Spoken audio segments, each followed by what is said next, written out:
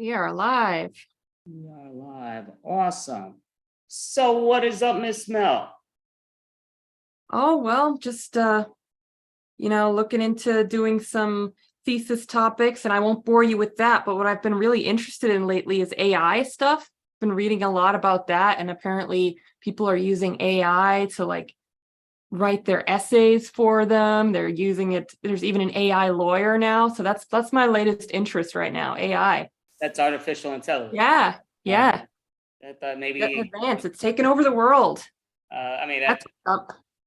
definitely sounds outstanding. I mean, this is officially our 30th month in a row doing an extravaganza show, which I'm thrilled with. This is the one that we call the first improv and comedians extravaganza of 2023, because officially it is. So next month, which will be our 31st month, will be on Friday, February 24th, 2023. And we're looking for improv teams or stand-up comedians that want to perform online. And so if you want, just message me, private message me, and we will take you there. So, and we actually are filling up with that one pretty quickly, which I was very happy to hear. But so Miss Mel, what are your plans for this weekend coming up? Just out of curiosity, what are you doing that's interesting, hopefully?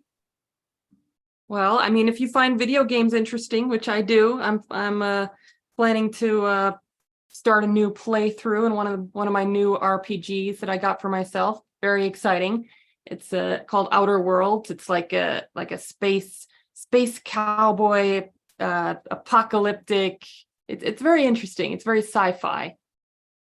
Okay, I mean, it sounds cool. I know back when I was your age, I definitely was into that stuff. I still would be. Steam, I'm not bragging about Steam at all. It's a big popular online. Yeah. They are garbage, as in they don't like to come back to you. They send you emails just with the recording BS. They don't let you talk to live people, and they don't let you get in. And once you're kind of cut out, they're like, okay, well, this and that for your problems. Yet everything you do, they send you the same nonsense and aren't solving the problem. So I'm not here to destroy Steam, but I wave the white flag to them, to hell with them. There are other companies and all that good in here. But Sounds like AI could do a better job. Coming for you, Steam. so out of curiosity, also, we do have, many shows here and there. And but I will say Mel actually does perform with different improv teams at times here and there. And we do have shows coming up, which is spectacular. We do a weekly show, the Improv Professionals. Usually we don't have all our members that perform, but again, we never know who's going to come and not. And that's every Monday night, 7 p.m. Eastern time. And it's on Socially Distant Improv. So you can see that on Facebook, and it's a lot of fun. Like I love working with them. They're spectacular people, and it's a great, thing that we get to perform on every week. We're actually on that tonight. So we're on live for the second time with Socially Distant Improv to be live on Extreme, which I definitely appreciate. And we're also on Tuesday coming up, which is, what is Tuesday? I just blanked out. Well, this Tuesday, I should know what this Tuesday, it's January 1st. So it's to end your January. We're performing on another 1-hour show with Highwire, which Highwire Improv, spectacular people, and that's their 10th season. They do it in different seasons, and it's always a lot of fun. So we participate with them in most months, and we're doing, in the 10th season, we're doing it 7 p.m. Eastern time to 8 p.m. Eastern time on Highwire Improv, which you can see on YouTube, or even go on Facebook to see what they have it all advertised and everything, but they're spectacular also. But I was looking at here with what the corners are. So what we also have is we're doing like a lot of the play works going on with here and there with the online world. Again, face-to-face is great, but I think it's good to do both. I think it's important to do both because again, it gets you better into whatever you're doing. Like again, you're going to reach out to more people doing it online that you won't, that are outside your section.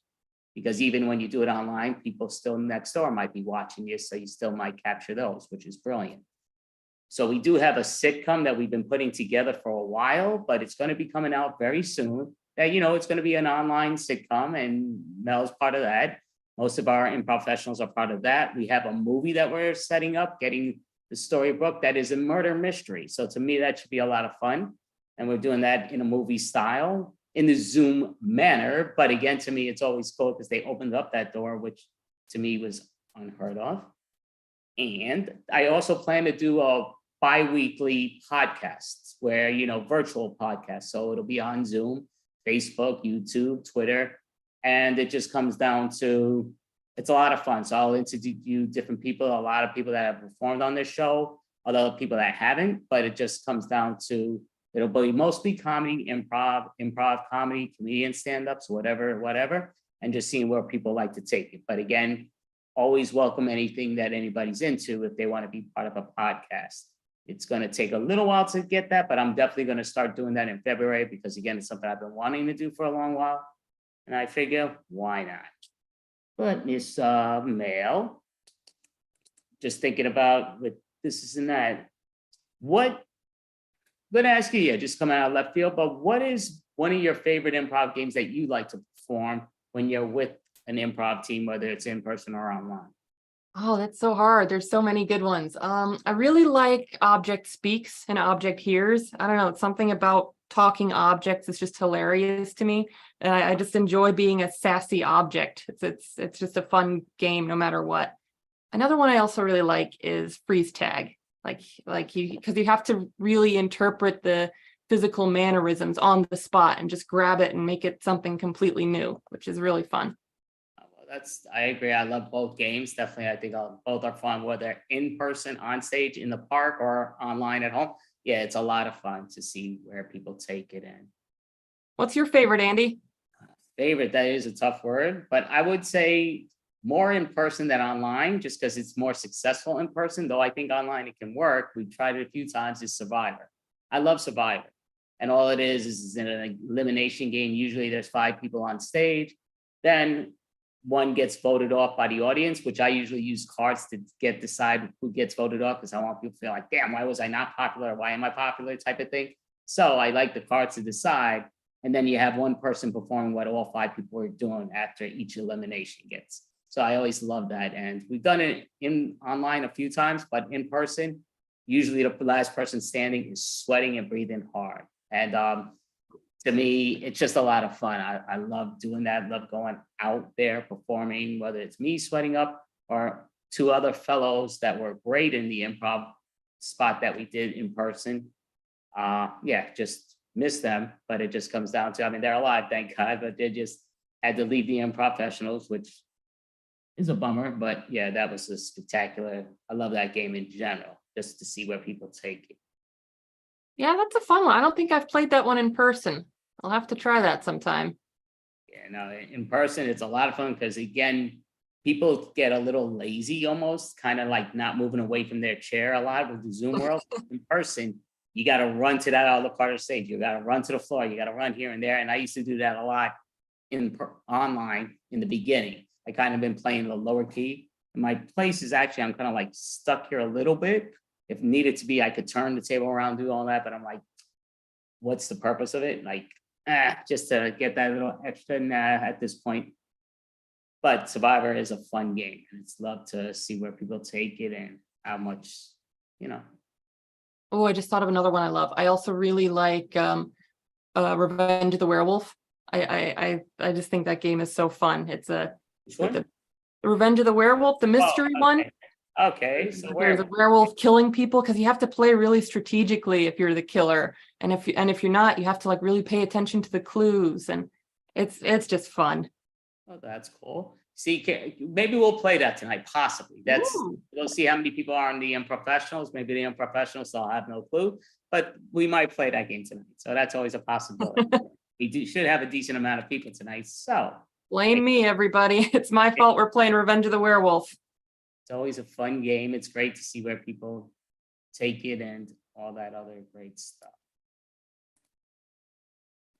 So, but yeah, so basically, just down here, messaging.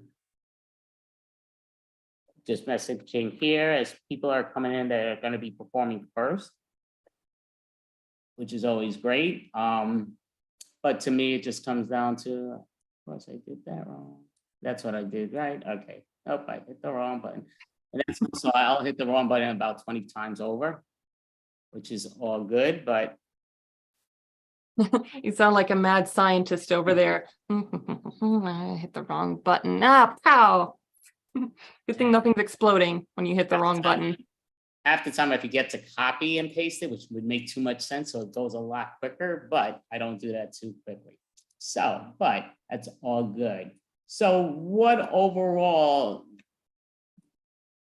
Mel, obviously she hasn't been with us from the beginning as doing the co-hosting, but for the last, since July, I think she started co-hosting with us the majority of the things, which we appreciate. She does an amazing job.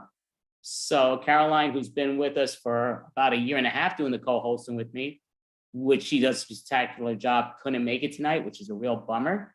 But again, you know, Mel told me, don't worry about it. She's like dusting off her shoulders. She's like, I got it.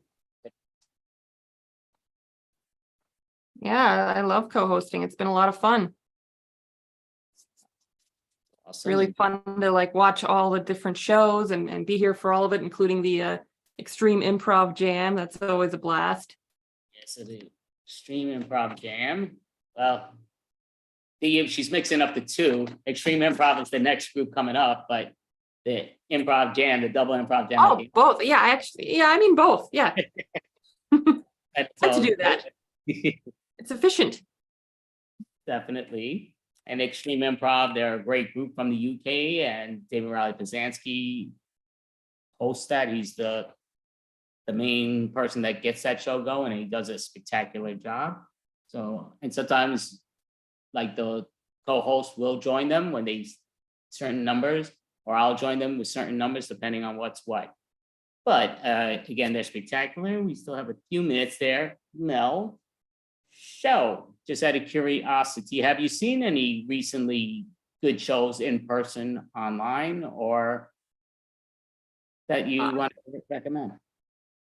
I haven't watched any shows in a while, but for New Year's Day, I did do an improv jam and it was a lot of fun, but I don't remember who put it on. It was just like a last minute thing. I was added to a group chat and invited to a jam, and I was like, okay, I don't know who these people are or how I got in this group chat, but I'm going. And it was fun. Okay, we did lots of like short form games. So we did some scenes from a hat, sex with me, all the fun little joke games. Well, that's awesome. I mean, there's a few that I could think of why you were put in there, but again, that's all great. And yeah, so I mean, again, a lot of these people, they know it from the extravaganzas, those who are here and those who aren't, and from the other, doing a lot of online virtual improv classes and all that stuff. So I do that every Thursday, 8 p.m. to 10 p.m. Eastern time, that I teach it. Also every other Saturday, tomorrow from 11 a.m. Eastern time to 1 p.m. Eastern time. It's more for the UK group because they're more 6 o'clock, 7 o'clock, 5 o'clock, depending on what's what start, to make it where they get to do it for 2 hours. And then there's also a Sunday, that's Sunday improv fun with, it's the Sunday family improv. That's only a 1 hour thing, but 6 p.m. Eastern time, and then 12 o'clock Eastern time, which is always fun also. And it's 1 hour. That's usually run by Lauren. He does a great job, but he's on vacay, so he hasn't done that recently, but it just comes down to, I've been doing them and it's a lot of fun. It's the people there that perform in it do an amazing job. And what I will say, the professionals that were having the high majority of the team tonight, I think only one person's not coming. It might be two, but it just comes down to, it is an improv team that it's all women, except for myself. I'm still a man and I plan to be a man until I stop breathing, but it's just the way it ends up working out. That's how it started. Originally, the professional started with 13 people, 7 guys, 6 women back in New York City. But online, now it's all women, which is, again, they do a spectacular job. So, you know, it's like, it's all good, most definitely. The women took over. We have a way of doing that. Yeah, it's spectacular. 2023, it's definitely look out. And it's spectacular. To me, definitely fun to watch. Some unbelievably talented ladies on the Improfessionals and even other teams that I've seen. But again, like I say, the Improfessionals are improv family that are not blood related, but it's definitely, I'm a big fan of how they take it. Show, Miss Mel. Dum, dum, dum. We do have our first team. They might be getting more people up there. I'm not sure yet, but would you like to introduce them? And I guess we both will stay on and we'll participate with them if that's all. Sure. So up next we have Extreme Improv with David Riley Postansky. Oh, there we go. Hello. Excellent stuff. If I'm not sure who else is in the meeting, but welcome to Extreme Improv. I'm here. You guys are there. It's like we've got just like the very best. That's the way I view it. We don't need anyone else unless they're going to suddenly put on their camera. Oh, they are. Hello.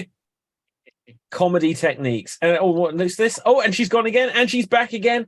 And welcome to the Extreme Improv Comedy Show. It's the fast-paced improvised show where we make up scenes, songs, stories, and so much more. Now, on the show tonight, we've already, I'm sure if you've been watching for a while, we've seen Andy and Mel. Pleasure to be back with you guys again. But let's see what other riffraff we've dragged up with us. Oh gosh, there's even more. iPhone, say hello to the people. Oh no, wait, it's Ruth. Hello. Yes, I was having a problem logging in on my desktop, so iPhone is the way to go. Hello, Yeah. I'm Ruth. I'm in Banbury in Oxfordshire, in the United Kingdom. Wow. And someone who is in a kingdom somewhere, Capelfave, say a quick hello to the people. Yes, hailing from the land of leopards, elephants, and crocodiles, otherwise known as Sri Lanka. And hi, what's up, dogs? I'm Captain Dave. Okay, and last but certainly, no, actually not even last, we also have Dave. Hello to the people. I am Dave. I am in Paris, France, and I'm taking time out of my busy schedule of trying to track down Santa Claus to be here today. Okay, good. Now, I'm not sure if this is Santa, but Danny O'George, say hello to the people. Hello, boys and girls. Danny, I'm from Portsmouth in the UK. Dave, sorry, but there's a postal strike. I've not been getting any of the letters. Unbelievable. Now, we're going to play some games. Let's have a look. We're going to play our opening game. Let's use a suggestion generator to decide what it's going to be. And we are going to have a game of questions and statements. Questions and statements. This will be a game for two performers at a time, and everything they say will have to be a question until I call out statements, in which case everything they say will have to be a statement. When it is questions only, they can only speak in questions. If they say anything that isn't a question, they're eliminated from the scene. If I call out statements only and they say anything that isn't a statement and is in fact a question, they'll be eliminated from the scene. And if they hesitate too long or do too well, I'll kick them off the stage. Now, let's have a quick look here. Andy, could I be a co-host if you would be so gracious? Now, thank you. Now, let's have a look who we're going to have start things off. We are going to have Danny and Cap. Danny and Cap. Let's put you on spotlight here. Here we see Cap. Here we see Danny O'George. And we're going to start off questions only. Your scenario is that you milked the bull. You milked the bull. Excellent stuff. And here you go. What do you call this? Isn't this milk? Does it smell like milk to you? What does it supposed to smell like? Did you not read the instruction manual beforehand? Statements only. I did not. Well, this is a disaster. Well, it's still salvageable. I don't think so.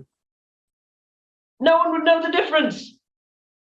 They will when they taste it. Questions only. How would they know? Do you? Oh, not that's a realize- hesitation there, Danny. I'm going to kick you out. We got to be faster than this. And Andy, you are in. Continue. Statements only. What do you think of this? Oh, Capelfave, you are eliminated. Right. And with that, Ruth, you are in. Questions only. What did you do? What makes you think I did anything? What is this then? Why are you going to keep asking me the same questions over and over? What questions do you think I should ask? Statements only. Let's just go to the movies. Let's go now. I like the films at the movies. I love that you're so easy to please. You make me happy. I love making you happy. That's good. You look great when you're happy. I love your smile. I love your smile too. It's good. We work so great as a team. The film is a comedy. Oh, I'm going to say that makes it a question, Ruth, that inflection. Right, we will eliminate you there. Dave, you are in questions only. Have you seen Bessie? What makes you think I saw Betty? Weren't you the last one with her? Do you know that she doesn't stop yapping? That's a very chatty cow, isn't it? No, I'm not allowing tag on questions there, Dave. I'm going to eliminate you. Mel, you're in.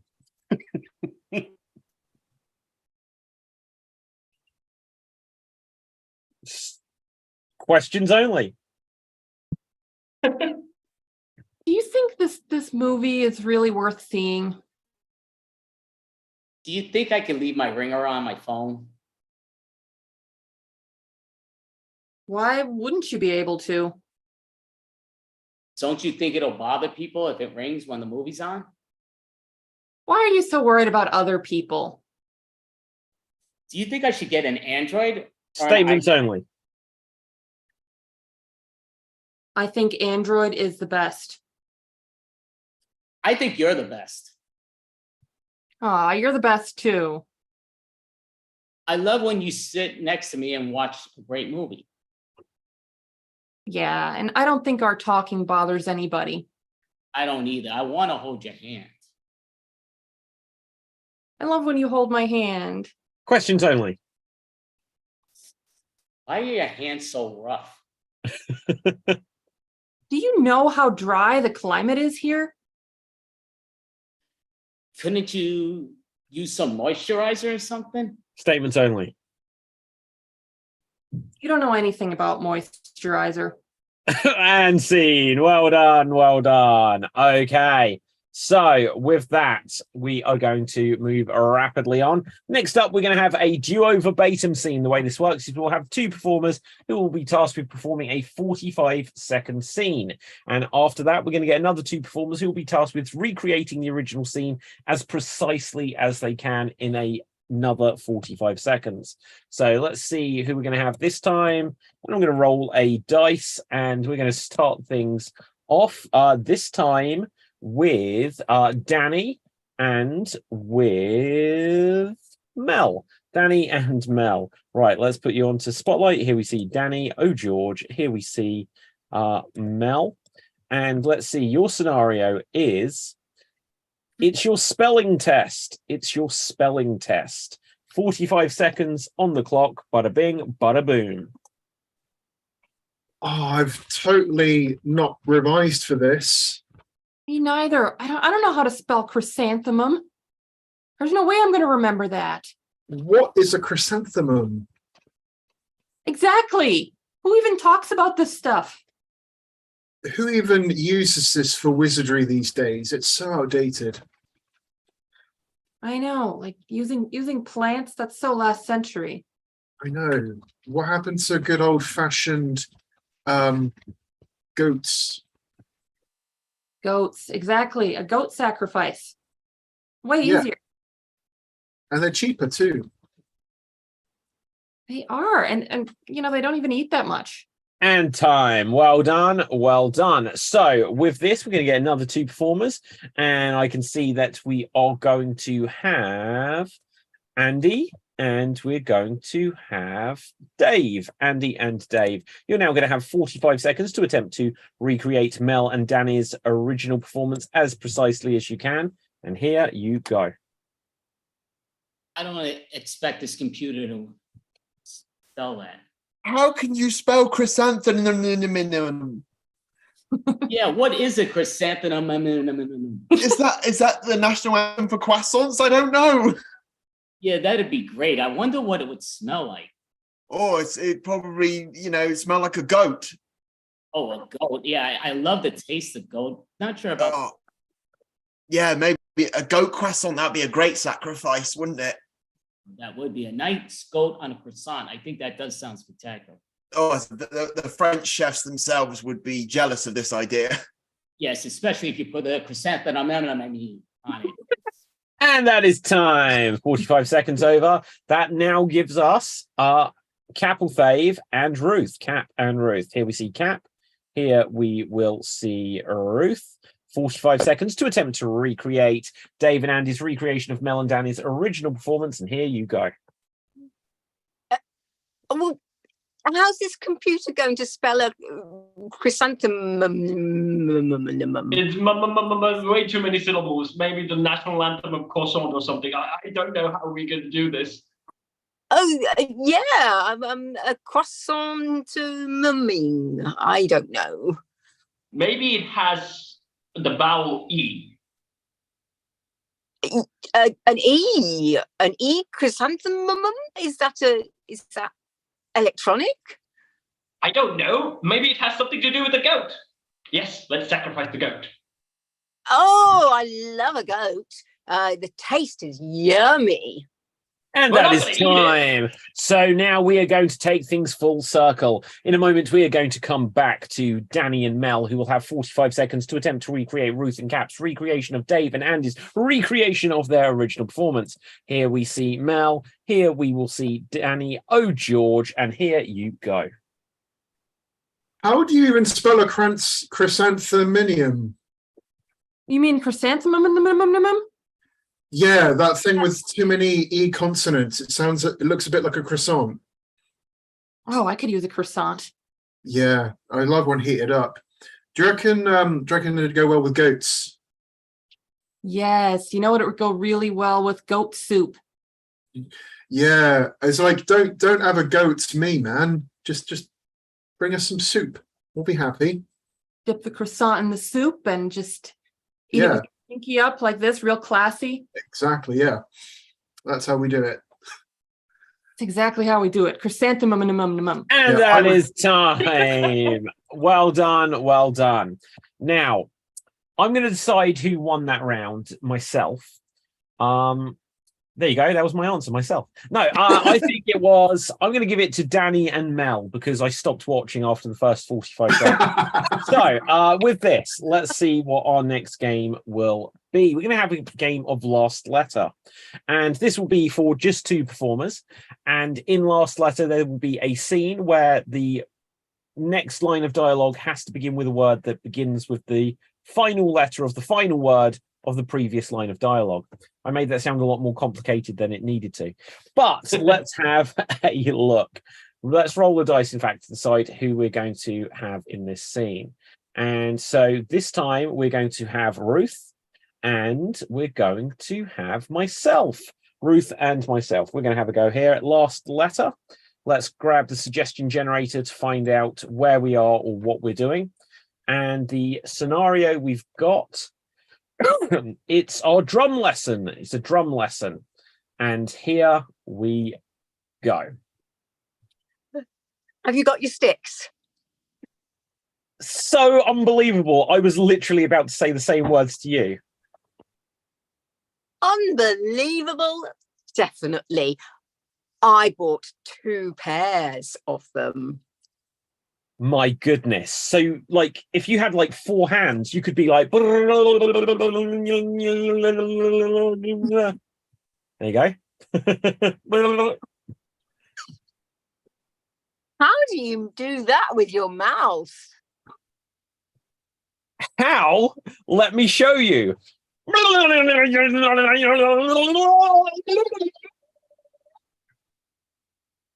my God. That's incredible. You shouldn't be a drummer. You should be a singer. Right. So I think I see the subtext of what you're saying here. You think I'm not cut out for drumming. Golly gosh. Did it come out like that? Truthfully, it did. It really hurts. Like, you may have bought 4 sticks, but I have snares. I have bongos. The lot. Truth be told, you're a rubbish drummer. Reaching, I'm like retching right now. It's just like like the vomit came up into my mouth, and I think you struck a nerve. It's true. Everyone thinks that they can drum, but not everyone can sing like you can. No, I know they can't. Like no one, like you heard me yodel earlier. I'm just like all over the beatboxing yodels.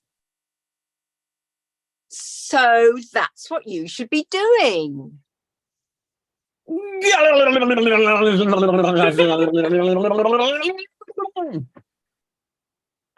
My goodness, that was fantastic.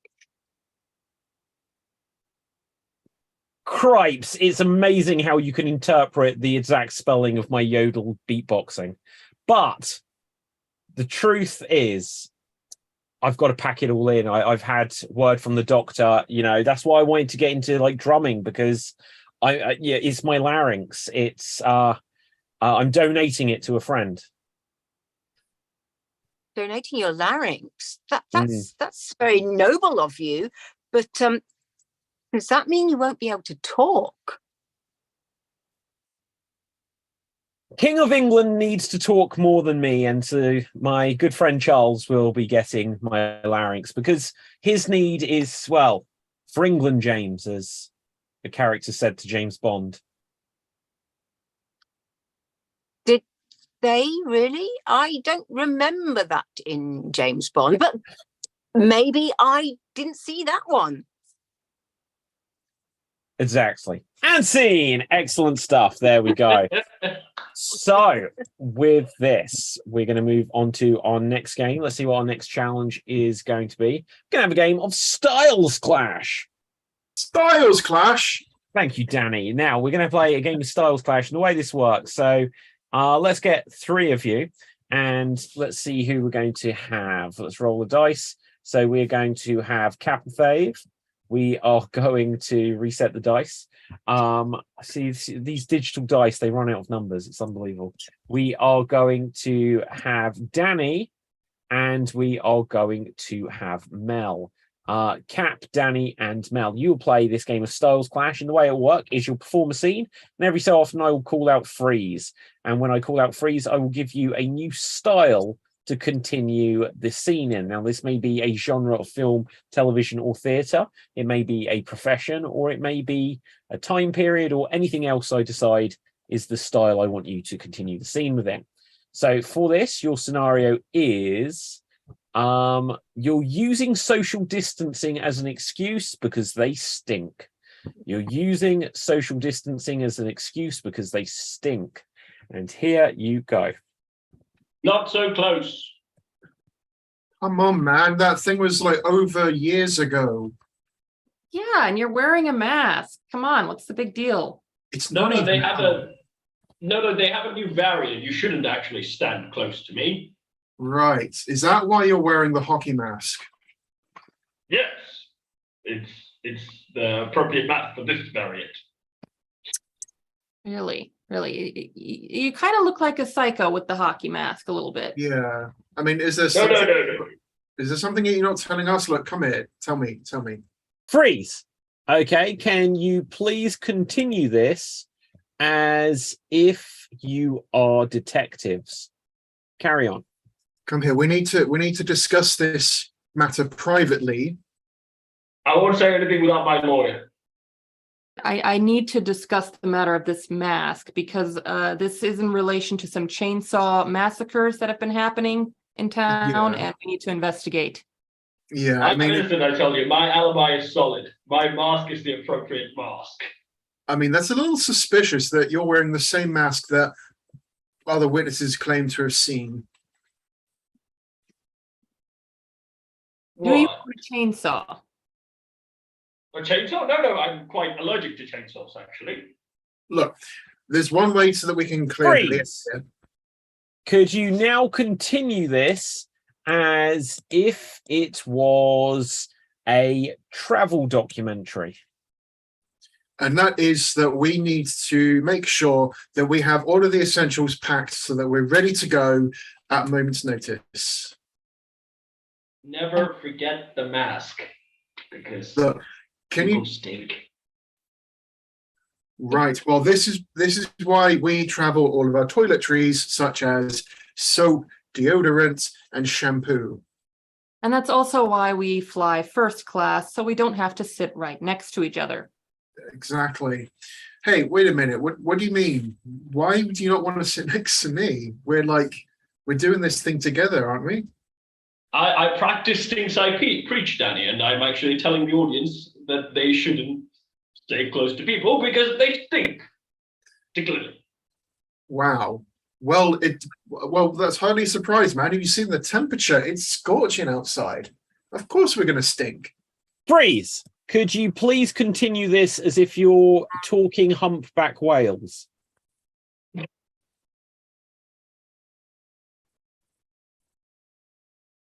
Look, you need to just get over it, okay? We're big, we're gonna take up a lot of space. Okay. Your farts are very deadly, even in the ocean. Oh, come on. We all fart, we all pass gas. Let's not make it weird. Besides, I like to refer to it as carbonating the water. Yes, Freeze! we're making. Can you please continue this as if you were Conor McGregor or another MMA fighter? Wow! What are you saying, mate? And that's how soda is made. The soda I'm sponsoring. Yeah, I fart in the water and they sell it, don't they? Yeah. And the money walk is just walking away from these stinky people. You know what? I reckon that's why people are avoiding us. They don't like the smell of our product. You know what we're supposed to smell? We smell like fighters. We smell like people who sweat and work hard. Yeah, we smell like actual champions here, man. You know what? Let's wrestle. Wrestle. Let's Yeah, wrestle. come on, we'll settle this. Come on, We'll settle Freeze! Just to end on, finish this scene with an overwhelming sense of disappointment. Really, fighting, really. You think that's the best way? This is embarrassing.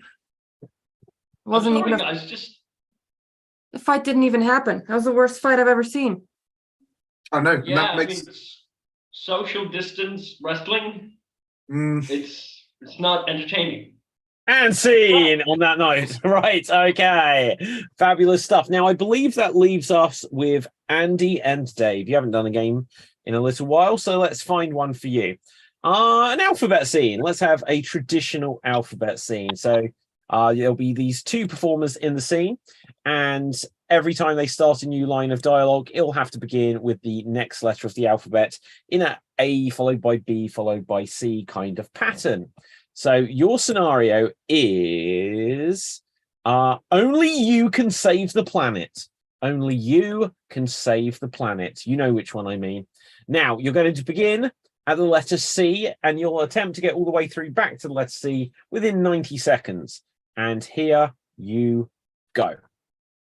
Can we do it? Definitely. Extremely excited to save the world. Forget about it. We're going to save it in fashion. Good job, my friend. Hells yes, it's a great job. We're going to do. I've forgotten why we're trying to save the world. Just forget about it and let's just save it. King Edward himself told us we had to save the world. Let's just do it. Yes, let's save the king. Let's save the world. Maybe it was something to do with his spaghetti. Never mind. It doesn't matter. Let's just save the world. Obviously, that's what we have to do. Please, can we just do it then? Let's do it. Quite so. Really? So let's go. Climb the ladder. Stepping very slowly. Tight grips. You don't want to fall.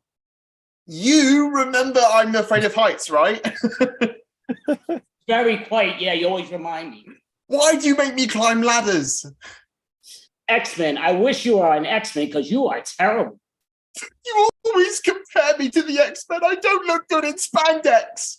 Zowie, zoinks. I'd rather have Shaggy than you. You do a terrible job. And here it comes. But I still like you as a friend. You hold me. And scene. Well done. Well done. You made it within the time. Excellent stuff. A good 3 seconds to spare. Well done. Now, on to the next thing. We're going to do some 1 minute remakes. Each of our performers will be given 1 minute to remake an entire film. They will play every part in the film from beginning, middle to end. They will have all of the famous scenes, lines of dialogue, characters that you love, and so much more. Let's roll the dice to see who will go first. And we are going, oh, it will be me. I will go first. Can someone suggest a movie for moi? Die Hard. Die Hard. Thank you, Andy. Right, so Die Hard, and here I go. Your first time flying? No, I've flown loads. Well, you want to take your shoes off and make fists with your feet. Bang! Shut up telling me what to do. Now, Argyle, take me to my wife. Okay, Guy. Right. Guy, shut up, Argyle. Bang! Right, now, it's you, Holly. Oh, hi, Jane. Jane, shut up, Holly. Bang.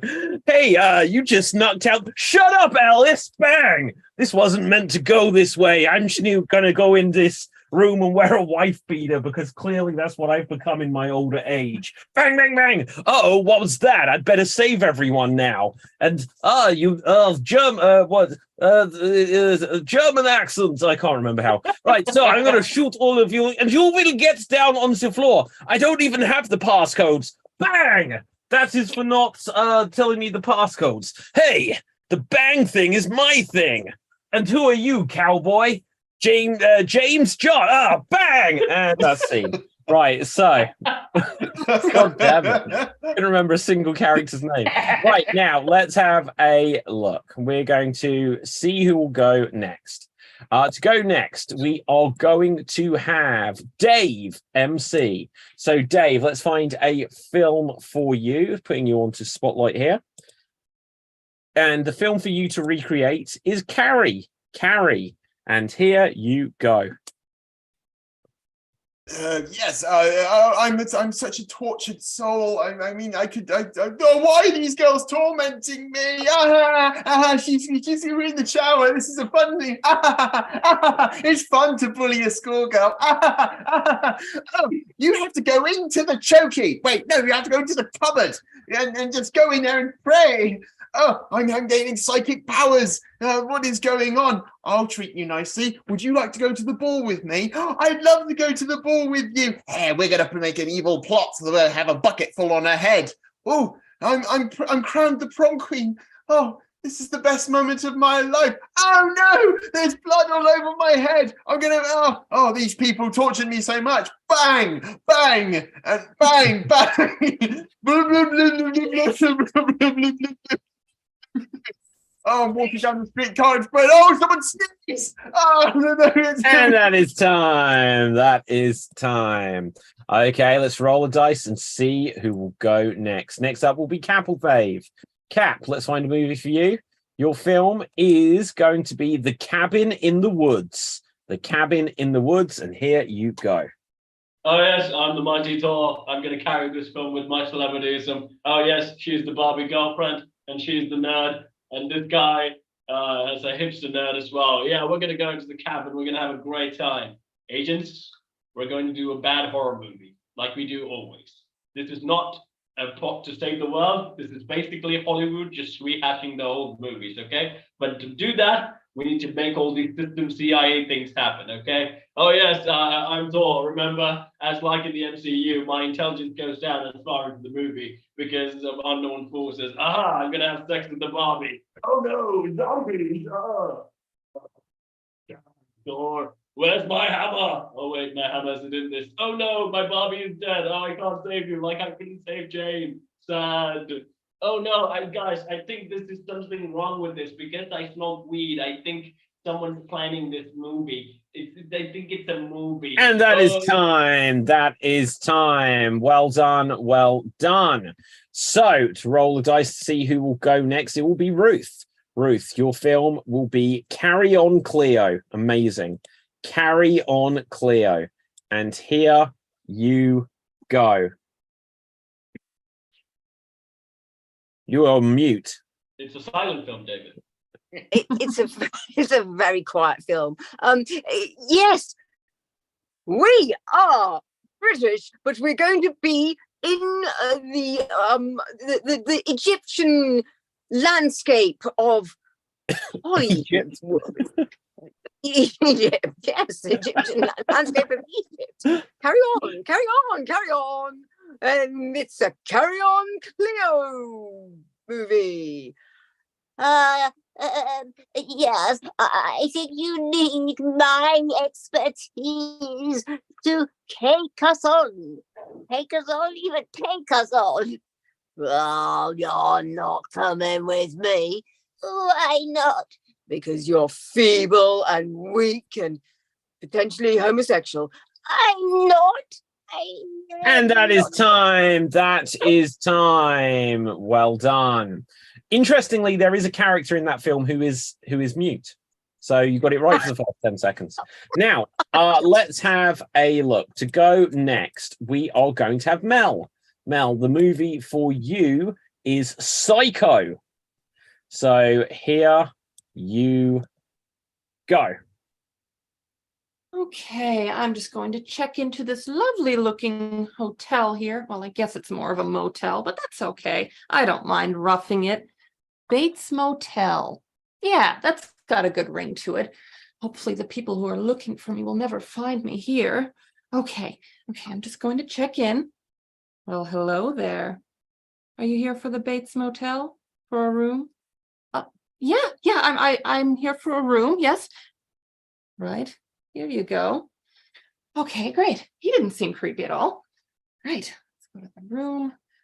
Oh, I could just really use a shower after such a long day. So relaxing. Ah-dee-da-dee-da. What was that? What? What was that? Oh no! No! No!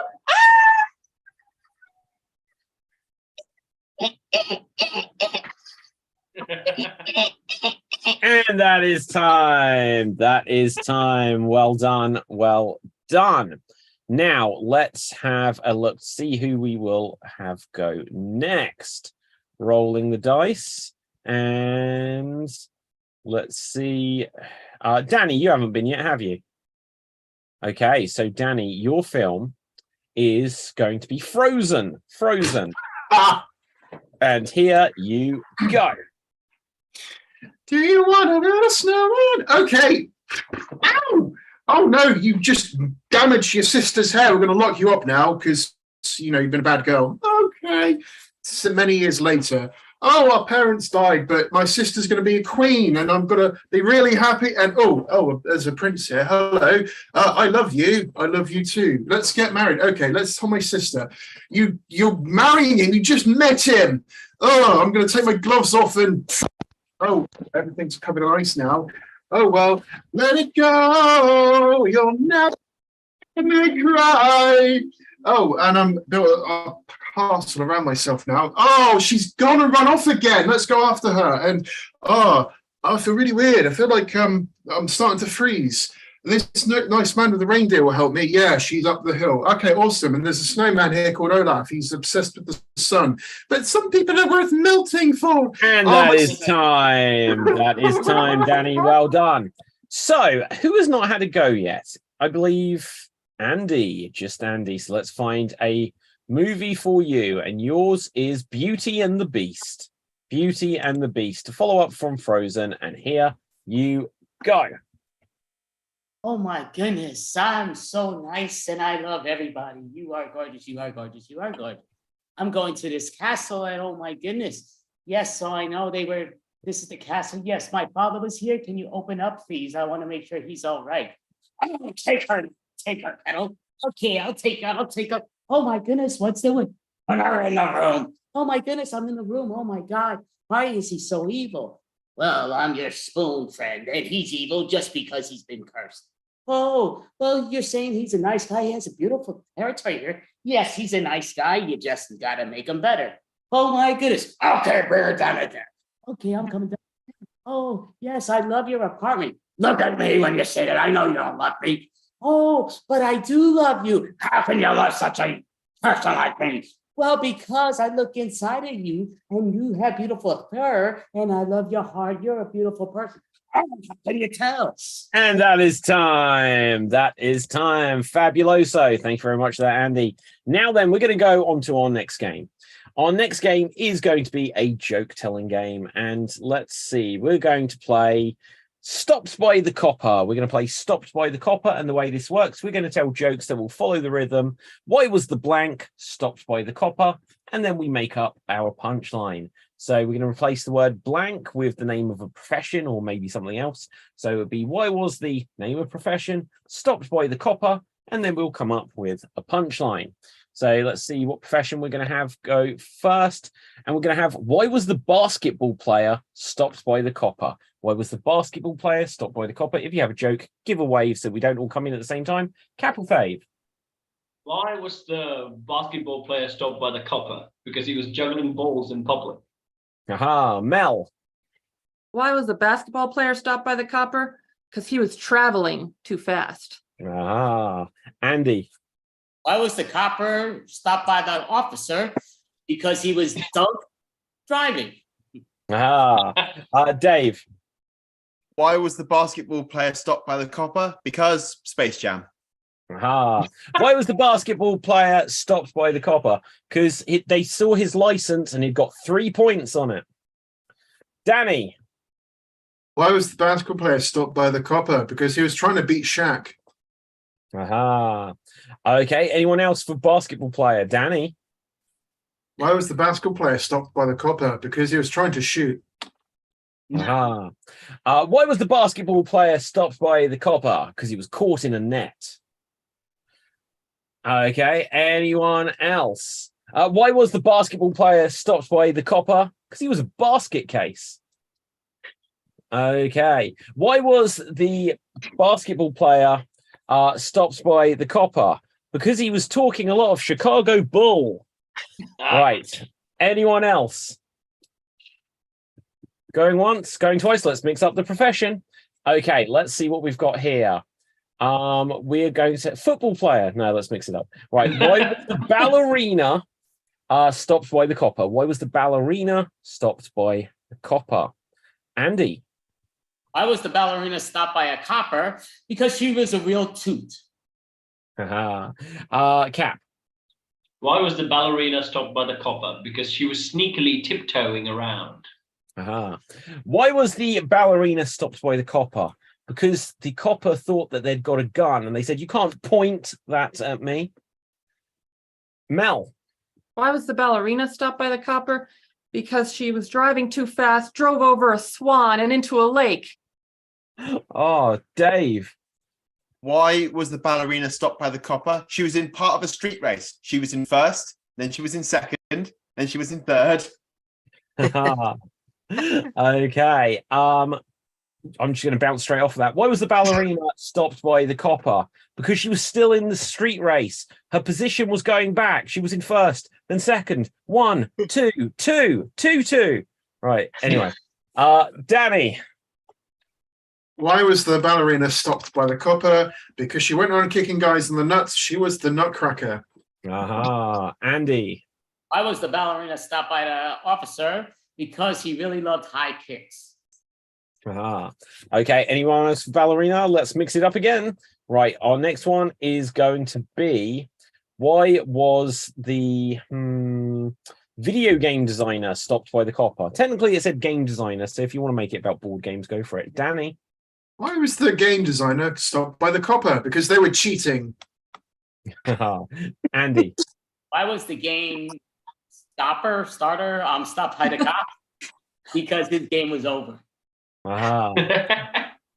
Okay. Why was the game designer stopped by the copper? Because they didn't pay for their parking, and the copper said to him, look, you've got to insert coin. Dave. Why was the blind game designer stopped by the copper? He didn't have active vision. Aha, very good. Cap. Why was the game designer stopped by the copper? Because he was playing Grand Theft Auto in real life. Mel. Why was the game designer stopped by the cop? Because he pulled out a gun and the cop said, whoa, whoa, whoa, you can't reload in public. Danny. Why was the game developer stopped by the copper? Because he was trying to get some weed. He was a high scorer. Aha, very good. Okay, anyone else? Going once. Danny? Why was the game designer stopped by the copper? Well, the copper was just bored. Okay, this one isn't really going to work. Why was the game designer stopped by the copper? Because they thought that they were going to blow up a place. Yes, they were Atariist. Right, Mel. Why was the game designer stopped by the cop? Because he was going so fast, he was going, wee! Danny. Why was the game designer stopped by the copper? Because the copper saw that it was in hysterics and he just wanted to console him. Why was the game designer stopped by the copper? Because they were doing something the copper didn't like, and they said, Nintendo don't. Dave.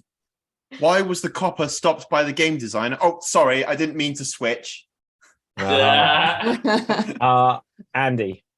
Why did the game designer get stopped by the cop? Because he loved to play at the station. Cap. Why was the game designer called by the police officer? Because he had a black box. Do you mean an Xbox? Whatever. Danny. Why did the game designer get stopped by the copper? Because he was going directly to jail. He didn't pass go and he won't get $200. And on that end scene, well done. So we're going to move rapidly on to our next challenge. And let's see. Going to have a couple of rounds of every sentence must. The way this works is there'll either be 3 or 4 performers in a scene. And every time they say a line of dialogue, they'll have to include a word from a set category. And so, for example, if the category was food, you could say, I want to eat some chips, and then you've included the name of a food. But you want to, the actual goal is to use the words creatively. So you could be like, they have a chip on their shoulder. Where have you been? This is my Apple iPhone. And that way you're using the words creatively. So let's roll the dice to see who will be in this first game of it. And let's say we're going to start off with 3. And we are going to have Andy. We are going to have Mel. And we will have myself, Andy, Mel, and myself. So let's put us onto Spotlight here. So let's see. Here we see Andy. Here we see myself. And here we see Mel. Now, our scenario is we want to start a new business. You want to start a new business. Can one of the other performers suggest what category we must include in every line of dialogue? A word from what category? Video games. We've just done video games. Something else. Movies. I beg your pardon? Movies. Movies. So we want to start a new business. Every line of dialogue must include the name of a movie. And here we go. Well, look at us. 2 brothers and our friend are going to start a business. I love it. I really need to go to the bathroom. I have to take a whiz. Let's just finish our breakfast. Club sandwiches are the best. Yeah, look, I'm worried, like, you know, when we're going to go and pitch our new business to people, we're going to be in the room with some, like, you know, some kingpins. They're gonna really see through us. Hey, we're gonna drop some jaws today. I love what Annie is saying. I agree with Annie. Hey, listen to Dave. You know, I think we should just go back to the future of the business plan, because that's what we wanted to talk about with the executives. Wow, what a way to criticize me. If there's a problem, just come out with it. To be honest with you, my jaws are killing me. Holy crap. I mean, my left jaw and my right jaw, both my jaws are killing me. Look, you need to go see this doctor, Dr. Oz. He's a wizard, Wizard of Oz. That's what they call him. Oz the Great and Powerful, so I hear. Titanic. I have a major Titanic headache. It is sinking into my brain. Look, just look, have one of these. Snatch a painkiller from me and you'll be okay. Taken. But what about me? I'd like to take one too. Look who's talking now. Look who's talking too, because you're both talking a lot. This conversation is just getting dumb and dumber. Yeah, look, we've got to remember why we're doing this, mummy.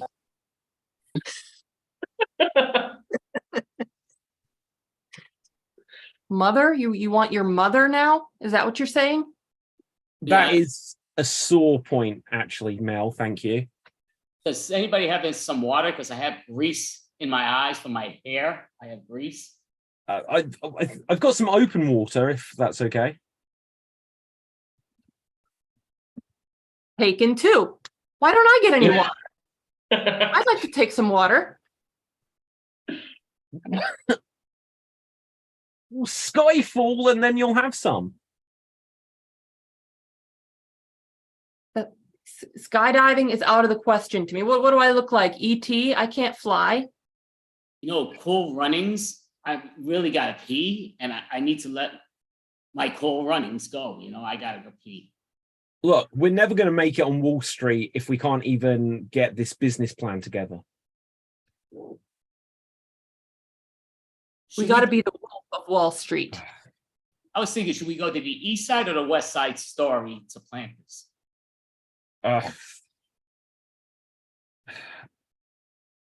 White men can't jump. And scene. Excellent stuff.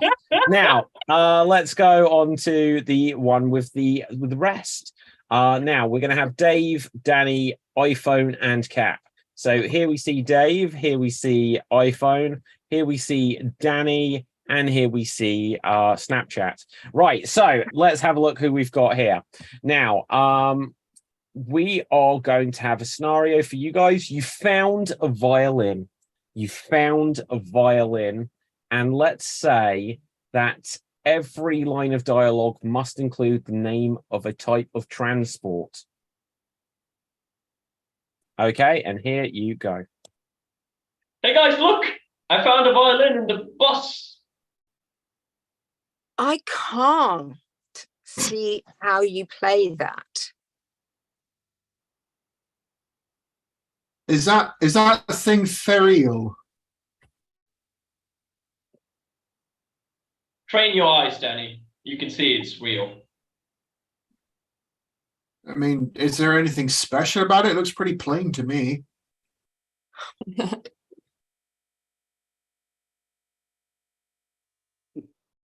I'm going to have to bust out of here. I've got, things to do. I can't believe you got that. Why not? It was free on the boat. Look, did you not stop to think that it might belong to that cab array group over there? Maybe, but I wouldn't bet my chip on it. Oh, Why are you doing stealing violins anyway? You're supposed to get us all lollies. You know, I have to a be in the red lorry, a yellow lorry. I have to be in the air in 5 minutes, okay? This is the last line I can actually get to before I, go off.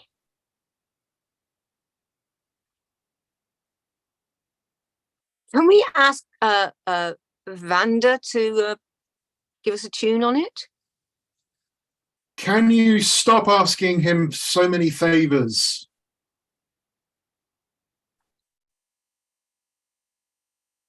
You know what? this is the double-decker flipping time that you guys criticize my instrumental skills. Come on, we all know you wrote that in a plain bush.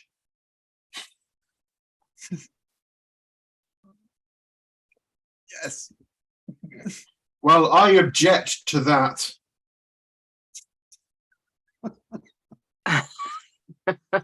You guys You are know going what? loco. You know what?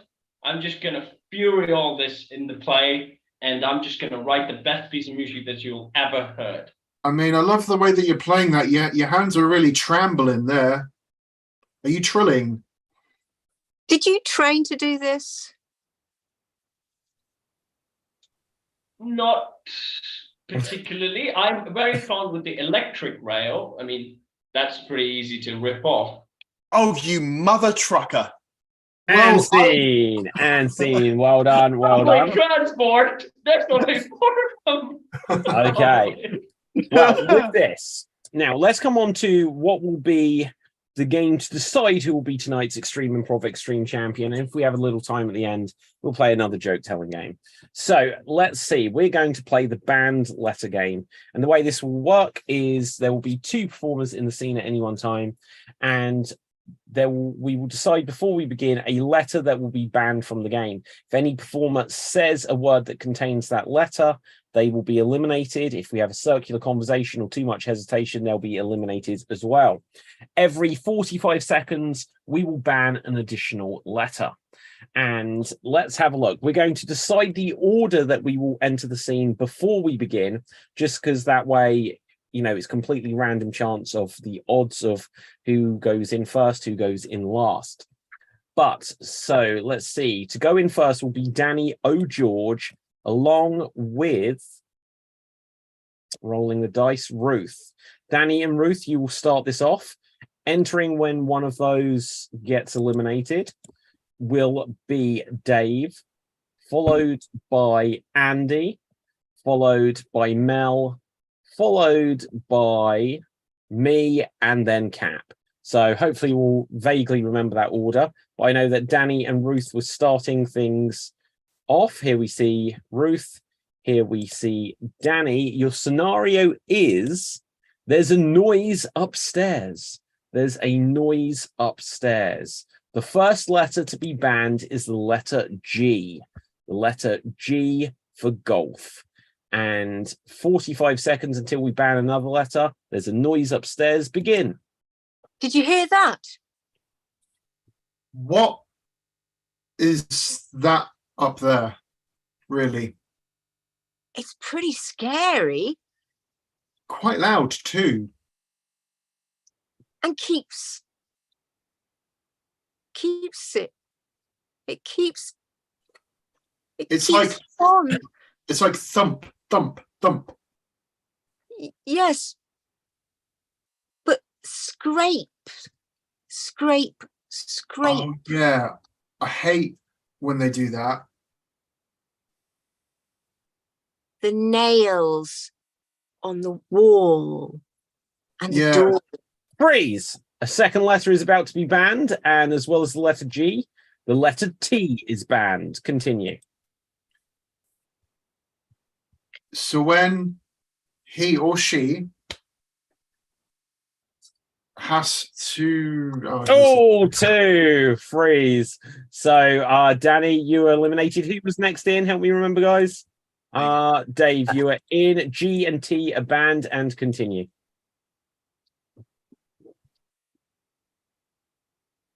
Will you help me? How can I do? I'm scared. Why? Noise. Shall we hide in cupboard? Perhaps. Shh. Freeze. Can you- Another letter is about to be banned. And the next letter is the letter U.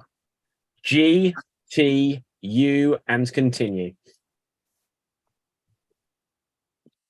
Want to check? Can you hear? Scrape, Scrape. Scrape. Circular conversation warning.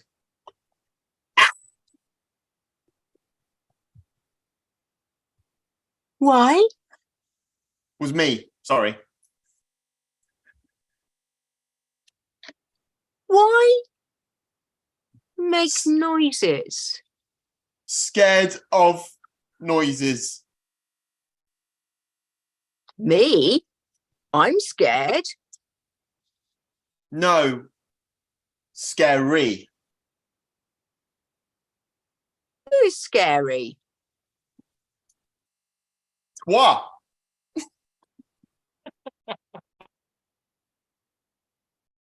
French. Freeze. Another letter is about to be banned. G, T, U, and S. Continue. French. Word.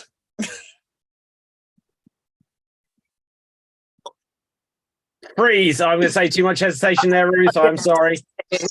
Right. Who was next in? Who was next in? Andy. G, T, U, and S are all banned. There's a noise upstairs. Continue. Crack.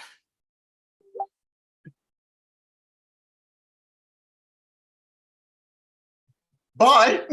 Freeze. Okay, Dave, you're eliminated. Who's next in? Is it myself? Is it Mel? Mel, you are in. And G, T, U, and S. Continue. Holy hell. Why are we here? I don't know. Don't teeth. Ah, Oh, okay. Mel, you're eliminated. I believe it's me next. And in I go. Continue. Right. Oh, shit. Right. And with T and a T. Oh, no. Right. Okay. Capital Dave, you were in. you're too British for Continue. this game.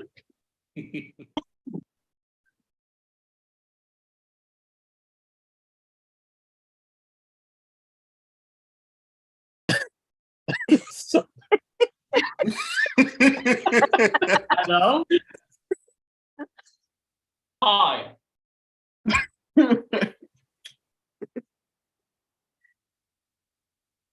Help?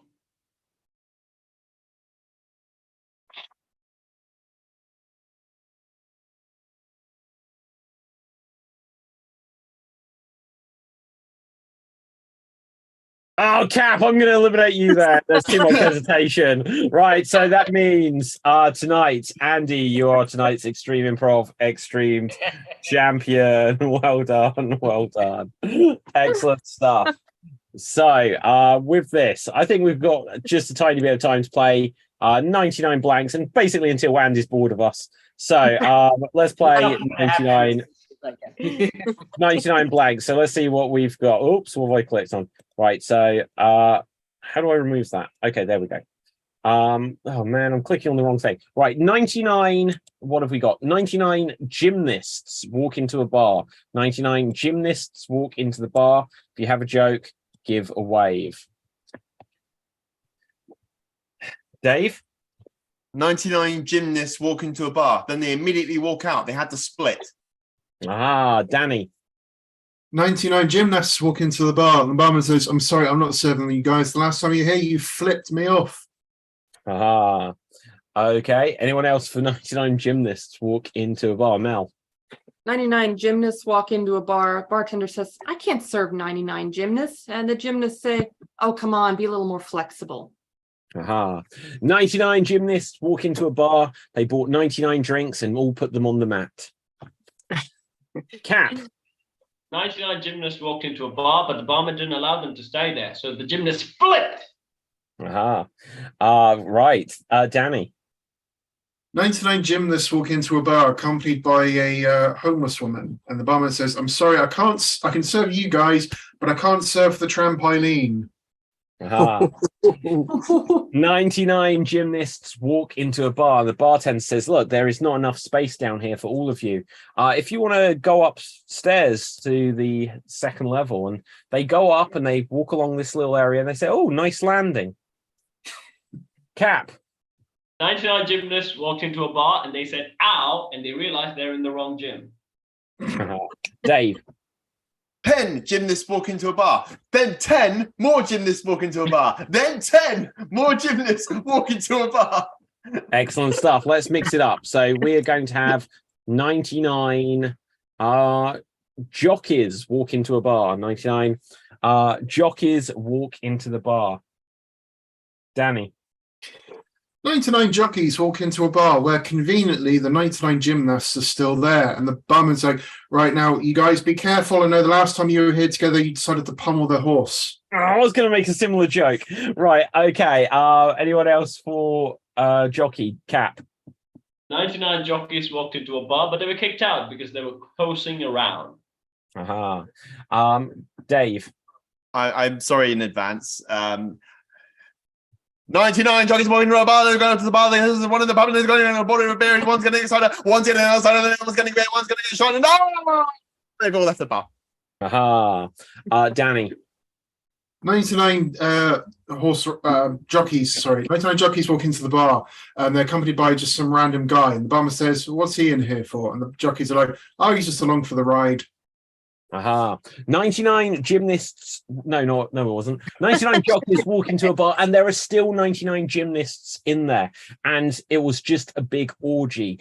All of the jockeys tried to mount them and all of the gymnasts said dismount. Mel. 99 jockeys walk into a bar and the bartender says, I can't serve you here. Danny. 99 jockeys walk into the bar and the barman's like, wasn't there 100 of you last time? The jockeys are like, oh yeah, he slipped a disc. Ruth. 99 jockeys walk into a bar where the 99 gymnasts have just left, and the barman says, what's with this? It's not a gymkhana in here. 99 jockeys walk into a bar and they go, red rum. Cap. 99 jockeys walked into a bar, but the Nike smelled pregnant, so they kicked them out. 99 jockeys walk into the bar and they were desperate for a drink. They were a little horse and they said, how much will this cost? A pony. Danny. 99 jockeys walk into the bar. It was the barman's worst nightmare. And basically I've just seen that we have 15 seconds to spare. So that will wrap that up for Extreme Improv. Extreme. So before we do call a stretch, and I thank you so much. This is the David Riley Pazanski, the great one. He's spectacular, does a great job with these fellows. You all did an amazing job also. Thank you so much. Do you want to give a quick shout out to just in the order that I see it? Go ahead, Dave MC. Do you have a website that you want to tell people about that you perform in person? Or No, I just perform here with Extreme Improv. You can catch me there with these wonderful people. All right, awesome. What about yourself, iPhone?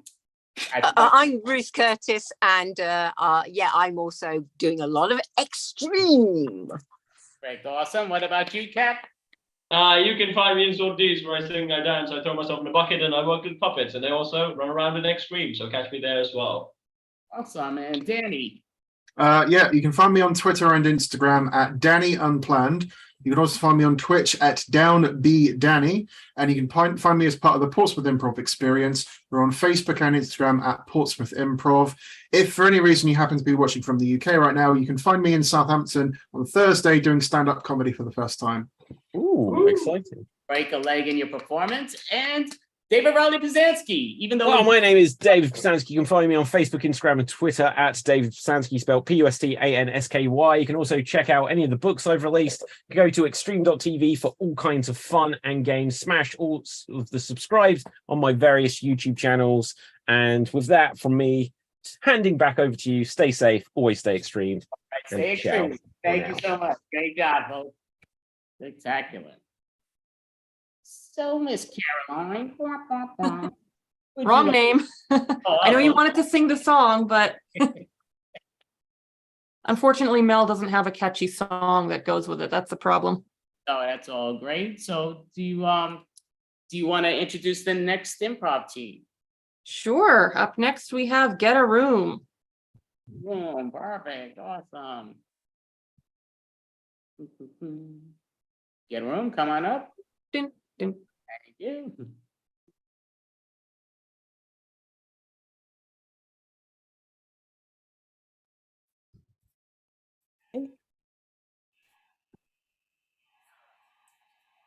Hello, hello. And I think Sandy's going to do our intro. Yeah. Thank you for reminding me, Susan. Hi. Oh, yeah, I don't do the intro very often. Hello, Andy. Hello, Mel. Thanks for having us back on Extravaganza. We are Get a Room, and we are a group of all vintage female improvisers who met at the Vintage Improv, through Vintage Improv online. We are a group who takes a picture that you'll see shortly. We embody objects out of that room, and then we will give them a point of view and a very strong character choice playing as those objects. So away we go. You'll see the picture now. Thank you.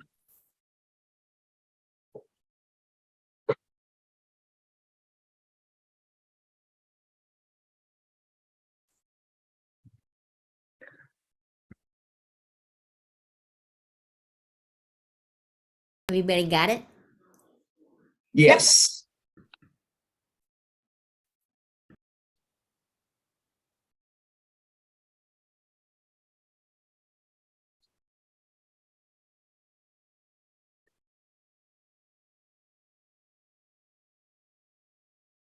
I'm a seeker. I seek to go up, and that which goes up must come down.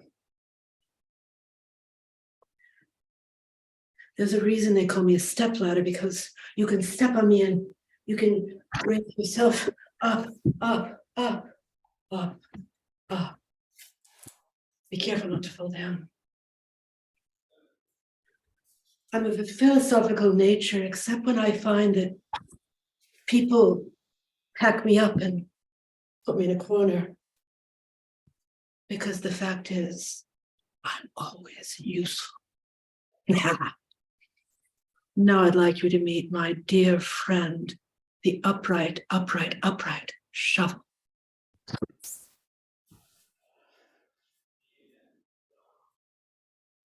Yep.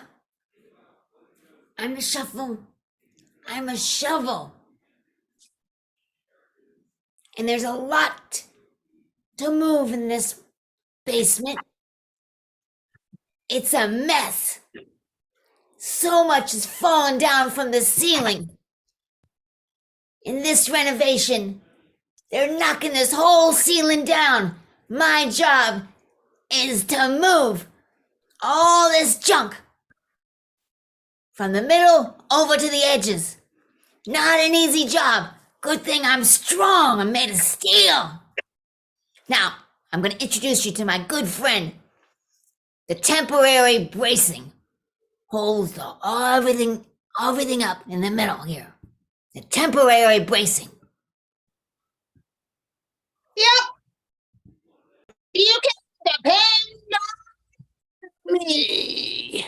Oh, yeah. Until you can't, because I'll just take myself down and move on out. And by then, you're on your own. You're on your own. But I'm here to help for a while. And I like to do that.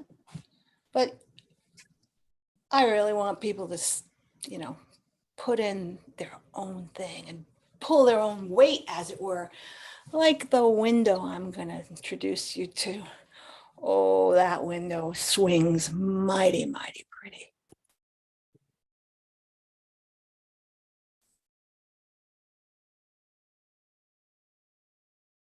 Yes. Lots of people look at me. Well, shall we say they look out of me? Anyways, I bring light onto this destruction. I bring a certain amount of joy to the workforce working their little butts off in this room. I mean, this is a big demolition project. They're working hard. Sometimes they just come over and look through me, just wishing that the weekend would hurry up and get here, or look through me just to take a bit of a break. All those things exactly what I'm supposed to do, why I hang in here. Let's go ahead and see what's going to happen next in this project.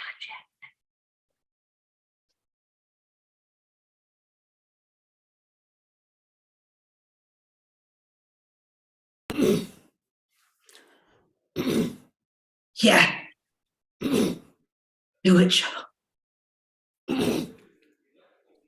Hey, getting some with me, getting some with me. Watch it. I'm the one pristine thing in this damn room. I've always thought you were special. I am. Right back at you, Shovel. You're getting in there, getting down and dirty. I don't have much of a choice. I may as well dive right into it. The dirt. I mean, pristine. I'm never going to be pristine. Let's face it. Neither am I. You keep like shoving that shit on me. What are you doing? My God.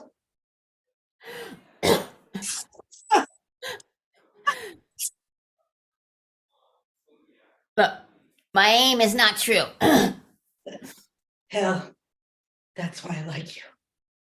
I'm not trying to get you, but I'm not refined. It goes where it goes. You're making me feel alive, let me tell you that. I feel alive right now. I feel like I can take you all up with me, up to the sky. Wow. I am alive. I'm alive. This place is a dump, huh? What a dump. It's a living. If it weren't a dump, what would we do? Oh, I never thought of that. Seriously, seriously never thought of that. All I've been thinking about is the sky and how I can get longer and taller and up and out there. They don't need us upstairs in the beautiful kitchen. Once it's done down here and they have that finished basement, they take us away. Yeah. We're gone. We're nothing. So gone. I'm gone. Do you think you could move the debris a little bit? I mean, you kind of got me caught on my base here and it's getting into my crevices. I'm not really happy about that. Well, I don't have a lot of control, but Yeah. did you want to? Yeah. You trying hard to control, maybe? Maybe you could try a little harder. Take a lot of concentration. I'll try. Yeah. You could try a little harder. For me. I mean, I'm going to see you on another job, right? Not going to be just this one, is it? We were together on the last one, so good chance. Good chance we'll be together on the next one. I mean, Sal, he seems to bring us together. Hey, I want to. I kind of like this job. Kind of empty. We're going to be here for a while. I like the big empty jobs. That's mostly what they call me in for. Clear everything out and start fresh. That's what they say, but it doesn't look that fresh to me. Eventually it'll be fresh. For now, it's a mess, but I like a mess. I'm here because it's a mess. You ever wanted to be fresh? I wouldn't know fresh if it bit me in the handle. You wouldn't know fresh.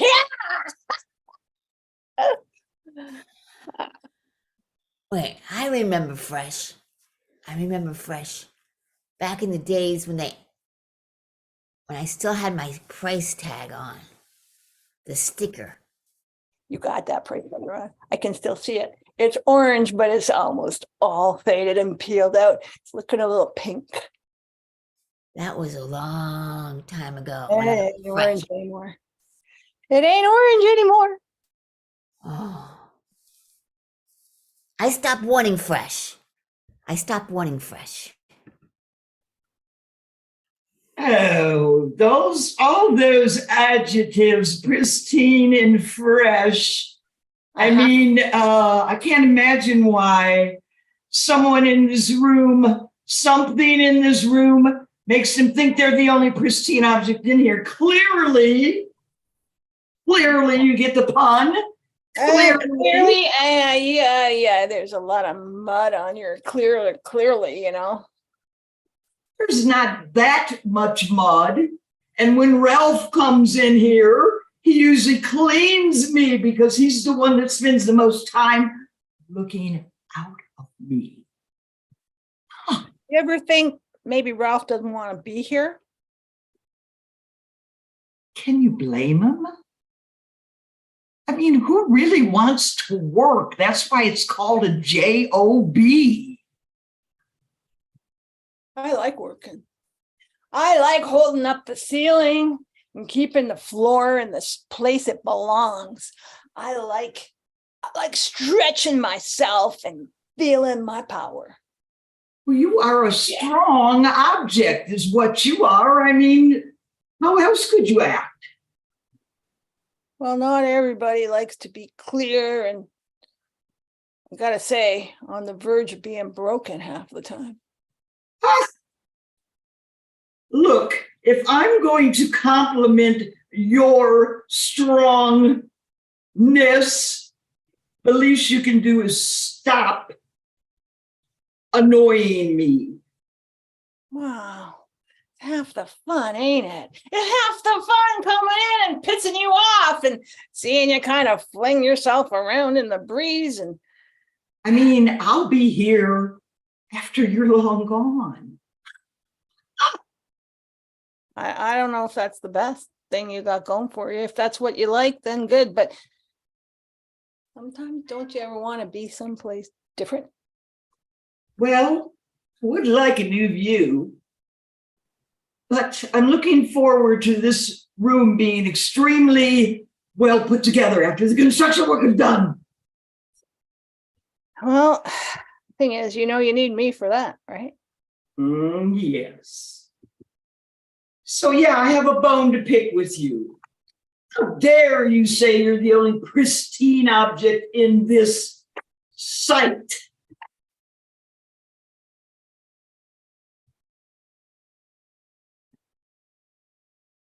Yeah, look through me. What do you see?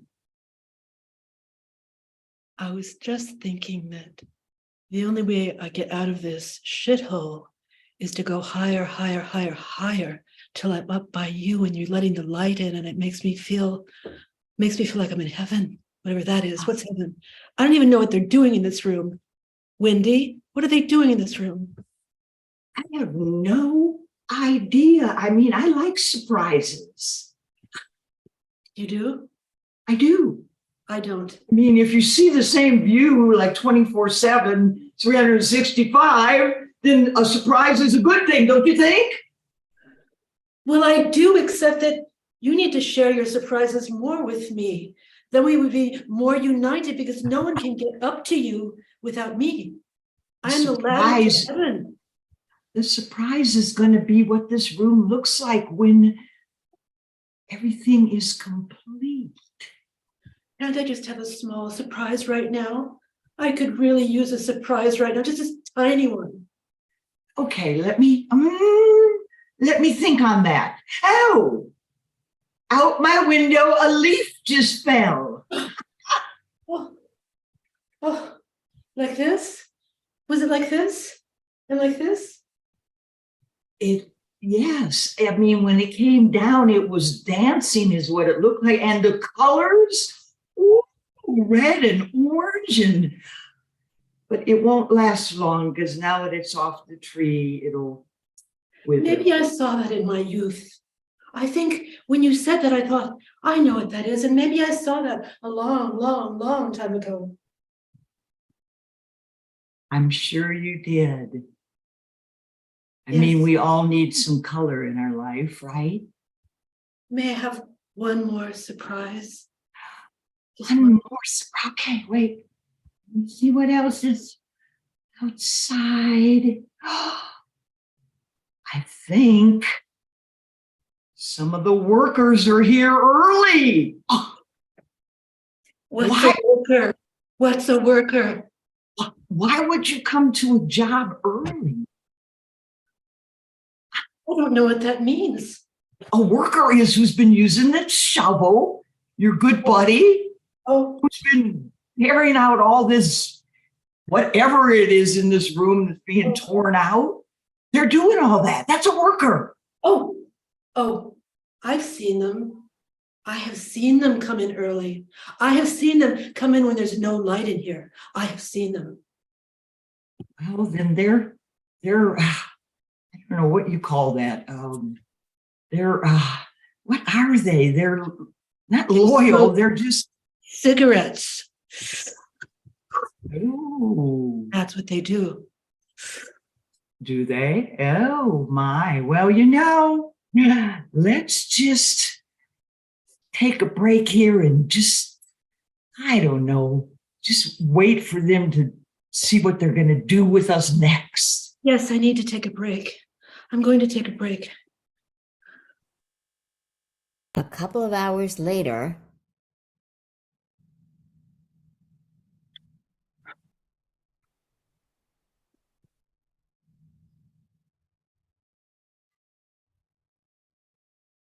I mean, this was a busy, productive day, I think. Don't know. I'm not sure. Well, nobody hardly even came up and stood by me and took a break and looked at some outside loveliness. You are lovely, whether or not you feel seen or not, I see you. You are lovely because you bring the outside in, and that's lovely. To me, that's lovely, even if I can't see it. Even if I But can't. that's what I'm saying. The workers need to come over, gaze out of me, and get a new perspective. Yes, a new perspective. I mean, Shovel, you don't get a break at all. You're just continuously being used. All the time. it's backbreaking, but keeps my mind off of, Oh, well, you know. you're beautifully dusty. Just don't get it on me, please. But I'll forgive you if you do, but try not to. Try not to. I don't like that. Okay. Rice. Shh.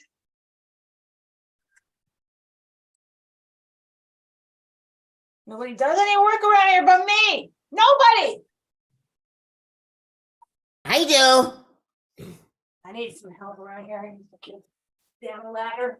I need a better ladder. I need a better ladder. That's what I need.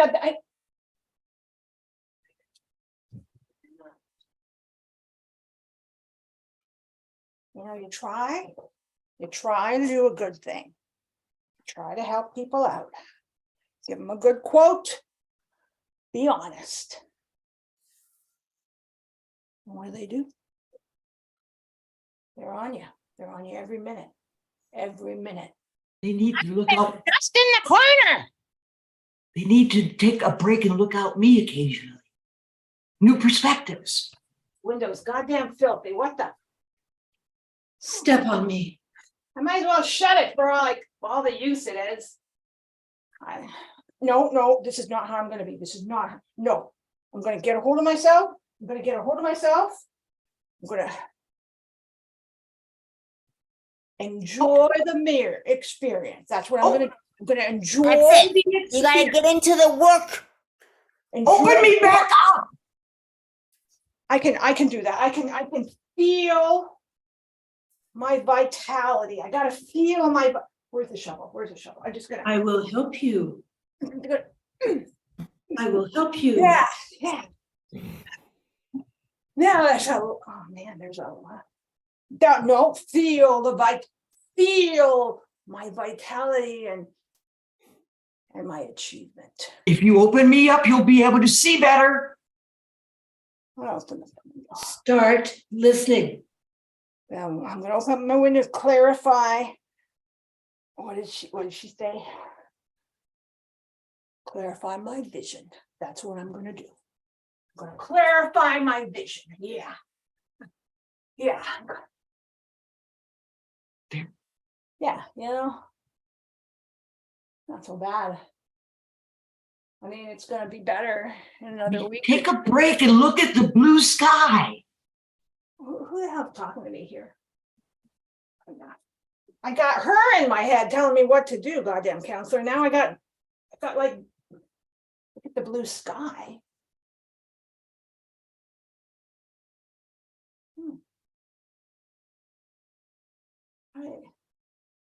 I ain't much in the habit of looking at the blue sky.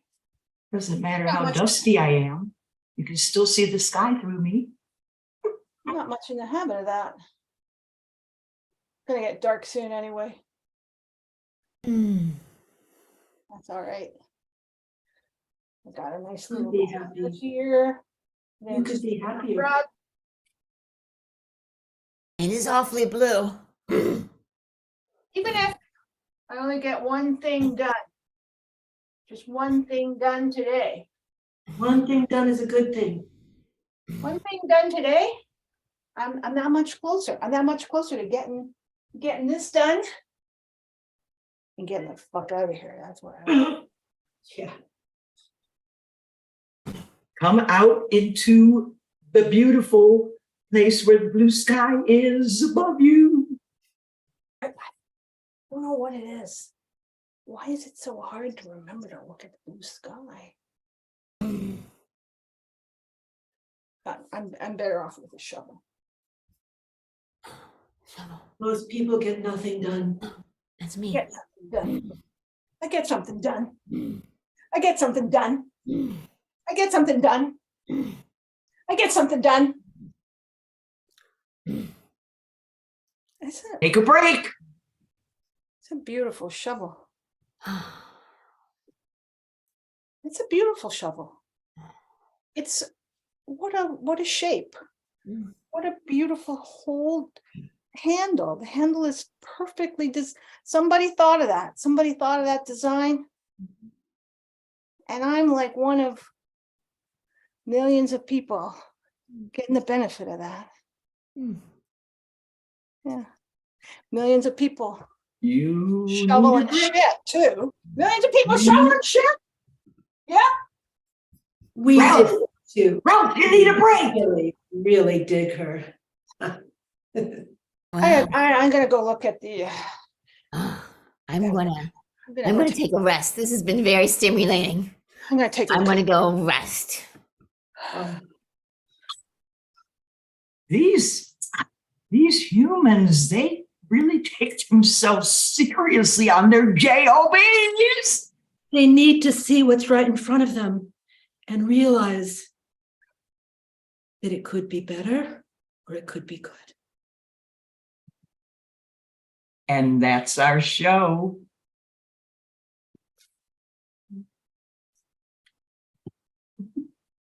Great job. So get a room. So before we introduce the next act, I do like to try to always spread the word, spread the wealth, what we got. So ladies, if we don't mind, just because with the timing, we'll start with you, Sandy. Do you have anywhere you want to let people know, a website that they can follow you in person, online? Yes, we have Get a Room has a Facebook page, and we would love to have some more people hit us up, give us a like, and we do post our shows there, and it would be super great to have some people, more people join it. Thank you. Sounds great. What about yourself, Hillary? Do you have anything else to advertise or say? Yes, I am through Vintage Improv in a troupe. Sandy, is it called Cowley or is it called Upside Down? That's a good question. I think upside down. We'll get back to you next time, but we're in a troupe together that we'll get right back to you on that one. Thank you, Hillary. What about yourself, Michelle? Do you have anything you want to advertise separately or? Not really. I'm also in Sonic Boom Boom with Vintage, and the four of us, we're also performing in High Wire and the Folly with Vintage. Awesome. Yes. And how about yourself, Sue? Anything you want to add or? a lot of stuff through Vintage, and again with Highwire, and some stuff going on in Toronto. But hey. Oh, you can let people know. Some people watch from Toronto. You know. Oh, okay. Well, come down to Sweet Action Theater and check out clowning. Yeah. Smart move. Never take away an advertisement. You got it. That's it, right? Yeah, you're right. Maybe that'll be our next room, a circus tent. Love our clown. And I do teach improv to children. If you know any kids who want to learn improv, Michelle, find them at gmail.com. Send them my way. We have a lot of fun. Sounds great. So thank you, Get a Room. You were all spectacular. Great job, Get a Room. We had so much fun. Thank you for having us. We always Thank love you, coming to Andy. your theater. Thanks, Mel. We'll see you next month. Both. Thank you. Great job. Thank you. Thanks. Now, would you like to introduce the next act, which is really a solo act, but not so solo? Would you like to introduce? Sure. Up next is Dave Clinton. Hey, man, appreciate the time. I'm just going to get right to it. Here's some reasons that catnip should be legalized. Number one, catnip is safer than alcohol. Researchers have consistently concluded that catnip is less toxic than alcohol and has less potential for addiction. Word, it's less likely to contribute to serious medical problems. You know, the Centers for the Veterinary Disease Control and Prevention reports every year more than 50,000 felines die from the health impacts of alcohol consumption. Yeah, 2,200 of those additional deaths from acute overdose. Got news for you, dudes. Catnip has never been shown to increase mortality, and there has never, repeat, never been a verified catnip overdose in history. Never, man. So it makes no sense for the laws to steal us towards the more dangerous substance. You know, when we do have alcohol, messes with our central nervous system, dude. We barf, we zone out, and we dehydrate. We even go into metabolic acidosis. Screw that, man. Basically, ethanol poisoning. That's why we don't do it. You know, it's bad for the environment, too. Illicit catnip growers sometimes use banned substances, divert waterways, and leave hazardous waste in the state of national parks. Regulated catnip businesses are monitored to ensure compliance with zoning and environmental laws. Responsible growers just like let bugs be bugs, man. I mean, they're bugs, man. Nobody wants non-organic, hyper-processed catnip, bud. So just give the plants a penny to the drink and let the righteous sun do its work. Plant it over profit. Am I right? Huh? Yeah, and you know what? Only regulation allows for this kind of control. Prohibition guarantees that catnip will not be tested for purity and potency, creating the risk of contaminations from dangerous pesticides, molds, bacteria, even lacing. Nobody wants that even in their milk, man. It's nature. Let the plants be and provide it to me. Farm to bowl for your cat's soul. Making it illegal makes you a whole. Yeah, I think you're bagging what I'm raking. You know, cannabis laws are disproportionately enforced too. According to the ASPCA, outdoor cats are more than 100 times likely to be arrested for catnip possession than indoor cats nationwide. I mean, regardless of the rates of use. You know, they feel that that's strongly linked to the fact that the indoor cats are, well, we're indoors, so it's 100 times more likely that an outdoor cat would get caught up with that. You also know prohibition sends an incredible number of felines through the criminal justice system. Yeah. We're ruining countless numbers of the 9 lives that we have available. According to the Animal Control, there have been more than 15 million catnip arrests in the US since 1995. Startling, isn't it? Yeah, well, catnip users were not convicted and have gone on to be spokescats, meme inspirations, Supreme Court justices. A criminal conviction can stand in the way of like us getting housing and receiving a professional license and student loans and food assistance and driver's license. Oh, you know what? We don't get any of that stuff anyways. Ha ha, thanks humans. And another thing. Arresting catnip offenders prevents police from focusing in on the real crimes. That's right. In 2019, Animal Control reported 663,367 catnip arrests and citations. Whoa!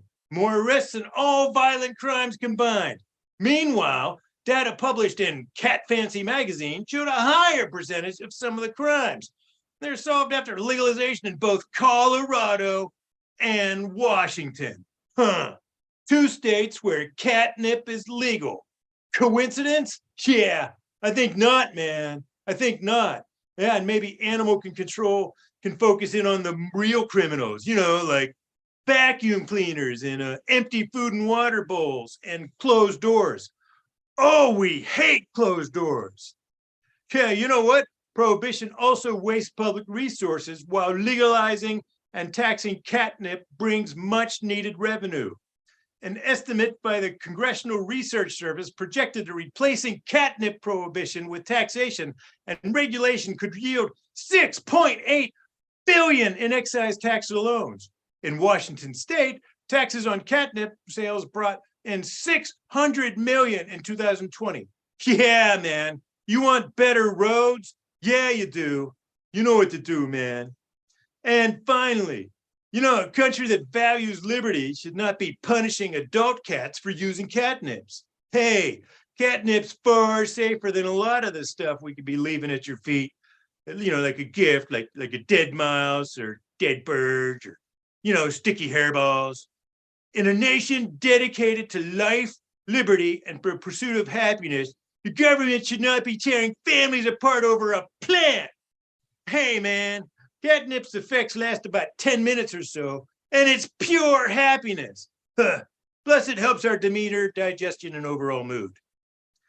In conclusion, I want to thank you all for the attention for this issue. I appreciate your time, as clearly this is more effective than all that howling I've been doing in the middle of the night, even though I do have plenty of food and water in my bowls.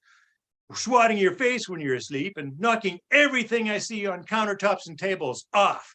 So there, legalize catnip in 2023. Woo! All right, well, thank you. Just kind of a little curious. I'm going to ask Mel first, but Mel, what animal do you think the one that's talking is?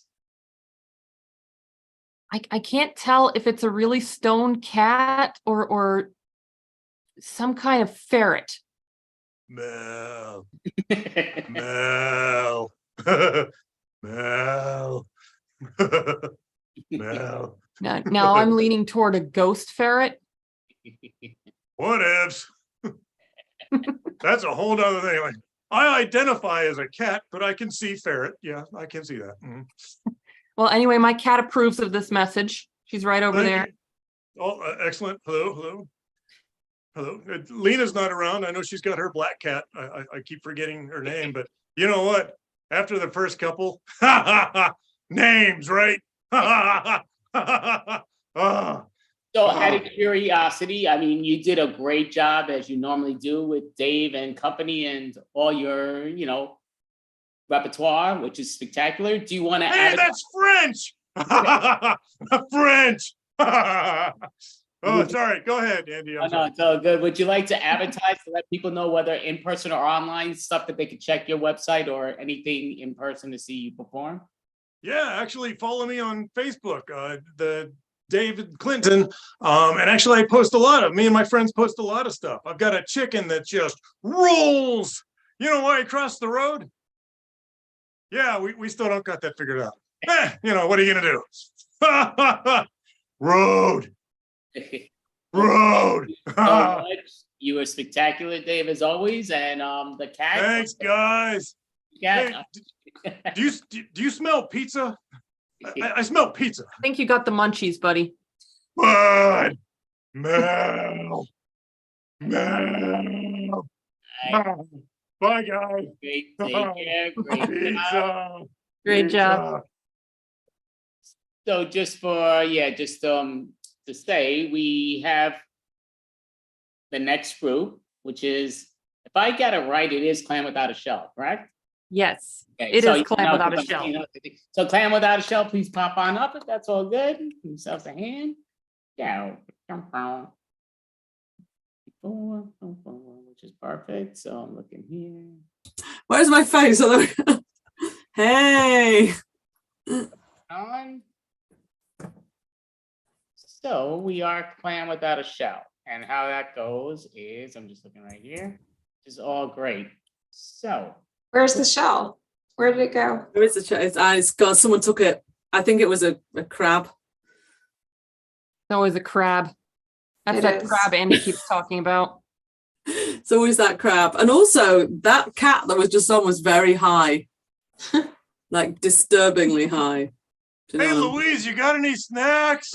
Oh my God. God, it's here right now. I Get like away that. from me. Here. My paw is huge. Why is my paw huge? You need to lie down in a darkened room. Or a shell. A shell. Oh, yeah, you get the shell. You can And find there's it. lots of If you those can find our shell, that would rounds. be great. Are there chips up there? I like Yeah. chips. Just for you. Oh man. Okay. I'm talking to an invisible cat, which doesn't bode well, but there you go. I've been there too. We've all done it. Don't worry. Perfect. So, yeah, we've had some great show already, and it's just very early. We still have many, many, many hours of performing. And I'm just numbering everybody here. So we're gonna end up doing 4 corners. So 4 corners is a fun game. And all it is I kind of like to give reminders, but also let the audience know exactly what we're doing. So it's going to be Mel and Luke Carla. They're going to do a scene. They're going to get 2 characters. And then when they hear the word switch, Mel's going to put down her video. Louise will put up her video. And then Carla and Louise are going to have 2 new characters. So Carla's going to play in a different character than she did in her first one. And she performs with Louise. They hear switch. That means Carla put down her video, I'll put up my video, and then Louise is going to be a different character than her first scene. And then the final switch is Mel comes on up, Louise goes down, and me and her will do a scene, and it'll go around a few times. But just to get the relationship, I'm going to pull out my relationship wheel. Oh, what? So it's That's good. So yeah, it's kind of weird relationships in general. I keep on saying I'm going to update this one, which I keep on not doing, but that's all good. All right, so. How would you update it when there are so many superheroes yet to explore? Yeah. So here's to share the wheel. So this is going to be Mel and Carla. This is what their 2 characters will be doing. Ooh, ooh. Like this is their character. Oh my goodness, this is a detailed wheel. This is a really detailed wheel. So it's a doctor and nurse. That's Mel and Carla's characters. So we're posting that. Now this one, we hear the word switch, then Louise is coming up, and Carla's going to be playing a different character, and this is their relationship, Carla and Louise. Please let it be mermaids.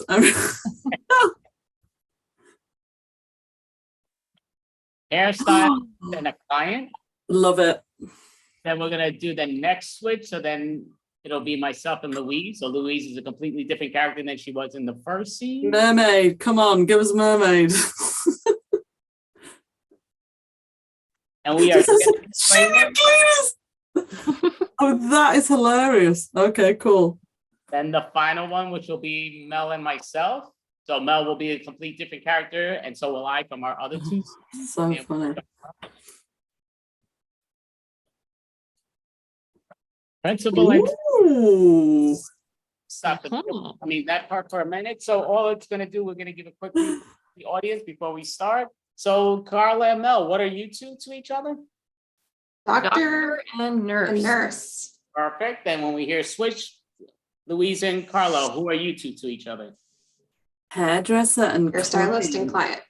Perfect. Switch, and then Louise and myself, who are we to each other? We are chimney sweeps. And then the final one, Mel and me. When we hear switch, Mel and myself, we are principal and teacher. Yeah. Perfect. And we may begin. Okay. I'm so glad that you're on board with this nutrition shake scam. I mean, business opportunity. Exactly. It's a wonderful business opportunity. And I think my title as a doctor will help really sell it. It will. And my title as a nurse will bring the humanity to it. I just love talking about my puppy. I could do it for hours. Oh, puppies are so endearing. It's right out of the playbook. Talk about your puppy. I wish I hadn't had to get so many puppies. I appreciate that you got me that last one. I just lost the one before. I'm sorry. I keep losing them. It's okay. Chihuahuas are small. They get lost easily. Yeah. It's Yeah, they collateral do. damage. It happens. You're right. It's not my fault. It's just one of those things. It's all for the greater good. I love working with you so much. This is literally the best job I've ever had since college. It's so calm here. You know, I just knew that you had the right personality for selling. I mean, nursing. I mean, it kind of runs together, but I just knew you were the right one for it. You have such charisma. Oh, thank you so much. That's the opposite of what all of my professors said in school. They just didn't understand me the way that you do. Being here it's like I'm finally coming home after years of not knowing where I was. Wow. Wow. That could be a good slogan. Finally coming home. Finally coming home. We could make like a testimonial. We could get one of our customers to say those exact words. I think that's brilliant. Oh, I forgot to give you this prior authorization. I think it's a week or two late. Sorry. Oh, no big deal. What's a week or two? Right. It doesn't matter. It's not like it's important. Paperwork is my least favorite part of being a doctor.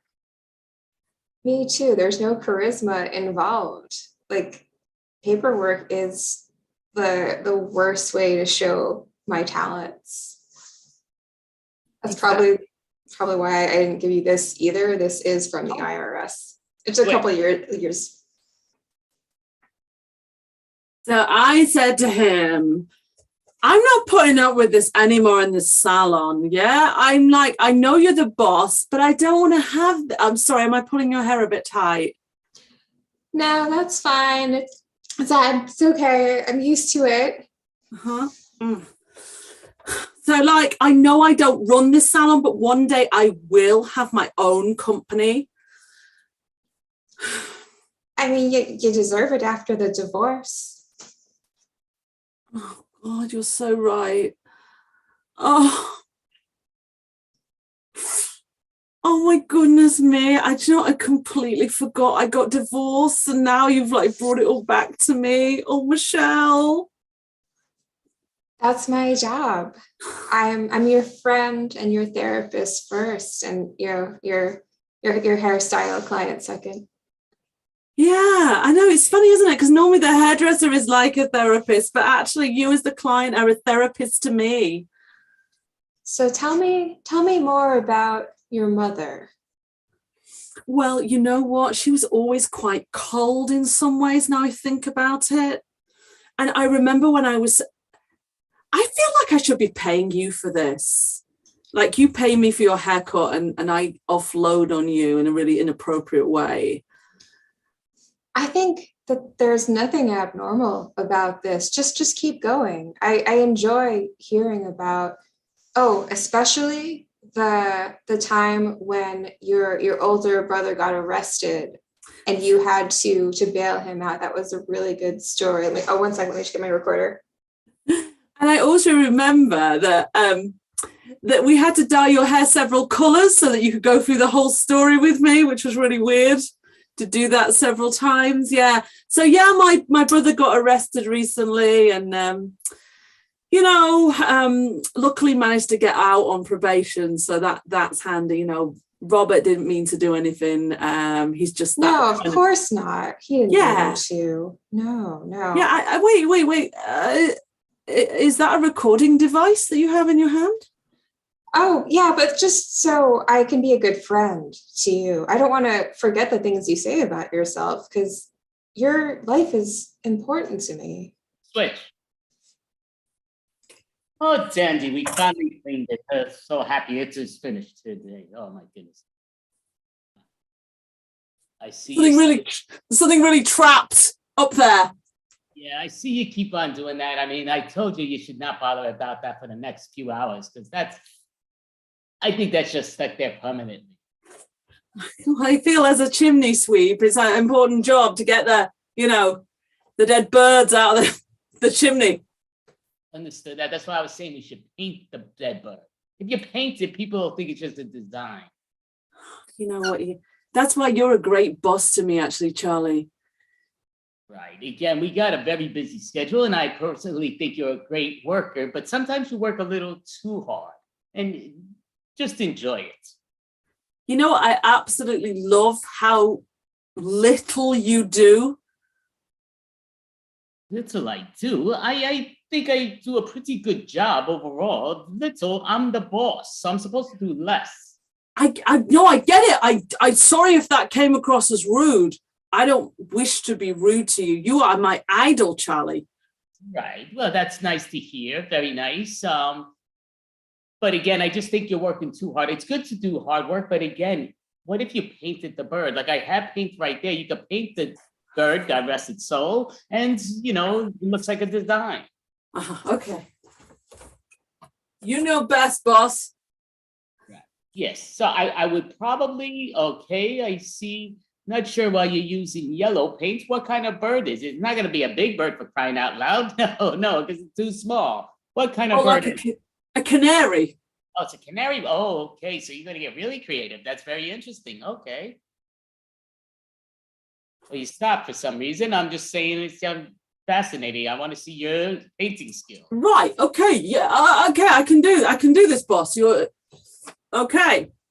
That's great. It's looking good. And I like that you go quick and you have some very nice strokes over there, I see. Uh-huh.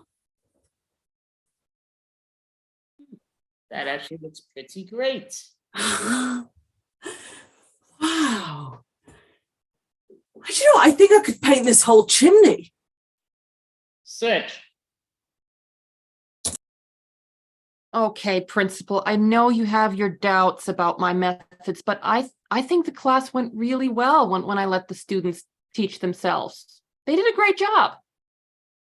Miss Jenkins, with all due respect, I have a name. It's not just principal, but Miss Jenkins, beside the point. I know you're a very good teacher. Again, I just need you to be a little bit more influenced on the kids' reactions to your reactions. Oh, influenced is the perfect words, Principal Jacobson, because we actually practiced making TikTok videos today, and we made some science TikTok videos and they loved it. Right, and that's great. Again, I know in the generation times, I have to keep up with the generation times, but this TikTok, it's sort of fake to me because TikTok, back in the day, we used to call it Tic Tacs, and they tasted so damn good, and I mean, they still serve them today. So why do all of a sudden the younger generation like to call them TikTok? I don't get it. Oh, that's a great idea. We could make a video with Tic Tacs. Ooh, we could diffuse the Tic Tacs in water as a science experiment and make a Tic Tac TikTok joke. Oh, brilliant. Brilliant. Yeah, I'm glad it's brilliant. Miss Jenkins, just kind of curious, what is brilliant? Because I'm not understanding this. The Tic Tac to the TikTok, I'm saying you're confusing me, Miss Jenkins. Well, I know you're from a different time, Principal Jacobson, but you really do need to learn about the current technology because, I mean, these kids are loving it. We even did a little dance. You do these dances. Back in the day, yeah, we had dances when I was a child. That's telling me nothing. What I'm trying to say is I think this is an effective tool for getting them to pay attention in chemistry. To give them Tic Tacs. Oh, that's brilliant. That's such a good joke. I got to write that down. Okay, yeah, Miss Jenkins, I appreciate that you have great humor, which is great. I'm just trying to get you to explore the ideas you have, and you're kind of speaking to me in a different language, it seems, because I don't understand. I know these methods are new and revolutionary, but I need you to stay with me on this because I think this is going to be the next wave in teaching here, using social media to get kids engaged. Search. There sure are a lot of men in suits in the office this morning, Doctor. No, I swear there was some paperwork about this, something about an audit. I don't know. They look really serious and not calm at all. They're messing up the vibe. I know, and I work really hard to keep a good vibe in here. I even have crystals to cleanse the energy, and they're just screwing it all up. I just wish that we could go back to how it used to be when it was just me and you hanging out without all these patients and officers. Yeah, I miss that too. We grew up together. We even went to chemistry class together. And I didn't mind that you were better at it. It's okay. I'm just not as smart. I bring the personality. Exactly. You have the charm that I never had. I was always the lonely nerd, but you understood me. I think that we understood each other. So we're going to have to get these vibe killers out of here. Exactly. We need to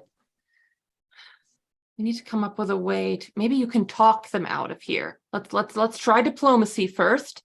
And if not, I have a little concoction I can offer them. If you know what I mean. I do. And that's exactly what I was thinking.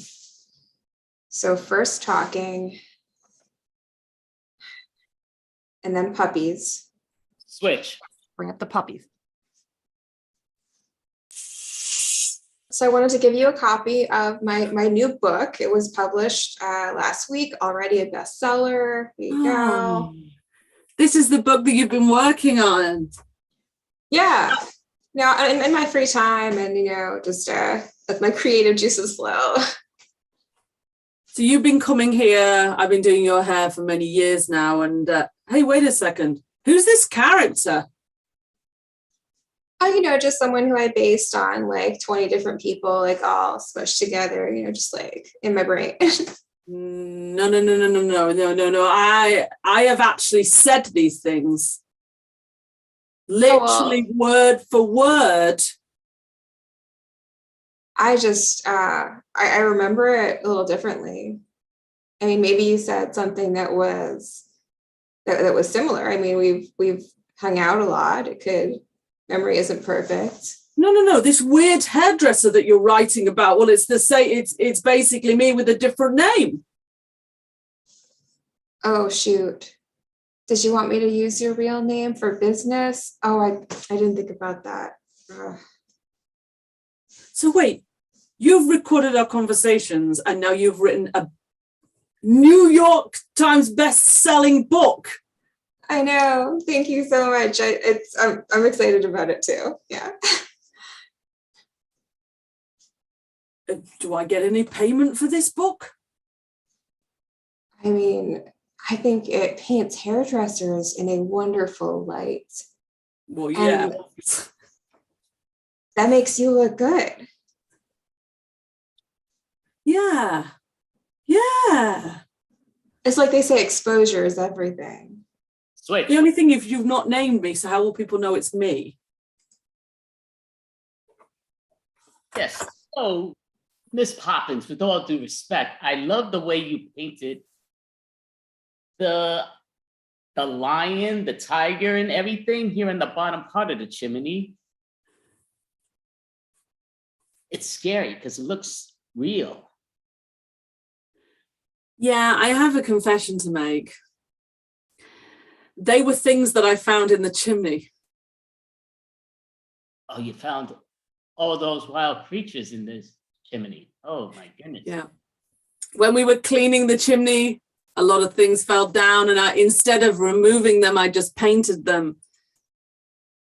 Okay, I mean, again, it looks amazing because it looks like a 3D art piece that you did to the chimney. I mean, it's insanely impressive. Thank you. Miss Poppins, I'm just thinking this is sort of probably not your repertoire. I would think you would go into being an artist or something because you are so talented.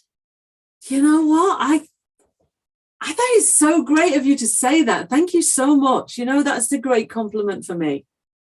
I mean, you do a great job cleaning the chimney, and we would definitely miss you. We're not trying to get rid of you, trust me, but you're such a great talent. Wait, so you think I could actually make a living out of painting things that I find in chimneys? Well, yes. I mean, again, I'm fascinated. If I didn't know it was a dead animals here, I would love for you to do that in your house, but I wouldn't want that dead animals in my house. You know, I could kiss you, boss. I could kiss you right now. Like, you've made my day. You know, in art, people said that my work was awful. See, that I think is called envy. That would be my guess. Switch. Okay, so ignore the broken windows in the classroom. The tic-tac experiment got a little out of hand. Right. You know, again, Miss Jenkins, with all due respect, I don't understand how Tic Tacs did that much damage. As a kid, we used to throw Tic Tacs. They never broke the windows and did all that. So you're losing me. Well, you see, we dropped it in a bottle of Coke. We shook up the bottle of Coke. It went flying around the room, took out a window. Oh, it was beautiful. We got so many views on TikTok. Okay. But sorry about the window. With all due respect, Miss Jenkins, I would like you to just call it what it is, Tic Tac. And you're saying views. I don't know what this view thing is about Tic Tac. You're losing me. Is it a different flavor? I don't get it. Okay, maybe I should just show you. I'm a big believer of a hands-on learning, as you can see. So I'm just going to film us right now. I'm going to make a TikTok. Okay, here we go. You ready? Okay, right. So yeah, I see. People are watching us right now. Check it out. Yeah, that's a little, I don't know if that is proper. You know, we're in school and you're showing videos. It's a bit weird, Miss Jenkins. I am connecting with the youth. In fact, one of the students today told me that I was their favorite teacher. You're a very nice lady, Miss Jenkins. You're very sweet. The kids always tell me how much they love you. But I hope you don't do that dancing in a classroom. I mean, maybe for just a little while to loosen up, but people need to learn. Well, I think it's a great thing to learn while dancing. You're teaching them why they dance. You see, there's a certain kind of chemistry you have when you're dancing with somebody, and it is a chemistry class.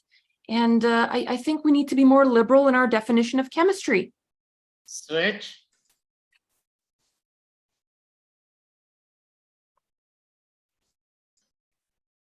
Okay, that's enough in the graduated cylinder. Here you go.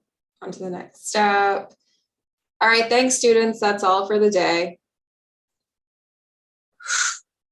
Here we are again. Well, I mean, I'm glad we're back in school teaching. It's better than what we were doing, and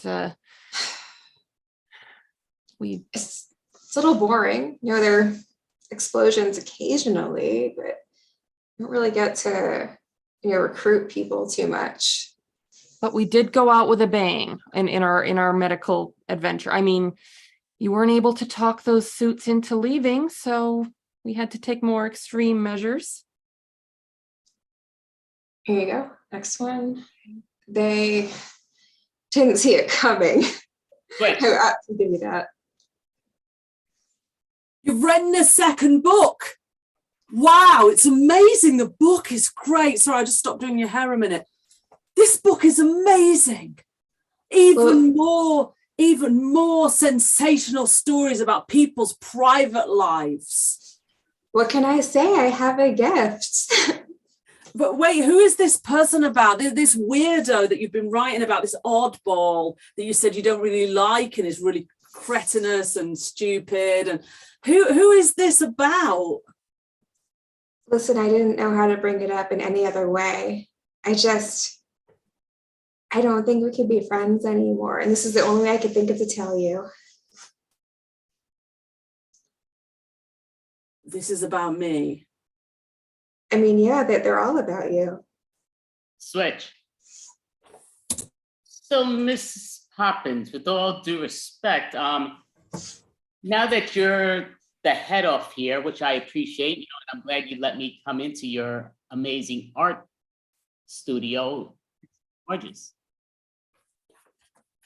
Yeah, welcome. Everything that I have painted was something real that I have painted over the top of. This is my style. And I'm glad to unveil this great art exhibition for you right now. Once I was a chimney sweep and now I'm a full-blown artist.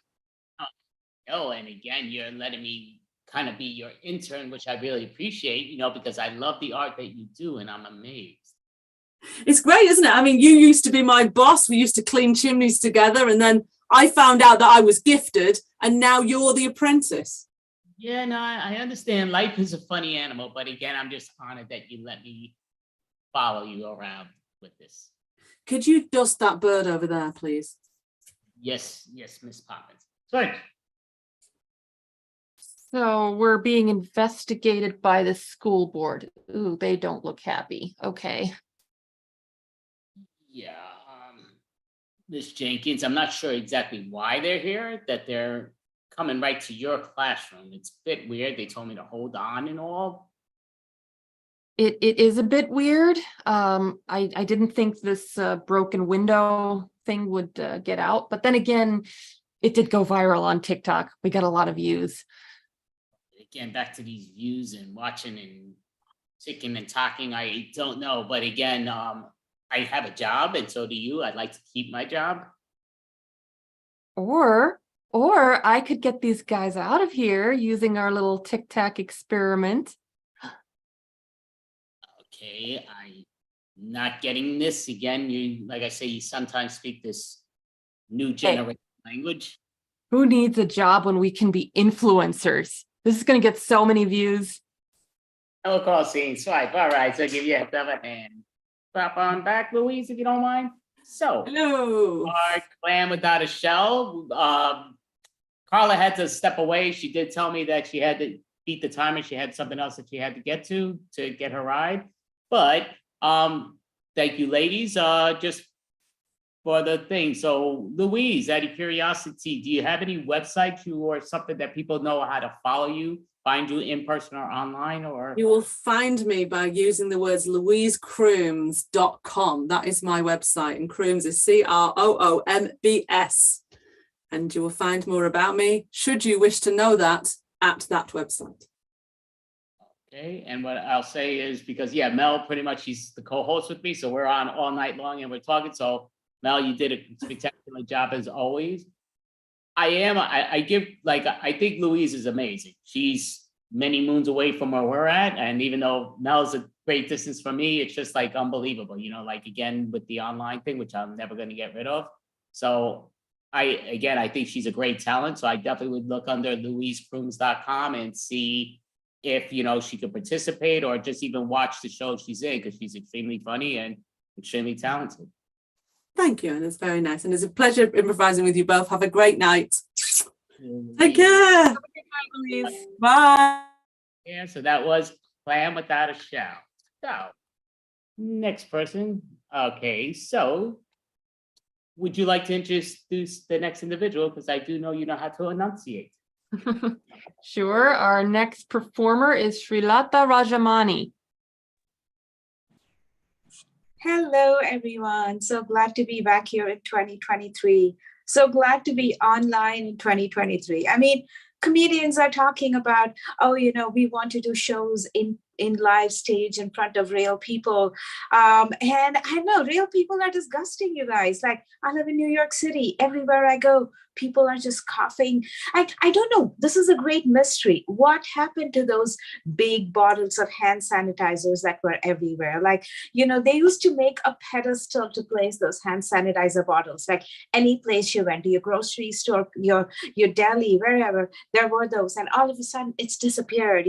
It's like, where? I'm thinking that there is basically a floating island just filled with like half-filled hand sanitizer bottles, somewhere near New York. They're going to call it the Flatten Island or something because, human race is going flat. It's just weird. It's scary to go outside. I like being indoors doing this, I mean, at this point, I think I'm wearing a mask just to spite off people I hate. Like, I think that is the best way to spite off people that I hate. Like, that is a thing. I was in California recently. A couple of weeks ago, I went to Monterey, California, like for a holiday. Like, that's when I thought it would be nice. All right, so here's the thing. I've never done this. All right, I went to a spa. Like, I've never seen myself as I think people who do spas are also like, who check into hotel spas are also people who do cruises. Like, they are it's a different lifestyle. Okay, like, that's all I'm going to say. It's I'm not rich enough or white enough or like whatever to do that, rich or white, you've got to be one or the other, I think, to check into a fancy hotel spa. Or like, I don't do that. And this one was like, yeah, Black Friday sale, why not? And I just went on a whim. And normally, like, this is me, like, the only time I go to get things done is like when I go to get waxed, because for some of us, like, those of us who are Indian, it is sort of like you need that, because otherwise, your facial hairs are like, mine especially, they are so sharp and pointy. They're sort of like these biological weapons of mass destruction, like they pierce through the mask, they make holes. If anyone, like my dog, tries to hug me, that one pokes him and he starts screaming and the SPCA will get after me, like, that's how it is. So I generally get facial wax. Like, that is the only time I ever go to get anything done. So this was fantastic. A fancy hotel, a spa, which was really awesome, or so I thought. But I forgot that I am a person who is intimidated by people who literally hold me by my short hairs, which is like what, literally, if anyone is doing your waxing, they're holding you by your short hairs. And I'm intimidated. I don't normally demand things, right?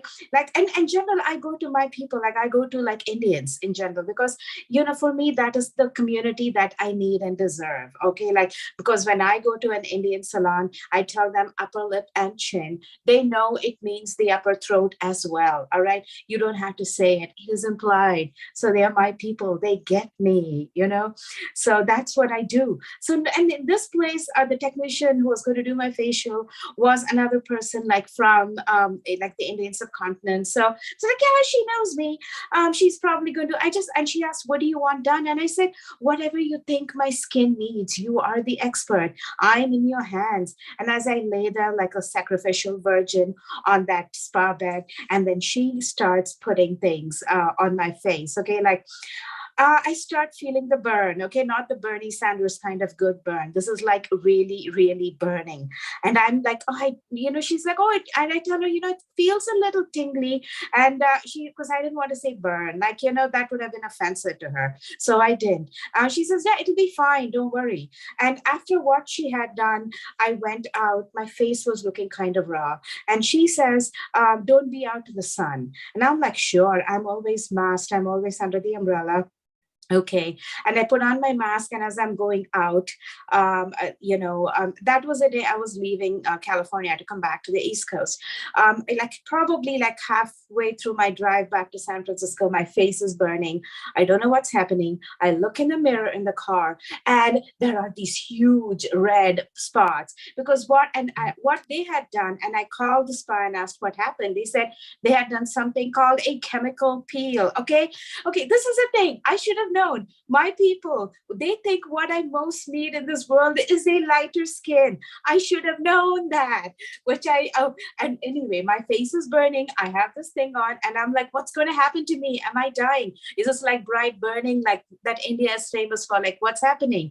And they're like, no, don't worry. This is, you will be fine in 3 or 4 days. It's fine. Make sure you moisturize. And I'm going to be in a 6-hour flight back to New York, but sure, I'll try to moisturize in economy minus. Why not? But I'm, again, it's looking terrible. I'm in the plane that night, my face is burning, and the person sitting next to me has got no mask on. And I'm just like, would you mind putting on your mask? Because I have like an immune condition.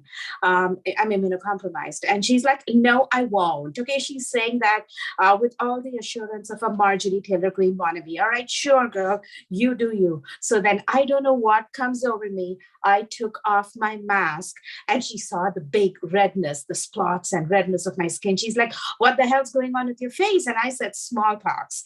All right. She immediately put on a mask from wherever she had, and she ran to tell the flight attendant that she needed to change seats. And then I could sit without anybody sitting next to me, which is probably the most ever success I'm going to get in 2023. So I am so happy. I know Valentine's Day is coming up next. Is everyone else prepared for that? I am not. I am asexual. I'm celibate. I don't date. I don't do romance, right? For me, romance is always with a cake, and that's a partner that never disappoints you. But like, I remember going out on a date a few years ago. This was like when Trump won. And at that time, I was in Shanghai, China for like a work thing.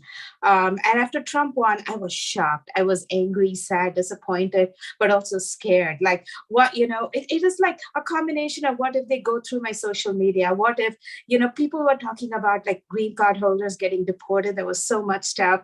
And I'm like, what's going to happen to me, right? So I did this thing where desperate times call for desperate measures. And I thought, I should be like those women in England. Like, I should also like date somebody, maybe find a foreigner, like, give up my green card, get foreign citizenship, like those women in England during the Second World War. Well, they did like, close your eyes, spread your legs and think of England. And I kind of thought, think of Sri Lanka, who needs to eat cake. So basically I decided to go on a date.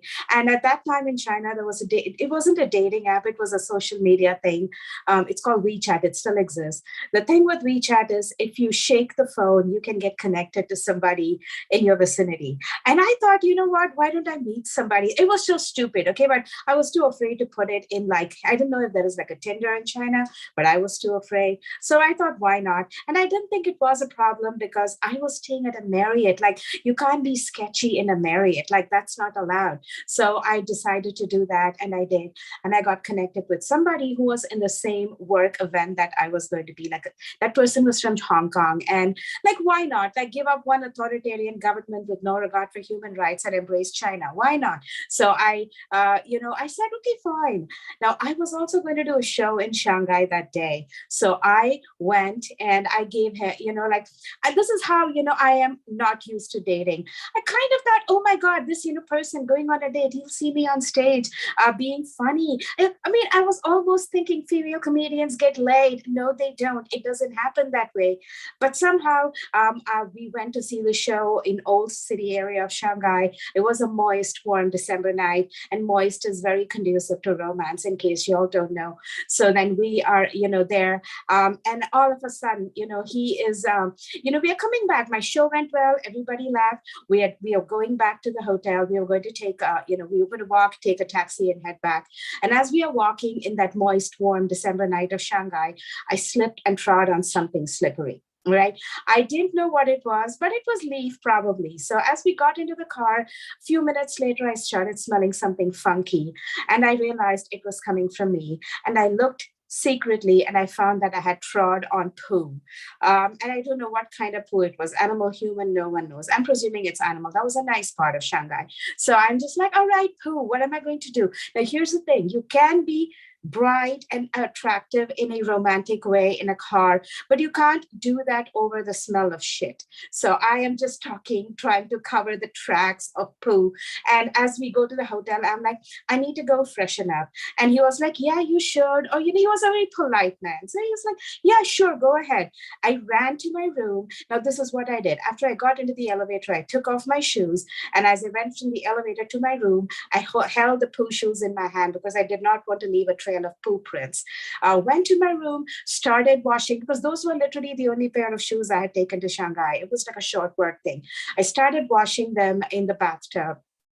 like running the faucet on it. And then I noticed that water was collecting in the bathtub. And the reason was people who had cleaned the room had put the stopper in the tub down. So now the tub was like half filled with poo water. And I'm like, oh my God, what should I do now? And I looked around for help. I didn't know. And in my room, there was like sort of like a dessert cup that was still left in there. I had been, eating my way through sorrow. So I went and got the cup and I started it came with like a dessert straw thing. I tried to push the stopper open, with that to get the, to get the water through. The stopper broke, and now there was like a straw stuck inside the stopper, and the tub was filled with poo water. And so then I am like, this is going to take too much time. I didn't know what to do.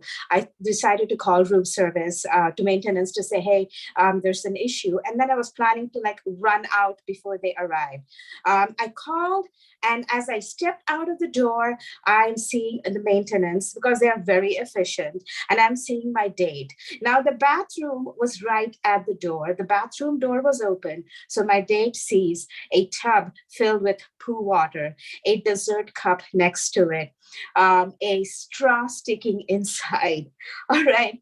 And I am trying to explain it all with Google Translate. All right. So this is why I will never go on a date again. My heart can't take it. International relations can't take it. Yeah. Happy Valentine's Day, everyone. I don't know how much time I've got, but this is me. Thank you so much.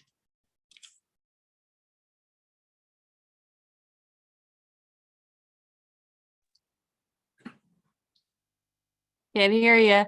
Yeah, no, I'm messing with the button. It's not. So, but definitely a great job. And looking over here. So, out of curiosity, have you participated last month, which we appreciated. You did a great job. Did you go to any live shows that you performed in the last month, or anything online? Yeah. I've been doing stuff live, mostly online. It's very less. In fact, like next week, I have a couple of shows in Stand-Up New York and in Brooklyn. And I'll post about it in my Instagram. Yeah, and what's your Instagram name so people know to follow you? Srilata Sauce. I can put it in the chat, but it's my name, Srilatha Sauce. Okay, so same first name, but then sauce. Yeah. Oh, do you have any questions? Yeah, I got to know the story behind that Instagram name. How'd you come up with that? Srilata Sauce. Oh, okay. So this is a few years ago when Instagram just was a thing that everyone was getting onto. And I'm from, I started doing comedy in Boston, and everybody would pronounce my name as Sriracha. And I was just like, nah, it is not. But, I kind of thought maybe I can use that. And I'm also apart from the time I do poo jokes, I'm very spicy. Okay. Nice. I like it. So, out of curiosity, are you did I say chef? Sort of chef? Like, do you cook it yourself usually, or do you order out? Me? Yeah, you. I'm sorry. Yeah, I do cook a lot. I'm a vegetarian, and I live in Hell's Kitchen, and my rent is incredibly expensive for nothing that it shows nothing. But it's a survival thing. If I don't cook, I wouldn't be able to eat. Okay. I know a lot of places that are vegan now that are they're expensive, and the food is horrible. Like, when you take vegetables and fruit are cheap, especially in California. Like, I was there, right? A couple of weeks ago, and vegan food in there. And I even went to Salinas or Castroville or whatever. It was still expensive. I'm just like, how? You grow them here. There's no carbon footprint. There's no travel costs. It's like, shoot, I can't afford it. I don't know how y'all live in California. Like, you live in California, don't you, Andy? Me? No, I live in New York City, born and raised. Oh, okay. For some reason, I kept thinking you're from California. Maybe because of the timing. You're okay. Yeah, maybe because of my accent, right? I got that California accent. No, you're too cheerful for New York. You're too smiley. New Yorkers are grim. It's like the East River. That's the general facade of New York. It's like, oh, this is scary. Definitely not. So, yeah, Broadway comedy, how many times have you performed there? Like our improv team performed there in the past years back and stuff, and we've seen shows there and all that stuff. So have you been there? I don't perform much in Broadway comedy. I perform more in stand-up New York. Although Broadway is closer to where I live. Oh yeah, I said the wrong thing, but yeah, no, the one on 50 that you're going to that, oh crap, that blank out, 54th Street, I think, between. No, this is like 78th Street. Okay. Yeah, Amsterdam. Yeah. No, it was fun. Like even before Christmas, New Year time, I actually performed in a random show, and John Oliver was in that show. It was just like, wow, we're together. This is unbelievable. This is like, Also, I'm a big fan. I gushed and I was screaming. My entire set was in a high-pitched voice that probably dogs were. And this is like posh part of New York. Everyone has like posh dogs. And they were all howling in a very polite way. I like that. It's on 78th Street, right off of Broadway. But yeah, I've gone there. We've actually done improv there quite a few times in the past. Not our improv team, but myself and Leah, who's part of our improv team, has been there performing there many, many times. So, but yeah, that's a great spot. Yeah. Mel, would you like to ask another question? Or what's your favorite posh dog? Oh my God. Okay. So there's this it's like a designer dog, okay? And I don't know how to pronounce it, but like I recently been thinking a lot about shit because of the way this country is right now. So this is a Shih Tzu, like a Shih Tzu poodle combination. Like, can you imagine anything cuter but also more designery? I have no idea. But like someone, there was like in my, like, there's like a sign in my neighborhood as I was walking like near a bus stop thingy. They had posted Shih Tzu puppies for sale for like $10,000 each. And I'm like, that's a tiny, it's like worth its weight in gold. I'm Indian, I know gold. That's gold rate, okay? And those are tiny, but also, why are they posting it in a bus stop? Like people who stand there generally can't spend $10,000 on a puppy. That sounds adorable. I love the name too. Almost sounds like shampoo, which they probably do shampoo it. But I don't want to say shit poo. It sounds bad. That sounds bad. Yeah, you got to stop before the T. Yeah, so sure poo. Well, I mean, so all I'll say is you did give it to us. This is, I think, your third month in a row performing with us. Next month will be Friday, February 20. I wrote it down here because I keep getting 24th. So we would love for you to perform again. I'll reach out to you. And again, you do a spectacular job. You're very amusing.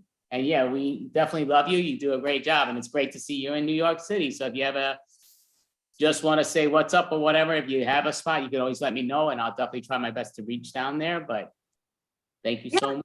I'd love to see you perform. If your improv is doing a live thing somewhere, I would love to. Something really magical about improv every time. And I love that. Well, thank you. And we love you because you're spectacular. So I'm going to let Mel announce your name one more time. Let them know who just performed because I won't be able to say it and I don't want to destroy.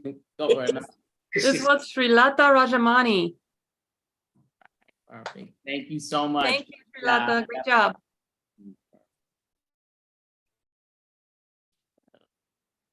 Closing up their spot.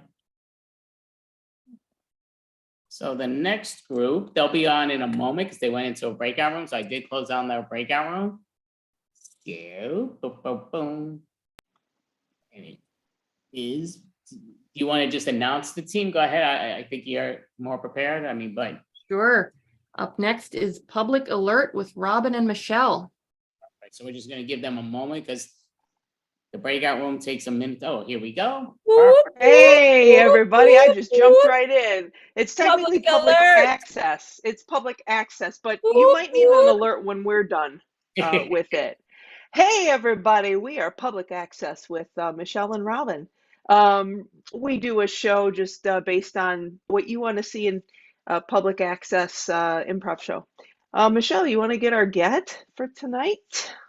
Yes, our get is please give us a suggestion of a winter-themed public access topic or that you show want to see. Yeah. What do you that want to you see? want to see tonight?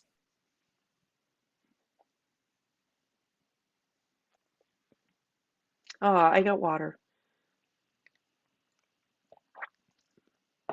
Anyone want to hit us with okay? Oh, Okay. Ice ice skating. skating. Thank you. You see We'll be right ice back. skating. Cool. Ice skating.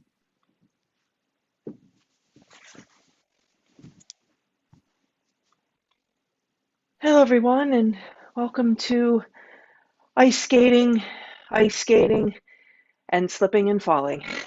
I'm your host, Mel Slippy Robincita. I am, I'm an inspiring ice skater.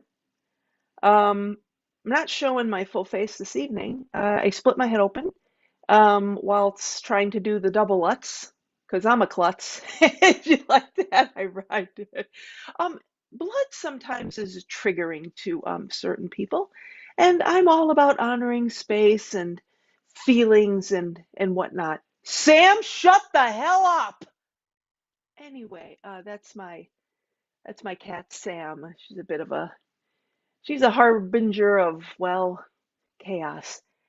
So mommy has to shut up pretty kitty whenever I can. But I'm all about her feelings. Anyway, enough about Sam. Who likes to ice skate with me? We'd like to talk about, well, I say we. Sam's in the other room, trying on her new kitty cat skates. Yep, it's a thing. I do have skates for my kitty. She's good. She's all fours, all four. She does not skate two upright. She does four, and she's got a lot of balance, much better than mommy. So we could talk about cat skating. We could talk about human ice skating. Come on in if you've got any topic you want to talk about with Mel. Oh, look, we have our first guest. I'm just going to pull my hat back a little. Don't worry, folks. My sewn up gash you will not see. Oh, that's perfect. Oof. My ice pack is on there real loosely. I'm sorry. Who do we have here? Hello, thanks for joining, Mel. Yeah, hi Mel. Slippy. Hey, Mel Slippy. it's Slippy. It's my nickname. We'll talk about that in a moment. Yeah. Well, it's just Mel Slippy. When I heard that was your nickname, I thought I feel really bad. It's time for me to come clean, and I thought maybe your show would be the right place for me to do that. Oh, great. Well, it's like, what should we call it? A tell-all, a confessional. Sure, I'm for it. Is it about ice skating, ice, blades? Oh yeah, all of the above. Okay, it's about sure. ice, blades. Great. Why don't you introduce crowbars? It's about a crowbar, a certain crowbar. A crowbar. A crowbar. You don't understand Oh, my accent. A I don't. crowbar. Oh, A I didn't know bar. you were. Yeah, I didn't know you were from another state. I'm up here in Idaho where the ice is thick. So why don't you introduce yourself? I'm sure my audience would love to hear about you. Yeah. Okay. Well, my name is Arturo Sandoval. And you see, I did a really horrible thing, and my therapist told me, and my priest told me this a long time ago. Priest, oh heavens, this is going to be told good. me a long time ago about, confession and everything. But my therapist told me I should really send a message to the person I injured, more than just telling our father upstairs. I need to tell the person I injured that I'm sorry. Okay, let me get the premise straight, if you will. Your father lives upstairs from you, so you must live in like a 2-flat, maybe 3-flat, and I'm guessing maybe East Coast, Jersey, I'm thinking the accent. Am I right? Yeah, that's exactly right. You're right on all that. I didn't I'm mean great. the father like the high father of God. I really just meant the one that lived upstairs. Yeah, I figure I speak East Coast. My cousin's from the East Coast. More Philly, but she was born and raised in Jersey. Anyway, enough of me. You feel me. And the thing I is, do. We're like, can I tell you something first? What? Before you maybe confess a horrible crime to Yeah, my it's hard, audience. it's I'm hoping hard. not. And it does have to do with ice skating. You'll see. It does Okay, but actually connect to your show. listen, I want Very to relevant. hold on. Oh God. Oh, okay. I just wanted to. It's okay. Well, What the hell happened that you need all this contraption with the ice? I will maybe reveal later, but it depends. I'll forewarn the audience about the potential of blood You spill. look pretty good for But someone with a major head injury, a brain thank you. surgery, whatever you got going on there. It ain't so pretty under the hood, if I could say. But let me I just don't know. say I'd that. be the judge of that. I think I'm getting quite smitten over here. Okay. Can I just say that you're like I feel a connection to you. I feel like we're connected. I feel you. And I've Yeah, never met you. This is yeah. amazing. Yeah. I'm Well, connected. so I mean, so I know I'm connected for sure. There's no yeah. doubt about that. No question. Oh, yeah, I think I know what that means too. But we're gonna go on with that. So please, I just wanted to give you a safe space Okay. to feel comfortable because my audience is just as accepting and loving as me. So just let me put that back down. Why don't you tell everybody about your Okay, thing? but you're right about us being connected because your cousin's neighbor's aunt's friend once Removed. Yeah, we're above removing. Yeah. is this relation that you had. Very good ice skater. Too good. She was too good. I know who you mean. Paulette. Paulette. We'll call Yeah. her Paulette. We'll call her Well, Paulette. oh, well, that was her real Paulette. name. That was a Sorry. nickname. That was a nickname growing up. She had to change it for the big Olympics that she was in. They wouldn't let her just skate as Paulette. Nobody lets you skate Paulette in the Olympics. I didn't know that. Oh my God. Okay, that makes a lot of sense Oh, based on you ever the skated ones from. Paulette in the Olympics? I honestly have not, but I think there should be a Paulette. The next person I rest my who case. ice skates, like Tanya Harding, my idol and love, right next to Nadia Comaneci. You didn't Right. know she ice skated, but she did. That's also my favorite. But anyway, right It's next to very her. interesting that you bring up Tanya Harding because I was a fan for years of Paulette's. I was a fan. And one day I met Tanya. Wait, were you at the rink? I was the one who supplied the crowbar. It was Nope, my I don't know plan. what. It was my plan. Nope, I don't think I feel connected to you now. I'm not about, see, I don't like violence anymore. I'm sorry. And I'm so here to shut absolve. the hell, shut it, Sam. Mom's gonna take those skates off. Oh God, she really makes so much noise for a kitty. She clambers around my ice rink in the tub. Anyway, Well, that's what continue. happens when you I'm, start out on ice skating. yeah, but I'm all about peace. Continue. I don't. Well, I hope you believe in restorative justice because I've been in a nonviolence program, a Men for Nonviolence. You know, speaking of, I have here, I have the peace stick that I'd like to pass to you. It's part of the restorative justice process, as I know you're aware. Wait. So I'm going to pass what? The peace stick or the peace dick? Because there's a big difference. No, Let's be clear about what we're passing over here. No, I don't have a peace stick. I don't. I just. It could also be a pea stick. You see what I'm Or saying? a pea dick. All these dipsticks we put in our noses nowadays. It could God, be pea stick. My split open head is hurting even more. It's a peace, like peace stick. Stick. It's a rod. It's a fucking thing. Just fucking take it. Okay, I'll take your pea stick on your word. Here you go. It's a lot of. Oh, it's beautiful. I've never seen such a pea stick. Right? Doesn't it make you feel calm and non-violent? Oh, it really does. I will clench it to my breast. I can do that as a man. Men have breasts. No, I'm fine with it. I liked when you said breast. It was nice. If you cut us, do we not bleed? I did. It's still kind of oozing, but You kind of have a terrible head injury, don't you, darling? it's pretty, yeah, it's pretty bad. Really, my doctor said like to be prone for like 7,900 hours. But I'm like, Mel is tough. Mel is getting up. I will not go on the skates yet, but I'm fine. Concuss Wow. this, doctor. I'm fine. And I'm it fine. seems like you might need this beautiful peace stick. I No, don't know. no. You continue.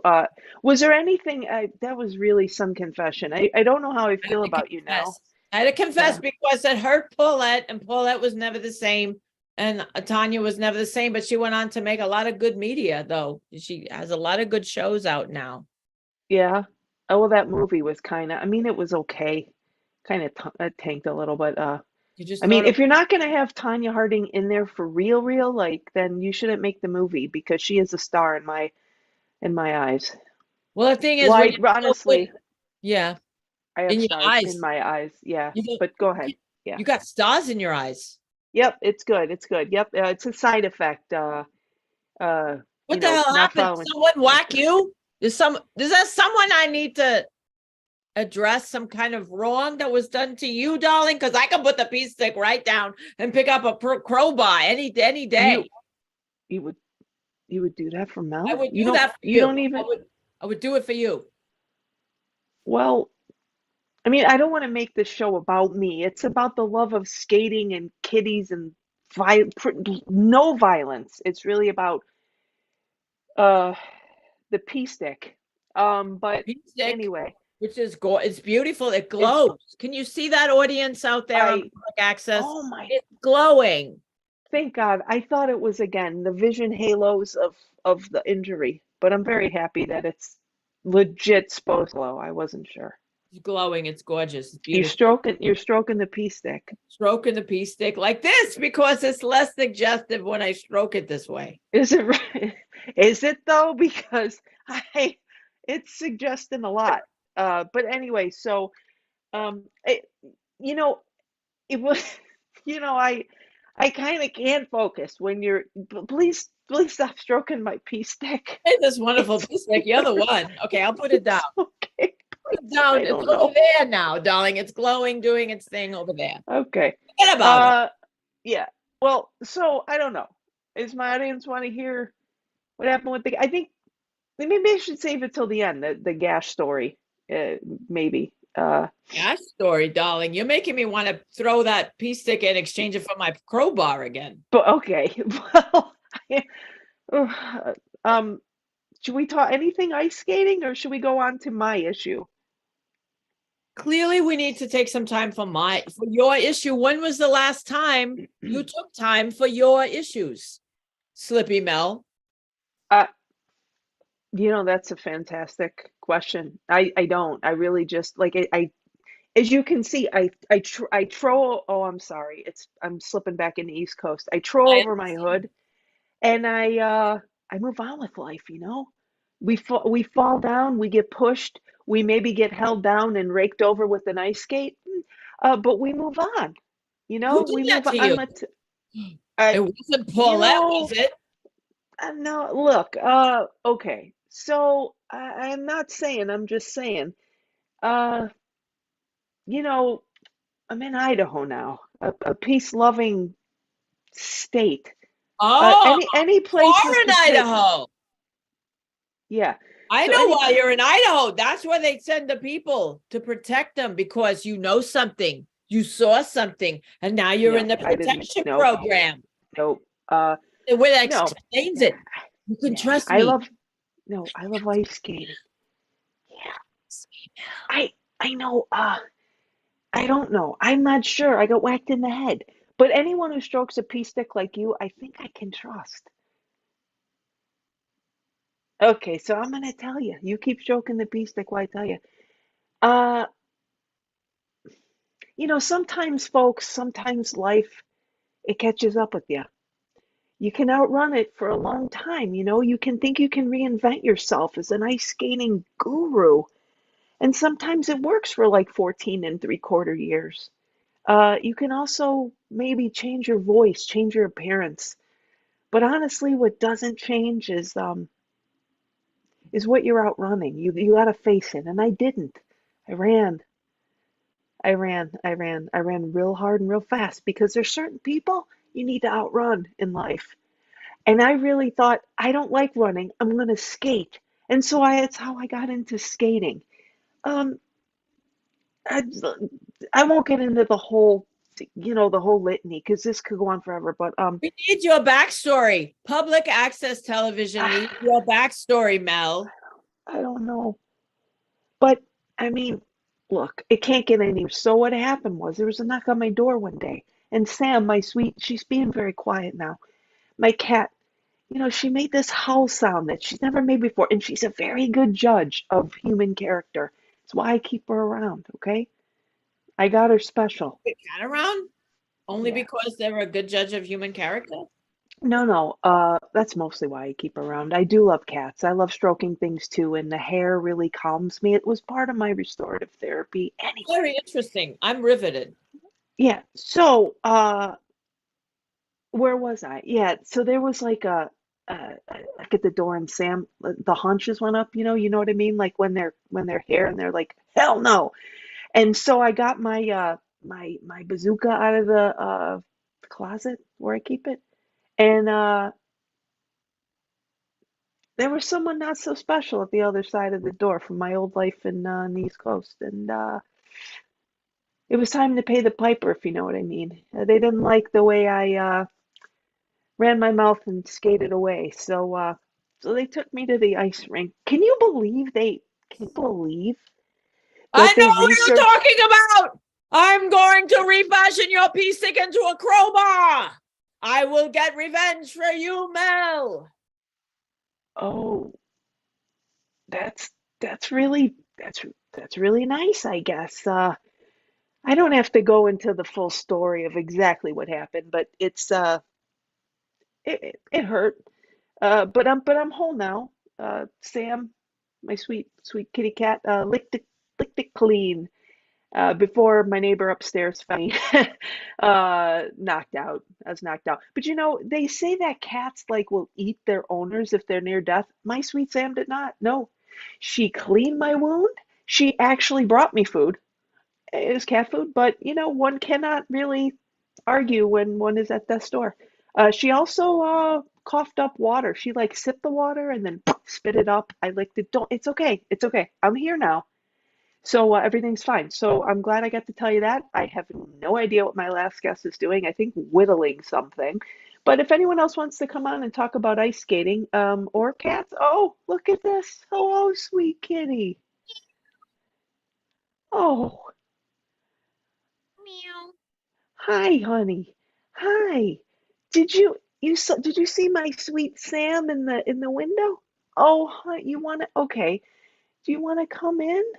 Yeah, I do. Okay. I see Sam every day. I don't think you know this. I don't. I'm too busy, fearing for my life. But that's sweet. Does Sam notice you? Yes, we are very good friends. My name is Tilly. Tilly. Hi, Tilly. Do you have a home, or is your bastard former owner let you wander the streets like an ass? I'm sorry. I actually do have a home because I escaped from my other bastard former owner who let me wander the streets like an ass. Okay, so now, but so why are you at my door? Because I got out real fast when they were getting the mail. You were. If that ever happened to my sweet Sam, I wouldn't sleep a wink until I knew. So let me just call your owner, let him know you're over here and you want to visit with my sweet Sam. Would that be okay, Tilly? Okay.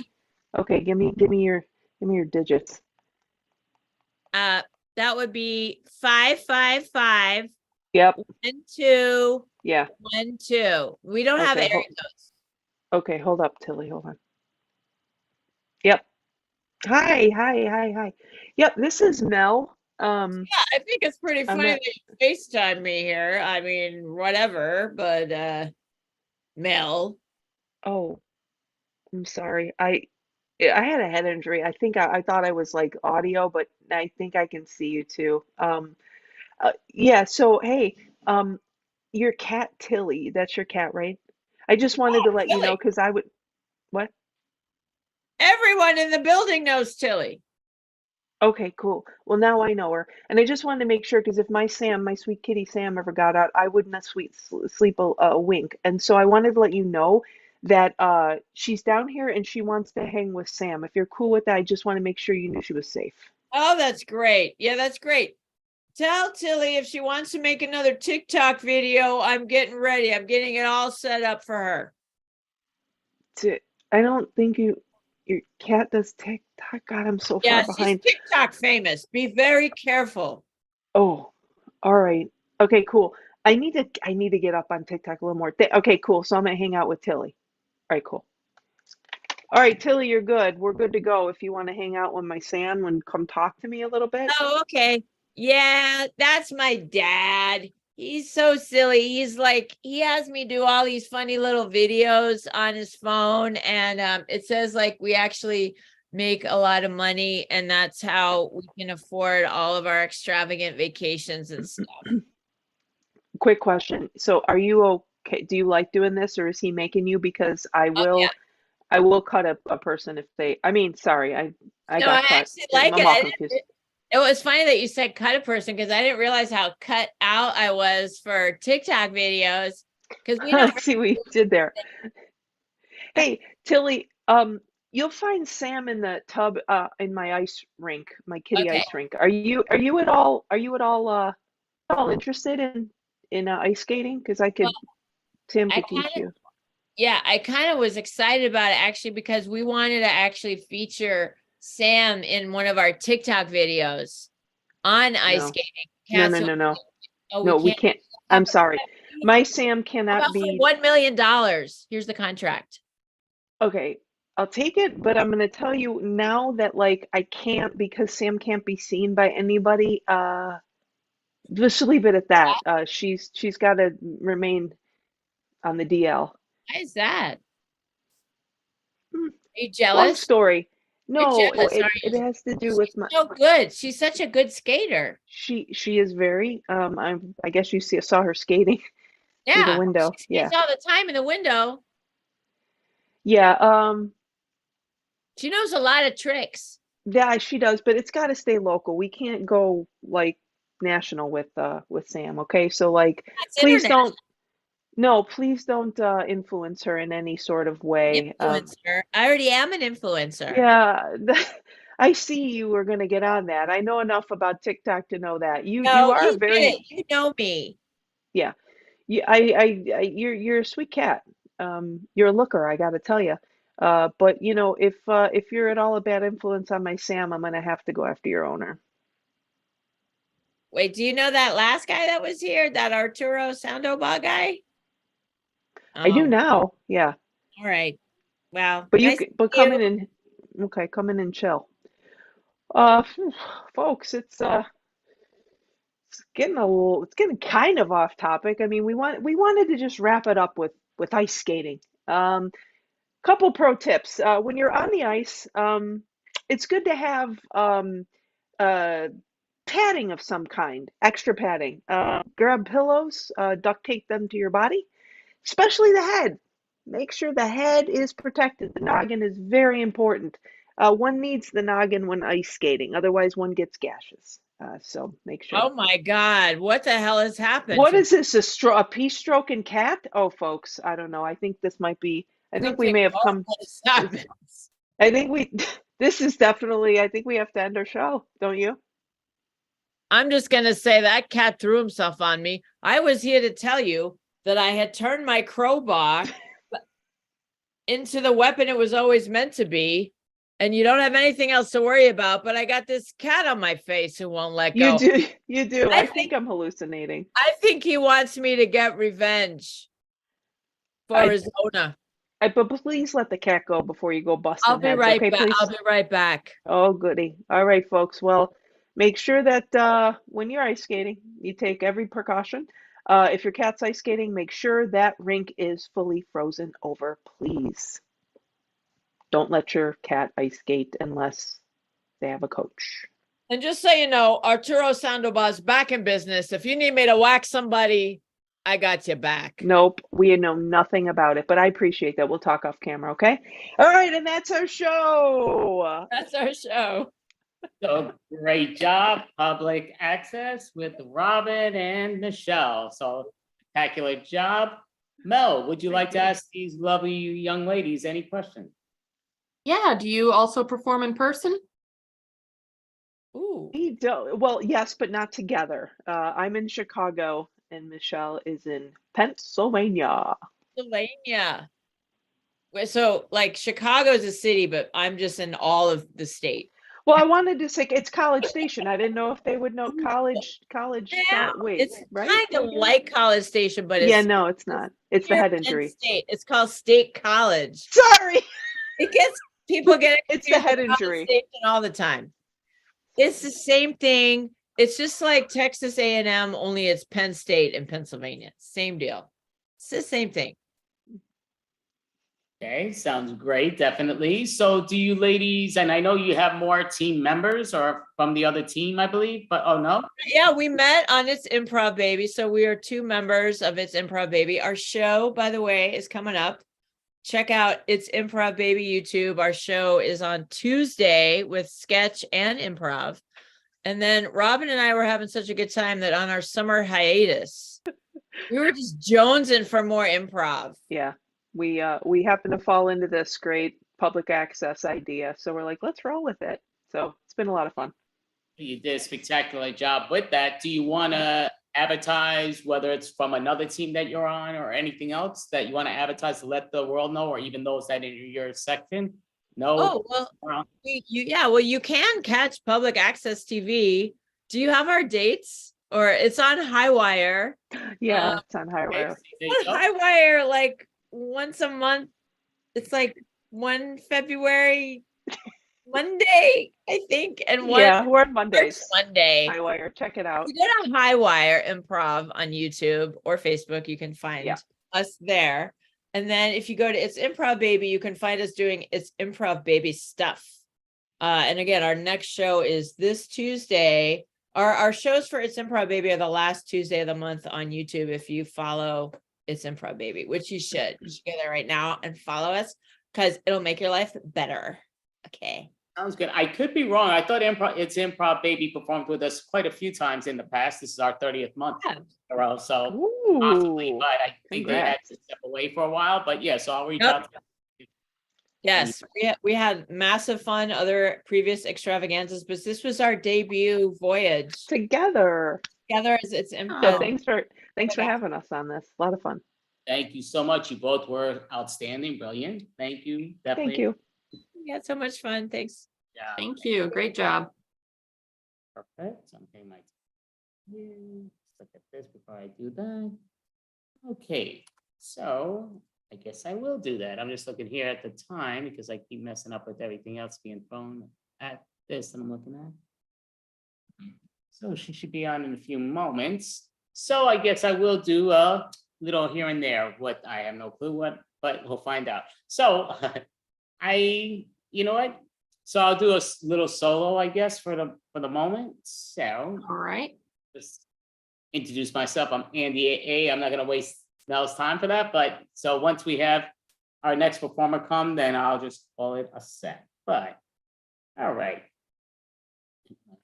So basically, I was kind of not knowing where or what I was gonna do. I was gonna do improv or not here there because it was a replacement for somebody else, and I'm gonna do what I'm gonna do. So I'm just kind of figuring out, I'll bring some of the stuff that I've said in the past, just kind of like, I always try to stay away from politics and religion. But the one reason I'm bringing up this political issue is just to see where still never got a real answer from people that I know. And I never saw the actors or actresses. But moons ago, when we remember Donald Trump got voted in, the real reason I was thrilled that he got voted in was because many people I knew said if Donald Trump ever gets voted in, they're moving. A lot of people online said they're going to move. A lot of actors and actresses said they're going to move. I'm like, wow, you know what? Maybe I could get into the acting business. He gets voted. I'm like, great. This is going to be an empty area. Everything's going to be so empty. Really wasn't the case. It was not that. I don't think one person moved when that happened. You know, again, people talk and a lot of false parking. So it was just kind of like a real disappointment. It was like, don't say it if you're not going to do it. But that's all good there. So it just comes down to, I know a lot of people have had their hand fall asleep or their feet fall asleep. And I've had that situation at times. But the worst thing about it is my feet, they actually snore, which is really annoying. You know, people don't realize how bad it is when your feet fall asleep and you're in a subway or on a train or on a bus. People don't understand what's going on. And I don't want to describe to them, oh, it's me and it's my feet or it's my hands, because it's really creepy.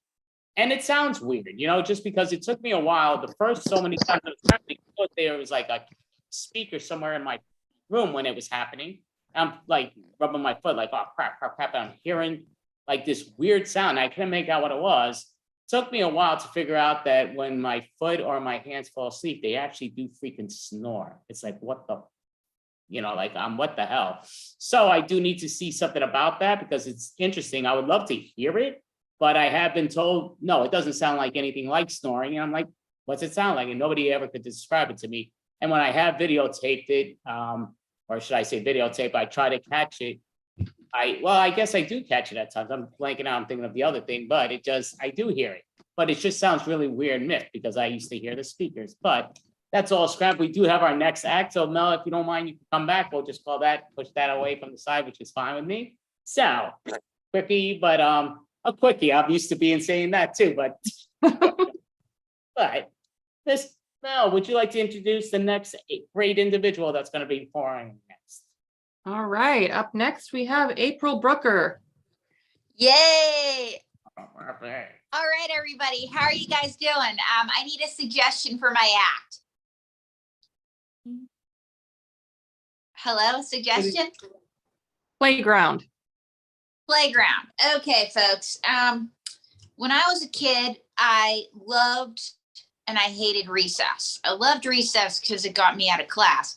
But I hated recess because I hated my classmates. And I hated games like, I hated any games with a ball, okay? Because every game to me became dodgeball because I would dodge that ball. And it was weird because my mom was actually a gym teacher for a little bit. And so I did not have any aptitude at ball sports, okay? So I guess you could say that, you know, I kind of betrayed the family. So I was one of these kids that was always like doing gymnastics during recess or doing other things. So what I'm doing is I'm finding out what everybody here did, okay? Because I got a bunch of friends. What did everybody do instead of going to the playground? First, I'm going to ask lounge legend Dwayne Newton. Hello, hello, hello. So, Dwayne, where are you from? Well, little lady, I'm from Cuyahoga Falls, New York. Cuyahoga Falls with an accent like that? Yes, Cuyahoga Falls, New York. And I've always wanted to talk like this. So, but why Cuyahoga Falls, New York? Well, little lady, it's a hard word for ventriloquists to say. Cuyahoga Falls, New York. Interesting. So, Dwayne, I got to ask you, what did you like to do during recess as a kid? Well, little lady, we used to play this game called Catch the Pig. Catch the Pig? Was this a ball game? No, we would release a pig and you would have to catch it. So we would yell, catch the pig, catch the pig, catch the pig. Okay, so what else did you do during recess? We also had a game called Kick the Sheep. And Kick the Sheep, what was this a game with a ball? No, little lady. Kick the Sheep. We actually used to take a sheep and kick it. Okay, we're bordering on animal cruelty. Did you do anything like swing on the swings? No, little lady. My district was too poor to afford swings. Okay, so what did you do instead of swinging on the swing? Well, there was a swingers club up the street and they used to let us play inside. Okay. So that's how you would swing. Well, yes, my mother and father were swingers. So they went to the swingers club. No, this was the adult playground. They actually had swings. Oh, okay. I'm a little confused here. So did you do anything else during recess, like play hopscotch? No, little lady. Hopscotch was the new Tang-Aid, and nobody played that one. Okay, I think we're all kind of confused here. So now let's talk about your shows. How have your shows been going? My shows have been going good at the Kroger Supermarket Slot Parlor. That's great. So do they have you selling items? Yes, they have me selling items. They have you selling items, Dwayne. Like, what are you selling? Well, I'm selling evaporated milk. Evaporated milk. And do you like evaporated milk? I don't like it. Why don't you like evaporated milk? It always disappears. Okay, and what else do they have you selling? They have me selling melons. Why melons? Well, April, you can't marry a melon. Why would you marry a melon? Well, they can't elope. Okay. And what else do they have you selling? They have you selling bicycles, but they're not a high energy sale. Why not? Well, because they're too tired. Okay, but you look like somebody, but you're not. Well, I look like my famous cousin. Uh-huh. Well, you see, he's Mr. Las Vegas, and I'm Mr. Almost Las Vegas. Almost Las Vegas. Thank you very much. Have you ever met your famous cousin? Yes, I have. He gave me his autograph once. His autograph. It was big and gold at the bottom of the restraining order. Oh, but anyway, I'm his second cousin twice removed. Twice removed. Yes, I've been removed. Once by casino security and once by the Clark County Department of Health. Okay, so because the subject is playgrounds, would you like to give us a song? Yes, I would. I met her on the playground. She was a nice kind of girl. Dun, dun, dun, dun. I said, little sweetheart, I want to rock your world. Dun, dun, dun, dun. I followed her home, da-dum, dum, da-dum, dum, and her pink high tops, da-dum, dum, da-dum, dum, and then her father got a shotgun, da-dum, dum, da-dum, dum, and then he called the cops, dum, da-dum, dum. He said he followed her home from the playground, da-dum, dum, da-dum, dum, with her pink high tops, da-dum, dum, da-dum, dum. You're 35 years old, da-dum, dum, da-dum, dum. You got to get taken away by the clock. Okay, Dwayne. Thank you for the original song. Now I'm going to close with a favorite. Dunka-Shane, darling, Dunka-Shane. Hands on sale in our 5, darling, Dunka-Shane. Dunka-Shane, darling, Dunka-Shane. Sail on bandage, you might need those after your time on the playground, Dunka-Shane. Dwayne Newton, everybody. Now, I have this roommate, and she never talks about her family, okay? Speaking of playground, and playground goes a lot to childhood, and I think that she's got some issues, okay? And we're going to get to the bottom of those issues today. Folks, I bring to you May Wilson. Oh my God! So April, what are we doing? We're talking about the playground. Oh, I love the playground. It is the best strip club in Vegas. Woo woo! But I want to talk about something more wholesome today, like your family in Pocatello, Idaho. I never hear about them. Oh, April, I don't like them. Well, that's not good. Fine, I have a sister named June. Wait, May, you have a sister named June? Yeah, but we don't talk. What, is she jealous of your career? She's never said anything about it. Never? No, she's a mime. A mime? Yeah, and an inconsiderate one too. Mime is a hard word for ventriloquists to say. I'm sorry. She's been this way since we've been kids. You see, June still holds a grudge from all those long family car trips. She always had to win the quiet game. There's always one in every family, but May, you should try to make up with June. Life is short. Well, April, we have nothing in common. You see, I'm totally claustrophobic, and she loves being trapped in the box. It turns her on. This is my impression of her at a dinner party. Okay, May, all right. Now, don't tell me July and August are your parents. Yes, July and August are my parents. My mother was a sock, my father was a pillowcase. I came into this world confused. Okay, all right. I'm sure September and October are better. Oh, no, they're not. Those are my loser twin brothers. They live in Vegas and they're out of work. September and October, yeah, their business dried up. And what business was that? The family business. The family business, you know, the mob. They got the idea after watching the movie Goodfellas. I mean, Casino, you know, one of them, but they forget that in the end, Vegas goes corporate. That is a problem. But there's a lot of sibling rivalry here because you see, my industry is booming in Vegas. And what is your industry? I'm a sugar baby. A sugar baby? You see, it's a job and a half. All rolled into one. I'm a girlfriend, a naughty nurse, and a sex doll. That does sound like a lot of work, but I don't want to hear about November, December, January, and February. Oh, they're not so bad. That's my aunt, my uncle, my dog, and my cat. There can't be a March. Oh, but there is. He's a success story of the family. He made a lot of money in the automotive industry. Does March own his own car lot? No. He's a crash test dummy. Crash test dummy. Let's leave April. April, that's you. Say goodnight. Good night, mate. Wow. So I guess I know why she's got all the problems she does. You know, everything stems from childhood, right?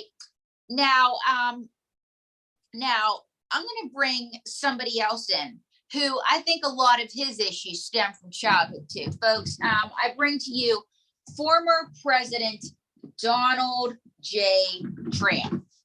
Hello, my fellow Americans. So, Mr. Trump, we want to ask you, what did you do during recess as a kid? Well, during recess as a kid, I used to pay all the poor kids to do my homework. Okay, you see, I said, if you do my homework, I'll give you $1. And what happened? They did my homework and I didn't pay them. I figured someday this is what the world's going to be when I own a company. And what's that? You'll do my homework and I won't pay you. And so what else did you do? Well, I said, this is what the world's going to be like when I'm president. And what did you do? I said, I'm going to do you're going to do my homework and I'm not going to pay you. Okay. All right. Now, Mr. Trump, did you ever look at an atlas when you were in school? Atlas. Isn't he the really built guy at the gay bar? Okay, all right. Did you learn anything in school?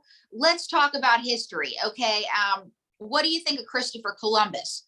Columbus, that's always a busy street in New York. My driver's always getting stopped. Okay, all right. What do you think of, Abraham Lincoln? He's stupid. Wait, did you just call Abraham Lincoln stupid? Yeah, he's on the $5 bill. Benjamin Franklin, on the other hand, he's rich just like me. Oh God. What do you like about Benjamin? Like, why do you like the Benjamin Franklin? What else do you think I drop at the strip club? How else do you think I meet my wives? Okay, so, but did you study any foreign history in school? Yes, I did. So you studied foreign history. Why is that? Well, April, you see, as a man, I always want to marry the newest, hottest foreign import. That's why I like cars. Mr. Trump, women don't like being compared to cars. Did you ever learn about women's suffrage? Well, that's what my second wife said. She said, we agree to you as women's suffrage. Really? Yeah, because I suffer every day. Okay. So, but Mr. Trump, what do you think of the women's rights unit in school? I think that they should stop teaching it. Why should they stop teaching it? Well, because a woman is putting words in my mouth right now. Okay. So, but let's talk more about what you did in school. Did you take gym class? I paid somebody to do it for me. Okay. Did you play kickball at recess? Yeah. When some kid didn't do my homework, I kicked him. Okay. Did you play with blocks when you were a kid? Yes, I did. I played with blocks. I said, this is how I'm going to build my wall. So, but do you realize, I'm going back to your campaign, that you promised to build a wall? April, I wasn't a politician when I ran, but now I am. Look at how good I did my job. Okay. So, but But does this mean you're building a wall? Yeah. Out of blocks. Out of blocks? Yeah. See, I built the wall. Okay. All right. I built the wall when I was 5. See, I didn't lie. You didn't lie. It was a half truth. A half truth. You see, you can be ish. You can be ish. What does that mean? You learn in school that you can be ish. What does that mean? You can be greenish. You can be bluish. And in the words of George Santos, you can be Jewish. Wait, what does that mean? He's not Jewish. No, he's Jew-ish. Okay, I'm not going to touch this one. All right. So did you learn about white supremacy in school at least? Well, April, I'm all for white supremacy. Okay, we're going to have to stop this broadcast, Mr. Tramp. No, not like that. You see, I'm all about white supremacy after Memorial Day. Okay, you learned nothing in school. You should have had, I don't know, you shouldn't have had the poor kids do your homework, or you should have paid them better. Well, my father paid for me to graduate. Okay, all right. But if you could go back to a playground now, what would you do? I would play run.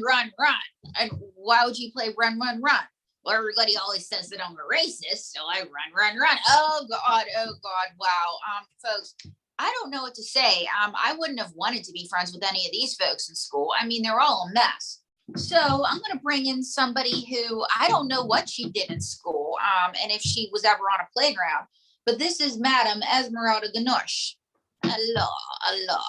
So, Madam Esmeralda, looking back into my childhood, what do you see? I see you on a playground. Yes, and I see you have no friends. This is why you're talking to cockroaches. Okay. What else do you see in the crystal ball? I see you made a puppet out of your lunch bag. Yeah, that's right, I did. And I see it was food that your mother packed you that you didn't want to eat. That's right. And you gave it away and you made a cockroach friend. That's right. And you did the cockroach unit in Mrs. Capuzzi's class. This is correct. How do you know all this? Well, you're the ventriloquist and you wrote the routine. So Esmeralda, back to the playground. What did you do on the playground? Well, I used to tell people's fortunes. Oh, really? I used to make money on the playground. I was a hustler. So what did you do? You see, there was always a stupid kid. I'd say, yes, you are cursed. You fail math. And so what did you do? I said, for $10, I can lift that curse and you will pass math. So what happened? I got $10. Okay, and did he pass math? No, he was minus $10. He still failed math. You see, he forgot that stupid plus stupid equals stupid. So I was giving him a free math lesson. So you cheated him. No, I was tutoring him. Okay. What else did you do during recess? Because you couldn't have that hustle forever. I had another hustle. I would find the girl that had a crush. She'd ask me, will Johnny ever like me? And what did you say? I said, no, because you are cursed. So what did she say when you said you were cursed?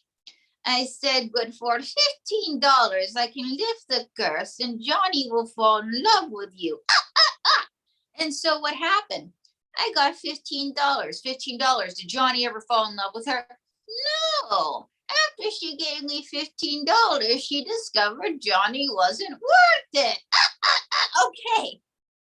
So that couldn't last forever. So what was your hustle after that?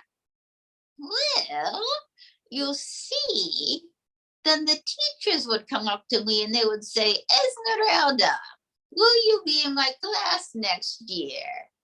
And what did you say? Depends on what you give me. And what did they do? They said for $100, don't be in my class next year. So you didn't learn. Oh, that's incorrect. I did learn. What did you learn? I learned that a lot of people will pay for what they want. So how rich were you at the end of the year? Rich enough never to go to school again. Oh, wow. Okay, folks. This has been quite a day. Let's see. Now, I'm going to bring this next puppet out, and this next puppet might cause some waves.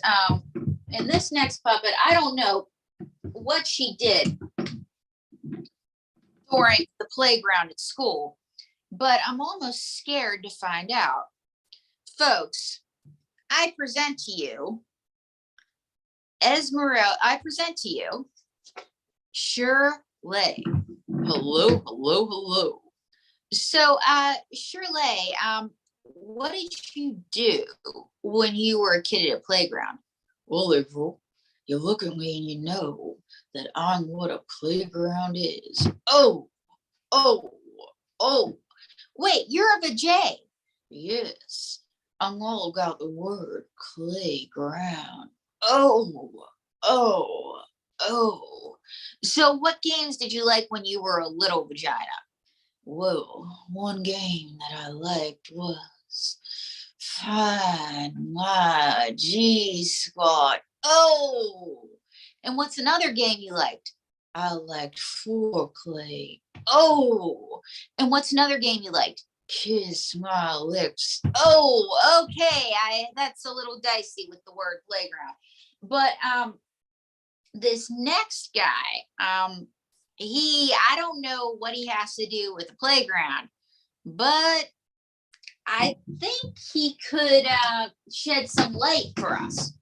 Folks, I present to you my boyfriend, Howard Hughes. Hello. So, Howard Hughes, what did you do when you were a kid on the playground? Well, when I was a little skeleton, I would win all the games. No bones about it. No bones about it. And what are some of the games you played? I played the worms crawling in, the worms crawling out, the worms playing pinochle on your scalp. Uh-huh. And did you ever sing a song on the playground? Yes, I did. Here goes. Did you ever see a hearse go by and think that you might be the next to die? So, do you realize that you're no fun to have on a playground? Well, they used to call me Bone Daddy. So Howard, if you could have anything on a playground, what would it be? Well, I would say a ride that doesn't put you in grave danger. Okay, so did you play on the swing when you were a kid?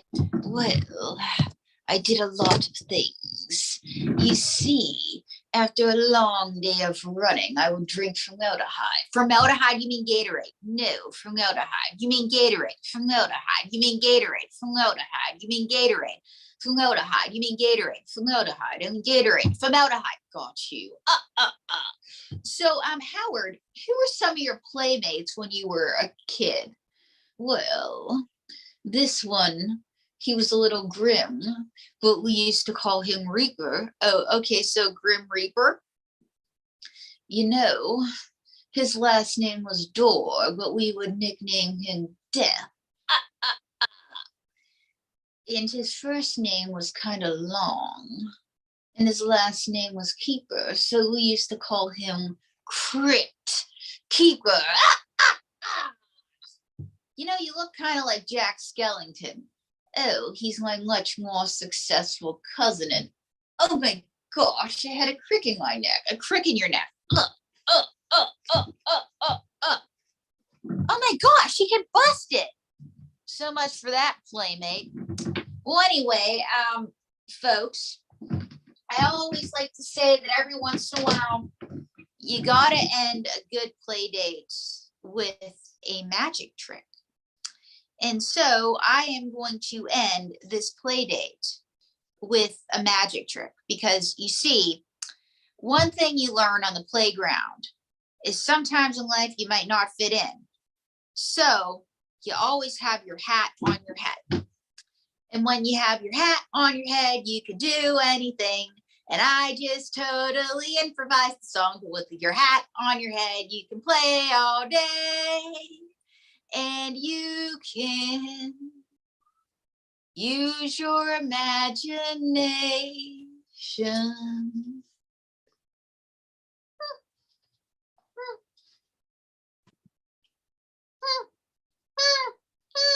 Oh, would you like to help me finish this broadcast? Okay. Anyway, one more thing. Thank you. All right, great job, April Brucker. Great job, very entertaining. Thank you. Yeah, I love when you're able to perform. April, you just do a spectacular job as always, and we really appreciate it. She's out in Vegas, and she does a lot of shows. You want to let people know where you're performing next in Las Vegas? Well, I'm going to be starting a residency this spring, venue to be announced. I just got back from performing at the Vermont Burlesque Festival. I'm going to be taking more road dates. So watch out at aprilbrooker.tv. I might be swinging back east. So stay tuned, folks. It's going to be a spectacular year. And check out my series, April in Vegas, on youtube.com/April Brooker Comedy.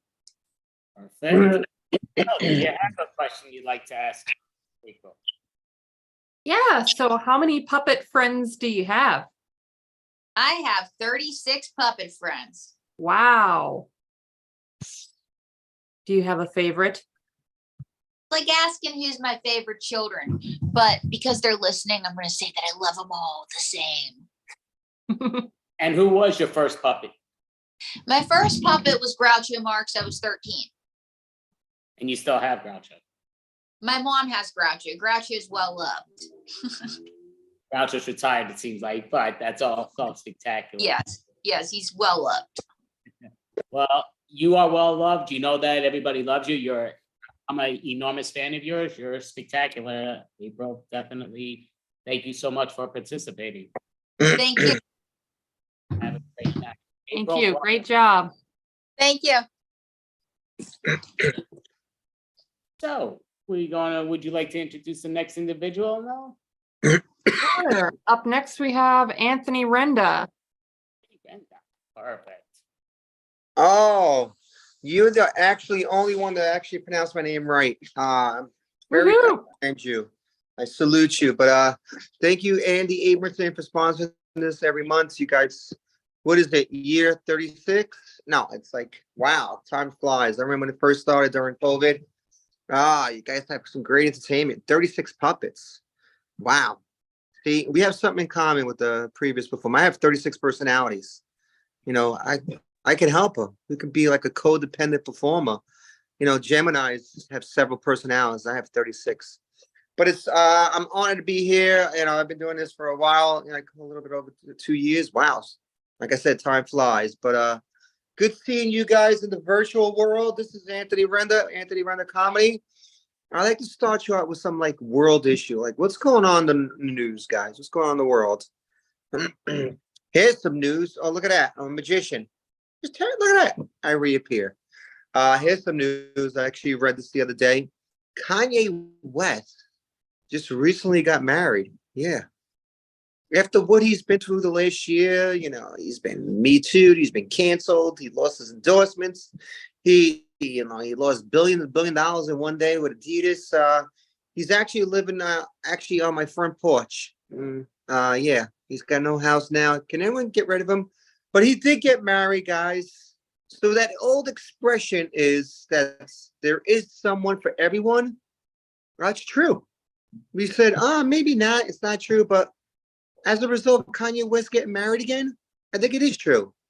All right. And he was saying this. He publicly said, I'm not bipolar. Kanye West said this. He goes, I'm autistic. He goes, like the movie Rain Man, starring Dustin Hoffman, who had autistic savant. He was smart. He was clever. He can count the number toothpicks that fell on the floor. Yeah, 52 toothpicks.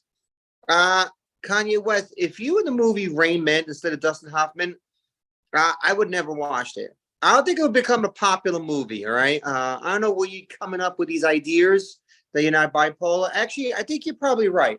I don't think you're bipolar. I think you're just fully crazy, all right? Bipolars give you the benefit of doubt. You know, you have some sadness, some grief, some happiness. You have many moods. Okay, you're just fully crazy, all right? But I'm glad to see he's back on his feet. You know, he's got a lot of scrutiny the last year. All right. Also, the war in Ukraine, it's still going on. I don't know why. I think it should end. There's too much tragic, you know, casualties happening there. But as a result, they're tightening up, stirring up more. You know, the Ukrainian president, Putin, are still going at it back and forth. There's more casualties, more destruction. So they're going to get some help. So you know who offered to help Ukraine? Germany and the United States. Like, Germany? I was kind of shocked when I heard that. They're both going to send some tanks. So Germany's like, yeah, we'll send them next week. We'll give you about 12. All right. Ukraine needs it. United States says, yeah, we're going to send tanks. We're going to send, you know, more than 12. We'll send like 100. So we try to one up them. But we'll send it to you next year. All right. The war might be over by next year. Why next year? They might need it, you know, in 2 weeks, 3 weeks. This is what happens when you have a president like Joe Biden, who's 186. You do things according to the way Joe Biden does things, like the way he walks very slowly, the way he, you know, folds his clothes, the way he does his laundry. That's the way we're doing things when it comes to, you know, shipping them tanks. Very slowly, like Joe Biden himself. All right. I'm gonna spare you guys my midget joke because it got a lot of scrutiny this last week. So midgets, I love that name, midgets. I just want to say midgets. And I also have a bit where, you know, because I say I'm Sicilian, and being Sicilian, you know, we got Persian in us, we got some Muslim, you know, we're, you know, of course Italian, but we're half black. So sometimes I go on stage and I'll play some Earth, Wind, and Fire, and I'll start dancing. All right. And then I trip on the stage because we're only half black, so we don't have full rhythm. All right, but I'll spare you that. But I want to be a comic that's more relatable. So here's some things that you guys can relate to. All right, or people in the audience in the virtual world. Okay, here's one of them. You ever talk to friends or coworkers or just even family, and they're giving you one after one unconsensual advice? All right, I was talking to one of my friends. I'm like, yeah, you can ask me how's work. I said, yeah, man, I'm in a little trouble. My manager's micromanaging me. He's asking me questions. Expects me to do my job. Like, how dare him? Expects me to do my job. No, he's just questioning me and asking me a lot of questions. So one of my friends says, oh, you got to play him like chess. Be very strategic. Be 3 to 5 moves ahead. I'm like, I don't play chess. What does chess have to do with this? You dodo bird? All right. Then I thought, oh, it's one of those analogies. There's meaning behind it. Oh, okay. I didn't find the analogy behind that. Then I said the same thing to another one of my friends. And he goes like this. You got to be like our former president, Teddy Roosevelt. He goes, always speak softly and always carry a big stick. So I listened to this time. I said, oh, it's none of one of those analogies. Carry a big stick. So I gave it some thought and consideration. So the following day, I work as a personal trainer. So I was walking around the floor, all right, with a Louisville Slugger bat. Yeah, I took his advice. There's my big stick, Louisville Slugger. So I'm walking, training my clients, you know, doing my, you know, my daily routines. Then I see my fitness manager, and he's like, hey, Ant, what's with the bat, Louisville Slugger? I'm like, Teddy Roosevelt. You know, I'm representing Teddy Roosevelt. Then I told him, and in case you get out of hand too, you know, whack him a couple times with the Louisville. All right. Some of you can relate to that. You know, you don't like bosses always telling you on top of you. All right. Another thing I experience on a daily, weekly basis is you ever leave the house, whether you're going to work or you're going to a destination, like you're going to the store, you got to do some errands, and you're like, I don't want to see anybody, talk to anybody. I just want to go where I gotta go from point A to point B. All right. I'm not the only one. All right. So I'm leaving the house. I feel like I'm John Rambo or the Terminator. I survey the area. I put my head in the swivel. I look around, see if I see any people coming around. All right. I was like, and as I'm walking to my car or going where I have to go, I was like, oh man, is that John? Man, is that John from the neighborhood? I know that guy. Damn. I don't want to see him. So what do? I do a Barretto roll into a bush and hiding. All right. I was like, oh man, I don't know if he saw me. Okay. Then I said, all right, this is what I'll do. There's 3 lanes of traffic. So I ran across 3 lanes of traffic and I got hit by a bus. Yeah. So I'm laid out, unconscious. EMT and the paramedic comes. All right. And then John comes over and goes, hey, Aunt, is that you? Hey. And he helps me up onto the ambulance and into the emergency room. Right? What a swell guy John is, you know? All I had to do was, hey, John, what's up? Just keep moving. That literally took 2 seconds. But no, I did this whole Mission Impossible story. All right. The last part never happened, but I do try to avoid people. I hide behind poles. I cross the street, go away from them. But all you got to do is say, hey, what's up? I don't got to give them the whole story, a whole spiel, and talk to them for like a whole hour. Here's another thing you guys could relate to. Getting old. All right. You guys just got older by 4.5 minutes during my set. So we're all getting older. Some of you still feel young at heart. I see a lot of Gen Zs, a lot of millennials. I'm close to being a millennial. I'm a little bit off. All right. But I don't like it. All right. I hate it. It's like my recovery takes longer. Like for me to get out of bed, I have to do a whole routine. I have to do stretch while in bed to get out of bed. I got to stretch my legs, my hips. So I got to do a whole pre-bed routine. Then I have to get up and I got to do another routine just to walk. All right, loosen up my knees. I move around, take some like deep diaphragmatic breaths. All right, so I have to increase my supplementation, my vitamins. I figure that gives me more energy, more vitality. The big one I'm increasing, okay, this one's really helping a lot. It's called extra strength Advil. Yeah, I'm taking extra of those. Not only extra strength, but I'm taking extra pills. All right, and then my bones, they make noises. It's like snap, crackle, and pop. Every time I move my shoulder blade, every time I move my hip bones, my knees, it's like my shoulder bone and muscles talking to my hip. He goes, oh, you think you're sore? Look at this. I can't move. And then my hip is competing him. Yeah, you're moving because you got to reach. What about me? I got to bend and twist. I'm more sore than you and ache more than you. It's like they're trying to one-up each other, see who's more achy, more sore. Then the knee comes in a conversation. It's like a freaking panel of people talking. Shoulder, hip, knee, ankle. All right. It's annoying. What they're doing is complaining. About the soreness, about the acheness. All right. But also when you get older, what I do is you have a sound for some movements. Like get out of bed. Ah. All right. It's usually like one sound, long sound. How about the get out of the car sound? You park it, you open the door. All right. Then you have a sound when you have sex, girlfriend, wife, in this case, girlfriend. I'm the wife, anti-marriage. Never got married, guys. I am pro-marriage if it's right. It wasn't right for me. So here's my noise when I have sex. Here it is, guys. Practice a lot for this. 28, 29, 30. Woo, I'm done. 30 seconds. Grab the remote. Sports Center. Yeah. Who won today? The Nets? The Knicks? Oh, football playoffs? Yeah. All right. Love it. All right. This is something that I was experiencing. You ever think like males and females can relate to this? Like, oh, I'm a good looking person. I keep myself in shape. My hair is good. I maintain it. I shave. I shower. My eyes look good. My nose, everything. My features are there.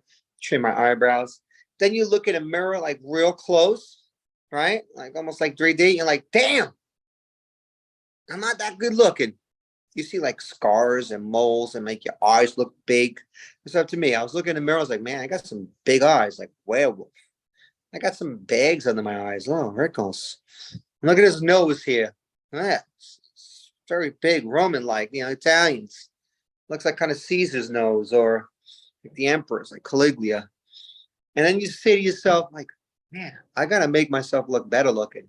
So you write ways, like maybe shave twice a day, wear some facial cream, all right, put some gel on, maybe get a haircut, like instead of every 6 months, like I do, maybe every 2-3 months.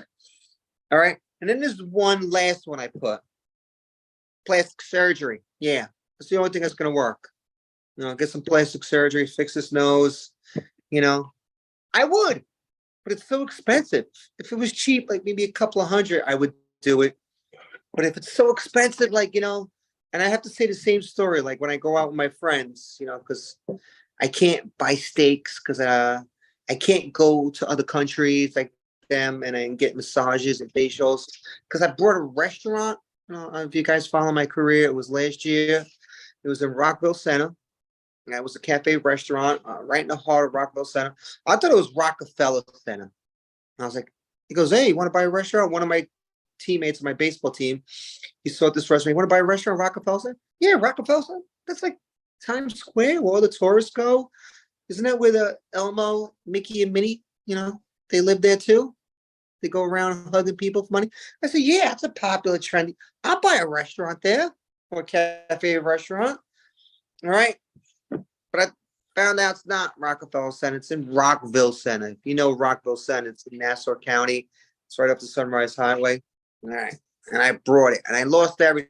So I got to explain the story why I can't do these things. Go out to eat with them or get a massage. Because I lost everything. I lost my checking, my savings, my mutual funds, and part of my Bitcoin. All right. And then I had to pay more money on top of it, my credit card. I even had to borrow $5,000 from my girlfriend. All right. I was like, honey, I don't have enough money. I'm not making enough money. Do you mind if I borrow $5,000? Then I borrowed $5,000 and then she charged me interest. I figured she just gave it to me. I said, I'll pay you within 90 days. What is it, 60 to 90 days? She gave me some kind of agreement. She charged me interest, 10%. So I had to pay that $5,000 plus 10% of $500. I didn't mind because I needed the money. I gave like a few hundred more. But that more bills on top of that. So trying to turn things around. So I'm trying to make more money. I was a former high school teacher. I taught social studies. I know you guys are thinking, I read your minds like I'm an underachiever. I should be writing New York Times bestseller books, right? Right? Or I should be a professor at Yale or Harvard. All right? No. I know you guys really think it's like, how does this guy teach social studies history? He can barely speak words in English. Yeah, I did teach social studies. I enjoyed it, and because I liked history. I wanted to impact the kids more in a classroom as opposed to like a gymnasium because I'm very athletic. All right. And I was like, I'm going to be their Socrates, their Plato. All right. I'm going to inspire them, motivate them, to go on to college and get great jobs as doctors and accountants. So I was like, yeah, I'm going to be energetic. I'm going to be very influential. First day of school, I was like, hi, my name is Mr. Brenda. I'll be your social studies teacher, guys and girls. We're going to learn about, world history, the Egyptians, the Persians, or the exploration age, a lot of, things. So it's going to be fun. Does anybody have any questions? We're going to have homework. Here's some office hours. I'm going to assist you guys. So one kid in the back raised his hand. I said, oh, yeah, I fell in the back. What can I do for you? He's like, yeah, Mr. R, why do you wear such tight pants, tight-ass pants? Because I used to wear corduroys and khakis. I said, tight-ass pants? I said, forget about being there Socrates and Plato. I'm going to knock this kid out. Okay, Mike Tyson style. Or like the UFC. I'm going to give him like a choke, a triangle choke, and choke him out. But I enjoyed it. And I realized social studies is not for me. It was like too much homework grading and too much lesson planning and region proctoring. So I became phys ed teacher. Because look at me, I'm athletic. That's what we did in Brooklyn back in the days. We used to play stickball, sponge ball, go in the park, play football. All right. So now I'm a personal trainer. I did a phys ed physician teacher for a couple of years. Now I've been a personal trainer for the last, I would say, close to 8, 9, 10 years. And I love my job. I love my clients. You know, I change their lives. I teach them how to work out, teach them how to eat right, you know, how to lose weight, how to gain muscle tone.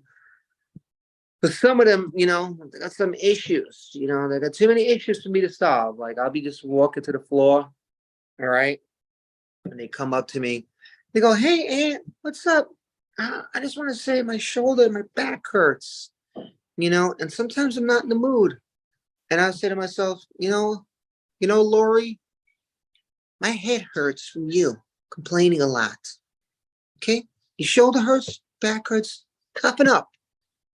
All right. Then I'll see another one of my clients as I'm walking the floor, on to my other client, and they're like, yeah, Aunt, I think I gained 5 pounds.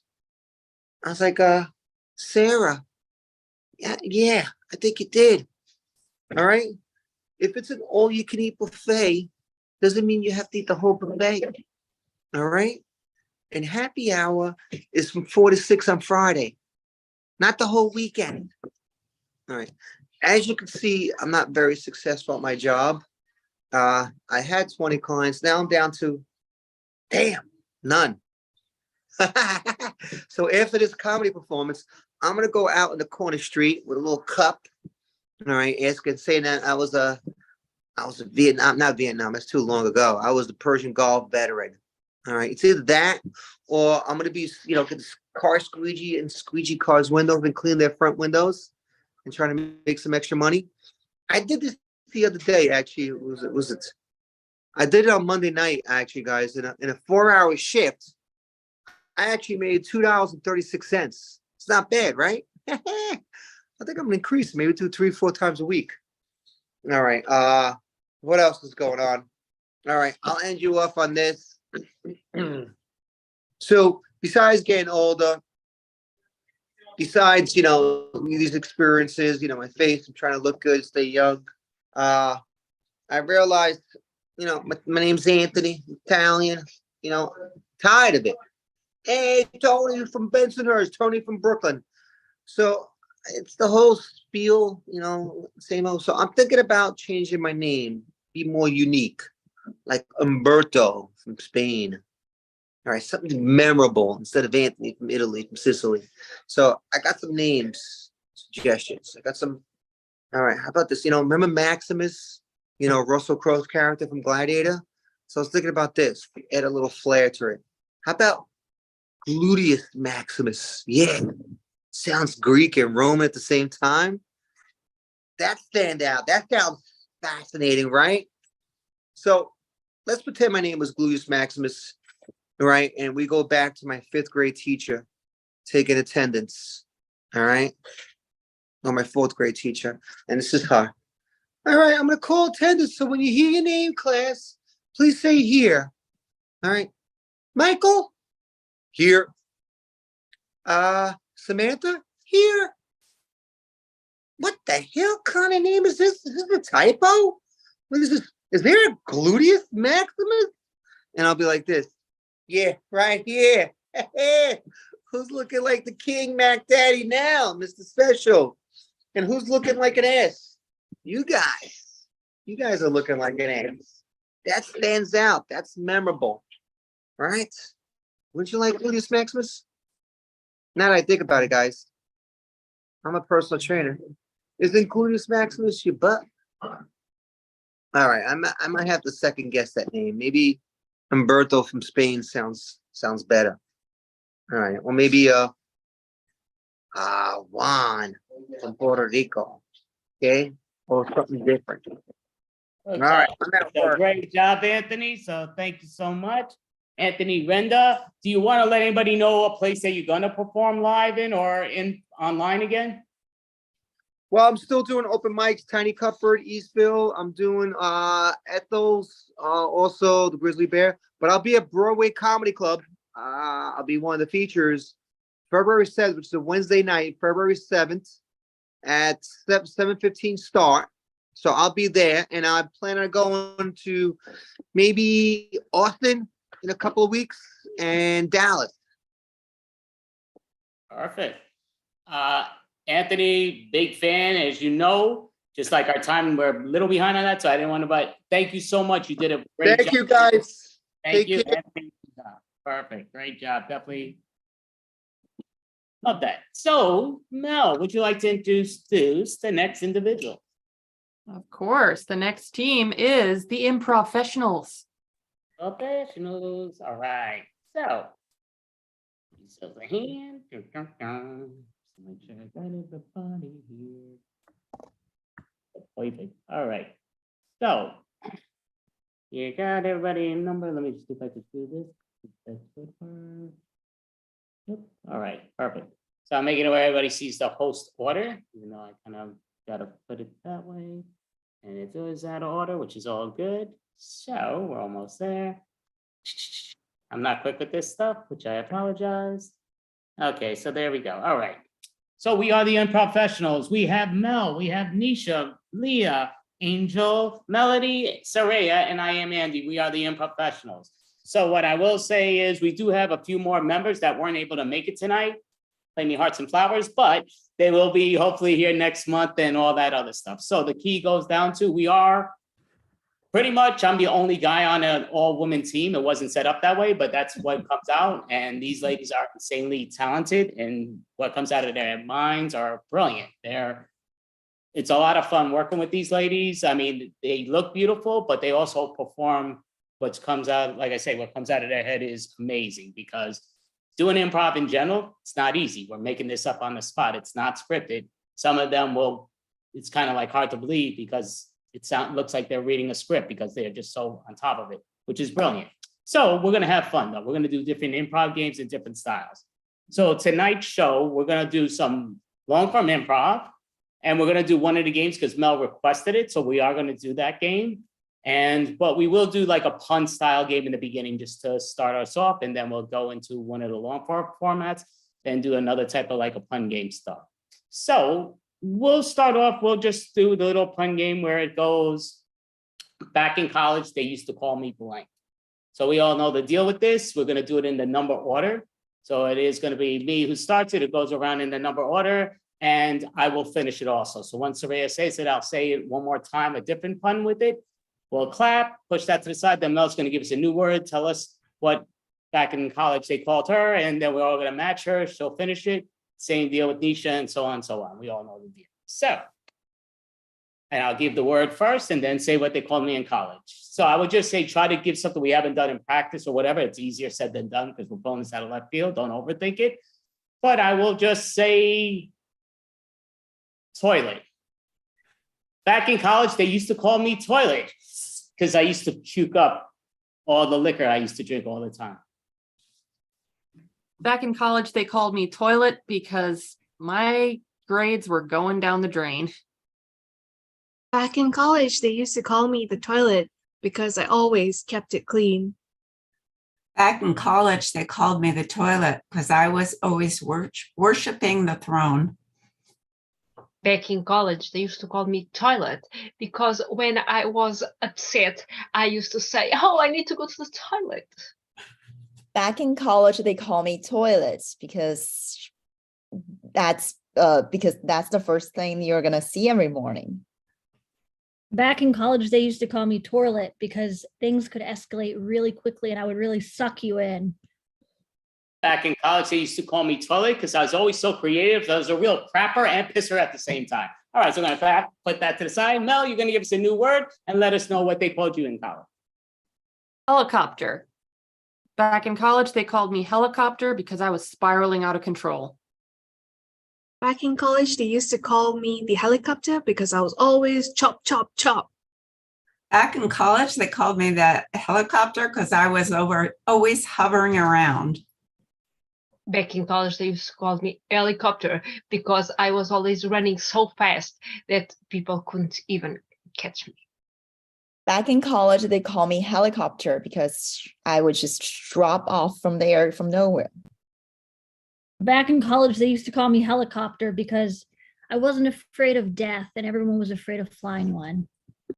Back in college, they used to call me helicopter. They said my stories kept going around and around and around, and it never really said anything. Back in college, they called me helicopter because I was always hovering. All right, so great job. So we're gonna put that to the side, and now Nita's gonna give us a word, then let us know what they called her in college. Coffee. Back in college, they used to call me coffee because I was hot and I was cold. I was yes and I was no. Back in college, they used to call me coffee because I always liked it black. Back in college, they used to call me coffee because I was getting asleep in every class and people were screaming, give her some coffee. Back in college, they call me coffee because I was always energetic. Back in college, they used to call me coffee because I was always traveling around to places like Costa Rica, Colombia, and bringing back beans. Back in college, they used to call me coffee just because I was always up. Back in college, they called me coffee because, like Starbucks, I always got people's names wrong. Back in college, they used to call me coffee because they found me a little addictive. It's a great job. So we're gonna put that to the side. Leah's gonna give us a word and then let us know what she was called in college. Cat. Back in college, I was called cat because I was always sleeping. Back in college, they used to call me Cat because my real name is Catherine. Back in college, people call me cat because people just love to pat me all the time. Back in college, people used to call me cat because I would make intense eye contact and walk really slowly next to them. Back in college, they used to call me cat because no matter how high I jumped, I always made sure I landed on my feet. Back in college, they used to call me cat because I was always knocking things off tables. Back in college, they used to call me cat because I was always on the roll. Back in college, they used to call me cat because I hit the catnip a lot. That's a great job. So we're going to put that to the side for a moment. Now Angel's going to give us a word and then tell us what she was called in college. Pumpkin. Back in college, they used to call me Pumpkin because I was always counting down the days for Halloween. Back in college, they called me pumpkin because I just love the pumpkin spice latte. Back in college, they used to call me pumpkin because I would make all kinds of crazy faces and people didn't know what kind of mood I was in ever. Back in college, they used to call me Pumpkin because I was really a jackass, but they said make him more like a jack-o'-lantern. Back in college, they used to call me pumpkin because I had a really scary face like a jack-o'-lantern. Back in college, they used to call me pumpkin because I was a fresh slice. Back in college, they used to call me pumpkin because I was full of guts and seeds. Back in college, they used to call me Pumpkin because I was a body pump instructor. That's a great job. So I'm going to put that to the side. Now Melody's going to give us a new word and then let us know what she was called in college. Post-it. Back in college, I was called Post-it because I was too convenient. Back in college, they used to call me Post-it because I would often not be able to be taken away. I was really sticky kind of to people. Back in college, they used to call me Post-it because I always repeated the same level of college time after time after time. And I just was posted it there. Back in college, they used to call me Post-it because I wore really bright colors. Back in college, they used to call me Post-it because I was always stuck to places they didn't want me to be stuck to. Back in college, I was called Post-it because I was always reminding people of things. Back in college, they used to call me Post-it because I was forgetting everything and people said, just write it here. Back in college, I was called Post-it because like no matter where you put it, you somehow can't find it the next day. All right, so great job. So we're going to do one more before we get to our next long form style game. So Soraya, let us know a word and let us know what they called you in college, please. Sure, rice. Back in college, they used to call me Rice because I was a bit messy and could always find a little bit of me everywhere. Back in college, they used to call me Rice because I would always love rice and beans and rice and chicken. Arroz con pollo, you can't go wrong with the rice. Back in college, they used to call me Rice because I was flavorless. Back in college, they used to call me Rice because I was steamy. Back in college, they used to call me Rice because I love to be touched with chopsticks. Back in college, they used to call me Rice because I had a pronunciation problem and I couldn't pronounce very well the S. So I used to sing the song, "You rise me up." Na, na, na, na, na. Back in college, they call me Rice because they always need to make sure I get the right amount of water. Otherwise, that will be either too soft or too hard. Back in college, they used to call me Rice because I would order from the same Asian restaurant every week called Mint 2 in Atlanta. And I was friends with the owner. All right, so great job. So that is our spots of doing what we were called in college. So I would tell Mel there is a thing called soy sauce and other spices that she could make her rice be flavorful and not tasteless, but I'm just a joke. But so we're gonna play a game that Mel requested. So we will play it, and it's called Werewolf. So these individuals, most of them have played it with us before. Obviously, depending on where you play it, it's played a different manner. So we're gonna play it the manner that I kind of did it online. So, and again, it's always a little bit different. But how that works is you always have to listen to what I'm saying because things do change a lot. So we just have to pay attention. That's counting my team, but also counting the audience if you're paying attention. It's a real fun game though. So basically how this story ends up going is one of these 6 ladies is a werewolf. And their goal is to find out which one it is before they get hunted because the wolf does take them out at night and not on a date. Out dead. So the key is once one of them dies, they'll still stay on screen and the ghosts, they'll be the ghosts, but they'll be able to get in contact with certain ways of how we get it done. But everything's always depends on how it goes. So their main goal is if you're the werewolf, you're not going to say you're the werewolf at any point. You're always going to deny it because people like right now, me and Nisha are in the scene. I'm going to be like, Nisha, are you the wolf or blah, blah, blah. So even if she is, she's always going to deny it or vice versa. But I'm not going to be here. I'm going to be the scripted person that's always on screen. So it's kind of like I won't be it. It's going to be one of these 6 ladies that are going to be the wolf. The other job of the 5 other ladies is get the wolf out before the wolf gets you out. Now we're going to have 1 doctor and 1 wolf. The doctor could save 1 individual each time as long as they're not dead. So the wolf is, the doctor is somebody that's not the wolf. And how that goes is when I tell everybody to look away, they're gonna make it obvious that the audience sees you're not looking. And then I'm gonna tell the doctor to look up. So nobody here knows who the doctor is or the wolf yet. They'll find out a little later. I have these cards, which is gonna decide what numbers are getting chosen to be the wolf, the doctor, and all. All these numbers are there. Let me just make sure I got the right number. I put myself in there, but I'll take it out. But so there's 7 of you. So the key is each one's going to give like a description here in the beginning. So nobody here, we're going to listen to their description of who they are and all that stuff. But we don't know right now the character they're portraying, they're going to stick being that same character.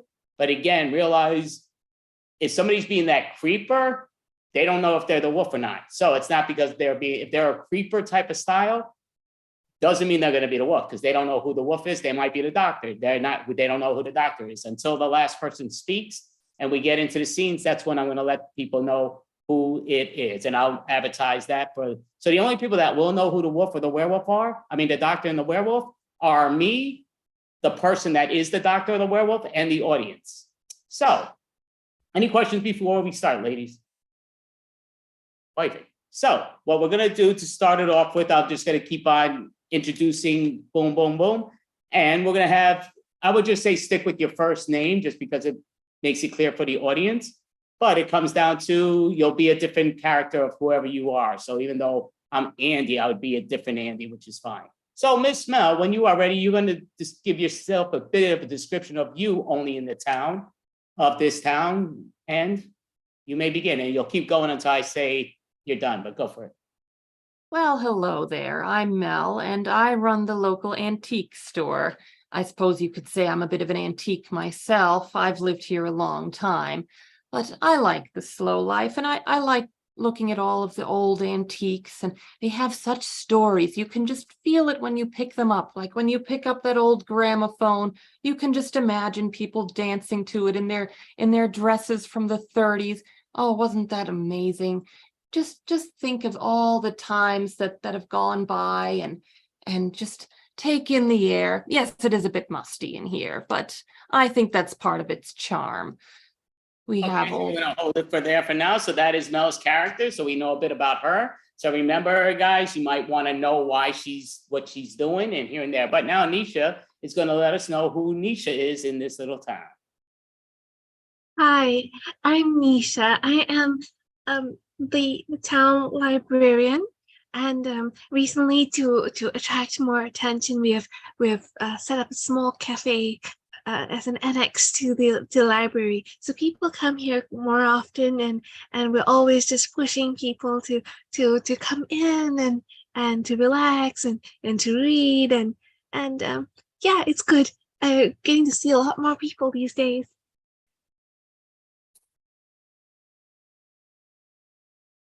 Calling your bluff, Nisha. You got to keep talking. I'm calling your bluff. All right, I come from a small family, and I'm always found with a good book in my hand. I like to have coffee, and yeah, my brain doesn't really start until I've had coffee. And yes, there's also a cat. Maybe Nisha hasn't had coffee yet. We don't know, but I'm always going to do that to the people. That's all good. So Leah's going to continue. Now she's going to tell us who her character is. So continue talking until I tell her to stop. But go ahead, Leah. Let us know who Leah is. Hey, y'all. I'm Leah. Y'all know me. I am the local contractor. Yeah. You see all these houses here? I built every goddamn house in this whole town here. I'm reliable. I have a great foundation, and I know how to construct a home that will last forever. I mean, basically forever. And I make really, really solid decisions. I'm well grounded. Speaking of which, sometimes I do a little landscaping around the homes after I build them. Perfect. So we learned a bit about Leah's character, and now we're going to find out a bit about Angel's character. So Angel, when you are ready, continue until it is paused. Hola, hello, I'm Angel. I'm the gardener here on the town. I came from Italy some years ago, and I decided to bring some happiness, some perfume, some beauty to this town, and it worked so much. I pass my days in the people's house transforming their garden. Yeah, it's amazing. People, I can see how they smile. Now they smile when they see the result, and they invite me even to take a coffee, to take a tea. And that's why everybody talks to me. They think I'm a psychologist, but I'm not. I'm a gardener. But I'm used to it. I listen to the plants. You must talk to the plants. Character. So now we are going to find some information about Melody's character here in this small town. Go for it, Melody. All right, drop down to do 10 more push-ups. You just need to do 10 more. I promise this is the last set. Of course, hi, I'm Melody. I'm the town's personal trainer. And I just make sure everybody stays fit because it's important everybody stays in shape. We do not like people who are weak. We do not like people who do not commit to fitness because you only have one life. So you got to do more. All right. Who told you you can stop? Nobody stops while I'm talking because you got to do 20 more push-ups. Yes, I said it, 20 more. This is not your last set because nobody stops on Melody's watch. You got to keep pushing, keep fighting, and you are going to love yourself. You are going to respect yourself in the end. It's important to have the body. So that's great. We found out who Melody is. And just for the record, nobody here knows who the wolf is yet. We're going to mix the cards to find out. I know first thing though, I'm thinking Melody, get that lady out of here because I'm scared of her. But great job. So now Saraya, you're gonna let us know Saraya in this little town. Hello there, my name is Saraya, and I am at this point, I think, the oldest member of the town, but I own a walking animal business. So I walk dogs. I've owned this business for the last 69 years, and the dogs keep me young. Every day I walk about 5 different dog breeds. Some are Dobermans, some are Dalmatians, and it's the best thing. It keeps me young. It's my built-in exercise. Everyone brings their dogs to me, And sometimes 4 or 5 at a time, they just pull me in all different directions and keeps my little legs young. Oh God, I don't know what I'd do without this business. I probably would have passed away years ago, but All right, so great job. So we're gonna find out, we found out all 6 members in this town. There's other members that we're just never gonna see. But just for the record, the town has had werewolf that hasn't been attacking. So we just don't know who the werewolf is. Our goal is to find out, because if you don't find out the werewolf, they're gonna attack you, and that means you are not gonna live. You are gone, but we'll see how the non-living goes anyway, which is all fine. So we're gonna end up doing, right now, nobody here knows who the wolf or the doctor is. So this is what we're gonna find out. So I'm mixing up the cards here. The first one's gonna be for the doctor. So I'm gonna ask you all to look away so we can see your head that's not looking at the camera at all. And I'm gonna ask number 1 right now to look up. Oh, wait, look down for a second, I'm sorry. So I just want to let the audience know what your card is. Okay, so now this is who's the doctor. So look up number 1. If you see the card, you're gonna give a thumbs up. If you don't see the card, you still give a thumbs up. Still give a thumbs up if you don't see it or see it. Okay, put down your head. Now, number 2, if you see a card, thumbs up. If you don't see a card, thumbs up. Just let me know when you see what you see. Okay, thank you. Number 3, please put your head up. If you see a card, you thumbs up. If you don't see a card, thumbs up. But as long as you see me, and yep. Number 4, your head up, card up, head thumb up. If not, still thumb up, just to let know that you see it clear. Okay. Number 5, please put your head up. If you see it, that means you're the doctor. If you don't see it, that means you're not the doctor. Thank you. Put your head down. Number 6, please put your head up. And if you see the card, you're giving me a thumbs up. If you don't see the card, you're not the doctor. You put your head, still give me the thumbs up. Okay, perfect. So now we do know who the doctor is. We just don't know who the wolf is. So we're gonna find out who the wolf is at this point. I'm mixing up the cards again for the audience and know. And let me put down the doctor, because I am gonna, even though I have the cards there, I have it right next to the other. Okay, now this is who's gonna be the wolf, and that's the wolf. So number 1, please look up. You're giving me a thumbs up once you see the screen. You can see, if you see the card, that means you are the wolf. If you don't see the card, that means you're not the wolf. Please put your head down. Number 2, if you see the card, that means you're the wolf. Give me the thumbs up, put your head down. Even if you don't see the wolf, that means you're not the wolf. So number 3, please put your head up. If you see the card or not, just give me a thumbs up. If you see the card, it means you're the wolf, but perfect. Number 4, please put your head up and give us a thumbs up, whether you see the card or not. But if you see the card, that means you're the wolf. Number 5, please put your head up. If you see it, that means you're the wolf. If you don't see it, that means you're not the wolf. Perfect. And number 6, please put your head up. Put your thumbs up if you see me, card or not. And that means you're the wolf if you have the card. If not, put your head down. Okay. So now everybody can look up. That is perfect. So basically, we're going to do quick little screens, and then we're going to end up getting into midnight. So I'm going to have right now 1, 2, and 3, which is everybody's going to stay on screen, but it's going to be Mel, Nisha, and Leah. You have a minute to talk among each other, but remember, other town goers already have been destroyed by a werewolf. So your goal is to find out who the werewolf is. And if it is you, you try to get somebody else blamed and not you. But go for it, you 3. Well, I thought maybe I would just check out one of these books here, Nisha. You know, I want to do the proper kind of research, which is what I do before I start something. I'm glad you're getting your books really early. It's really not very safe these days, and I'm a bit scared to walk back too.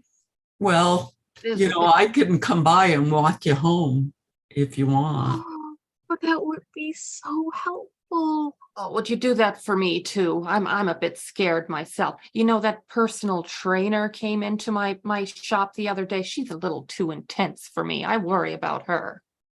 Well, Mel, I think you could take care of yourself just fine. I'm going to be walking Nisha home. Oh, well, I see how it is. Don't help the old lady or anything. Well, you're a tough old broad. You know, not much can hurt you. I do have a few baseball bats in my antique shop. I don't doubt it for a minute. Well, I think you'll just do just fine, Mel. You know what I mean? Because I think it's just about a timing thing. Me and Leah kind of get off work about the same time. And that's right. Nisha, you say exactly how it is. And sure, that's why stay why stay later than you need to, you know? Since you can get back earlier. Seems safer. Well, it's always a time thing. Time. That's what it's all about, isn't it? Well, some things withstand the test of time, they say. And that would be like the houses I built. Oh, Nisha, you should see how strong they are and firm. I want to show you the house I'm building right now down the road. It's really. Pause for a second as we're going to go check out the other part of town where we have Angel, Melody, and Soraya. Remember, the wolf's already struck a few dead bodies already. You don't want to be one of the dead ones, but you also, if you're the wolf, you want to blame somebody else before you get blamed, but go for it. Oh, this is terrible. What is happening here in the town? It must be someone in a good shape. Maybe you know this person, Melody.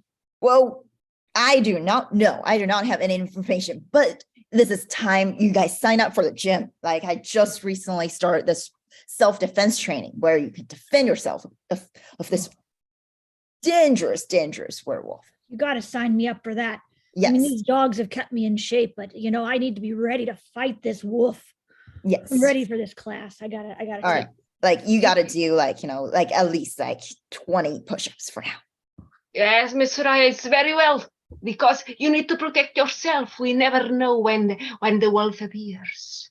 But what's good also is connect with nature to forget all these terrible things. All right, there's no time to waste. Let's just do this. Wait. Here you go, Angel. Okay, I agree. Eccolo. Take it. All right, let's do it. Soraya, here's yours. Let's do it. Push up. You got to do this. Come on. Oh, that's heavy. Two more. That's good. All right. Now let's do like punches. You gotta punch whenever you see the werewolf. Next time you're gonna punch it really hard. Oh, it's so funny. Ooh. I see that strength from you, Soraya. All those dog walking must be really. You got tough. Yes, that's amazing. Thank you, Miss Melody. I have here some roses for you too. I brought them from my personal garden. That's so pretty. And for you, Miss Soraya, the most beautiful roses. All right, this is such a pretty rose. And so we're going to pause it there for now. All three ladies look like they're in amazing shape. I don't know if they know what a push-up is, but that looks great. Great job. So now it is midnight. It is everybody, or at least mostly everybody, is home. But there is a full moon. So the wolf is going to end up striking. So everybody's going to put their head down for the moment. And everybody, except now, I just need the doctor to look up, if they don't mind, just the doctor, and give me a number of who they could save. You could even save yourself, but you can't save yourself back to back. You could save no same individual back to back. Okay, so you can put down your head now, doctor. And now, Wolf, please put your head up and let us know who you're taking out. What number? All right, put your head down, please. And now everybody can put their head up. So for the record, the wolf is still around, but did take out one of you. So if you know you're not the wolf, you now know you are gone. So say goodbye to Mel. She has been the dust. So not sure. I think she was the wolf in the past, so maybe they're trying to bump her off before she's reincarnated. But so now Mel has been eliminated. So she's still a ghost here. So can't always talk to the ghost, but sometimes I have that special power that we can talk to the ghost. The ghost usually doesn't explain themselves so clearly all the time. But again, we'll find out what's what. So right off the bat, we're going to have you, Nisha. You get to ask, as you see somebody got struck, you could ask any individual here any question. Your goal is to find out who the wolf is. And if it's you, you're trying to push it on somebody else. But you could ask anybody counting the ghost. But the ghost won't be able to answer you so clearly. But who do you want to ask a question to find out who the wolf is?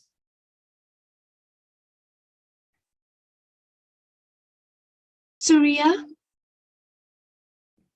did your dogs react last night? And maybe, do you think we could use them to like maybe protect us? That's a really good point. I heard my dogs barking late at night. Okay. All righty. That's interesting. So when I ask you, Leah, now you can ask anybody counting the ghost a question who can't answer you so clearly, but you may ask something to find out who the wolf is. And if it's yourself, you want to blame it on somebody. But what's your question and to who? Melody, what exactly are you going to do if you are confronted with a werewolf? Oh, I'm gonna fight it, of course. There is just no, like you see, I'm trying to engage the entire town to fight against wolf, to protect ourselves, because it's important for us to be able to defend ourselves. Interesting. Angel, now you get to ask anyone counting the ghost one question. The ghost can't answer it so clearly, but they can answer you depending on how I say they're going to be able to answer. Or again, if you're the wolf, you want to blame it on somebody else. What is your question to find out who it is? Well, it was terrible that someone killed you. And I want to ask you, did you see something before you die? Okay, so Mel can only answer in one syllable words. She can't give any 2 syllable words. So if she even pauses with the 2 syllables, she is done with that. But go for it. 1 syllable words. You can answer it, Mel. 2 and 3 did not walk with me. I think it was one of them. Okay, so great job. So we're going to ask Melody now. Melody, you may ask anyone counting the ghost who's going to have maybe a different type of way to answer next time, but you get to ask anyone a question. Your goal, if you're the wolf, you want to blame it on somebody else, but what is the question? Nisha, what did you do last night? Last night, Leah and myself got to look at the new houses that Leah is constructing, and they are so strong and so nice. I think maybe I should shift into one of those. It'll be a bit closer. Sing and Soraya. If you're the wolf, your goal is to blame it on somebody else, and if not, you'd like to find out who the wolf is before they take you apart. But you also could ask Mel, who's going to answer in a different style, but you could ask any question you want to anyone. Angel, this gardening that you have with all these roses, I'm suspicious of these flowers, and was thinking maybe they're part of a werewolf house colony. Oh, I'm worried. Oh, you think that the werewolf wants my flowers? He wants to get my flowers. I will not let. I will protect my flowers even if I don't sleep during all the night. Grazie mille, amica. Okay, a bit, different. Why am I missing part? There's 6 of you, right? Oh, I should have 4. Because I didn't take out I got it. Mel's still to be in the scene. We could keep her card there. So we're mixing up the card, and this will be the scene that 2 of you will be in here in the beginning. Why was there only 2? What am I messing up with? Oh, because I don't have the ghost, the doctor or the wolf in those cards. Okay, that makes sense. All right, so mixing all the cards up. So now it's going to be number 4, which is Angel. This is going to be a 3-person scene, no matter what. Number 3. And number 5, right? No, number 6. You can see me looking through the screen doesn't work. Okay, so 2, 3, 4, and 6, you're doing a scene. Remember your goal. If you're the wolf, try to blame somebody else. And if you're not the wolf, find out who the wolf is before they find you and say bye-bye to you. I'm so glad, Angel, you invited us over to look at the garden. I know some people were suspicious, Soraya. You were suspicious of the flowers, but I can't believe Angel would do anything to hurt anybody. She loves plants. Of course, I love plants, I love people, I love the nature. You see, the garden, it's amazing. Connect us to love, to inspiration. You can take some of these ones for you and take them home. Oh, my dogs are so scared around this area. Oh, I remember now that the ghost of the darling Mel said that could be Leah. Oh, she's just angry because I didn't walk her home. I guess if me bad, I probably would have kept her alive because, I'm a big, strong woman. Ooh, Oh, the flowers smell so wonderful, but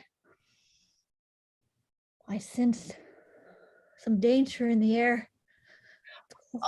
oh, maybe the wolf is here behind this wall. Oh, I thought wolves only came out at midnight. Oh, well, unless they're in their human form. yes, that's terrible about the wolves because these werewolves, they are people, they are wolves, and we need to be smart to understand it. Well, look, I have a gun. Oh. To protect myself. To protect myself. Don't get angry. I'm not shooting anybody. To protect myself. So we're gonna pause for a second. We don't know what's going on in that part of town, but we're going to the other part of town where we have 1, 2, and 5, and 1 can only ask questions, cannot answer any questions. It all has to be, she could talk, but only in questions. So your goal is to find out who the wolf is, and if you're the wolf, to try to blame it on somebody else. But we all know that Mel is not the wolf. Go for it. Melody, I'm thinking of taking up your class. Yes. Because I'm not very fit. And if the wolf comes after me, don't worry, Nisha. I got you. I got the whole town. We are gonna defeat this wolf, which I think it might be Leah. Why? Why would this wolf attack someone as old and frail as myself? Well, clearly, I think Leah have some beef with you. So I think it's just she might be really going for your antique stores. Once you're gone, that's another property she can just contract, someone needs to contract it to build another one. Nisha, why didn't you walk with me? I really regret that. I'm so sorry, Mel. I mean, maybe if we'd been together, you could have been okay, or maybe all of us would have been dead. But I do regret. Who do you think might be Nisha? I don't know. I feel like I trust Leah because Leah walked me home. And Soraya, she has dogs, and that's always a good sign. Is it though? But you mean you think one of her dogs is transforming? Oh, she's transforming too? But then wouldn't they not be scared of her? Don't Fair werewolves point. have a kinship with dogs? Aren't they from the same family? That's a good point, Mel. Maybe it's not Leah, but Soraya. This is... Okay, we're gonna pause for a second as we're going here. So now it's for the human goal is they're gonna try to find out who the wolf is before the wolf gets them. So they're gonna end up bumping off this wolf. They're not bringing it to no cheap prison. They're knocking this wolf off. So we're gonna go around. The only one that's not gonna get a vote at this point, or not, we're not voting yet, but we're gonna be able to ask questions right now. So Nisha, you can ask anyone counting the ghost that's gonna have some type of problem to answer, but you may ask any question to find out who the wolf is.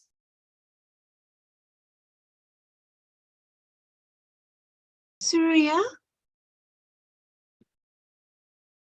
How fit are you? I heard you're taking fitness classes. On a scale of 1 to 10, how fit are you? I would say now, after these fitness classes, I'm an 8. Okay, so Leah, you may ask anyone a question here. Your goal is to try to find the wolf. And You can even ask the ghost if you think the ghost has an answer, but go ahead and ask any question. Soraya, you're the oldest person in town, but you seem like the fittest at this point. Why is that? Well, it's definitely because of my dogs. They walk me more than I walk them. It's definitely also Melody's fitness classes that have boosted me up. Okay, Angel, you may ask anyone a question, counting the ghost, if you think they have an answer. Nisha, you have read so many books. Do you have some books about werewolves in your library? What are these books saying? These books are mainly just scary, so I haven't really read them. Perhaps I should.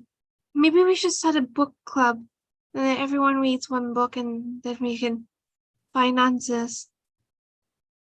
Okay, Melody, you may ask one question to anyone, even the ghost, if you think they know the answer, but go for it. Leia, where were you when Mel was murdered? I was walking Nisha home, and then we went and looked at some of my properties. I think you know that, Melody. Okay, and Soraya, you have one question you can ask anyone, counting the ghost. If you think she knows who got her, go for it. Leia, you have a gun. It's so scary.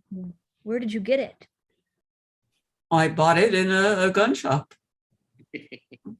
Straight to the point. Okay, so now we're gonna find out, we're gonna vote, because we're gonna try to take somebody out, and we're trying to take out the wolf. Remember that. So, Nisha, who do you suspect to be the wolf that we're gonna put a vote on right now? Who would you say is the wolf? Originally, I was a little suspicious of Melody, but maybe I should be a bit more worried about Surya, considering how strong she is and a kinship with dogs. Yeah, I think I'm gonna go with Surya at the moment. So Saria is getting a vote right now. So I thought Melody was in better shape, but maybe I'm wrong. And we'll find out from Leah. Who do you think the ghost is? And I mean, not the ghost. We know who the ghost is, who the werewolf is, and why. Oh, I'm on the fence here, but I'm gonna say Soraya. Okay. Do you want to give a reason why? Well, she's awful fit for the oldest woman in town. I think there's something mystical going on there. Okay, interesting. Angel, who do you think the wolf is and why? Not the wolf, but the werewolf. Well, I will have to say Miss Leah, because I don't trust people that show me a gun. This is not good for the soul and for the flowers. So can you repeat who you said, though? I didn't understand who you said. I said Leah, Miss Oh, Leah. thank you. Okay. Okay, so Leah gets a vote. So now, Melody, who do you think the wolf is and why? Well, I initially thought it might be Leah, but then Nisha said she has not read any book in her library. Well, she is librarian. That sounds very, very suspicious. So I think it's Nisha because she clearly have something better to do outside of just being a librarian. Okay, so it seems like werewolves don't read books. Okay, so that's interesting. But now, Saraya, who do you think the wolf is and why? Werewolf. I think the werewolf is Leia because she has a weapon, and I think it's something to get us off her tracks, to think she's weak, but I think she's the werewolf. Okay. Well, I don't know if you guys figured out how this game goes, which is fine, you don't, but we're basically got a clear vote. We got a few different people voted on. I know if I was Saraya, I would have voted on somebody else because she's the one that's going to get eliminated. So, because she had the most votes of 2. There was a couple that Leia also have 2. No? Leia? Did she? No. Yeah. Because Leia and Sarah and Angel voted Leia. Yeah, we both did. Oh, Angel did too? Yeah. I messed that up. Okay, and okay, I missed that too. Okay, so That's why I picked Leia. Oh, no, that's all good. Oh, no, so then you did smart. That's why I was like shocked you didn't. But okay, so you blew me away. So it's between Saraya and Angel, right? Is that the two we're saying? Saraya and Leah. Saraya and Leah. Leah, I'm sorry. Leah, some reason. Okay, so Saraya and Leah. So the tiebreaker right now will be to the ghost. Ghost, Mel, please let us know who you're selecting that these people are going to end up destroying because they think it's the wolf. Leah or Saraya. That's the two choices. I think it is Leah. And why? I think she could have slipped away while Nisha wasn't looking. She was outside. She was around the woods where her houses are. I think she's the one that came up to me and killed me. Right, perfect. So Leah, you're gonna do your nice William Shatner overacting way to get killed, and then you're gonna let us know that the people get you. Did they kill the right person? Did they kill Ow. She didn't waste no time. She just let you know wrong. Okay, so now it's not the wolf, but she does join the passing of the thing with Mel. So Mel and Leah, I got to mark that down because I keep messing up with that. But so Mel and Leah right now are dead, but we obviously know that they still could be in certain scenes, but they can't be the wolf. And now we're going to have scenes where it comes down to, I'm going to have all four of the living right now in the scene. That's Nisha, Angel, Melody, and Saraya. You know that the wolf is still out there, and the next one's not going to be about we're killing that person. The wolf is striking next. So find out who the wolf is between you four. Go for it. The evil is here in town. It's destroying us. We need to connect to nature, my friends. Yes, I think it's Nisha, because she clearly did not love reading. No, it's not that I don't love reading. It's because I don't like reading about werewolves. To be honest with you, I didn't believe they existed until our town started getting hit really bad. I have a weird I feeling around this garden. I feel bad vibes. Oh, so the werewolf must be here. It's one of All right. you. Now, you ladies, I don't care if one of you guys is a werewolf. You guys, the rest of us, we need to do more push-ups. Come on, give me. Yeah. Do you think it's just push-ups enough? Well, never we go can do wrong with pull-up as push-ups. well. Let's just do pull-ups. Pull-ups. Well, perfect. It's not like the gun helped Leah. Wow. Maybe really Never should be be too reading fit about. to fight the werewolf. Yes, if the werewolf appears here, we are going to kill him. Yes, exactly. We're gonna be strong. Next time when we run into a werewolf, we're gonna punch it. All right, let's do some punches. I see half-eaten flowers.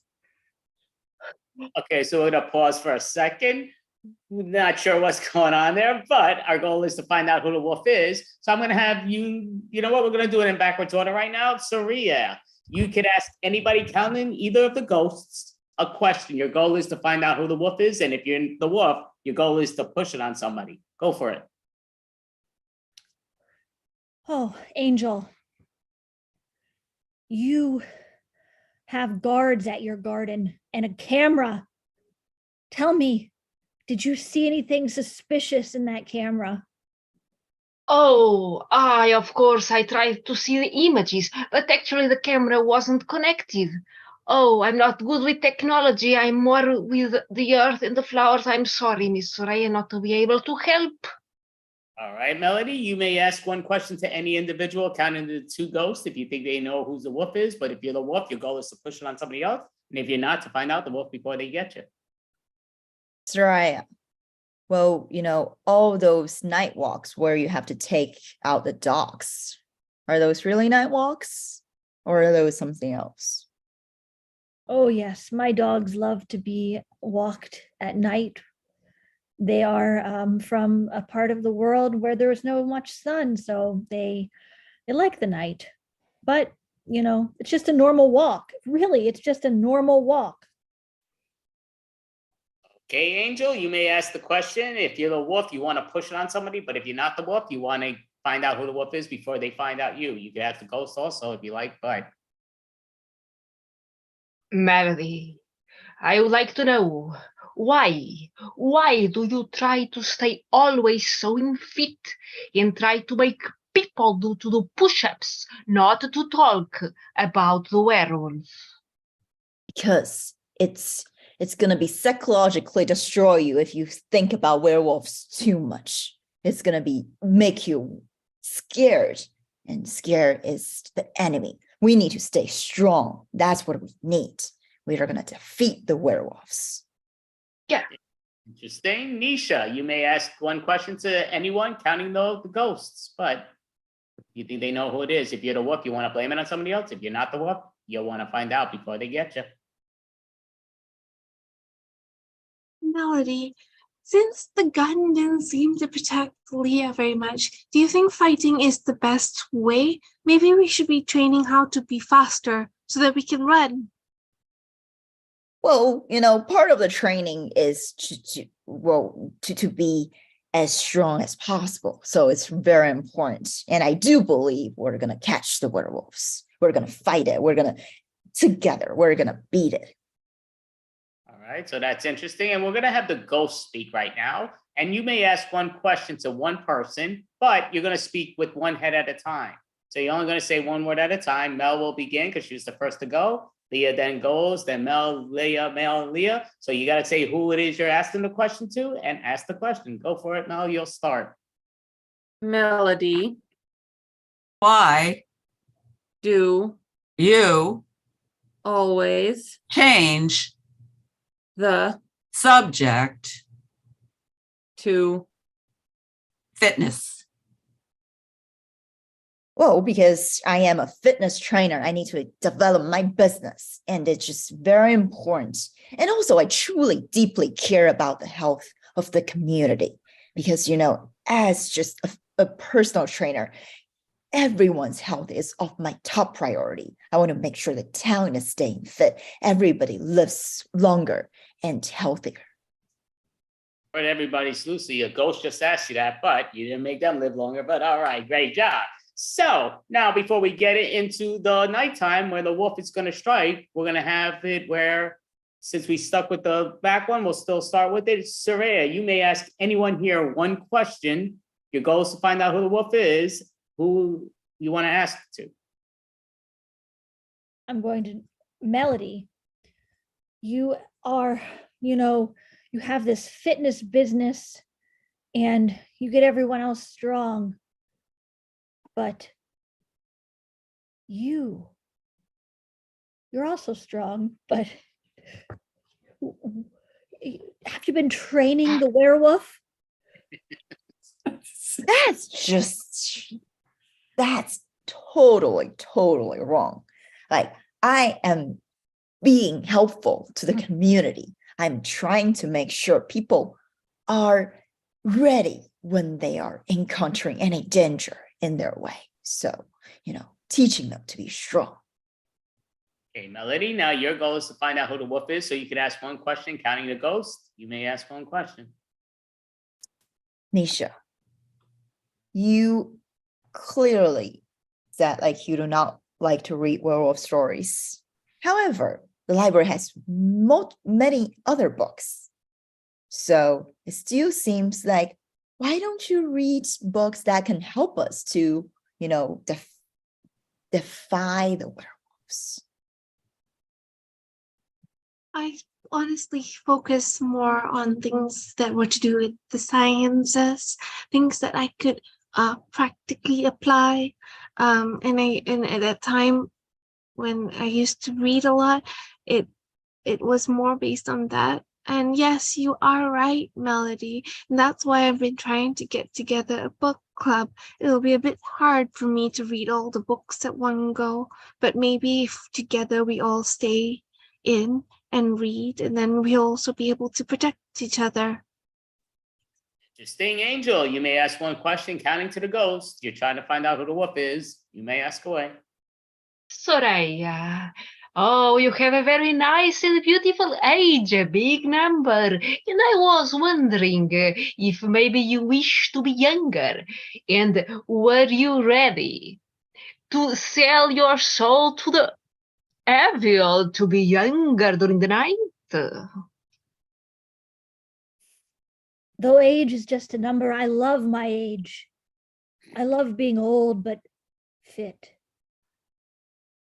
Okay, Nisha, you may ask one question to anyone. Your goal is to find out who the wolf is, and you can ask the ghost a question too, if you like. If I ask the ghost, can I address both of them? Yeah, they're gonna answer you in a way, but they're both gonna answer you, correct? All right. Could you let us know who you think the wolf is? Okay, so we're gonna have now Leah is gonna be the first head, Mel the second. You're both gonna answer one word at a time, but you're gonna sing it. So go ahead, sing who you think the wolf is and why. Go for it. Melody is the wolf. Don't want to say why? Because she is always evasive.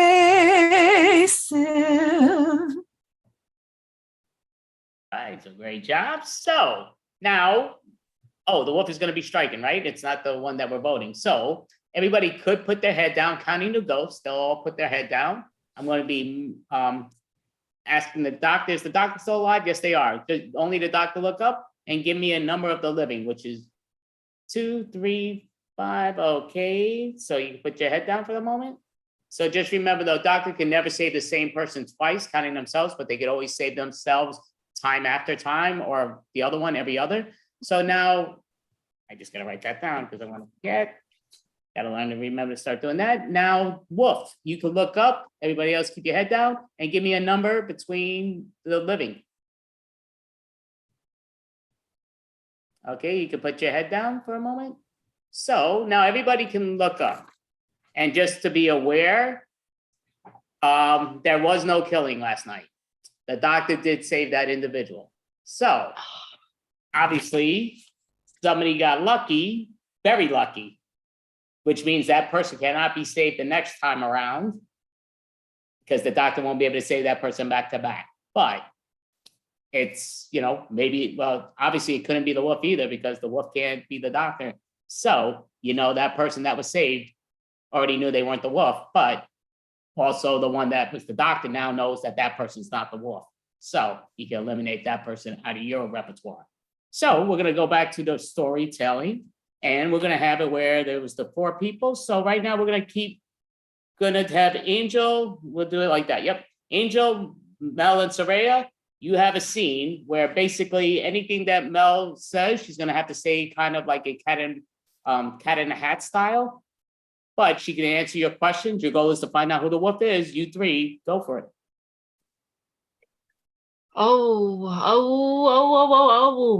This town, it's very dangerous now.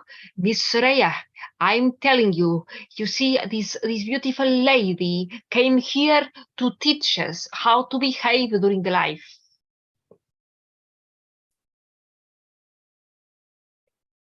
Oh. Are you talking about me? Because Oh, you of course.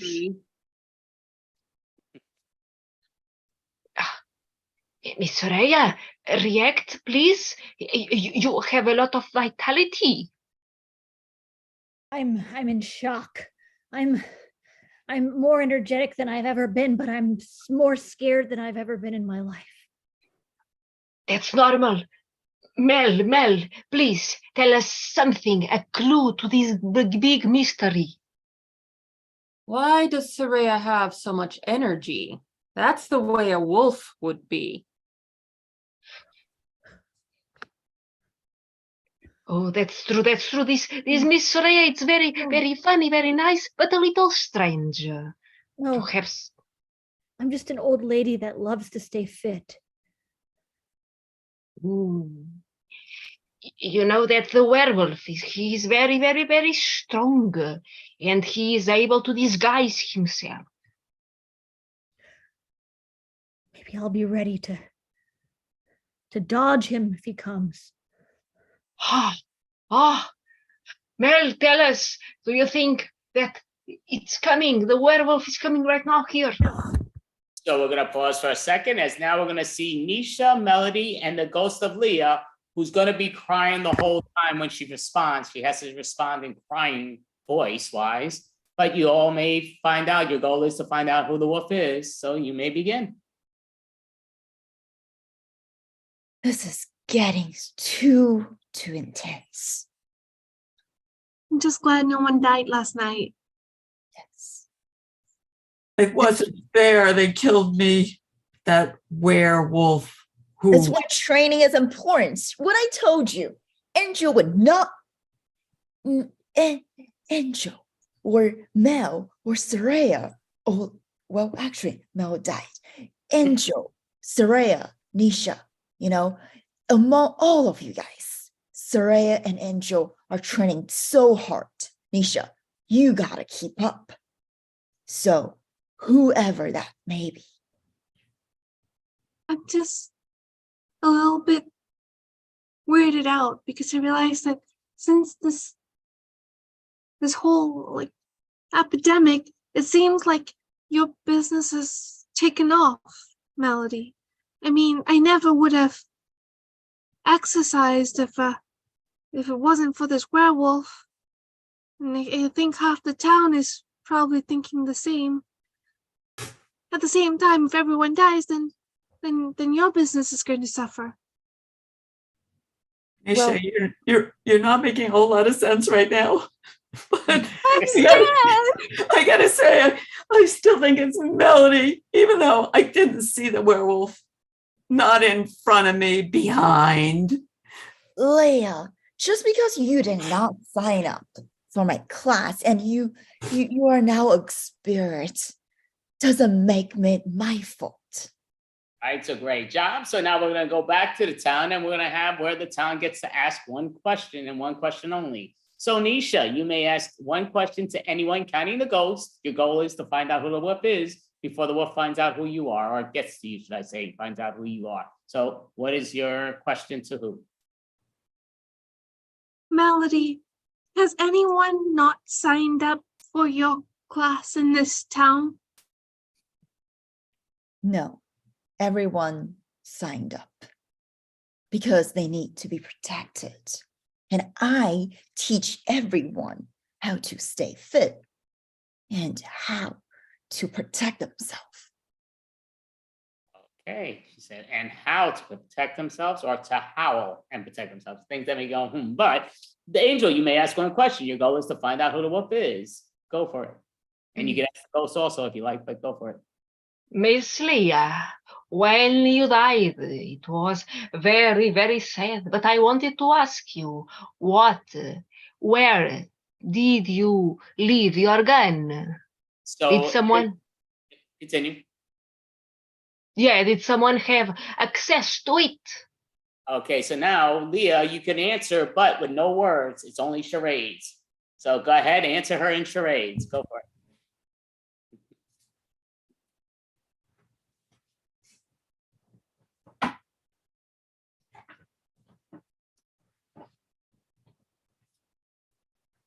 Okay, straight to the point.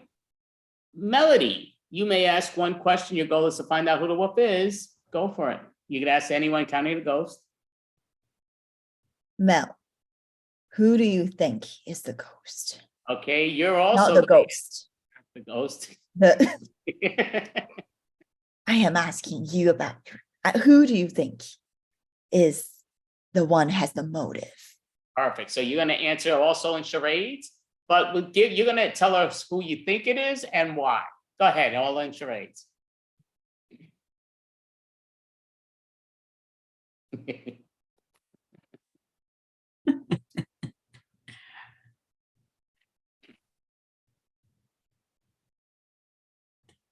Okay, I would have thought of a number that would have been clearer, but again, don't do it now. It's all good, but it comes down to interesting. So I like that. That was Melody. Saraya, ask one question to find out who the wolf is. Angel, you have a garden. You have every opportunity to have anti-werewolf herbs, garlic, whatever, and you don't have anything that would repel a werewolf in your garden. It makes me think you might be the werewolf. Actually, Miss Rhea, it's not the nature who is going to kill. The nature is the one who heals the people. But I cannot ask my nature to kill, even it's a werewolf. A werewolf is part of the nature too. Okay, so, and everybody did ask the question, right? Nisha, you did ask the first question, right? Okay, so now we're gonna do, this is where the voting period. So when are you gonna bump off the wolf or you're gonna kill an innocent person again? So we're gonna ask you first, Nisha, who do you think the wolf is that we're gonna end up pulling the trigger and knocking out that wolf, or how we decide to, who and why? Right now, I'm leaning towards Melody because I realize that she's getting a lot of business from this whole werewolf. Okay, I'm writing this down. I'm sure I wrote it on the right spot, so I know I'm counting this right. So now we're going to Angel. Who do you think the wolf is and why? Well, I am now in a very good shape because of Miss Melody, but I must say that I'm suspicious about you because so much training. It's not very normal. Okay, I don't know, most trainers I know, they usually do train a lot, but okay, so Melody now, who do you think the wolf is and why? Who are you blaming? I think it's Nisha. It's definitely Nisha. She does not like to read while she is a librarian, and she is very, very suspicious on the night where Mel died. And like then like she is, like going back home with Leah. It just everything is very suspicious about Nisha. Okay, and Saraya, who do you think the wolf is and why? Oh, I think it's Melody because she trains everyone, and I think she's holding back to pretend she's not strong, but I think she is the wolf. Yeah, I'm not sure if she ever pretended she wasn't strong. I think she's proven to us that she is strong. She always shows that. But now this strong individual was easily voted that she is the wolf. So we'll find out if she is or not. So show us a way that you get killed and died and then. Okay, almost looks like she hung herself, but all right. So now Melody, did they catch the right victim? Are you the wolf? No, I was betrayed by the town. I was trying merely to be helpful. Perfect. All right. So there's down to 3 individuals. The wolf is still standing. So remember too, the wolf is striking next. It's not going to be one of the voting things, but you still want to find out who the wolf is if you can. So, and just for the record, you just bumped off the doctor. So the doctor, you did bump off. Should give you the clue though to that other person now knowing that at least that wasn't it, that who's between the wolf. But so the doctor has been eliminated, so they are not going to be able to save anyone. So we're going to have it where you have Nisha, Angel, and Saraya, right? They're the last 3 standing. So you 3 will be in the scene by yourself at this point. And if you do have a question that you want to ask the ghost, they're going to answer in 3, all 3 together. But go ahead, you may ask away. Find out who the wolf is. You 3 go for it. Oh, it's getting scarier and scarier out here. I'm not sure how I'm still alive. Yes, too much. Come on, Miss Nisha, tell us. I thought I would be the first to be killed, to be honest. Being with the target here in the librarian and stuff. But Angel, I'm a little concerned about something you said. You said that nature doesn't kill, and that even a werewolf you wouldn't kill. But okay, there's so many questions there. First of all, why not have a repellent that doesn't kill? That's one.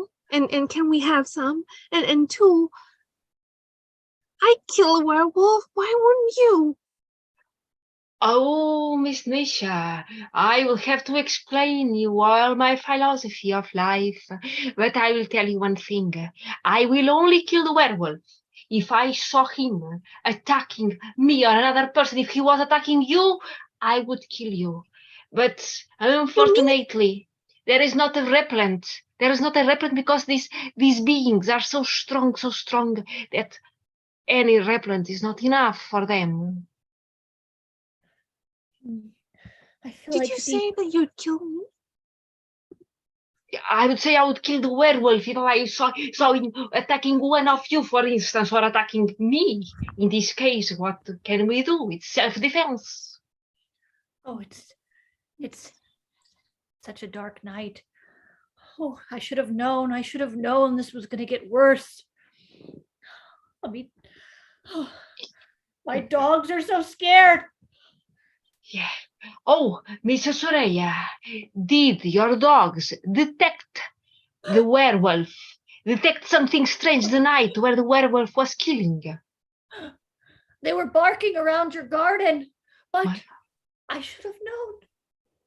You know, I should have known something was weird.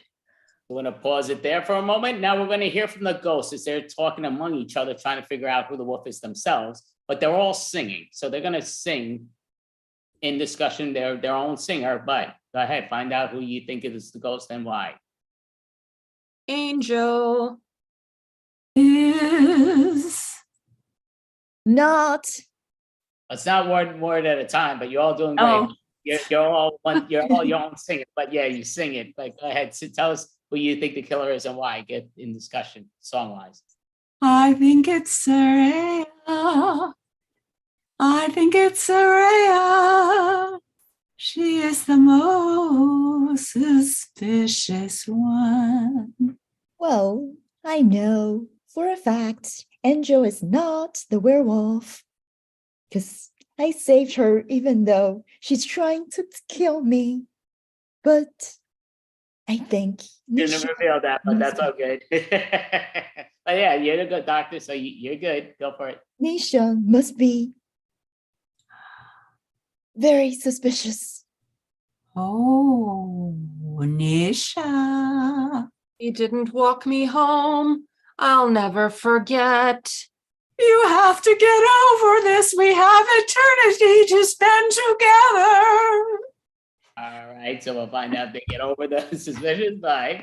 Now we're gonna go to the scene of Nisha, Angel, and Melody. The three that are still, oh no, Melody's gone, I'm sorry. Nisha, Angel, and Saraya, the three that are still remaining. Go continue your scene, go for it. You're trying to find out the wolf before they get you. They're gonna be hunting next. Okay, yes. I think we should maybe consider moving away from here. That's a good idea. It's not a problem. Let's follow the dogs. Miss Soraya, you tell us where to go. My dogs are barking around the library and the garden, but I think they can guide me. Okay. Come on, Nietzsche, come with us. I'm very suspicious of this library now too. Oh, my dogs. Miss No Nietzsche. one in this town is safe. I think we need to go to the next town. To the next town, it will be more difficult to discover the werewolf. And the dogs are saying the werewolf is here, is one of us.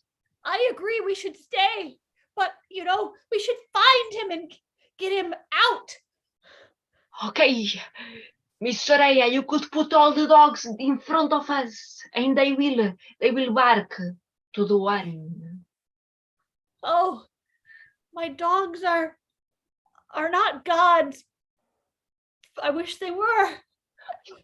They're Miss sleepy. All right, so we're gonna pause there. So great job. So now, because we only have three remaining and the wolf is still remaining, we're gonna ask who the wolf is and why they think the wolf is. So Nisha, who do you think the wolf is? You know it's none of the ghosts. Who do you think the wolf is and why?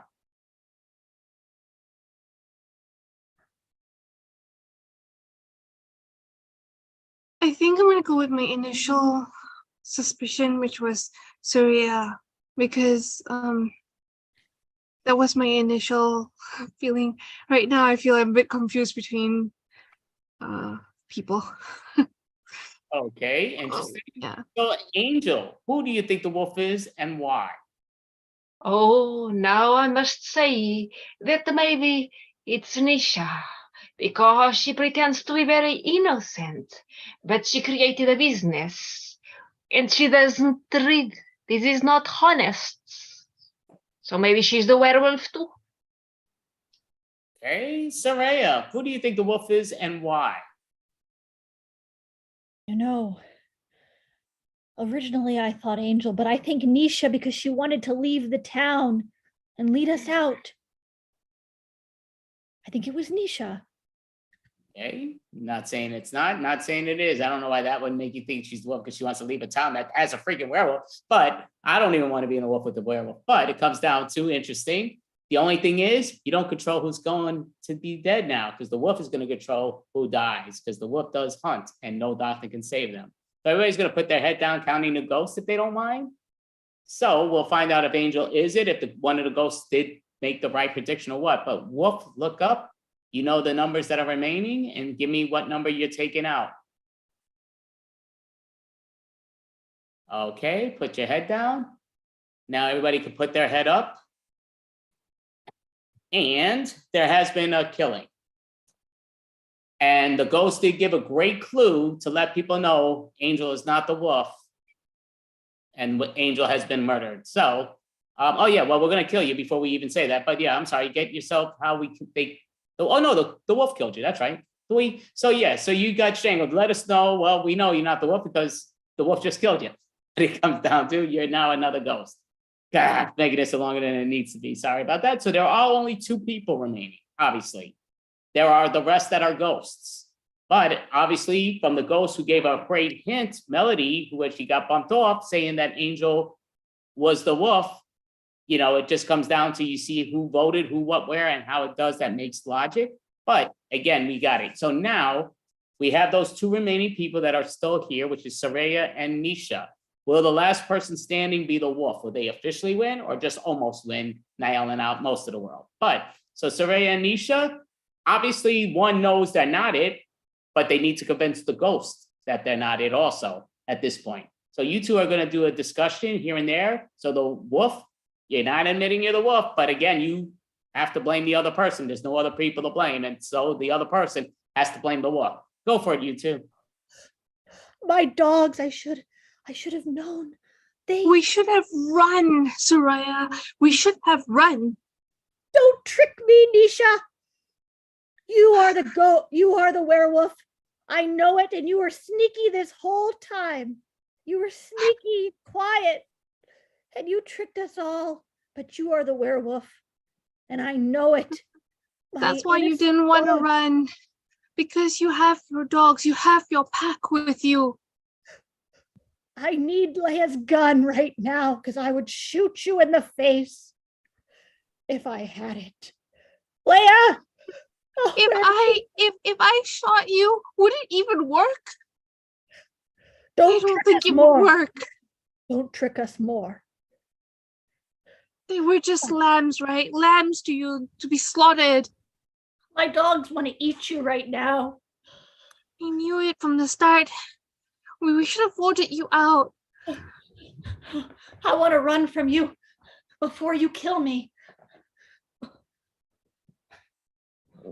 If it was me, your dogs would have caught me for earlier, but they wouldn't go after their own leader. You're so innocent sounding, but you're the guiltiest one of all. Doing a pause for a second there. Interesting as we saw, but now the ghosts are going to get to vote. But before they vote, they get to ask one each person a question to find out who the wolf is. So go for it, Mel. Ask one of the 2, and your goal is to find out who killed you. Nisha, what are you doing those long nights in the library when you're not reading?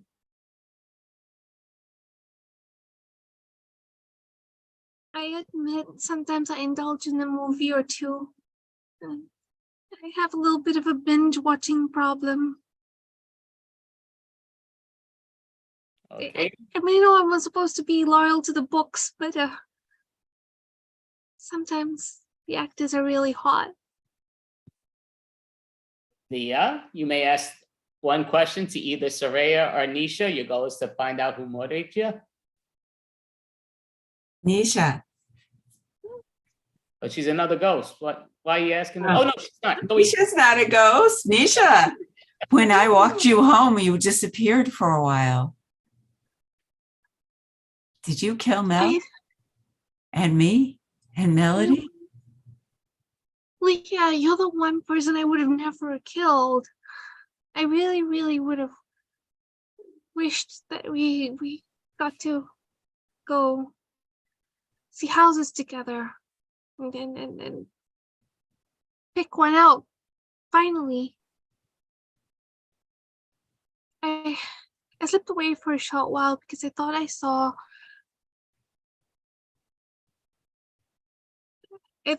one of the actors from my series. Okay, Angel, you may ask one question to either Nisha or Saraya. Your goal is to try to find out who killed you. Soraya, I would like to ask you,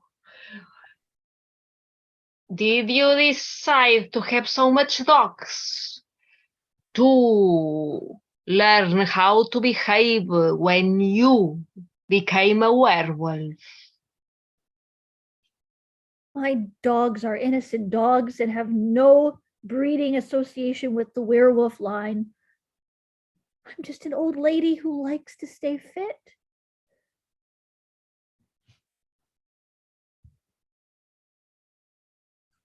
Okay, so that was Angel. Melody, you may ask one question. Your goal is to find out who the wolf is. Nisha, are those movies that you binged werewolf related? No, they are, well, I'll give you a clue. It's McSteamy and McDreamy. Okay, perfect. So we're not going to go to asking the two that are alive right now, but we are going to go to a voting point now because, again, it's not the wolf to stalk. It is for us to try to eliminate the wolf. So we're going to go to the ghosts and ask them what their elimination style is. So Mel, who do you think the wolf is between Nisha and Saraya and why? I think it's Nisha because she said Leah was the only person she wouldn't kill. The one person she wouldn't kill. What about the rest of us? She would kill us? I think she did.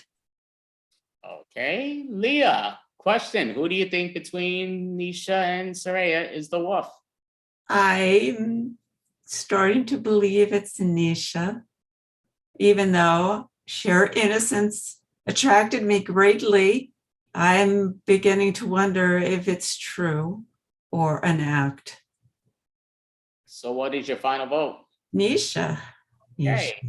Angel, between Nisha and Saraya, who do you think the wolf is and why? Well, I'll have to say that it's Nisha, because she uses that small voice to disguise her real and strong voice, like, ooh. Okay, interesting. Melody, who do you think the wolf is and why? Oh, I think it's Nisha. Just, yeah. Those hot and steamy films doesn't sound very, very like trustworthy. All right. So since this is the last person standing at the moment, we're all going to put down our video except for Nisha because it was 4-0 that she got eliminated. So we're just going to put down our video for the moment except Nisha. And you're going to show us how you died. They're going to kill us, show us how you got killed, and then you will react afterwards.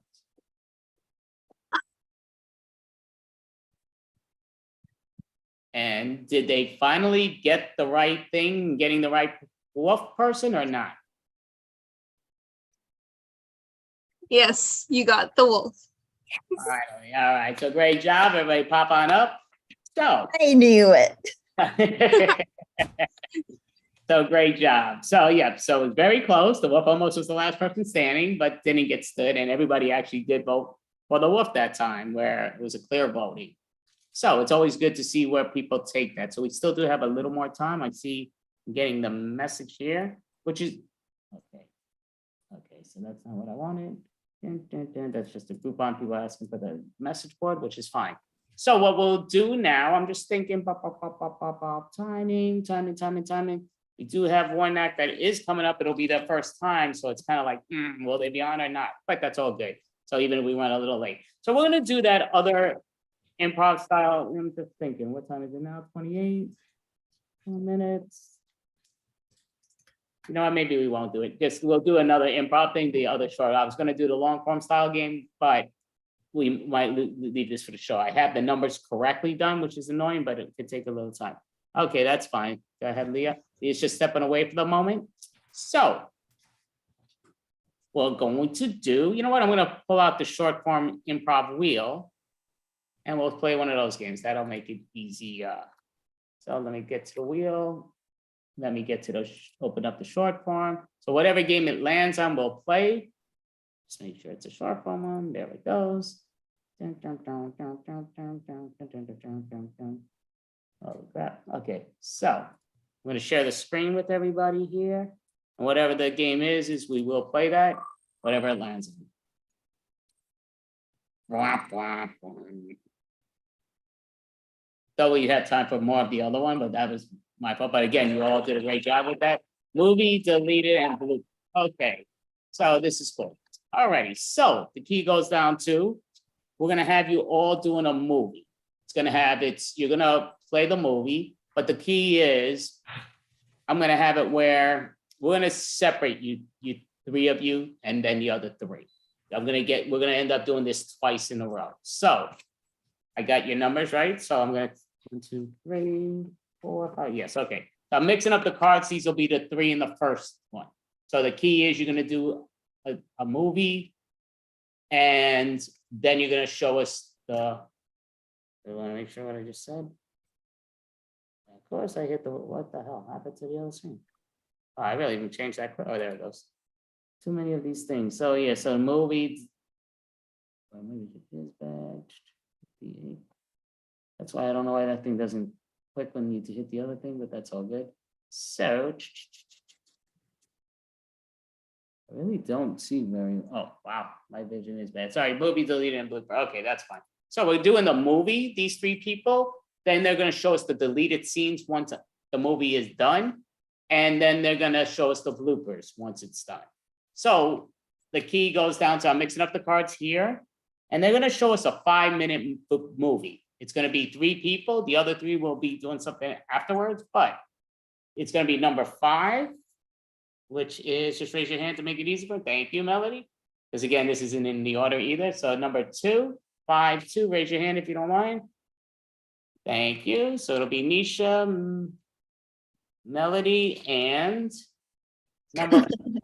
Raise your hand if you don't. Perfect. So it'll be Melody, Mel, and Angel, right? Did I say that right? Yeah. So Melody, we're gonna, Nisha, and Angel. there you go. Perfect. Okay, so the other person looks like they are about to join, which is, again, we're still doing great timing. So we're gonna put down our videos. Everybody else, the other 3 will stay on. That's all good. So you're gonna do a movie, and you're gonna show us the beginning of the movie, the middle of the movie, and the ending of the movie. And then I'm gonna ask for, like bloopers and the deleted scene, but you'll show the whole movie until I say that. So when you are ready, your movie, you're gonna do a 3-minute movie. So I want to see the beginning, middle, and end. That's all on you guys. But what it is it is an action flick. Whatever the action movie is, that is your scene, but you all are going to show us the beginning, middle, and end of a 3-minute movie. Go for it, an action movie. Okay, everybody, stay calm, stay calm. All right. I have the gun trained here. for this. All right, yeah, and I will attack you. You, miss, give me your pocket, your money. Come on. Don't shoot me, please. I'm not gonna be a hero. Take it. Okay. And you, lady, that you are afraid. Okay, you come with me. Okay. Just don't shoot me. Okay. Okay. No, you can take the money, but you can't take the people. But she said it was okay to come with me. Okay. Give me something instead. All right. Well, come on, drop. Oh, all right. I have something. I have the code for the vault. Okay, that's fine. Give it. Yes. There you go. Okay, I'll tell you just one thing. If the police comes, you say you don't recognize my face anyway. Yes. Yes, I don't remember you. Okay, very well, very well. I'm coming. She's never gonna let us live. Yes. We've seen too much. We've seen too much, but it's okay. Calm down. I think she just needed to get to the other vault. I gave her one of the vault code, but Nisha, we gotta give her the other one, otherwise we're gonna be dead. The thing is, that's the only thing that's keeping us alive right now, because she knew that she might need us again. But once we give that up, I tell you, she's gonna come for us. But we gotta figure out something, Nisha. I'm so scared. Okay, so I'm Miss Canes, the private detective that you asked for. I'm here to Yes. help you to solve this mystery. Yes. Thing is, they told us that if we speak to the police, that they will kill us. And we're speaking to you because you're outside the system. Oh, of course, it's a very good option. You are at the right place at the right time. Tell me everything you saw.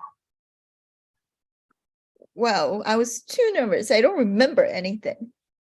Okay, so you were at the bank. We must go back to the bank, and then your memory will help us to solve this mystery. Okay. Yes. That's right. Okay, very well. So it was here. That is the end. I did say 3-minute movies, so must be a part 2 coming somewhere. But right now, you're gonna show us the deleted scene. So go ahead, show some little deleted scenes among you guys. Go for it. Deleted scenes. Give her the pass. Just give her the pass already. Yeah, come on, give it to me.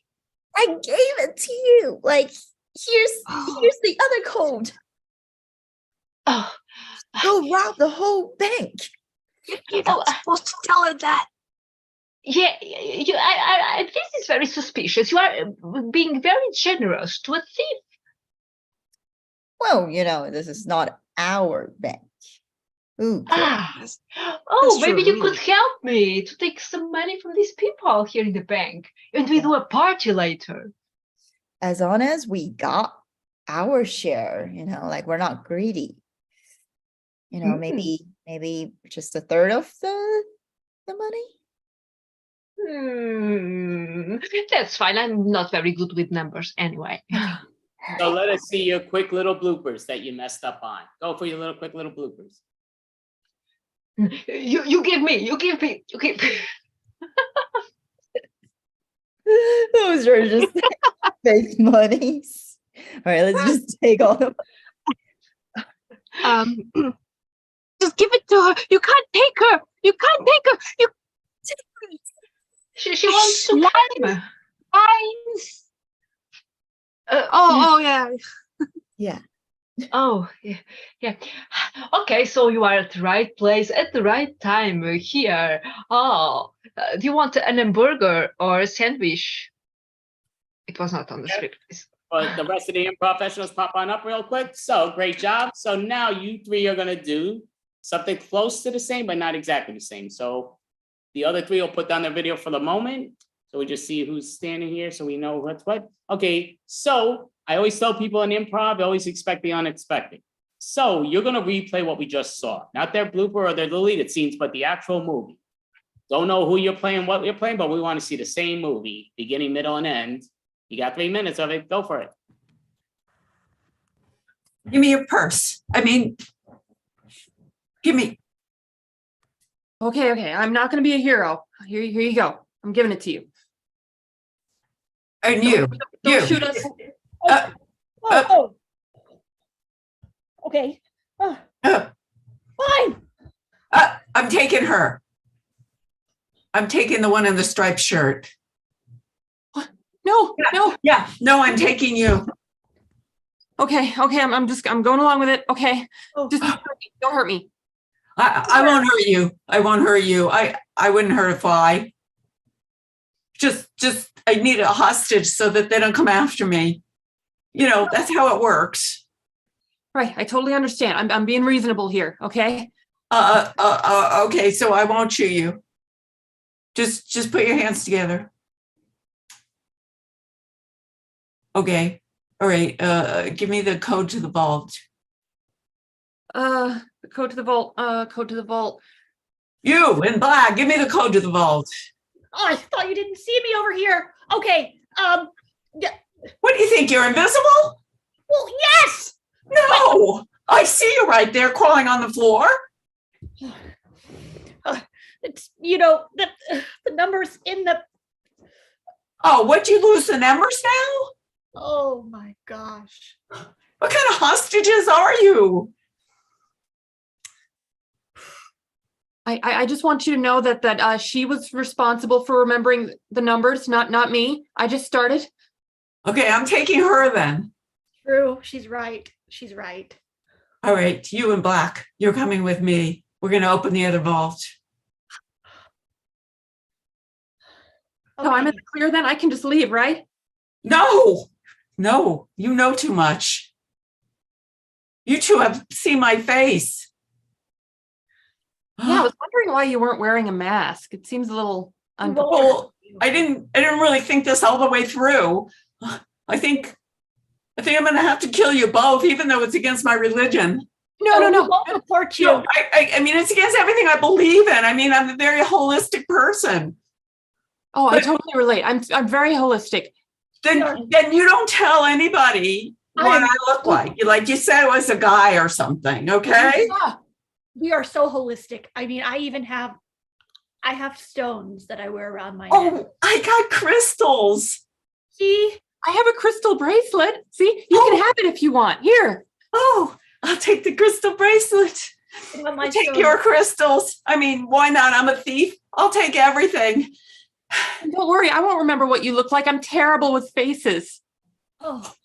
All right, so you did just see a little clip. Now you all just won the Academy Award. So give your speech about that movie or Tony Award, whatever it's Academy, Tony, one of those awards. But that's your thing. Go for it. Give us your story of it. Oh, it was all improvised. And I got to thank Mel, and I got to thank Soraya, because they were brilliant. I mean, I didn't even know what I was going to say next. I could just feel the tension in the room. I really felt like I was a hostage in that moment. It was a very method moment for me. It was so intense for me that, the crystals that we had, we actually, we still have those, and we're going to save those for the rest of our life. They're such a big part of our life now. Yeah, we're all getting tattoos of crystals so that we can remember the film together. This is the first part where I felt so bonded with my scene partners. Yeah, I felt. Go for it. Finish it. I felt bonded with my scene partners and my character. I feel like I've become her.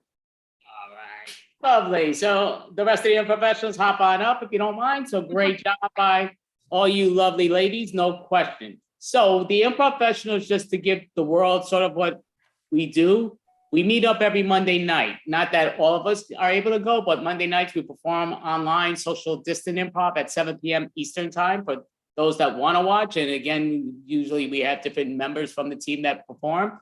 This Tuesday, we do a monthly show with Highwire Improv, which is this Tuesday, January 31st at 7 p.m. to 8 p.m. So we are an opening act for one other act that comes on after us. So I don't know how many of the ladies here will be able to perform, but again, Highwire is a great improv place, Highwire Improv. It's on Facebook, but the show is mainly on YouTube. So always go to Highwire Improv, follow them, and you'll see a great show. You also can follow Improv at its best and follow them also on Facebook, YouTube, trying to build that channel up, which is also great. But it just comes down to, with these lovely ladies and everything, we're also getting a sitcom together, and we're also getting a movie together. So that's all in the works. I'm getting a podcast type thing, which it's the virtual podcast, which will start next month. So I'll start interviewing different improvisers and stand-up comedians online and seeing where that takes us. But again, it's just 2023, our goal is to make it spectacular.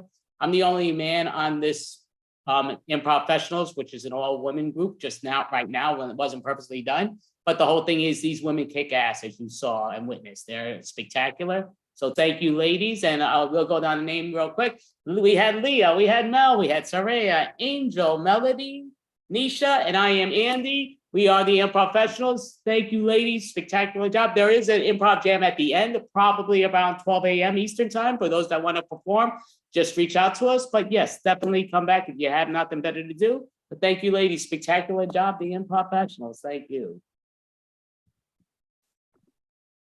So, your choice, Miss Mel. I don't know if you have all the stuff that's listed in front of you, but would you like to introduce the next individual? Sure. Up next, we have Allison Dyson. Listen.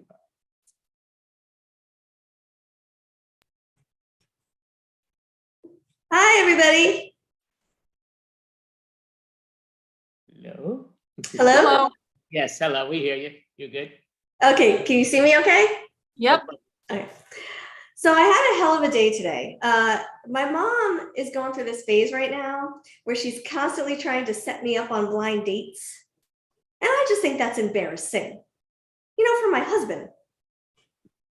I have been married for 5 years now, and my mom is finally just starting to warm up to all my ex-boyfriends. Oh yeah, when I was dating my exes, my mom hated their guts. But as soon as I married a man that she hated even more, suddenly they seemed not so bad. So now my mom randomly says things to me like, you know who you should call? Steve. I heard he lives at the beach.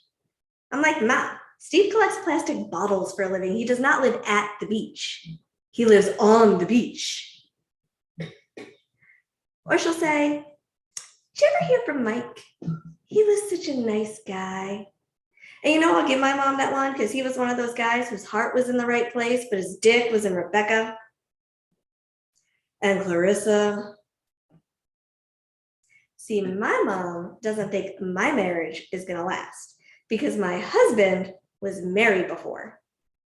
But that didn't really bother me, you know? I figured he's coming to the table with 10 years of prior marriage experience. Split between 4 different women, but still. Now, I think I got a good deal on my husband. You know, he was pre-owned, so I got him on clearance. And I didn't really shop around a lot before I got married. And I think it's because I went to an all-girls high school. And whenever I tell a guy that I went to an all-girls high school, he always asks me if I ever experimented with the other girls. And I hate killing that fantasy, but I promise, the only experimenting was in chemistry. I don't know why we didn't make out in any of the other classes. Now, my dad feels the opposite of my mother. He loves my husband. In fact, my father told me that my wedding day was the happiest day of his life. And I was like, really, Dad? That's the same day I moved out of your house. Shouldn't your happiest day be the day I was born? And he was like, oh, honey, it took your mom and I 30 seconds to conceive you. It took me 30 years to get you out of the house. Now, my husband and my father actually have a lot in common. Like, they're both named Randy. And when I first started dating my husband, my best friend Kelly flipped out. She was like, ew. You know, if you say his name in bed, it's like you're saying your father's name in bed. And I was like, calm down. I don't say my father's name in bed. I say daddy.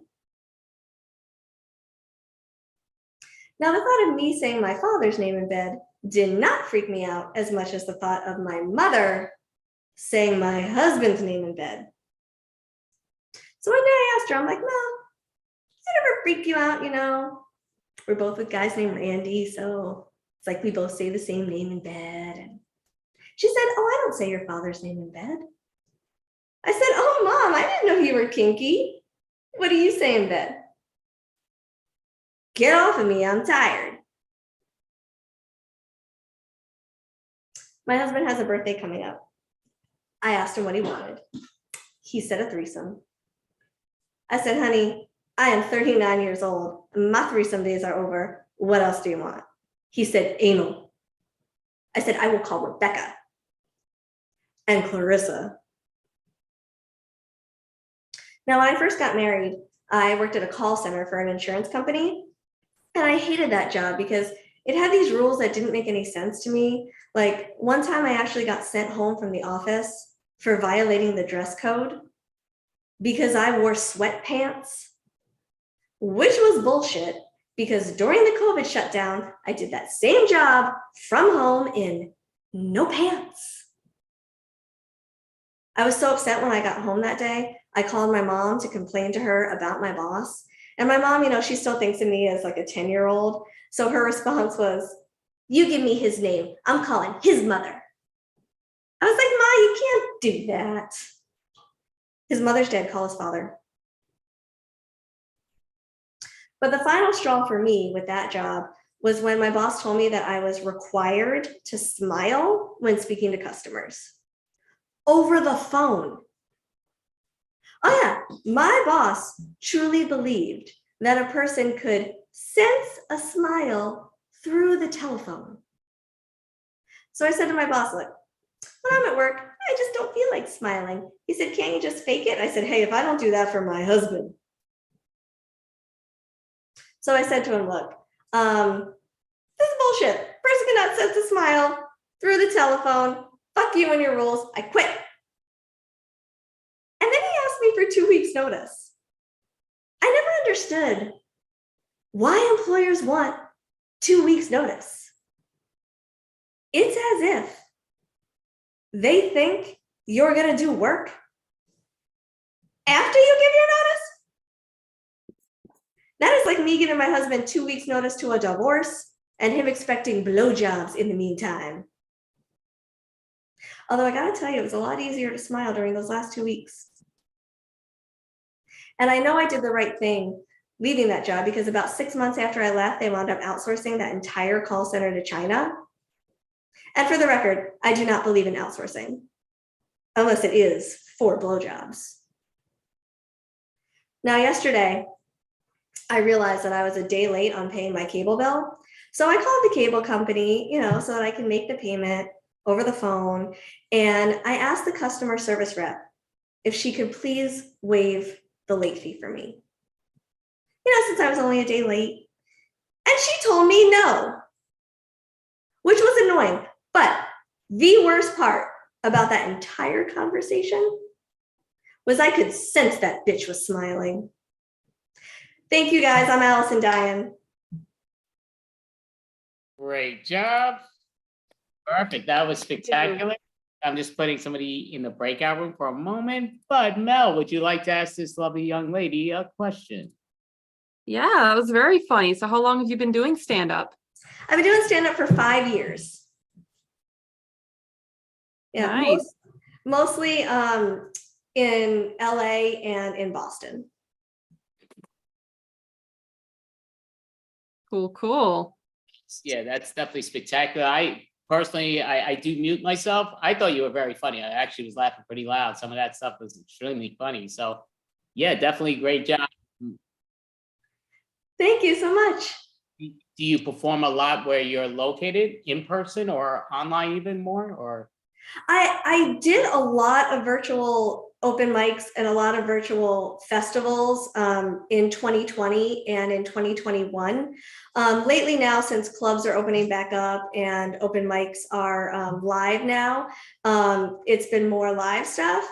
But I love doing virtual stuff. It's great being able to perform in the comfort of your own home. And I'm hosting an open mic every Thursday now, starting March 2nd, and that is going to be in person in the Boston area. Sure. We have some people that watch from Boston. Let them know exactly where, so they know where to see you. Sure. It's going to be at the Kingsbury Club, which is in Kingston, Massachusetts. It's an athletic club, but they have a pub on the second floor, so that's where we'll be. It's going to be every Thursday. The list is going to go out at 6:30. Just show up and go up format. The show starts at 7 o'clock and everybody gets 7-minute sets. That's pretty awesome. Wow. Usually in New York, you only get 5-minute sets or 3, depending on. But yeah, no, that's awesome. In the beginning, I'm talking about. But yeah, no, that's definitely spectacular. So, and yeah, I mean, I'm definitely glad, that found you and you perform because, yeah, to me, we do this every month. This is our 30th month in a row since the online world. And I don't want to ever let it go. As long as I'm breathing, I want this to continue. And it has grown, which I'm very thrilled with, especially on Facebook. I'm trying to get the YouTubers a bit more now, which I'm kind of really behind on that. But I thought you were extremely funny though. So what I will ask you, just say, do you just do stand up or do you do improv also, out of curiosity? I do a little bit of improv. I have a little bit of experience with it because when I first started out in entertainment, I was doing more acting work. So I would do improv. I've taken improv classes, and I've taken classes in improv specifically for stand-up. So it is something that I'm open to doing, but it's not something I've been concentrating on. Okay, well, again, you do a great job of comedy. So yeah, I mean, improv definitely, I mean, some people do both, but yeah, I thought you were extremely funny. So, I mean, I definitely thank you for participating. Next month's show, which is February 24th, will be our 31st month in a row. We would love if you want to perform, definitely, reach out. Do you have, because I think I messaged you with Twitter. I know my Twitter kind of like, even though I like Twitter, I'm not taking anything down with Twitter. I just have a lot of problems reading the messages. Like every time I respond to somebody, then I go back, I just have a problem. Do you do Facebook also or not really? No, I do Facebook. It's just my name, Allison Diane. I'm also on Instagram, same thing, just my name. So I'm available, and I could also send you my email address if that's easier for you too. Okay, yeah, so that would definitely be spectacular. So yeah, so thank you so much, Allison. You did a great job, Allison Dyson. Yeah, definitely her. She's a newbie here at the Extravaganza, and she was spectacular. So thank you so much. Very funny. Great job. Thank you. Thank you. Great job. Perfect. So, Ms. Mel, would you like to introduce the next individual? Well, it looks like the next person on our schedule is not in the room. Are you sure? Because I see somebody without a name. Is Aaron Dustman not here? No, doesn't, unless he's in the breakout room. Oh, he's in the breakout room. That's the problem. Okay, so let me move into the main section. That was my fault, but I thought he would come back if he wasn't supposed to be there. He's just hanging out. He's making friends. We sure that's him, hopefully. Aaron Despina. All right. Sorry, we put you in the breakout room. I was a little confused there for a second. Seems like you made it work. Woo! I was like, how do I break out of this room? All right. So am I on? Yes, you are on, Aaron Despina. Yes. All right. Thank you. Thank you. Yes, my name is Aaron. My dad decided to put 2 A's in my name, so I'll be first. To be picked on. And I used to do a lot of reflecting as a kid. Right off the car bumpers. That also explains my grill. I don't know about you, but I'm happy the holidays are finally over. And I started a simple weight loss program. You can do it too. You go to the grocery store, you walk in, and you look at the egg prices. I just got a get rich program, and now I'm broke. Boo, hiss. Your jokes are bankrupt. Oh, I'm sorry, guys. Ladies and gentlemen, I want to introduce my personal heckler, Orb. How you doing, everyone? I got him off the website, personalhecklers.com. Yes, yeah, and Orb, can you tell us where you're from? Because you don't look normal, you know. I am from the planet Oculus. No, it's not the VR headset company. Okay, but how did you get here? I mean, did you fly here? No, I crash landed here. Okay, Southwest Airlines, actually. Oh, okay, okay. Well, that explains everything. So are you an illegal alien? No, I made a deal with Space Force. They don't anally probe me, and I won't dissect them. Sounds like a fair trade. So before you became a heckler for me, what was your job on Oculus? I was a supreme leader. What? Supreme leader. I heard you the first time.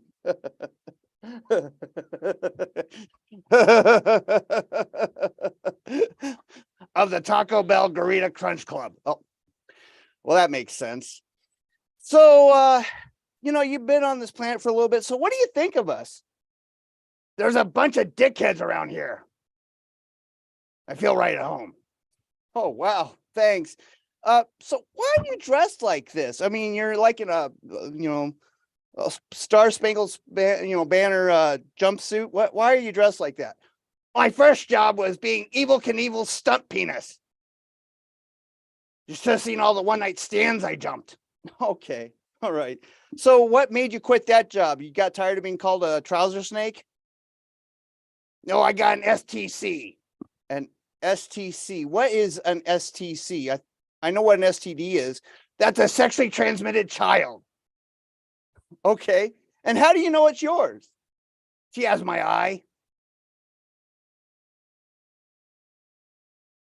Oh, wow. That's interesting. Do you want to try some of your jokes so I can heckle you?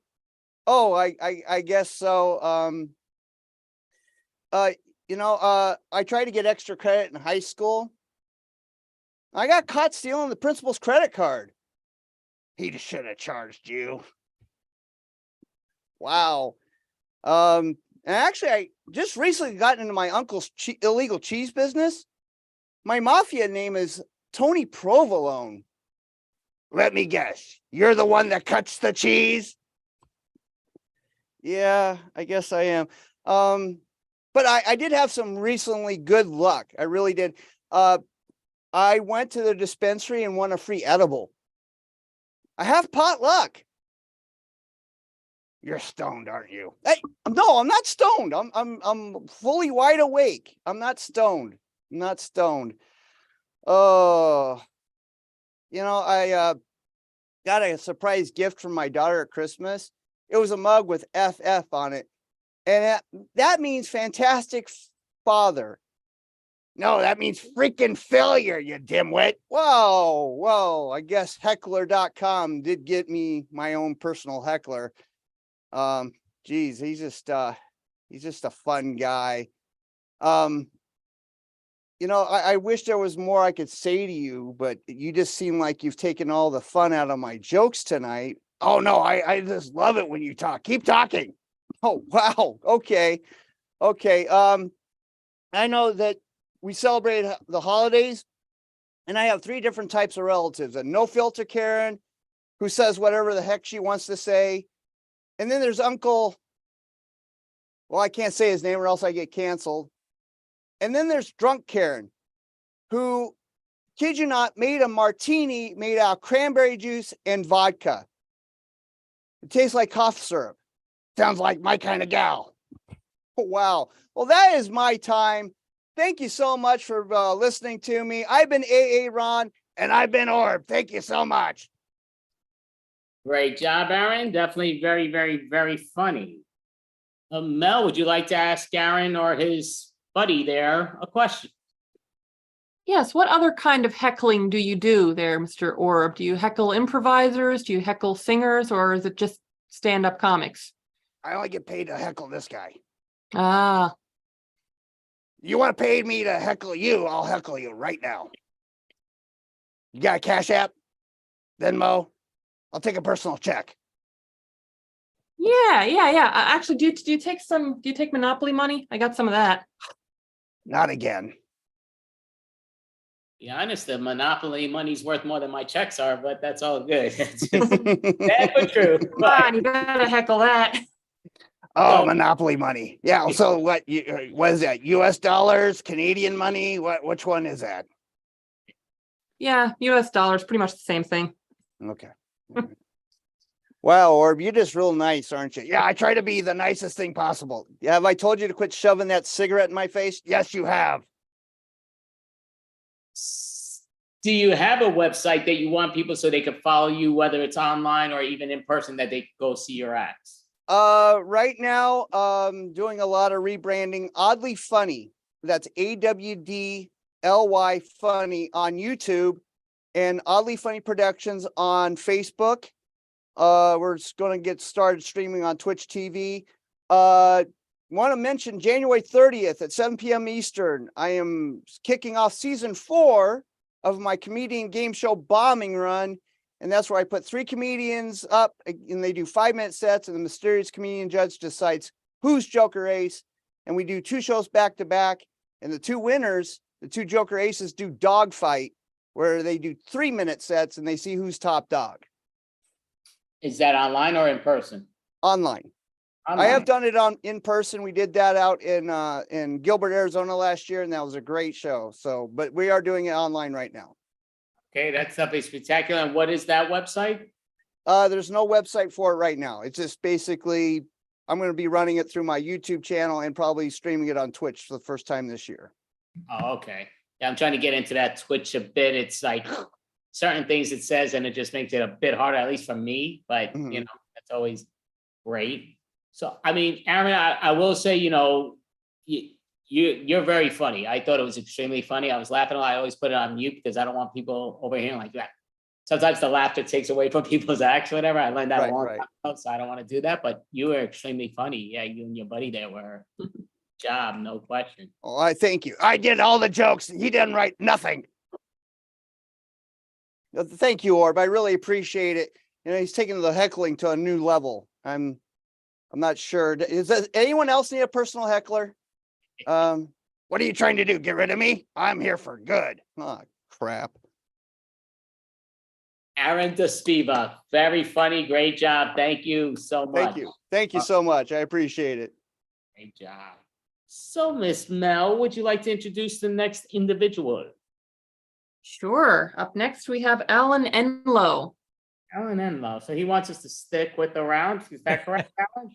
Yeah, I'm going to torture you. How much time do I have? Because I thought, you know, I'll give you like 3 minutes that we just talk a little bit, you know. Yeah, so you got 15. That's a lot. That's a long set. All right. I appreciate you being here because I don't know how people do that. Just talking to black holes, black boxes, and I'm not going to make any jokes about that. I'm not going there. And feel free to laugh. It's fine if you laugh over what I'm doing. I'll take anything. A fart, a burp, it all counts. So anyway, I don't know about you. I'm back in therapy now. Because of the pandemic and just life in general. I don't know. I get these things called the morning demons. I don't know if you've ever heard of those, or these little voices that are inside your head when you wake up in the morning, and they never seem to be positive. And it's like, you're a loser. You're never going to amount to anything. You're a loser. And I was really happy when I realized it wasn't the voices at all. It was my wife in bed sitting next to me going, "You're a loser. Go to therapy." I was like, "Okay, honey, love you too." But I was actually very resistant to go back to therapy because I was actually in therapy, no joke, for 15 years, and it took me 15 years just to get over the damn therapy. Because have you been to therapy, either one of you?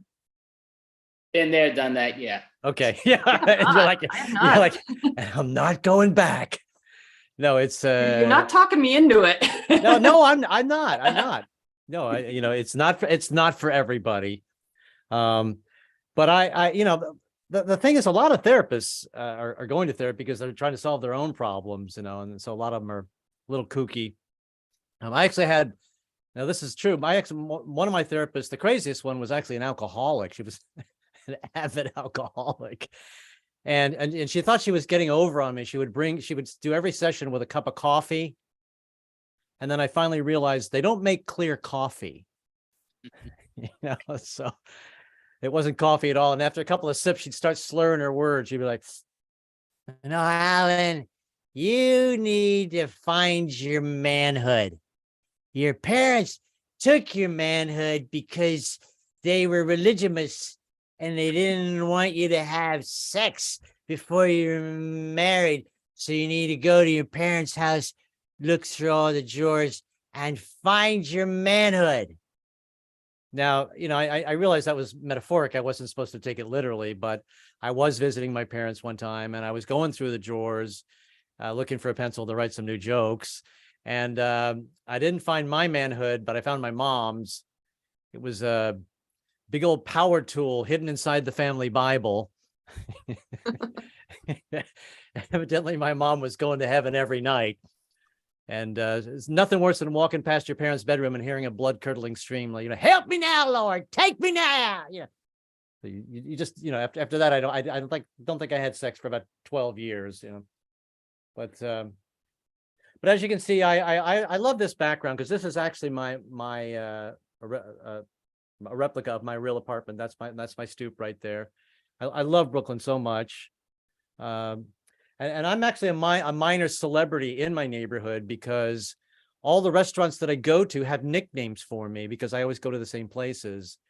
And whatever I order, that becomes my nickname. Like when I go to the taco restaurant, they call me Fish Taco.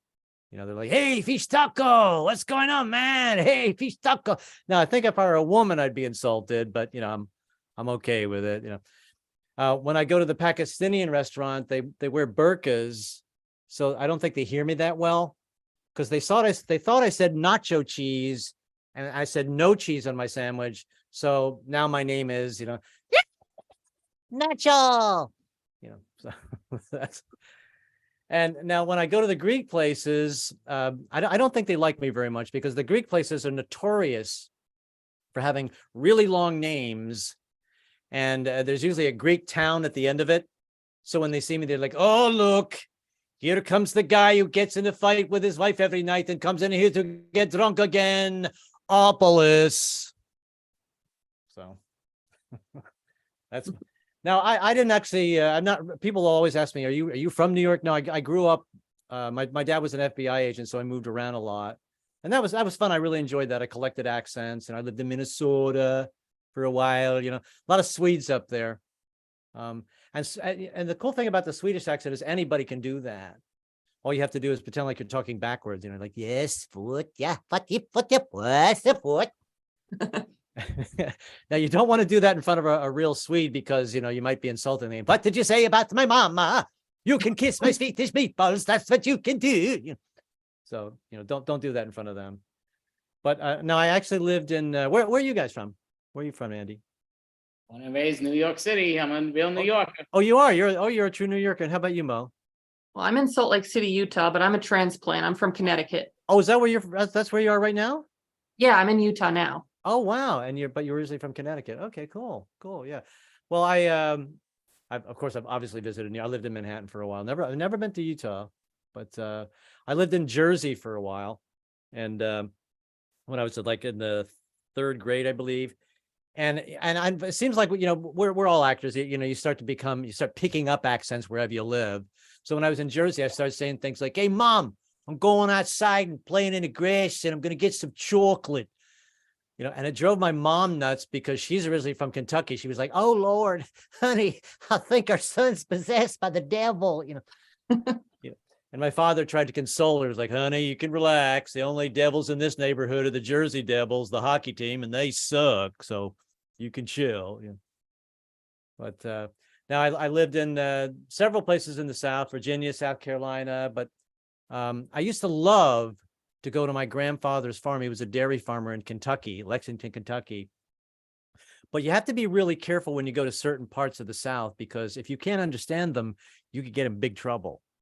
Right. So one time I was visiting there and there was this 9-year-old kid and he was trying to tell me something and I had no idea what the hell he was talking about. He's like, well, first one over, you got chainsaw, big cuckoo, and then one over and then sit down, okay? I had no idea what he was saying, so I just said okay, but I really didn't know what he was saying. And like 2 minutes later, his big brother had his arm around me. He was like, hey, my brother just told me that you're going to the KKK meeting with us. Congratulations. I was like, now I didn't know what KKK meant because I was little. So I ran over and asked my grandfather and, he didn't want to tell me. He's like, well, KKK stands for Ku Klux Crazy People. Stay the hell away from those guys up there. I fired him yesterday, you know. But my grandfather was really very cool guy. He when he wasn't milking cows, he would sit on his front porch and he would rock back and forth in his rocking chair and he would smoke his pipe and he would sing along to James Brown, you know, and he didn't have the best voice, but he would let it roll. You know, he was like, you know, say it loud, I'm black and I'm proud. You know, it's like, yeah. When I got older, I was like, you know, Grandpa, you might not want to sing along with that song. He's like, you know, how come? Should I change the lyrics to I'm white and I'm proud and become a proud boy? No. You know what? You just keep singing. That's fine, you know. But yeah, no, he was a big James Brown fan. And I got to see James Brown live 2 years later. That was the best, man. But now I actually come from a very musical family. We were all singers, and my mom had a you know what they say about musical families, don't you? You know what they say? You know, the family that sings together should shut the hell up because it's really obnoxious. You know? But my mom had this beautiful soprano voice, and we would sit down at the piano and she would play and I would sing with her. And she would always sing a Broadway song, you know, some enchanted evening, we will annoy the neighbors. And obviously now I can sing like that too. You know, I just grab myself and take off. You know, I would usually sing a 60s Frankie Valli song, you know, walk like a man, talk like a man, sing like a girl, my time. Yeah. So, but I grew up in church, and that's pretty much where I got most of my practice singing. And of course, I went to the predominantly white churches. I remember one time where we had a black family visit us. They stayed for 10 minutes and they got the hell out of there. And I could hear them talking as they were leaving. The music here sucks. You know, they were like out of there. You know, but let me do my impression of white church music for you. You ready? Yeah. It's really boring. I so badly want to go to the black churches because, you know, they can get down. They're like, I was born by a river in a little old tent, you know, and like you can never sing that in a white church, you know, too much privilege, you know, I was born in a jacuzzi, you know, so it's just never going to happen. But anyway, I've got my own family now. I have a 30-year-old daughter. And very proud of her. She's doing very well. She can be a little annoying though sometimes because she thinks she knows it all. You know, that she thinks that everything I say is either racist or sexist or usually a combination of both. You know, like we went to a movie premiere. I had tickets to a movie premiere, and we saw the movie 12 Years a Slave. Great film. Highly recommend it. But like an idiot, I made the mistake of calling one of the kids that was in the Q&A, who was answering questions after the film.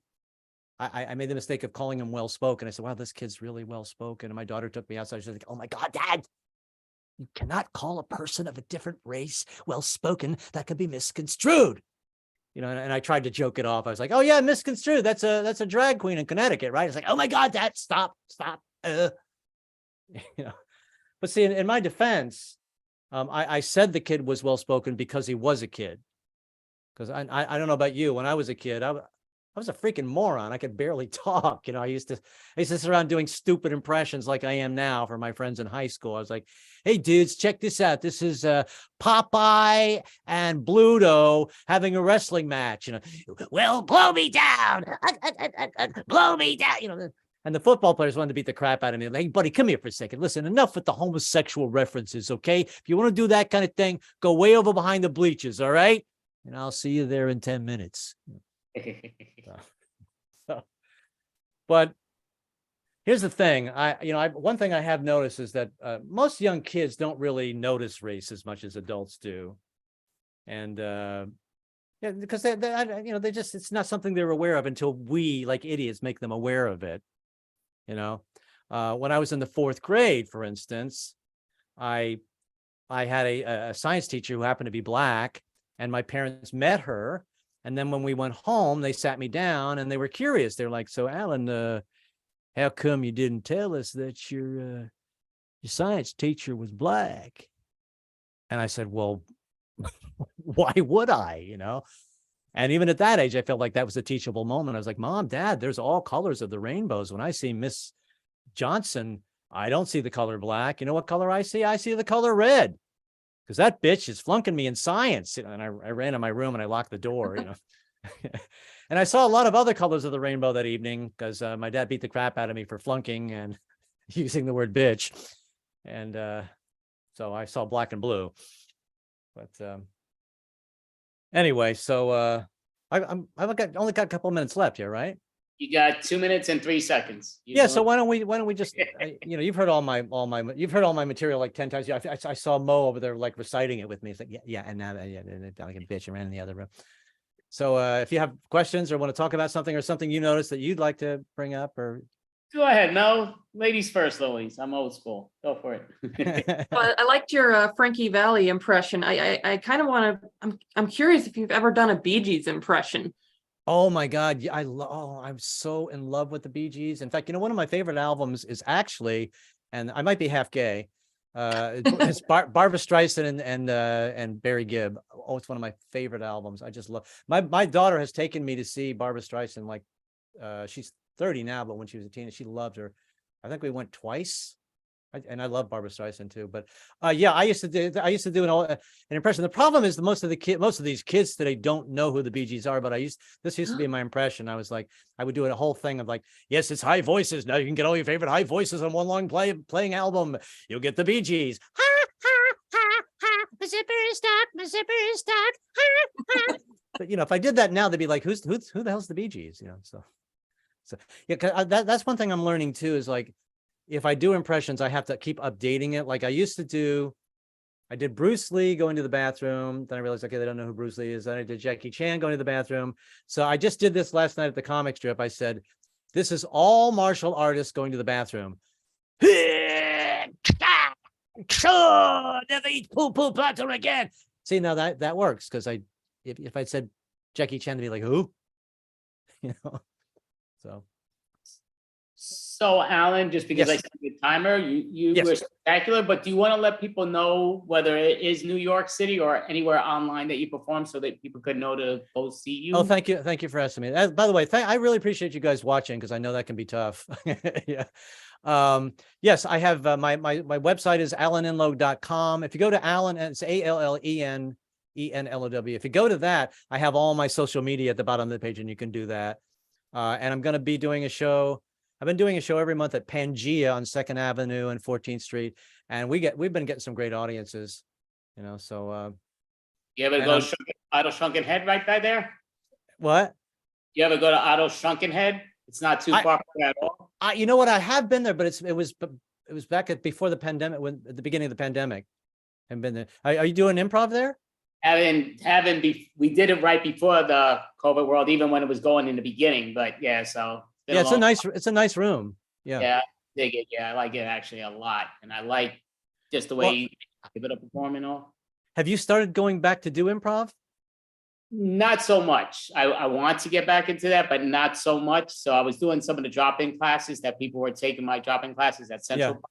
I did 2 of them this year. I did like 12 of them last year. So I do want to get back into that, but. Once spring comes along, you should just do them outside. Yeah, well, that's Central Park. Yeah, Central Park's outside. But so that's what I just said. Oh my goodness. But yeah, no, just kidding. But that's what I was doing it at Central Park in the spring. But I only did it for 2 months this year, where last year I did it for 6 months or whatever. And it was a lot of fun. So well, I'm wearing a mask everywhere. Every time I went down to visit my mom in Virginia Beach, and she's 96 now. I wore the mask I took the train. I wore the mask the whole way.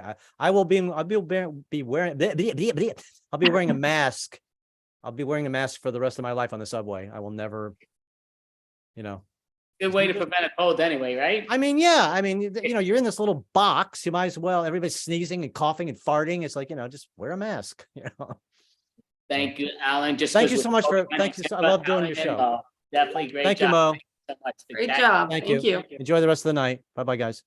Thank you so much. So, I guess we got to bring them in here. Would you like to introduce the next individuals? I'm closing their room up. It gives them 60 seconds. Sure. Up next, we have Timeless. timeless. So we're just gonna wait till some of the timeless people pop in, but it'll definitely be less than a minute. Maybe you'll have some that know, like, okay, let me get on and look at the time, but maybe they'll wait out that. Now they're timeless. Time is a construct. True. All right, timeless is up. You got it. Yeah, timeless. You can come back up. We don't want to be an empty screen because then people will disappear. But all right, you got it. I see you, the first one. How's it going?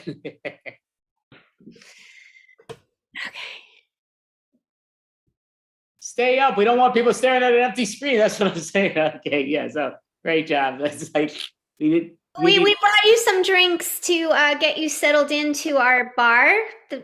Awesome. Yes, I'm doing some PR tonight, and we'll get started really soon. Great. Looking forward to having the audience stop by. You say camera off. I say camera on is off. Right. Well, we introduced Timeless. Come on up so we can put our video down. Oh, okay. Think they've had a few of those improv drinks there. I believe you. Hey. Hey, hey, Ellie. Oh, I was just doing the. Hey, everybody. Welcome to the Double Nickel Rooftop Lounge and Bar. You can see it behind me, just on the other side of the facade, right here on Route 55. Right off of Route 55 and beautiful Davenport, Iowa. It's a tongue twister. Beautiful Davenport, Iowa.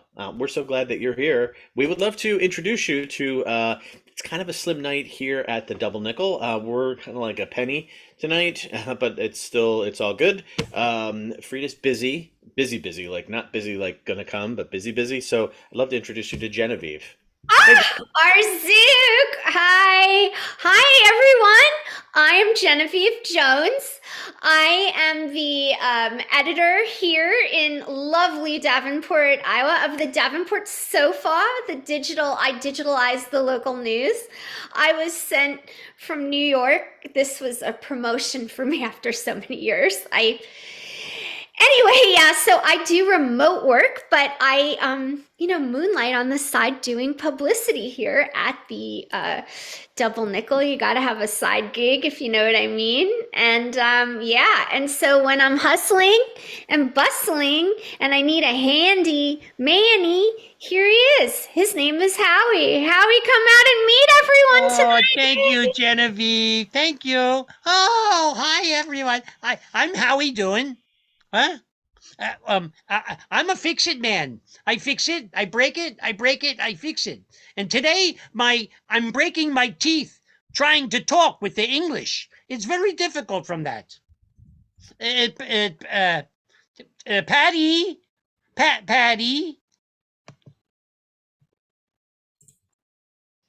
Off, on and off. But hey, it's kind of fun. It's real hectic, though, without Peg here.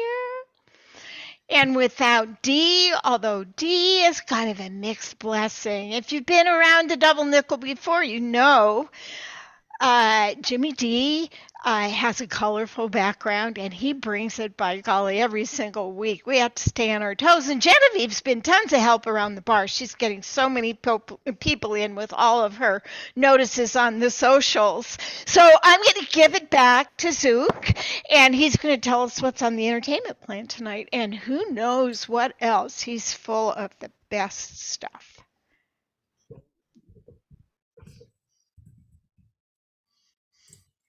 Zoinks! Hey, I am back. Welcome, everybody. Yeah, I'm Arzook. Glad you got a chance to meet the gang that we have tonight, the Double Nickel Skeleton Crew. I'm Arzook. I'm the entertainment booker, and we have a lot tonight.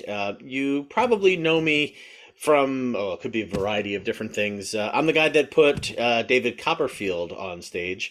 David Copperfield, which we're going to have tomorrow night here at the Nickel. The Bildungsmann genre by Charles Dickens, played by the famous magician David Copperfield, who is going to be joined on stage by Demi Lovato. She's not going to be singing. He's just going to say her name when he does magic tricks, because we feel like it's a magic sounding name, Demi Lovato, and then things are going to happen. You just come, you're going to have a good time. So you probably know me from there, but I book all the talent and exciting things that happen on stage over there here at the Double Nickel. Hey, when I think of today, I think of my mind races to 1976. It was the first episode of the brand new at the time Laverne and Shirley sitcom, which was a spin-off from Happy Days that aired on ABC with Cindy Williams and Penny Marshall. Of course, Penny Marshall went on to do many commercial successful things, director and star of movies and things like that. And so that makes me think famous ladies don't need to be famous ladies. Any lady that exists to me is already famous because women are wonderful. Sally sells seashells by the seashore. Shally shells seashores by the sea. That's so good. You are going to be media trained so quick for our Insta from Davenport Silva. That was amazing, Howie. It's okay because I'm breaking my teeth on English. Does that make sense to you? When you break your teeth when you try to learn English? Well, you say you break your neck? Oh no, not that's your different. teeth. Yeah. Breaking. I don't want you to break your neck. Don't break your neck. You could break a leg. Break a leg. Break a leg. Break a leg. That's good luck for shows. Yeah. So there's Why is that good luck for shows? Because it was like a superstition. They were scared, so they'd say break a leg. Well, when I do amateur shickered comedy vaudeville in the Little Stage Theater, little Stage Theater, but its name was Little Stage Theater because it was our neighborhood, the neighborhood. I don't know what I'm talking about. You were telling me about the Little Stage. You do know what you're talking about. Okay. Your English is great. I mean, you're just perfect, very good English right now. It's But all I'm making breaking my sense. teeth. I'm breaking my teeth. But in America, you don't say that, no? I don't know. It could be a new thing. We could hashtag it. Hashtag break your teeth. No, I don't smoke dope. Oh, hashtag is it's the pound sign on the telephone. Remember a telephone and you press buttons with the dialer, like hashtag? We use metric system. Oh, yeah. Hashtag, and then the word means something really special in America, social media. Oh, so does breaking one's teeth. Sally shall see Sal. I wonder who Sally was. Sally K. Ride was a famous female astronaut. Oh, yes. But she died on, yeah, that might be too sad for you. Howie, you're doing so great. Thanks for trying. Peter Pumpkin Eater. Pickle. Peter Pickle. Perhaps the I don't know that. pepper. I don't know that. Sorry. Oh, and you're using Siri too. Yeah. Siri doesn't know that. But she breaks her teeth when she's trying to learn English. Don't you, Siri? She may break her teeth on all the hashtags she smokes. I don't understand what you need. I don't smoke, though. No, neither do I.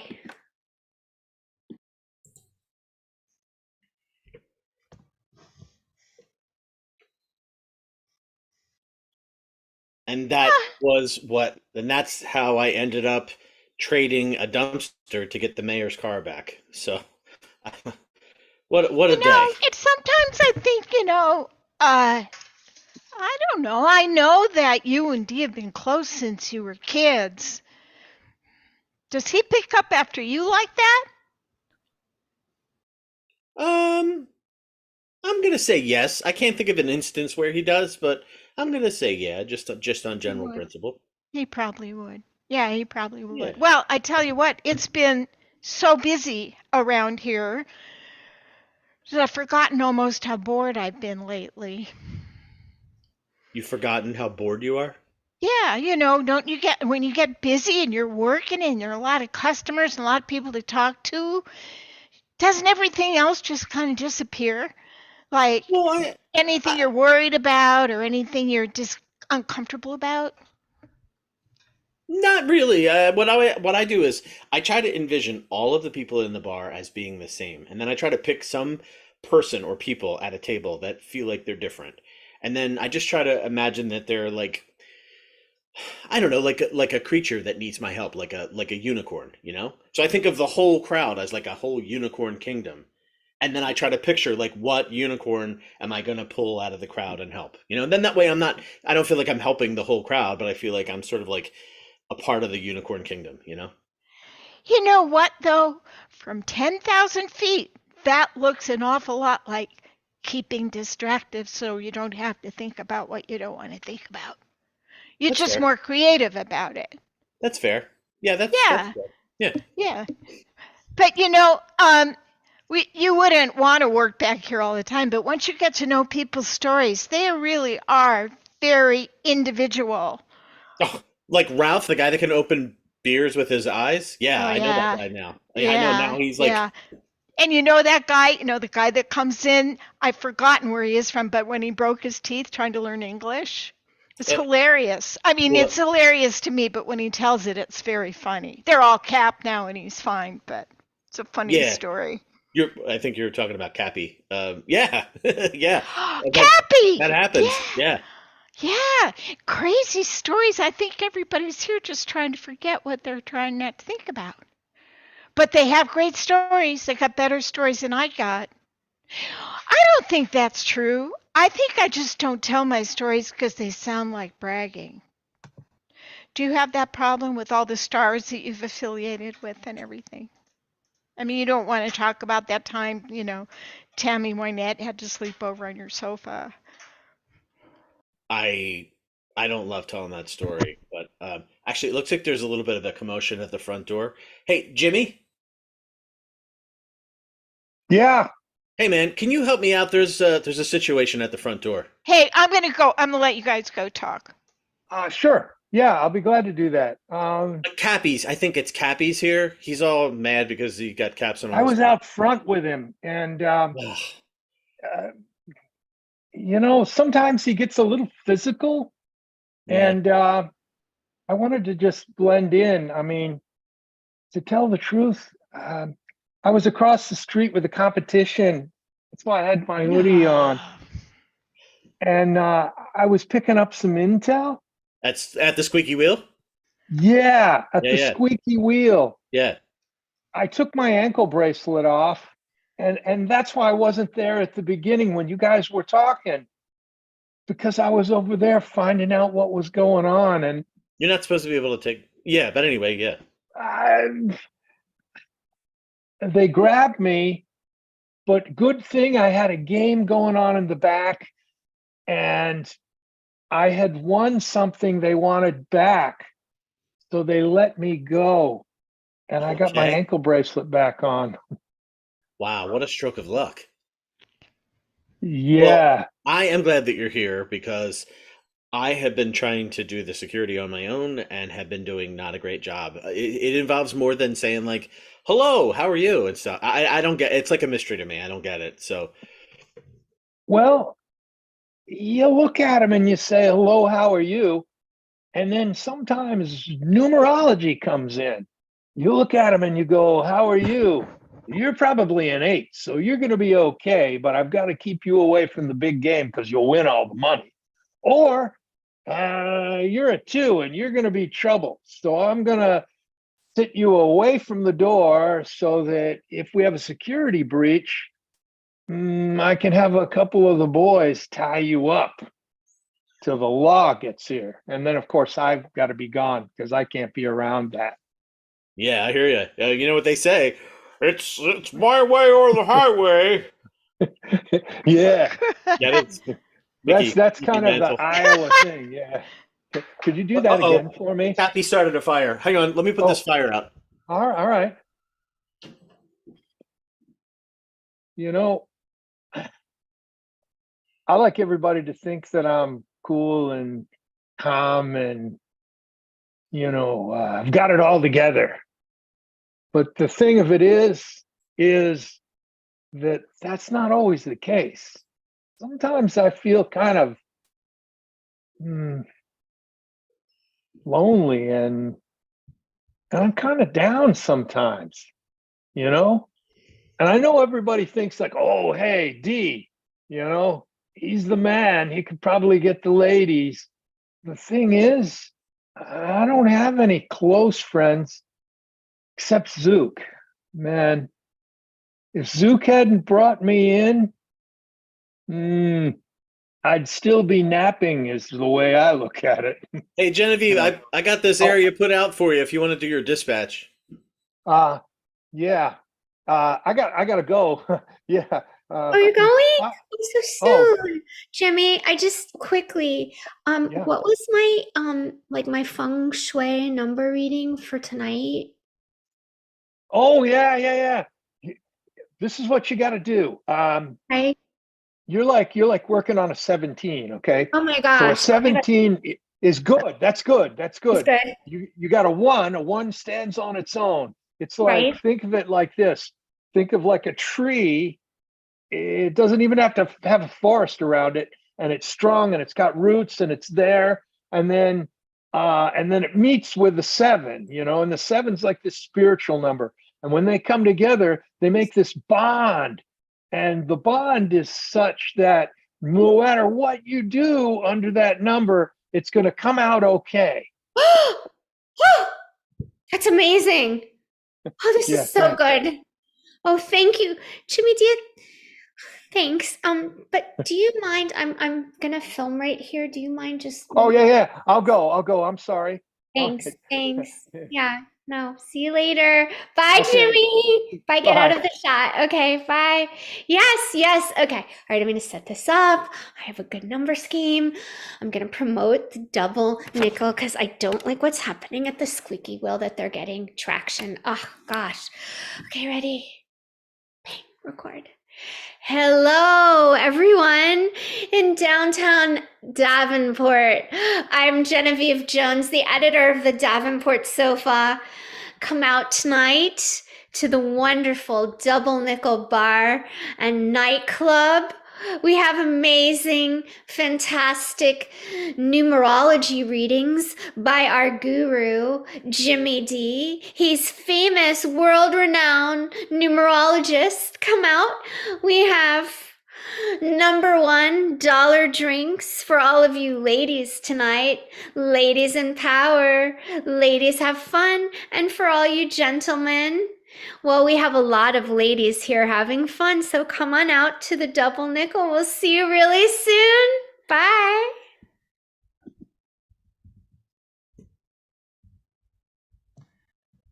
Patty? Patty. Oh, boy. I know. I'm sorry, I've been having, the croup lately. I've been trying to sing again just for fun. Oh, yeah? Yeah, it makes me hoarse though. Oh. I don't have the range I used to have. Oh, no, let's sing. Oh, I wonder. I was working on a song. When I think back on all the crap I learned in high school, unicorn, they give us such nice bright colors, unicorn. I love a song about a unicorn. Yeah. I love a song about a unicorn. I even like two corns. A duo corn would be fun. Like a goat, if it was all festive and everything. Sometimes you're so silly. I love it when I don't know what you're talking about. You know what? Maybe Zook can let us go on stage and we can be two corns or We could be the two pun. corns. I love it. That sounds like so much fun. I'm just looking for stuff to do. You know, now that Caroline's out of the house, I have a friend who plays ukulele and another friend who plays the drums. And so we thought we would have a little trio, make up some songs. I play the That makes me... sambuca. What? I play the sambuca. Are you serious? Yeah. You should come to practice with us. That would be so much fun. I'd have to get it delivered from Schickard.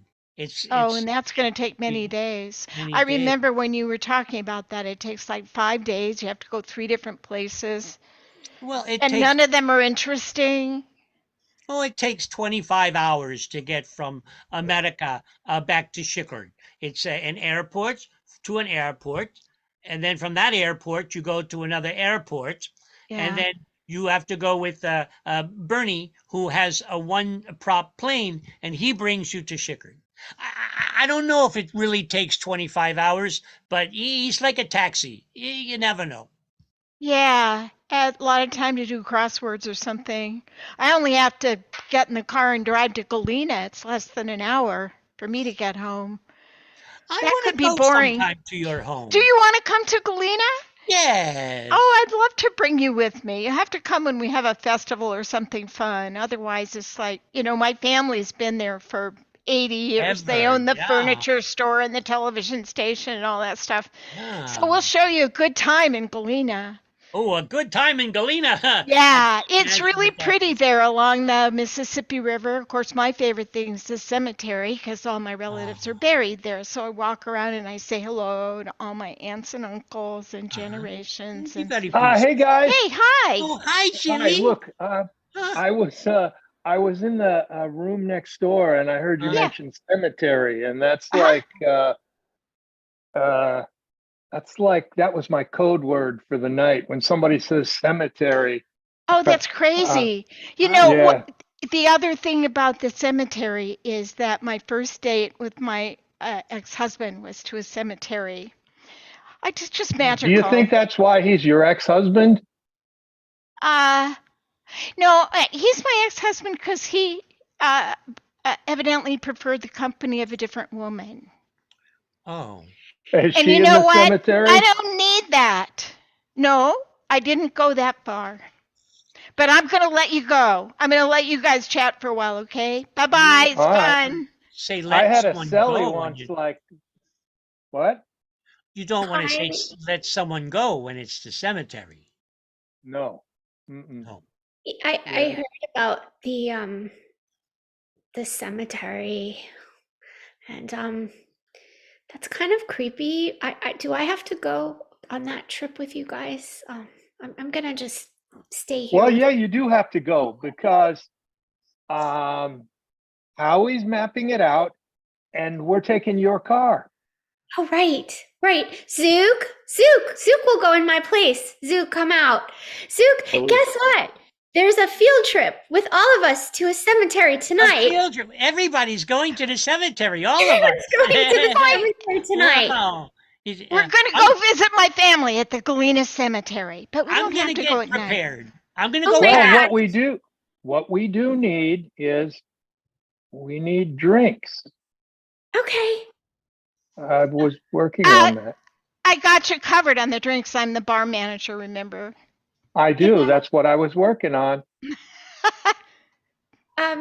Yeah, so Zook, I think I need to stay here. And Jimmy, you can take the car. Here, feel free. Here are the keys. Have fun. Thank you. Bye. Bye. Okay. Yeah, we Since have I'm going so quickly, we have like 1 I minute. don't know. Zook, I gotta just talk with you for 1 minute. Okay.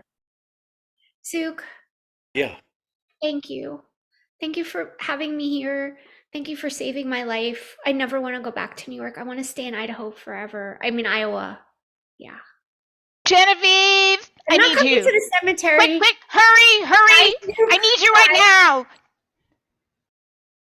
now. 1, 2, 3, 4, 5, 6, 7, 8.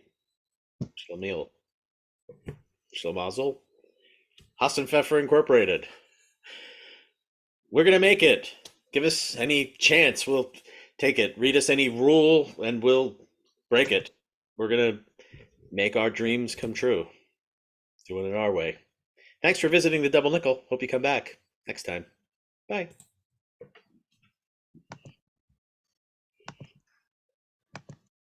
Great job, Timeless. You could all come popping up if you don't mind, just because we don't want to shout that quickly. I know we're a little behind schedule, but great job, definitely. So Thank you. Come back for the field trip. so what I will ask, just again, because we always like to make sure everybody gets their shout out, no question. I'm sorry that we're behind on time, just kind of because we're only doing the one video, which is 8 hours. Facebook drives me nuts with that, but they do it with many things, drives me nuts. But Geneva, I apologize. My name is Robbie Foss. I'm from San Diego. Thanks for having us. So Robbie, do you want to advertise something? No, introduce everyone else. I know you're in a rush. Okay, so Arzuk, I'm sorry, I'm going to destroy everybody's name, but go for it. Hey, I'm Rick. I live just outside of Philly. I'm doing improv on Sunday with IOU Improv. I'm sitting in on their special guest star, so I can't wait. Yay! In person or online? Hey, Hold I'm on. Linda Sorry, Ray. go through. I'm Linda Ray from Tucson, Arizona. Don't forget that Timeless is on the first and second Sunday of every single month on Vintage Improv. You'll find us on their Facebook page, live and in person. Oh, perfect. Awesome. Go ahead. Jimmy, go for it. Yeah, my name is Greg Philippi. I play Jimmy D. I like to nap, evidently, after a long day at work. And I got a book out. It's called Life Improvised, Listening Between the Lines. You can get it on Amazon. It's not just about improv, but also has some interesting stories that are true but very unusual, and they illustrate improv points. Thank you very much. I'm in Boca Raton, Florida.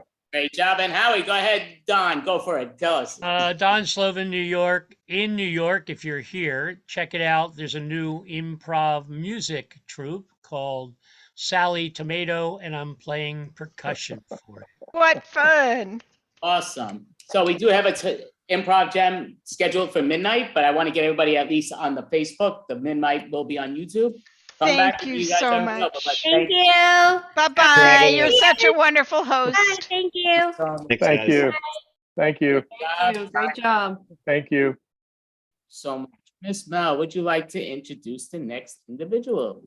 Yeah, you bet. Up next is Unicorn Kingdom. Kingdom, perfect. Awesome. Hello, everyone, the internets and elsewhere. We are Unicorn Kingdom, the house team of the Intercity Longform Improv Jam, which is Sundays on the internets. To get us started, can I have a word of an object that could fit in one or two hands?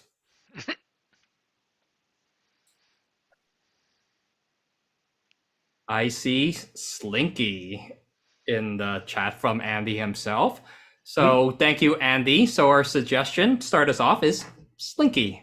You Slinky. Ooh, Slinky. Hey. Sometimes I just want to disappear. Wait a minute. Where are you? I can't see you. I'm in the corner. No, you're not. You're not in this room with me. Again, I want to disappear. Sometimes I want to work a job. I want to attract no attention. Like, you are an expert at marketing and design. Okay. I think that if you would just learn how to slinky. I was born with 2 left hands. I can't slinky. Yes, you can. Oh, okay, fine. I'm gonna step out from the corner. Okay. Look at you. Perfect. Gimme. Here you go. Everyone knows it's Slinky. Look at you. Look at. Ooh, perfect. I'm not looking. I'm not looking. But you're doing so good. Just look at it. Oh my gosh. Oh. Oh. I looked. Yeah. Well. I looked. Oh. That's okay. Take it. Thanks. You know, for about 5 seconds, I felt good. Thank you. Well, you know, there's still a possibility for you to come. You don't have to stay in the corner. Comfortable in the corner. really Well, comfortable. yeah, but you know, you're into that comfort. Somebody in What? another corner. I don't Come know. out. Come out. Wherever you are, cut. Whoa. Well, hey, this is too much for me. You know, lunch break's over anyway. That's true. I'm going back to work. I need to All thank right. you for those 5 Let's seconds. cut to another corner with Lindsay. What do you have to report? You popped in can't enough. tell you legally. I can't tell you how this information was obtained because of the chain of evidence. But someone was observed with a slinky from near the duck pond, and that person was observed to be receiving a slinky from a person unknown.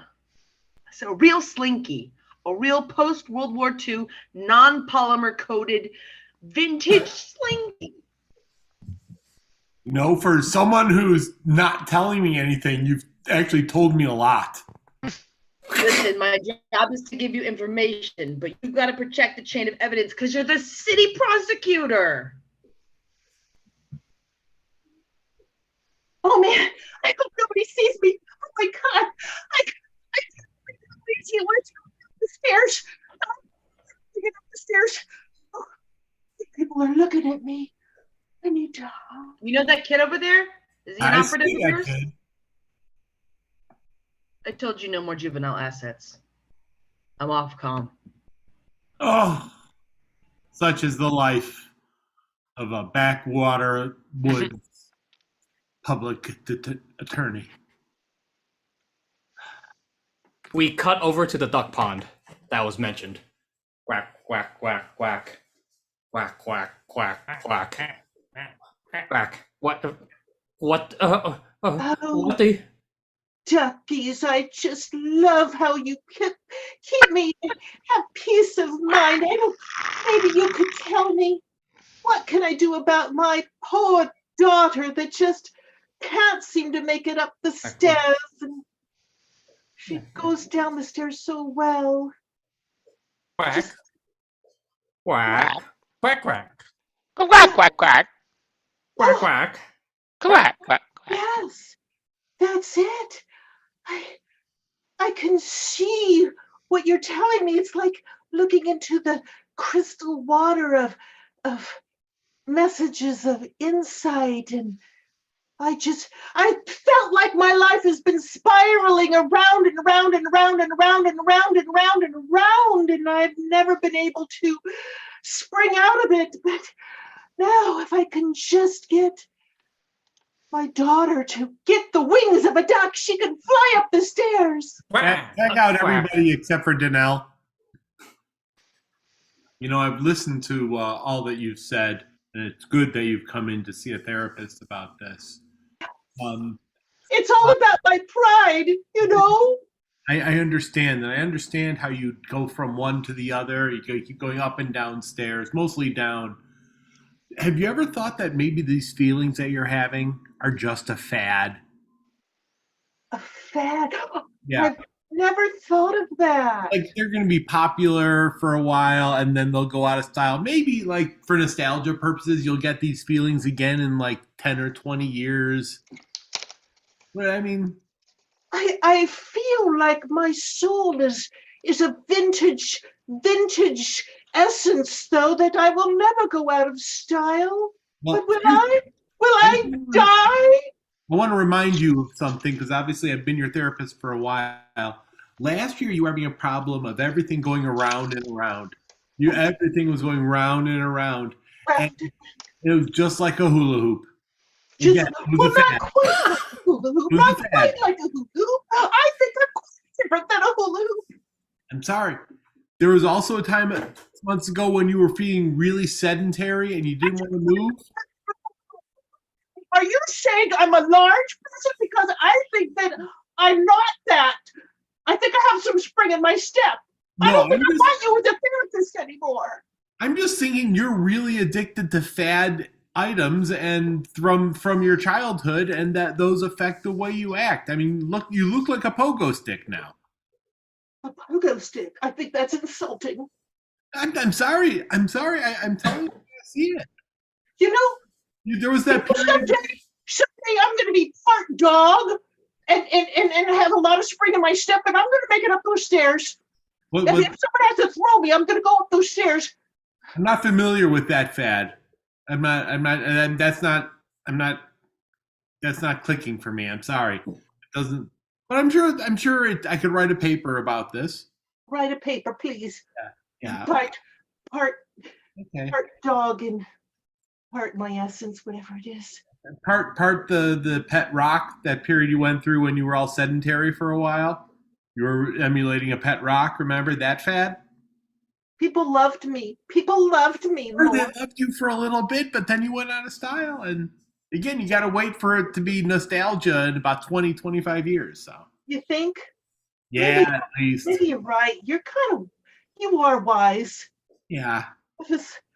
I was lost, and now I think you're making a full circle for my being. Yeah, okay, now we're back to the hula hoop. I get it. Yeah, okay. Cut to attorney, played by David, speaking to another one of his informants. Are you talking about an actual American hula hoop from the 1950s? If I'm not foggy, 57. You're talking about a financial disaster. You know, they sold 1 million hula hoops per day. And so they went out and manufactured millions of hula hoops with all the extra war supplies and that. No.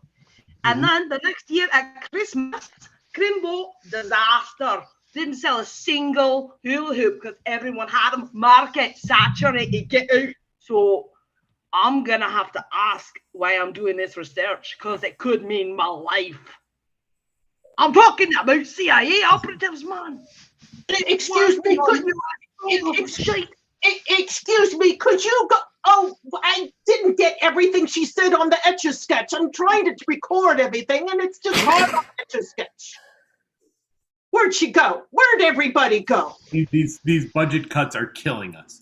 Yeah, I mean, we can't even just get paper. They give us an Etch-a-Sketch. They can't even get paper. I don't get it. Okay, but anyways. Okay, now I'm ready. I just heard that if paste not coming, the new one, the come out about not being late in payment no matter. Just saying, watch your back. Did you get any of that? You know what? It's all up and down, and I can't read it back. It's like, ugh. Yeah, we'll have to dig through that to try and figure it out. I'm gonna just shake it. I'm just gonna shake it and start all over again. Okay, how did we start? Sorry to interrupt, but I just have a light bright that I've been told is an upgrade that I wanted to deliver.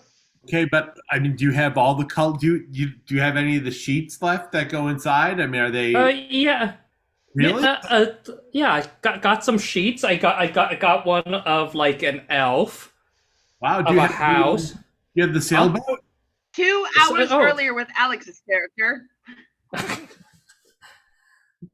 You understand, man, these aren't original light bright sheets. These are recreations from the early 90s. I know that, but the budget isn't there to get vintage originals. Are you listening to me, man? This is not a conspiracy. Those are melted X-ray sheets from the USSR that the US government melted down and made into fake light bright sheets, man. They're not real paper. I know. I know I want the originals too, but sacrifices have to be made. So this is what we have. What? This is what we have, and sacrifices were made, promises were forgotten, deals were lost, men died. But this is all I've got, man. You can't come after me for any more elves. There weren't even real elves with the real additions. It was just constellations and Santa Claus, man. That was the Christmas pack. Well, yeah, I know what, I know, but I have to ask you for just one more favor, I was just gonna relax with a nice drink, but what do you need from me? Okay, do you happen to have the sailboat? You want the friggin' sailboat? Yes. There were only 16 editions of those on the East Coast. Yeah, Can't get you a sailboat, but I can get you a skiff. It's close. I mean, it's a motorboat. Forget I said anything. It's Let's let's cut to Antiques Roadshow for toys. So I don't think these are the vintage ones. I know, but so tell me about this spirograph you brought in. Tell me about it. How long have you had it? What do you know about it? Well, the ink pins are genuine. They are genuine. And the spirals are working and the gears are fitting quite well. And there's a secret message that comes when you do them backwards. Don't go forward, go backwards. And I'm sorry, there's a little silly putty stuck on one of them. Got it. Yes. Before you start bidding, man, I'd like to make some notes on this. Okay, she doubled her bid. She's doubled 180. Okay, you could stop doing that, ma'am. Before I do something, I just have to say I've looked through the plastic pieces, through all the cogs, through all that, and unfortunately, this is a Russian fake, and it is not valuable at all, I'm afraid. Well, I think you need to do your research a little bit better. I did do my research, and all the instructions are in, was that Cyrillic? You see, it's all there, and obviously the secret message is rather communistic, rather back from the 70s and 80s, rather Iron Curtain stuff. So I've done my homework. It is fake. Do you still want to bid on this, ma'am? Oh, okay. She still okay. She still wants it. I get it. Okay. Smart lady. Okay. She's bid another 80. Or I is it give it to her. she's now done 8. Okay. That's the top. 10. I think the bid is at $3,000 now. Do you want to take it, ma'am? Because I can't. I'm just assuming based on her sign language. She obviously could speak. She's only a couple feet away, but no. The 8 was sideways. It's infinity. She's going to spend more than anything in the world. Okay. And yeah. Well, she's certainly pretty happy about it. I think she was going to be really happy about her purchase. Well, anybody would. I mean, this is, it's better than vintage. I'm telling you, it's the original one. I think it's the original one. Oh, the original Russian one, if anything. Yeah, that's exactly. Well, as our accountants go to collect that money over there. You know, by the way, Yes. It looks like your collarbone is broken. Are you aware of that? I've been noticing that for a while. I'm surprised. You must have, did you fall down some stairs or something? Wow, that is amazing. That is totally amazing. Yeah. Oh. You made me put some stank on it. Oh. Ooh. Oh. Ooh. Ooh. Ooh. Oh.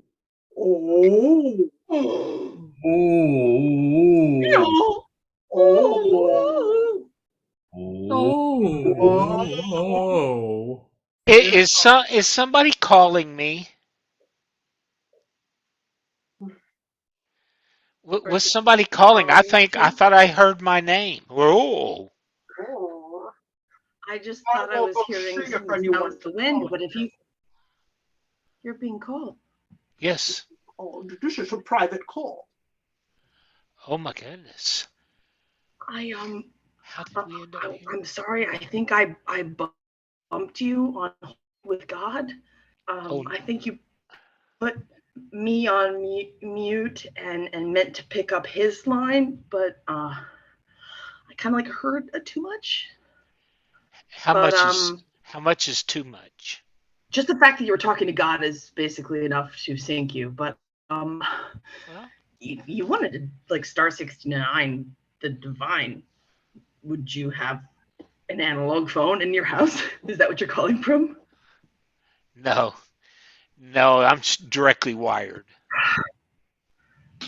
Wait a minute, that's what I mean. I'm a millennial. I'm so sorry. I mean, like the mainline phone. What do they call a landline? A landline. Are you calling from a landline?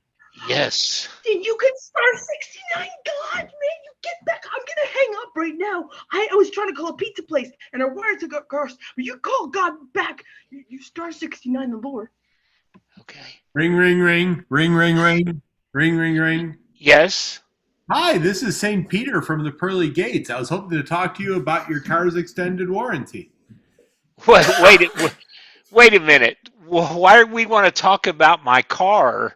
Why, that's great. We should talk more. Say you're interested, and I'll give you some more information. No, I'm not interested. Wow, that's too bad. Sure we can't interest you in some additional information? I'm a real person here at the Pearly Gates. Yeah, I can tell that by the way you're talking that you are pearly, but you're not real. You are so funny. You would be perfect for our program. And that would be what? I'm sorry I didn't understand that. Could you say that again? And what would your program be? I would love to continue this conversation. Okay, but guess Cut what? to the evil empire that dreamed up this St. Peter gag.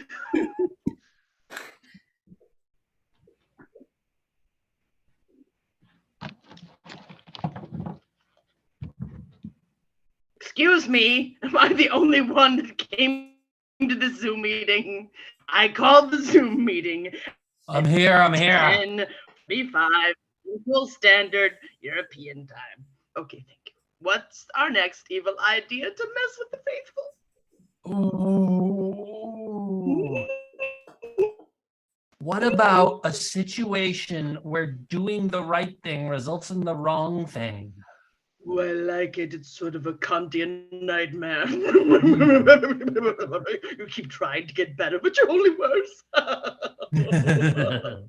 ha ha! Ha ha ha! Ha ha ha! Oh, look, it's Gary, the guy that gets all the jokes. I got your coffee and your tea. Ha ha ha! Ha ha ha! Better be a real bergamot this time. Stupid backwater girl gray, lady gray nonsense. Oh. Cousin Gray, more like. He seemed a little too happy with the tea and the coffee. You know these interns are very pleased with themselves. These Generation Zs. Oh. Oh. Ha ha ha! Ha ha ha! Before I leave, how would you rate my service from 1 to 10? Dial your answer. I don't know if this intern would pass a Turing test or not. 6.5. Deal with that. Thank you for your response. Goodbye. Oh. What a little bastard. I don't like these pop-up interns.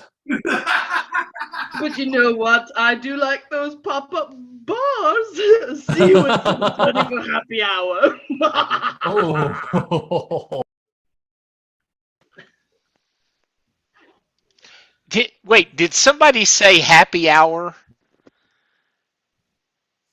Happy hour. When was wow? Hour.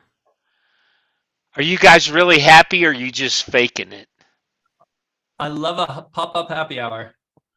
Okay, we'll start popping. Has it started yet? Should we start it right now at the same time? Yeah, get hopping. Start popping. Do your thing. Do your thing.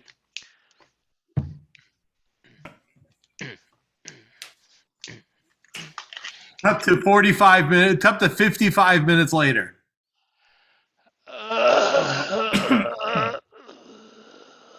I wish this would never end.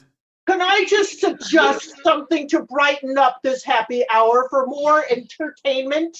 Yes, anything. Yeah, I we am got an 2 minutes left. 8-ball. I am an 8-ball. So anything that you cannot You have decide an in 8-ball? your life, I am the 8-ball.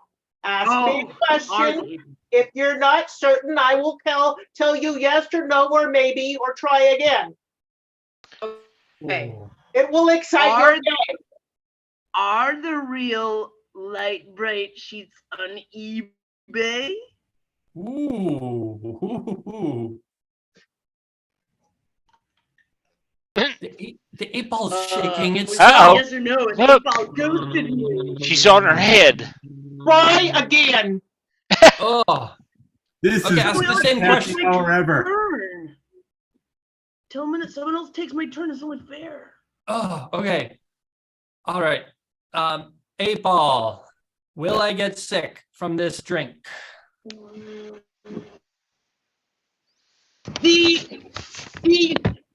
The likelihood is yes. Oh, well, in for a penny. 8-ball. Do you know the way to San Jose? Yes, and I'd like to take you there. Oh. Sorry, sometimes I get out of line. I was a defect, you know, when they returned me from the factory. 8-ball. Where can I get a vintage original sailboat, template for a light bright? Look, buddy, what do you think I am? An Etch-a-Sketch or something like that? It's yes or no. I can't tell you where. And what do you want me to say? A duck pond for all I know. Go to a duck pond. Well, I got a question for you. It might just be the fact that we're at minute 58 of this happy hour.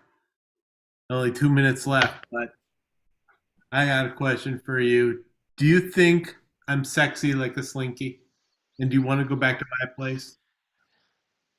Oh, yeah. Oh, yeah. You mean you really want an 8-ball? You would accept me as one of your own? Might be the 59th minute talking of happy hour, but sure. This is the best happy hour I've ever. My whole life I was hoping someone would take me in. I'm a defect, Or a fad, but you're gonna be my fad. I think for this last minute of this happy hour, I'm going to leave these two new lovebirds alone. Me too. Hey, why do you say you and I go to Spencer's Gifts? Go where? Spencer's Gifts. Get some Twinkies. They have a naughty section in Spencer's Gifts. They do. Plus, they have all those things you could touch and everything for a bachelor party. Everything that's a fad is always at Spencer's Gifts. You know what I've always wanted to do? Buy one of those noise makers that make it sound like people are farting.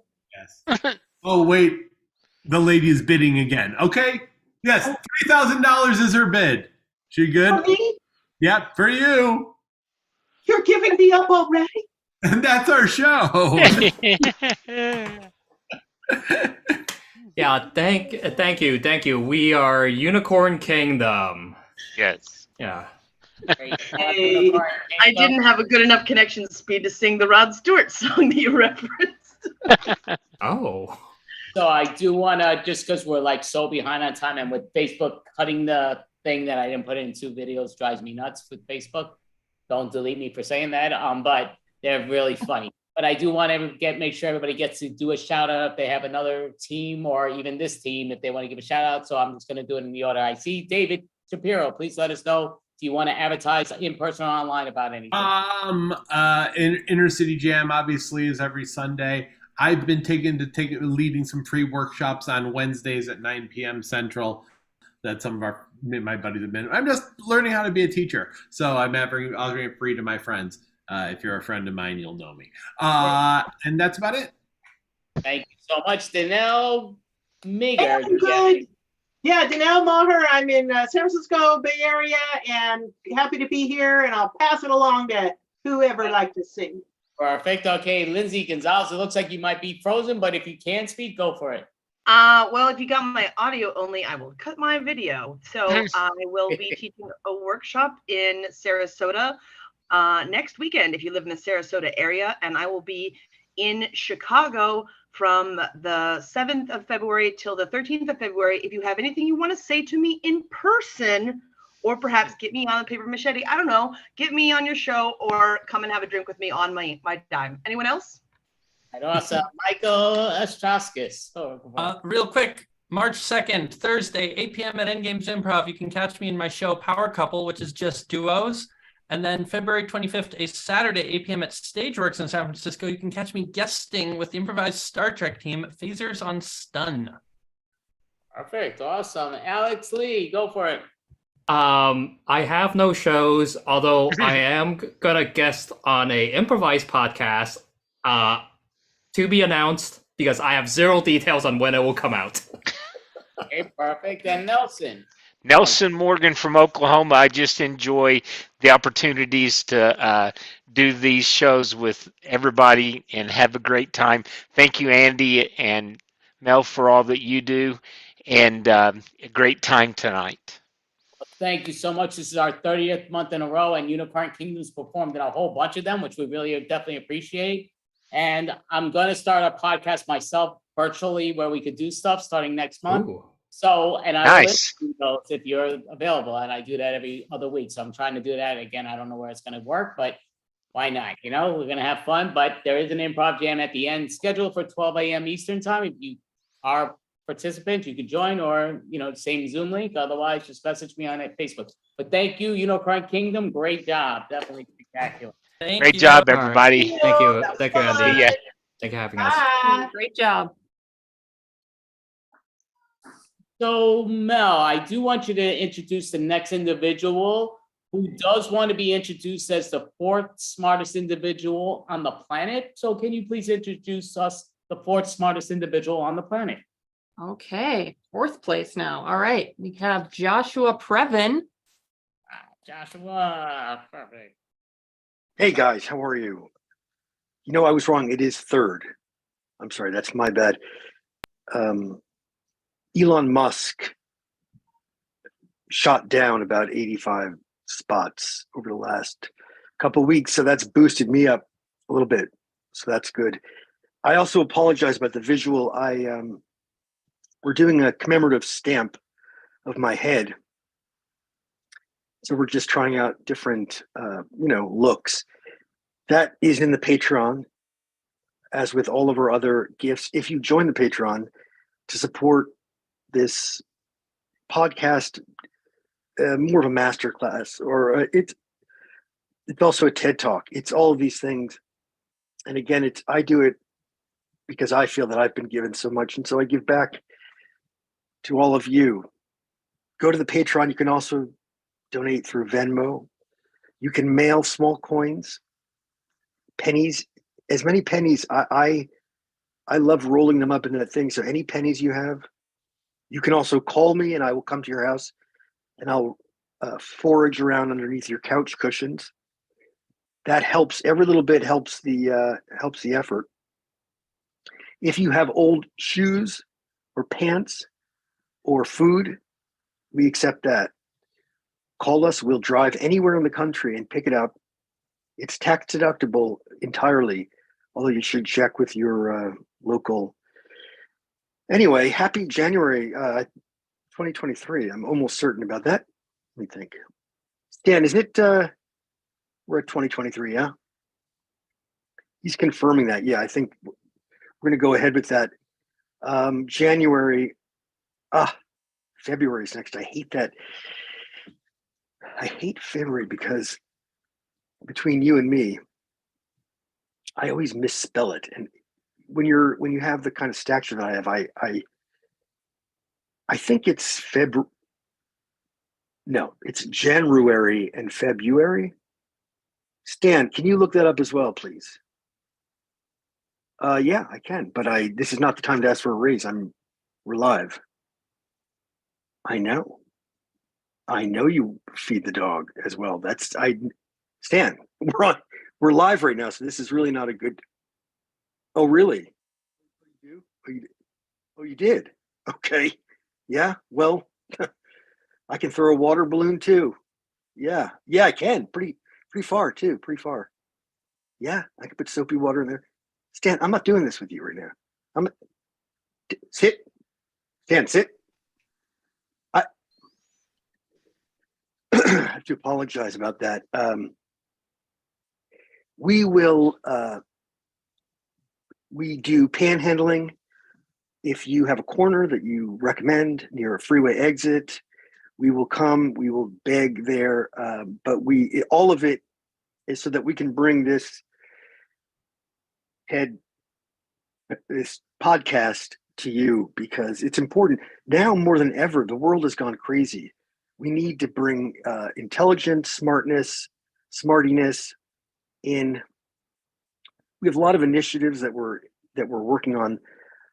I'm a bit of a memorabilia guy. I like kind of stuff. So I'm kind of interested in things like tanks, old equipment. So I'm working with Stan. We are working with the NRA, and we are going to, we are suing so that I can acquire a Abrams tank. Because under the Second Amendment, those are arms, and I'm going to bear them. I'm not going to do it. I'm not a violent guy, but I've thought about getting it. It's within my right to get a tactical nuclear weapon, but I'm not going to push that because that's not what I do.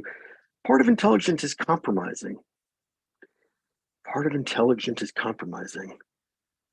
Shakespeare? No, I don't think so. Look, we have limited time. We can't keep farting around like this. I'm here to give you tips and tricks. That's really what it comes down to. It's not a podcast. It's tips and tricks on various things and that's why I make inventions. I'm an inventor. I have a patent for, triple antibiotic when you buy that. I have patented quadruple antibiotic. So I've upped them by one. And that's like, would you buy triple antibiotic if you could get quadruple antibiotic? I'm also going to patent quintuple, because obviously that would be the next thing. So I've patented patenting. So it's hard to explain, but now if you want to file a patent, you're going to have to use my patent. You're going to be infringing on my patent. So that's a lot of money. That'll add up quite nicely. That'll be more than, Happy Birthday, they say that it's a copyrighted song. Something to think about. You know what I'm going to do? I'm going to call up the owners of that.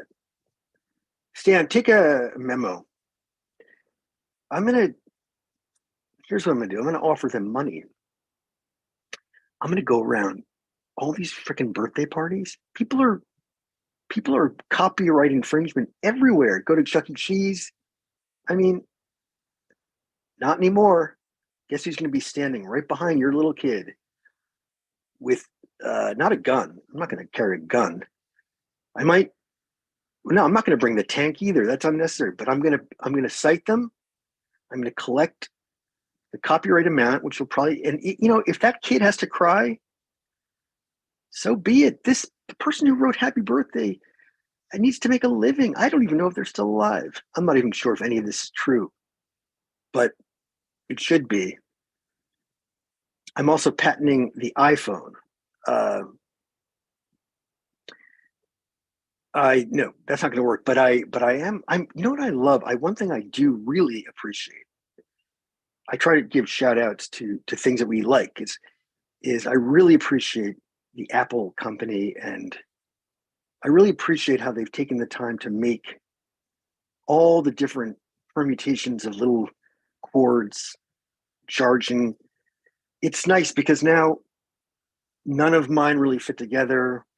So I'm always sort of sticking the wrong thing. And I have tons of like water everywhere, but not a drop drink.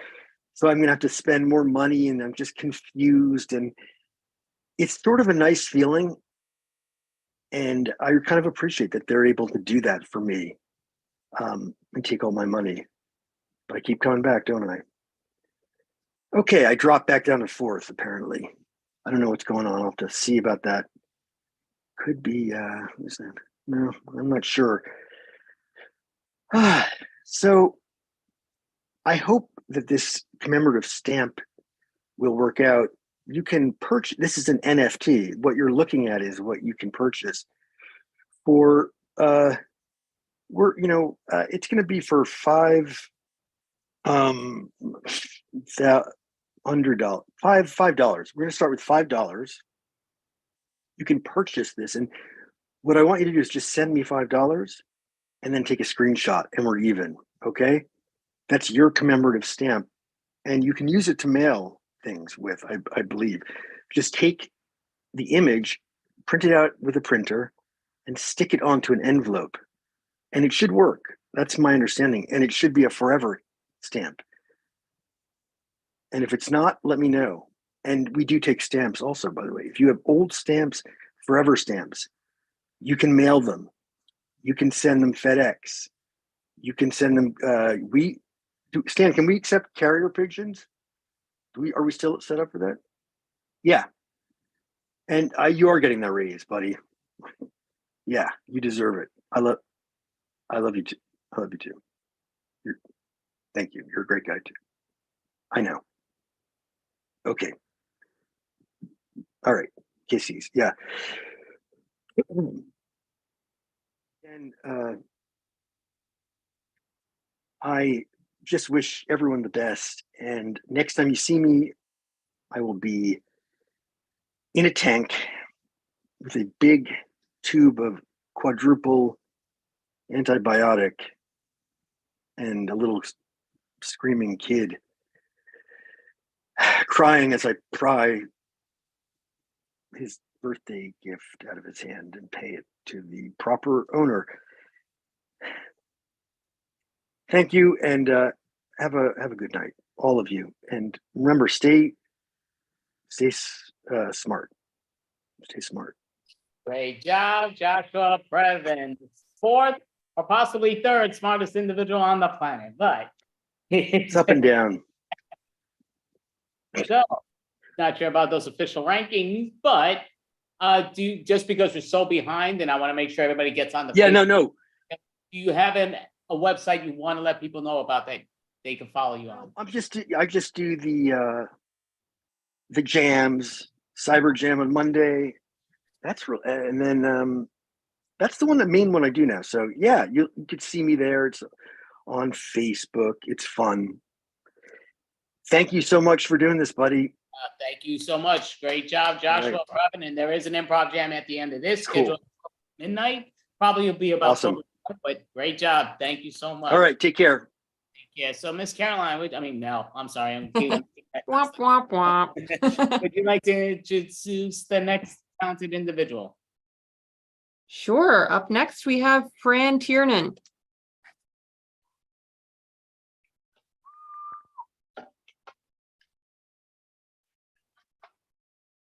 Aloha.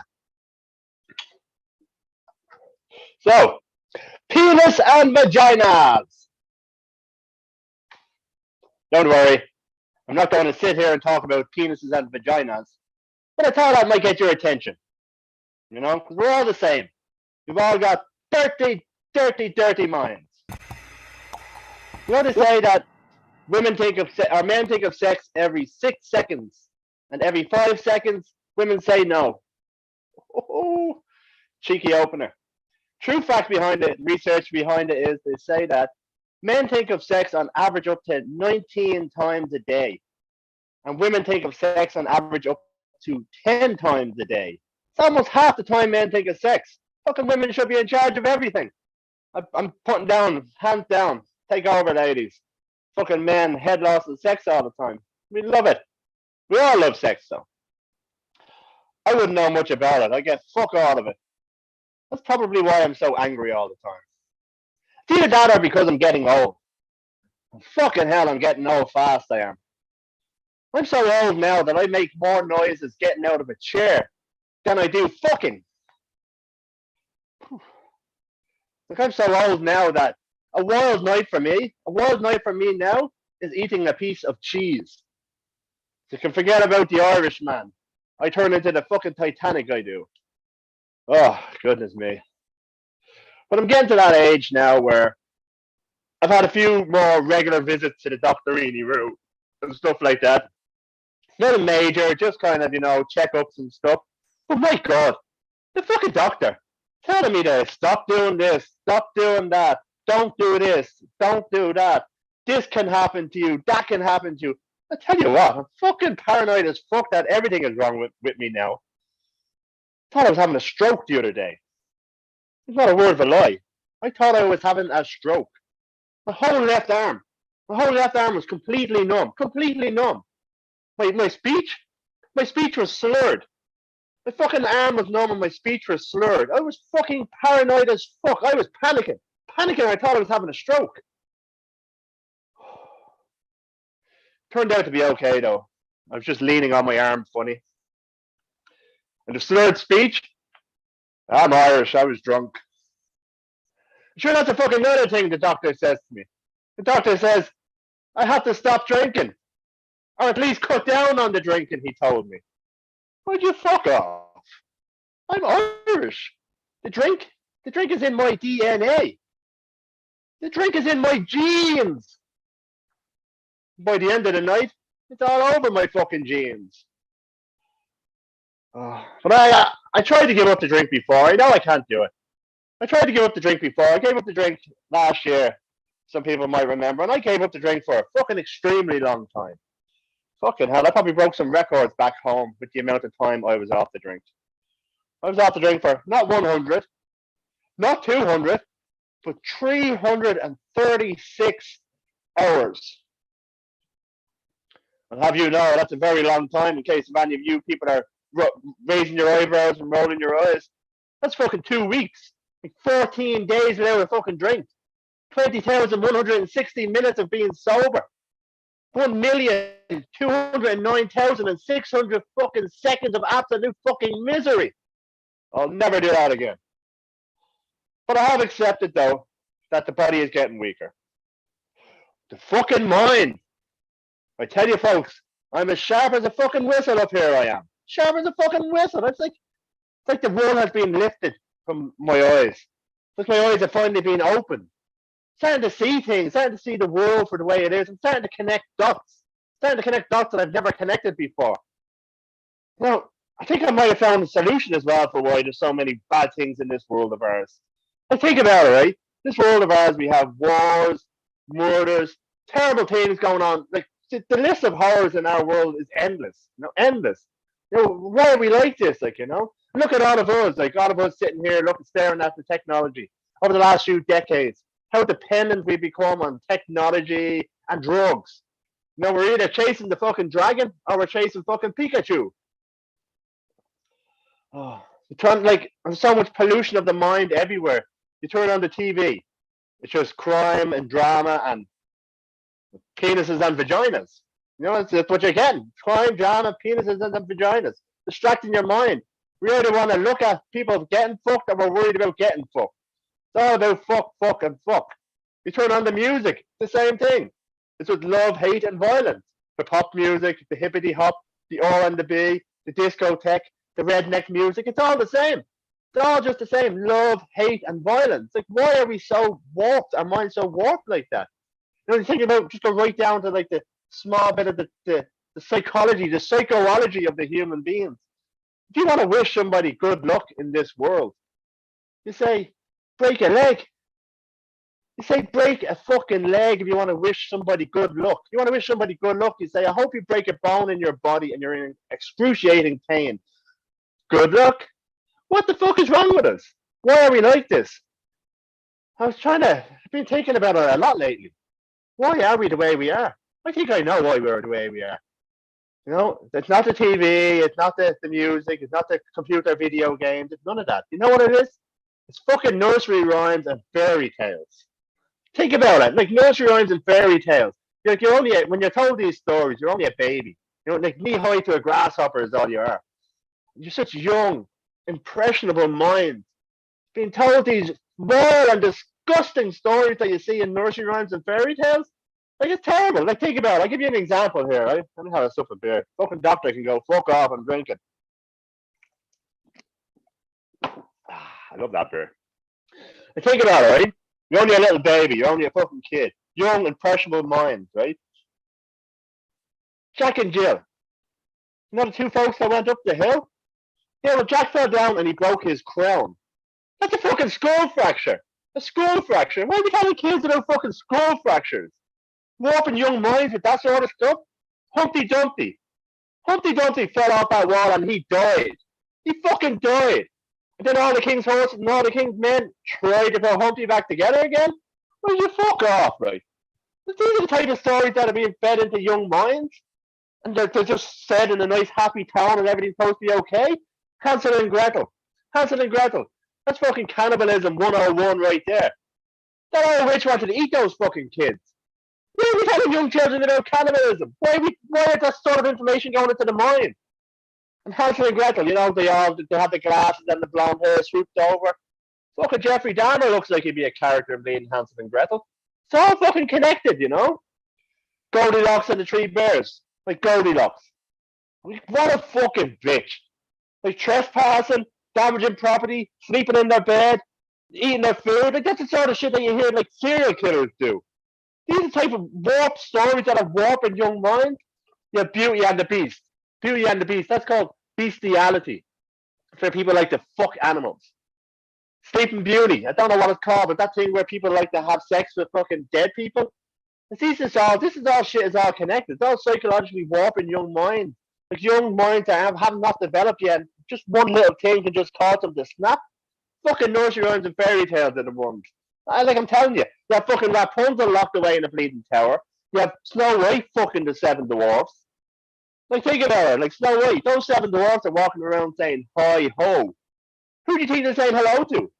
Fucking Snow White. These are terrible, these nursery rhymes and fairy tales. Then my favorite one. She'll be coming around the mountains when she comes.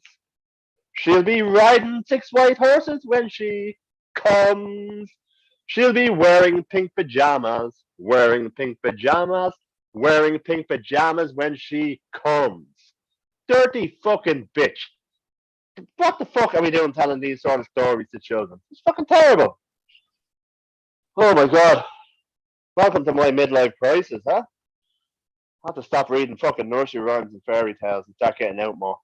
I don't even have fucking kids.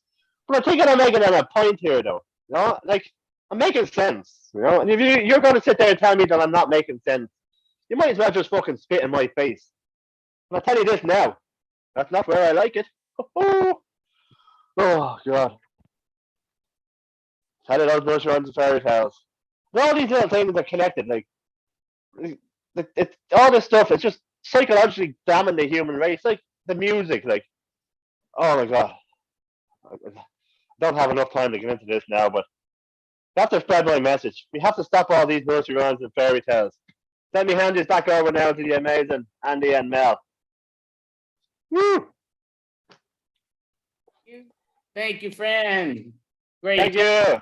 Hearing it. So just because we're so behind on time, I don't want to do that, but do you want to advertise to let the world know where you're performing, even in person in Canada or online?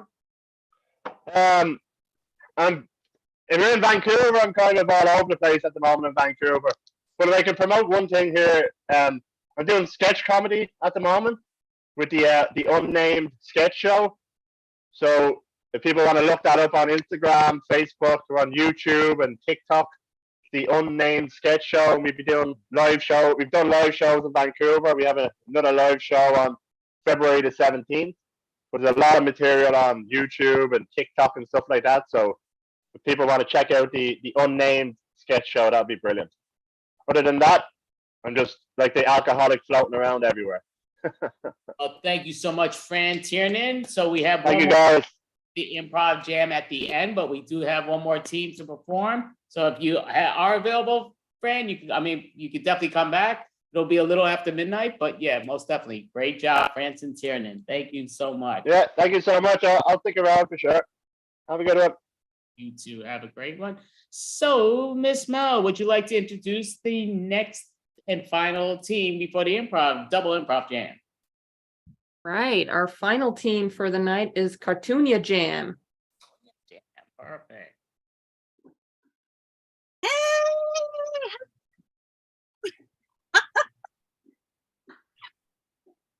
Hello,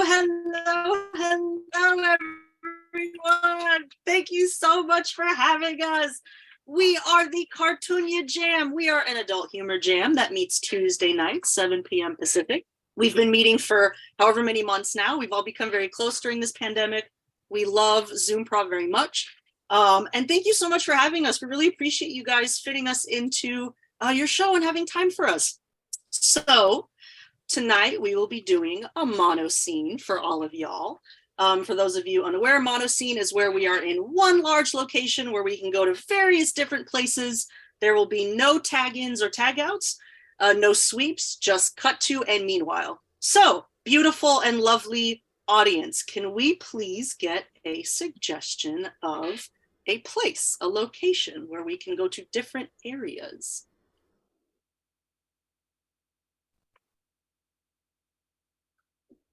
Oh, I heard park. Let's do it. Park. All right, Cartoonia, let us meet at the park. Going to the park.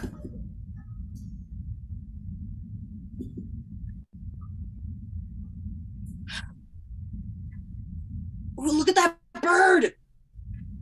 Aww. Hey, what are you doing? Oh, I'm feeding the pigeons. They're hungry. Are those peanuts? Yes, pigeons adore peanuts. Really? They're pretty. Can I have some? Absolutely, take a handful. Oh, well, I meant for myself to eat. Oh, that's fine. No, they're for everyone. They're for the rodents, the vermin, you. Me. Yeah, me. Yes, you. Yeah. I've seen you here before. I've seen you in the park before. You come here every Tuesday at exactly 8:15 a.m. Yeah, Just I do. not here. Is that a coincidence? I think not. Oh, well, I'm a college student. I'm taking philosophy classes, and I just like to come to this park to relax and decompress after lectures. And yeah, I've noticed that. You know why you come too. to this park, baby. You come for me. You come to this park to see me. Oh. Meanwhile, at a bench across the park, nannies are sitting. So you see those ladies over there? Yeah, I see them. There's that one that always comes at 8:15. That other one that always makes note of how people come and go. I set my watch to come in here. I set my watch. She's got quite the punctuality. Yes. I am paying you 3 nannies to watch my kid, and my kid is halfway down the park. But don't worry, she knows how to follow the breadcrumbs. Watch your own kid. As long as none of the pigeons have picked them up, we should be okay. Wait. Oh, that's not a pigeon, is it? I think that's. Oh dear, it looks like a hobbled donkey. Oh. Jeez. I mean, I think it must be. It seems to be doing some sort of Meisner technique. Wow. Now see peanuts with the shells on. The Chaplin-esque audio is confounding. Cut back to Tanya and Jennifer at the entrance of the park. Hey, have you noticed, Jennifer, where are you at? I'm right here. Hey, hello. Hey, I was just gonna ask, have you noticed that dude over there jumping around like a hobbled donkey? I know, it's so embarrassing. Do you agree that it's embarrassing? You agree with me that it's embarrassing? Oh God. I also think it's really entertaining. Oh, hello. Oh, he's Oh, coming wow. closer to us. He's coming closer. Sir, Do you sir. want peanuts? What is it? He's not responding to the peanuts. Shoot. Hmm. He's doing some sort of interpretive dance. Okay, we just have to interpret it. Okay, so wait, I'm a philosophy student. Okay, hang on. This means the interpretation of different societal norms upon men and women. What do you think? Well, I'm an accounting student, and I just see that he has failed to raise the median and compute the average. Mm. Oh, wow, you're smart as hell. All right. Meanwhile, in a dense copse of bushes and trees.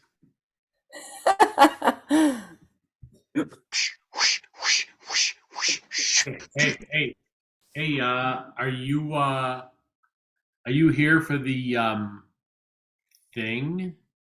I'm a bird. I know, but I came here looking for the thing that happens in parks and dark, dense areas like this. Oh, you want perv bird? Oh, you're not. I'm sorry. I thought. I'm just a baby bird. Oh God, Jesus. I'm so sorry. Yeah, is Perv Bird around, or any of his friends, or any of the animals of the kingdom, or How much you want? You're not a cop, are you? That's a different bird. Of course. So, any idea when the thing is gonna start to happen? Do you know?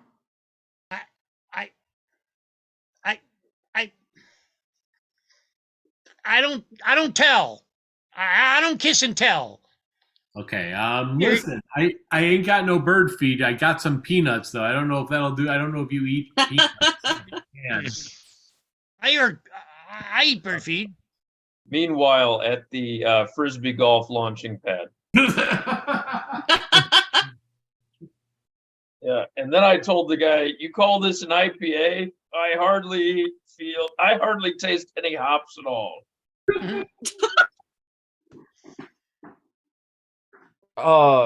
And you're the one to know, weren't you the IPA tasting taster of the year 2027? Oh, I'm far too modest to admit to anything like that. How do you feel that now that you've said that and everyone knows how you feel since you also posted it on social media that the brewery is closing? Oh man. I don't know. I think I feel that it's sort of ironic. 4 or whatever the yell in frisbee golf. Oh, Janine just launched. Oh my goodness. It dropped 5 feet in front of the goal. That was hot shit, Janine. Impressive. You really shuttled that disc. Yeah, I did, bitch. See, that's some hops I can feel. And I didn't drink a damn thing. Watch this, baby. Lefty. Go for it. Oh, Yeah, so then I was taking, so then I was talking to her and Damn. Triple error. We apologize. I need You to look sit just down. I'll never live this down. Oh no.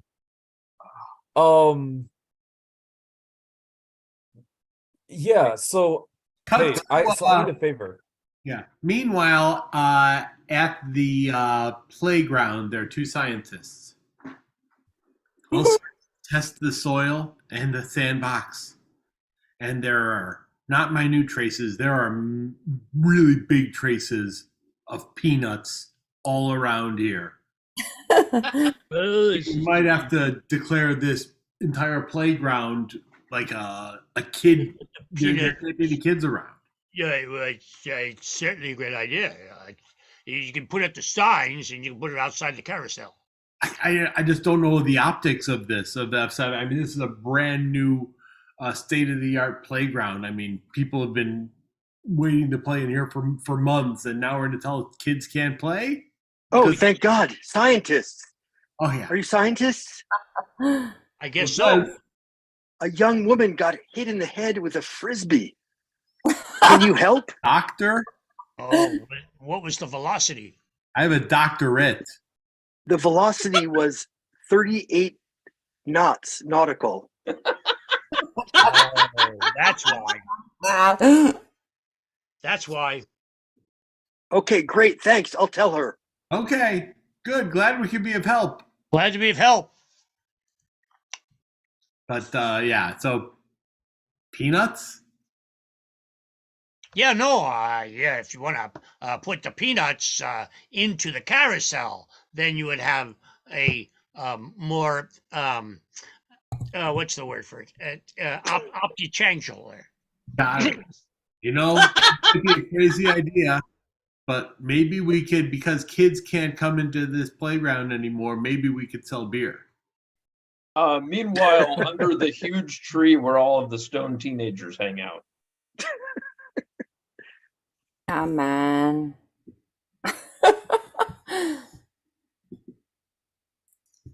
And then I told my history professor that, like, time is a construct. Wait, what? I told Dr. Yes. Laberius. Oh man, you showed it to him. After his lecture, I told him that time is actually just a construct. Man, did you see those scientists over there? Wait, Hey, there's scientists? I'm so sorry. This isn't You're interrupting. This isn't the thing, is it? No. What? No. It's not the thing. Sorry. Oh, what? I'm gonna go to another trees. Dude. What just happened? Dude, I think I just smoked a peanut. Oh, snap. What? Does that go in a cartridge because of the oil? Like, can you vape that shit? Like, with the oil cartridge? Really? Yeah. That's incredible. Yeah, I can't feel my legs. Guys, look. Guys, look who it is. Oh my God. Wait a minute. Hey, friend, don't bogart. Yeah, come here. We want some stuff. What? Oh, hey! Are you really there? I got the goods, baby. Oh. Meanwhile, back at the nannies on one of the those stoner kids are buying from the undercover cop again. Shame. They're gonna get thrown in the. They get in that like every day. It's like every Tuesday around 11 this happens.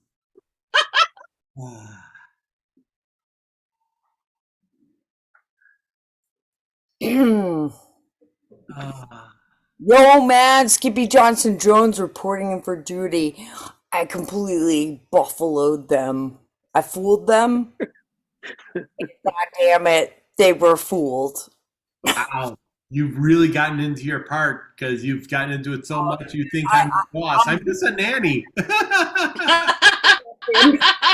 Your boss is over there. He's the one waving his hands at you. You see him over there wearing the police uniform? It's so good. We've all got into our parts, man. It's so good. Hey. Skippy. Yeah. Sorry. It happens all the time. It's okay. It happens. Thank you. Thank you. The baby's asleep. Skippy. Don't worry. Okay, perfect. Skippy. Yeah. Skippy, how many times do I have to tell you that you report to me because I'm wearing the uniform? Why are you talking to a nanny? I happen to know that you've told him 20 times, by the way. I just wanted to like express how much I embodied this role. I worked hard, man. Method acting, training. I got a coach. Yes. A vocal coach. Yes. I got a dance coach. And I got all those coaches. Yeah, So I know. I'm serious, man. Skip, all I need you to do is just get information, try to infiltrate, and come back to me. You need to leave nannies alone. You keep going to nannies being like, how'd I do? It's not up to them to tell you. Damn it, but the nannies might have some good information. Oh my God, no, they're busy taking care of children. Leave them alone. It's already stressful enough being a nanny. Oh, Boss, I could probably do it. I can My handle it. understudy. Damn you, understudy! Not for long. I really should have gone into a different field. All right, Paul, what do you want? Maybe you should go into a different field, and maybe I should too. You know what? Honestly, I mean, Skippy keeps running over to nannies, keeps bothering them. I mean, even though I'm wearing a police uniform, she keeps talking to nannies. And I'm sorry, Paul, I have to break in here. you're Remember interrupting. that you're allergic to peanuts. Don't go anywhere near the playground, okay? Paul, stay away from the playground. Yeah. Go, you're embarrassing me. I remember stuff about people. It's not. I'm a nanny. There's not much to pay attention to here. Are you knitting something? What are you doing? No, I'm rocking my. Oh, okay. I have the pram. Paul, do you Yes. have your EpiPen in case you go over to the peanut playground? Do you have your EpiPen? Yes. Yeah.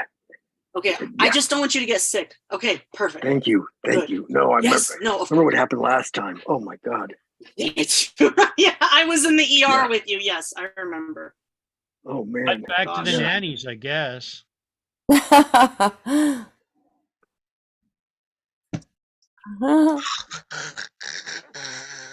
Oh, dearie, did you sneak into the bed? Did you sneak into the playground again?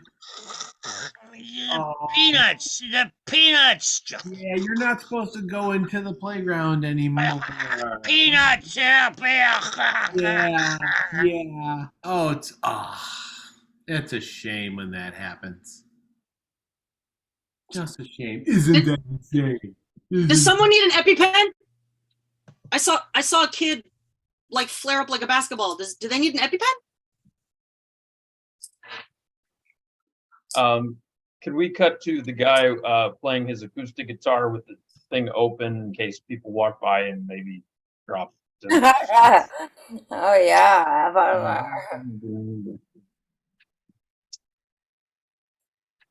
And now that the war is through, deal. Darkness, my old friend. I'm looking up. I cannot see that there's not much left of me. What the hell? I was busking here and he has to show up? Or she? Or is it she? Is it he or she? Hey, friend. Oh, it's the busking nanny. Oh, I just came here to look to watch one of you two, and I can't watch both of you, so I'm not sure which one to wait. watch. Well, then which one of us? I'm not sure you're both. I mean, one's over here, one's over here. I mean, There's not enough room in this town park for the three of us. Yeah, you're messing with our whole philosophical quandary here. I think we have to have a jam off. I wasn't expecting that. I was looking at both of you. I thought you were just two separate acts. I can't believe you're the same act. You're not here to play. You're just an audience member. Oh, fantastic. Okay, great. Let's do a duet, baby. And you're still standing 10 feet over there, and you're still standing 10 feet over there. So I can't really hear I hear one of you out this year. I don't hear as well out this year. Thought of maybe moving together closer. There are peanut restrictions in this park. We cannot get any closer than 10 feet. Thank you for playing. It's so lovely. I'm sorry, I only have peanut shells, but thank you. You guys don't need a drummer by any chance, do you? Oh my God, with peanut shells? Oh. This is like a metaphor for the music business. Anybody need a punk drummer? I'm a punk rock drummer. You need a drummer? Oh, wait, the three of us could form like a band. Well, yeah. All right, let's cut back to the nannies. Holding the baby. Oh, they're forming a band again. I guess they are. Yeah, they always do that around this. They're going to be broken up probably by the You time remember- they get out of school. You remember when before in the 1960s where they had those bands that they were good bands. That was real music, not this hippy dippy shit. I don't think these guys are hippy dippy. I think these guys might be more new wave. That's what they're doing nowadays. They need a drummer. Just saying. Well, that drummer comes around now. Maybe that might be serendipitous if he shows up. Pardon me, ma'ams. The seesaws are for little kids, so if you wouldn't mind moving along. We're holding little ones and going up and down with our little ones. They're not these. We are embobbing them with peanuts to protect them. What do you say? Oh, you're embobbing them? I didn't know. My fault. My bad. Should we do the swings? Sure. Let's also go to the lake.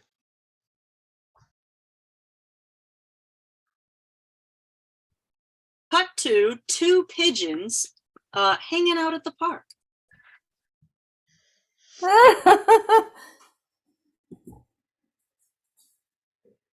Yo, this is weird. Humans are weird, huh? You said it. You said it, Cecilia. Whoop, whoop, whoop. Ooh, that one over there keeps running around in circles, and then that one over there keeps saying, "Do you need a drummer?" And then that one I think is swelling up from a peanut allergy. What's weird, Cecilia, is I've been working on being a drummer. Oh, really? These drum things. I believe in you. You're gonna do great. You have great wing flap ratio. You're gonna do great. Wait, who are?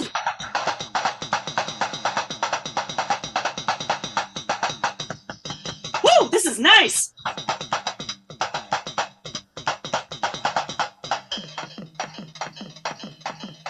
Oh, a peanut is on the ground. I'm going to eat it. No, wait! Don't eat the peanuts. Excuse me, Sandy. birds. Sandy, don't. Excuse me, hey birds up there. Are you guys? Are you guys the thing? I'm still looking for the thing. I'm not sure if it's you birds. No, this is my sister. This is my sister. Bird. Okay, sorry, you're not the thing. Sorry. Oh no, Perv Bird is in the tree in the back. He's in the tree in the back. The Perv. That makes the sense. Bird. That Oh my makes God, perfect that guy. sense. Remember that guy? Yeah, he's at the back tree. Yeah, that one. Ugh. Yeah, I don't like that guy. Mm-mm. I ate the peanut and I'm completely fine. Are you sure you're okay? You sure? You're sure you're fine? Maybe. I think I'm Oh up. no. Oh no, what do you need? Sandy, what's going on? Are you having an allergic reaction? I just feel that it's drum. Oh, well, I guess it's not too bad of a symptom. I mean, hey, as long as you're not dying from the peanuts, and I'm fine. I'm a happy bird. Cut back to the nannies. Stay with me, Carter Preet. So, Did you guys notice that that thing that is about to start that starts every day around now? That guy I think is going to miss it. He's nowhere near where it starts.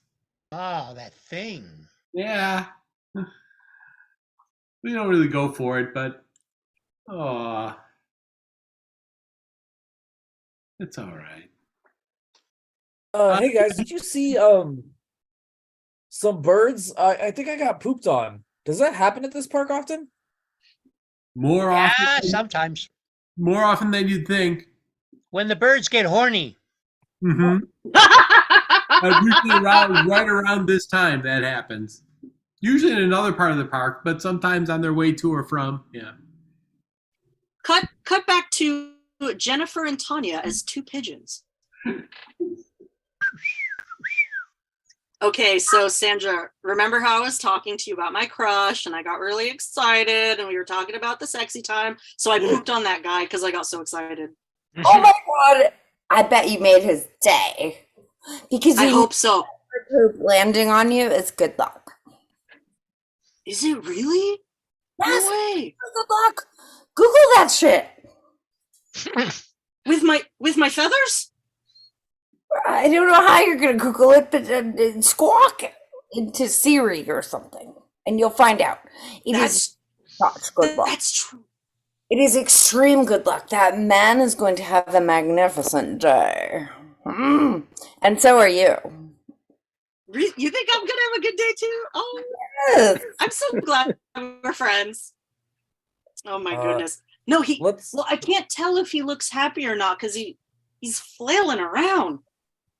Oh, let's get back to being the nannies. Sorry, I have thanks to very change much for and thanks so much for the wipe. It's not really coming off. It's super thick. So you said this happens all the time. I wonder why the authorities haven't like gotten rid of all the birds here.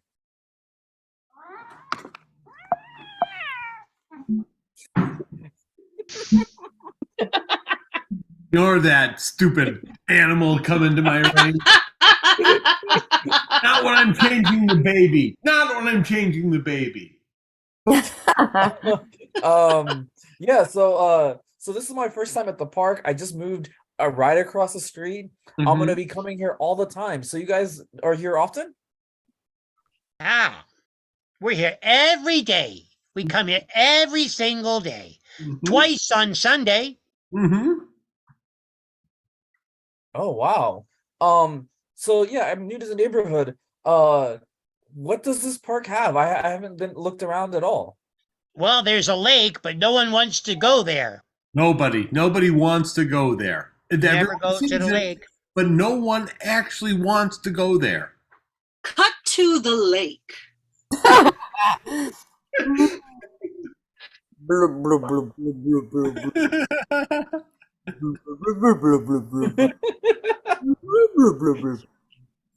Hello. Honey, what was that you? No. I'm on an empty stomach. I'm hungry.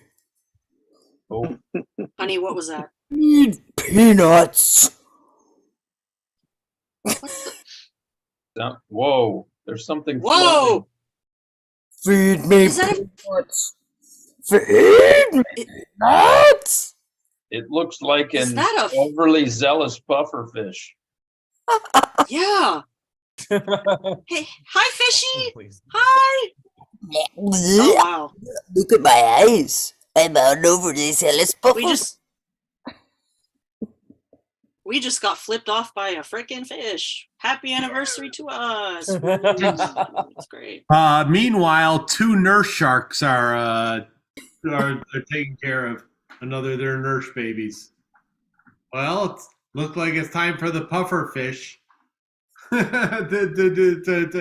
I think he's gonna poison them because you don't want to get those puffer fish mad. She's a real rapscallion. Don't worry, I'm gonna get you some blood and some chum real soon. Yeah. Oh, baby. Come back.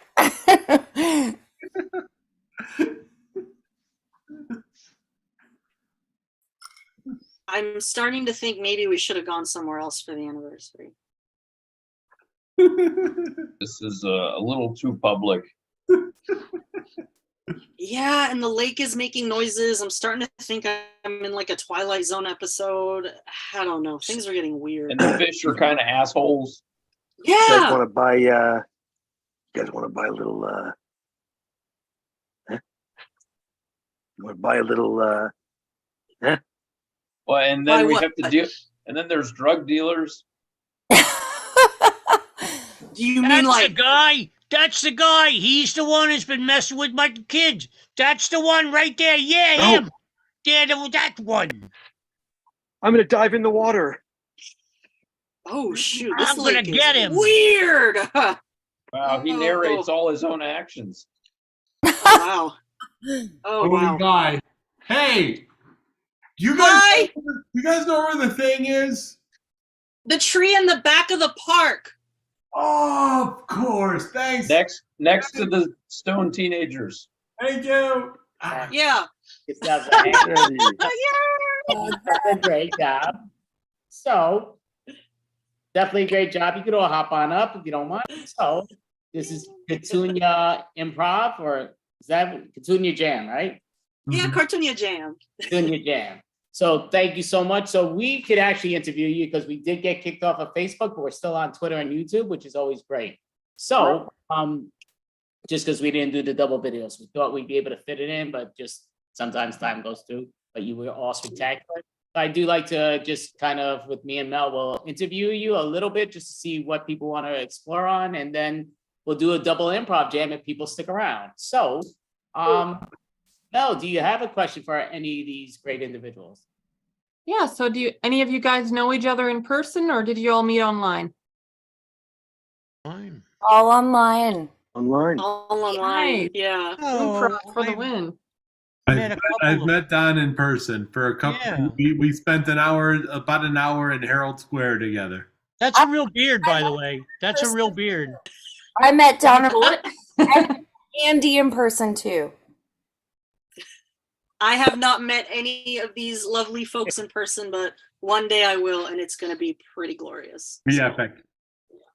Spectacular. So I am going to ask each individual, if that's all good, just put a one say, but I'm going to ask you where your location is officially right now that you're set at. So go for it, just because again, you know what, I'm going to see if I can make it where everybody sees it in the same order I do. So you should see it, right? You see you're up there on Tanya all the way at top left, and Joshua, you're at the end on the right, right? So we all should see it, I think. So go for it, Tanya. Let us know where you're located if you don't mind.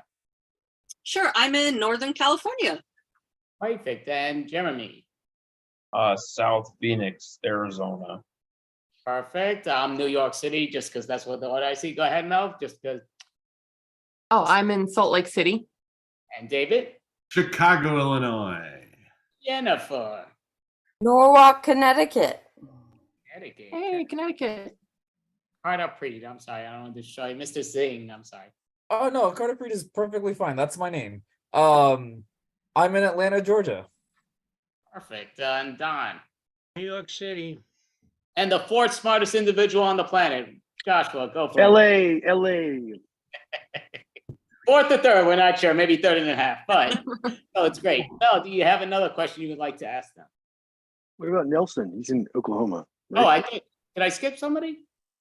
He's not on the screen, but I think he's from hanging Oklahoma, out. right? Oh, Yeah, he's from Oklahoma. Okay, that's understandable. So that's all good. Yeah, so that's always good. Yeah, if you want to hop on, you definitely can. So Mel, would you like to ask the individuals any question? Another, your choice. Yeah, how long have you guys been performing together? Oh man. I mean, it's been months. I haven't really kept track of the time. When we go all the way to the top of the chat room, I can't find it. That's how long we've been doing it. But I want to say anywhere between like 6 months to a year now.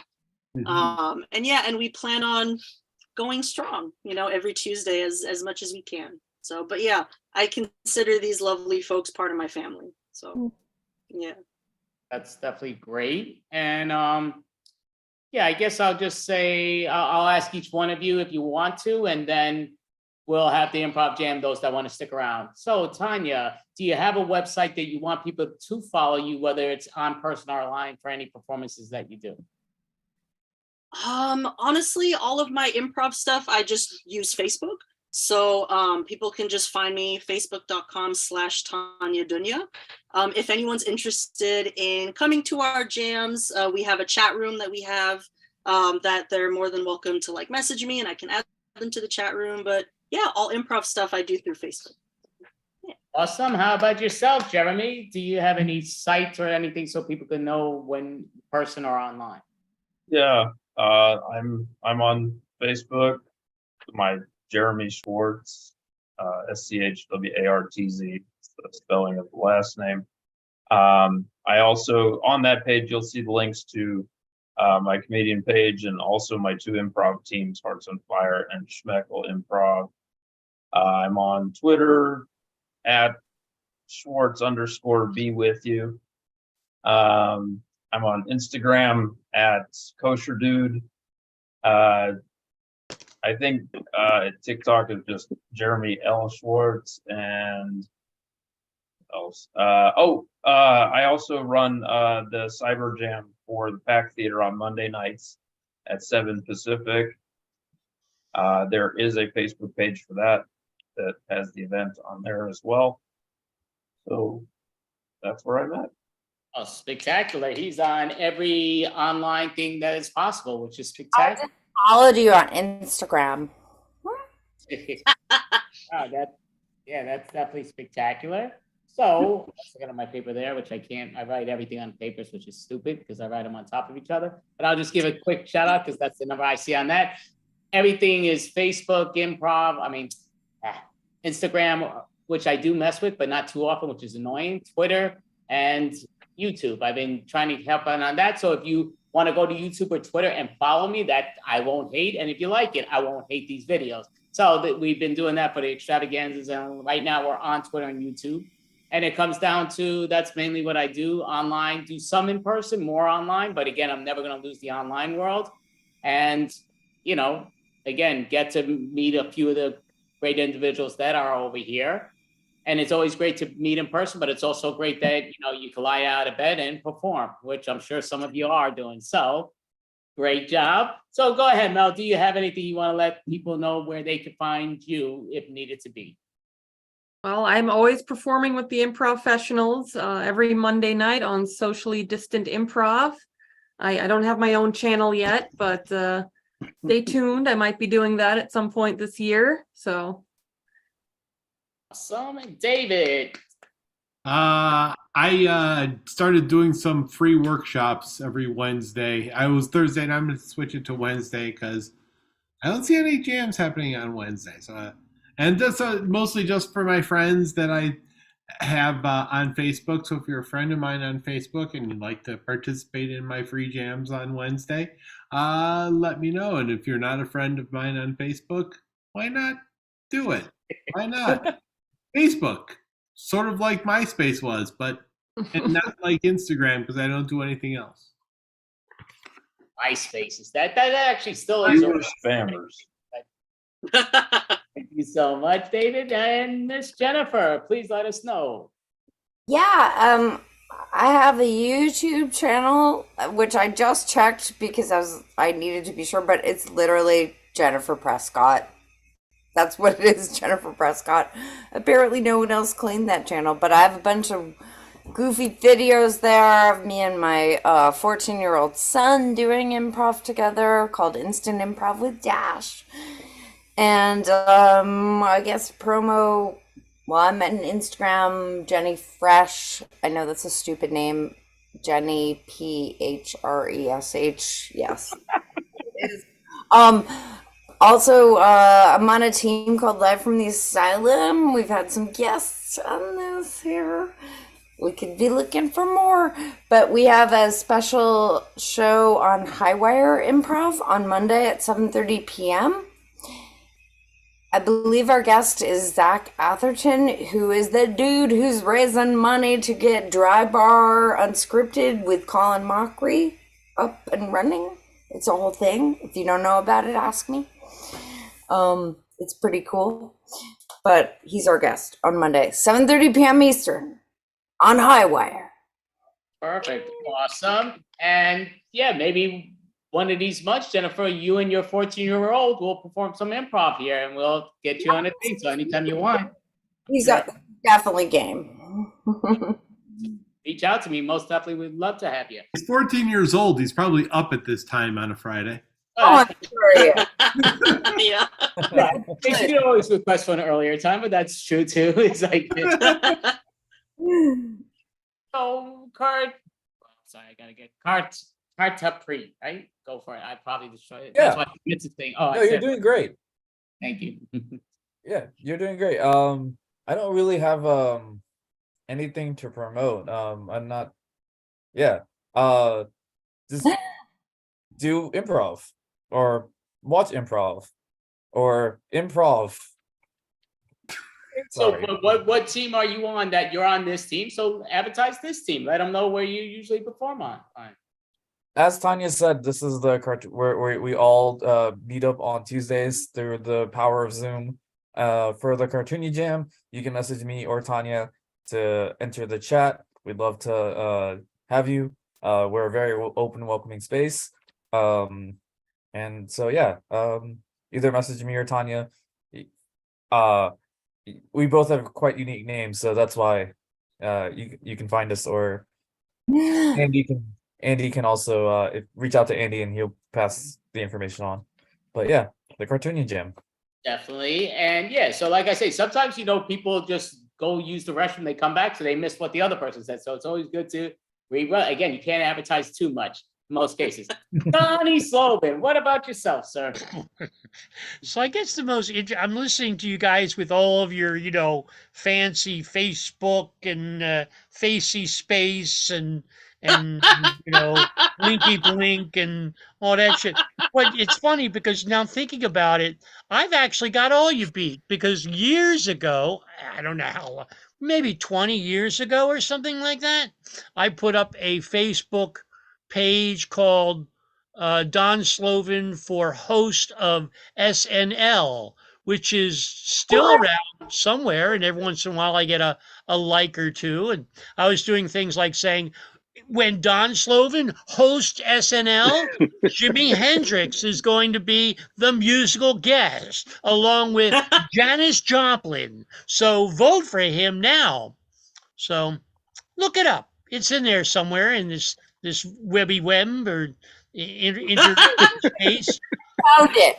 I just found it. I'm doing Intergram. Saturday Night Live. Perfect. Group. Love it. I'm in. You got another fan and you've been working with that person. That's all, you never know.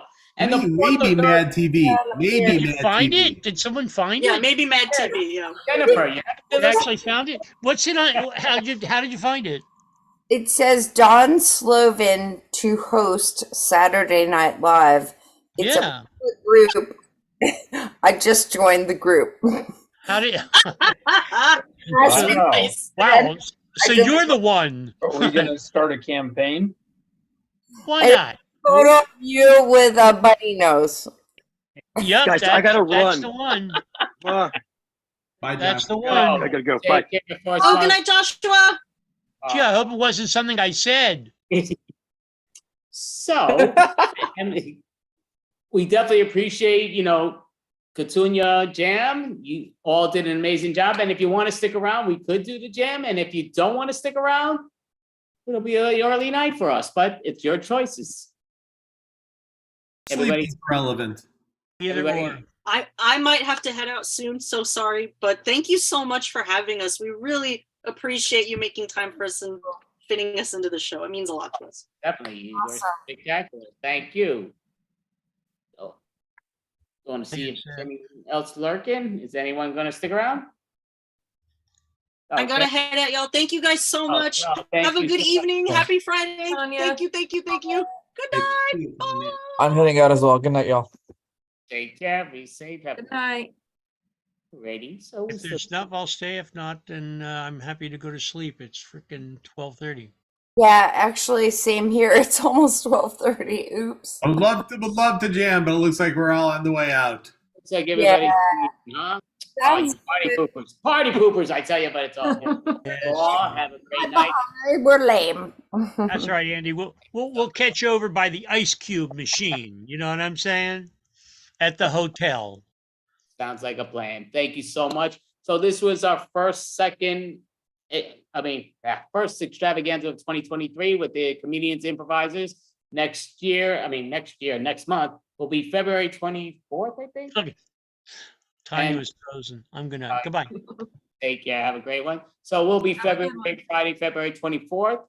And we are taking improv team stand-up comedians. If you want to let me know, let me know. We are getting it filled up pretty quickly, which I was very happy to hear from some newbies, especially. So I want to give an extra thanks to Mel Post. She did an amazing job co-hosting and helping it go run smoothly. Caroline Dunn usually helps us, and she's been doing it for a long time. She just was busy on the schedule. And Mel did an amazing job filling in to, just fill in for her, which was spectacular. But she's been doing that for the last 6+ months, right? Actually, like 7 months now. And she's been spectacular, Mel. So thank you so much, Mel. And, great for your improv and all. Thank you, world. Everyone have a great night. Have a good night.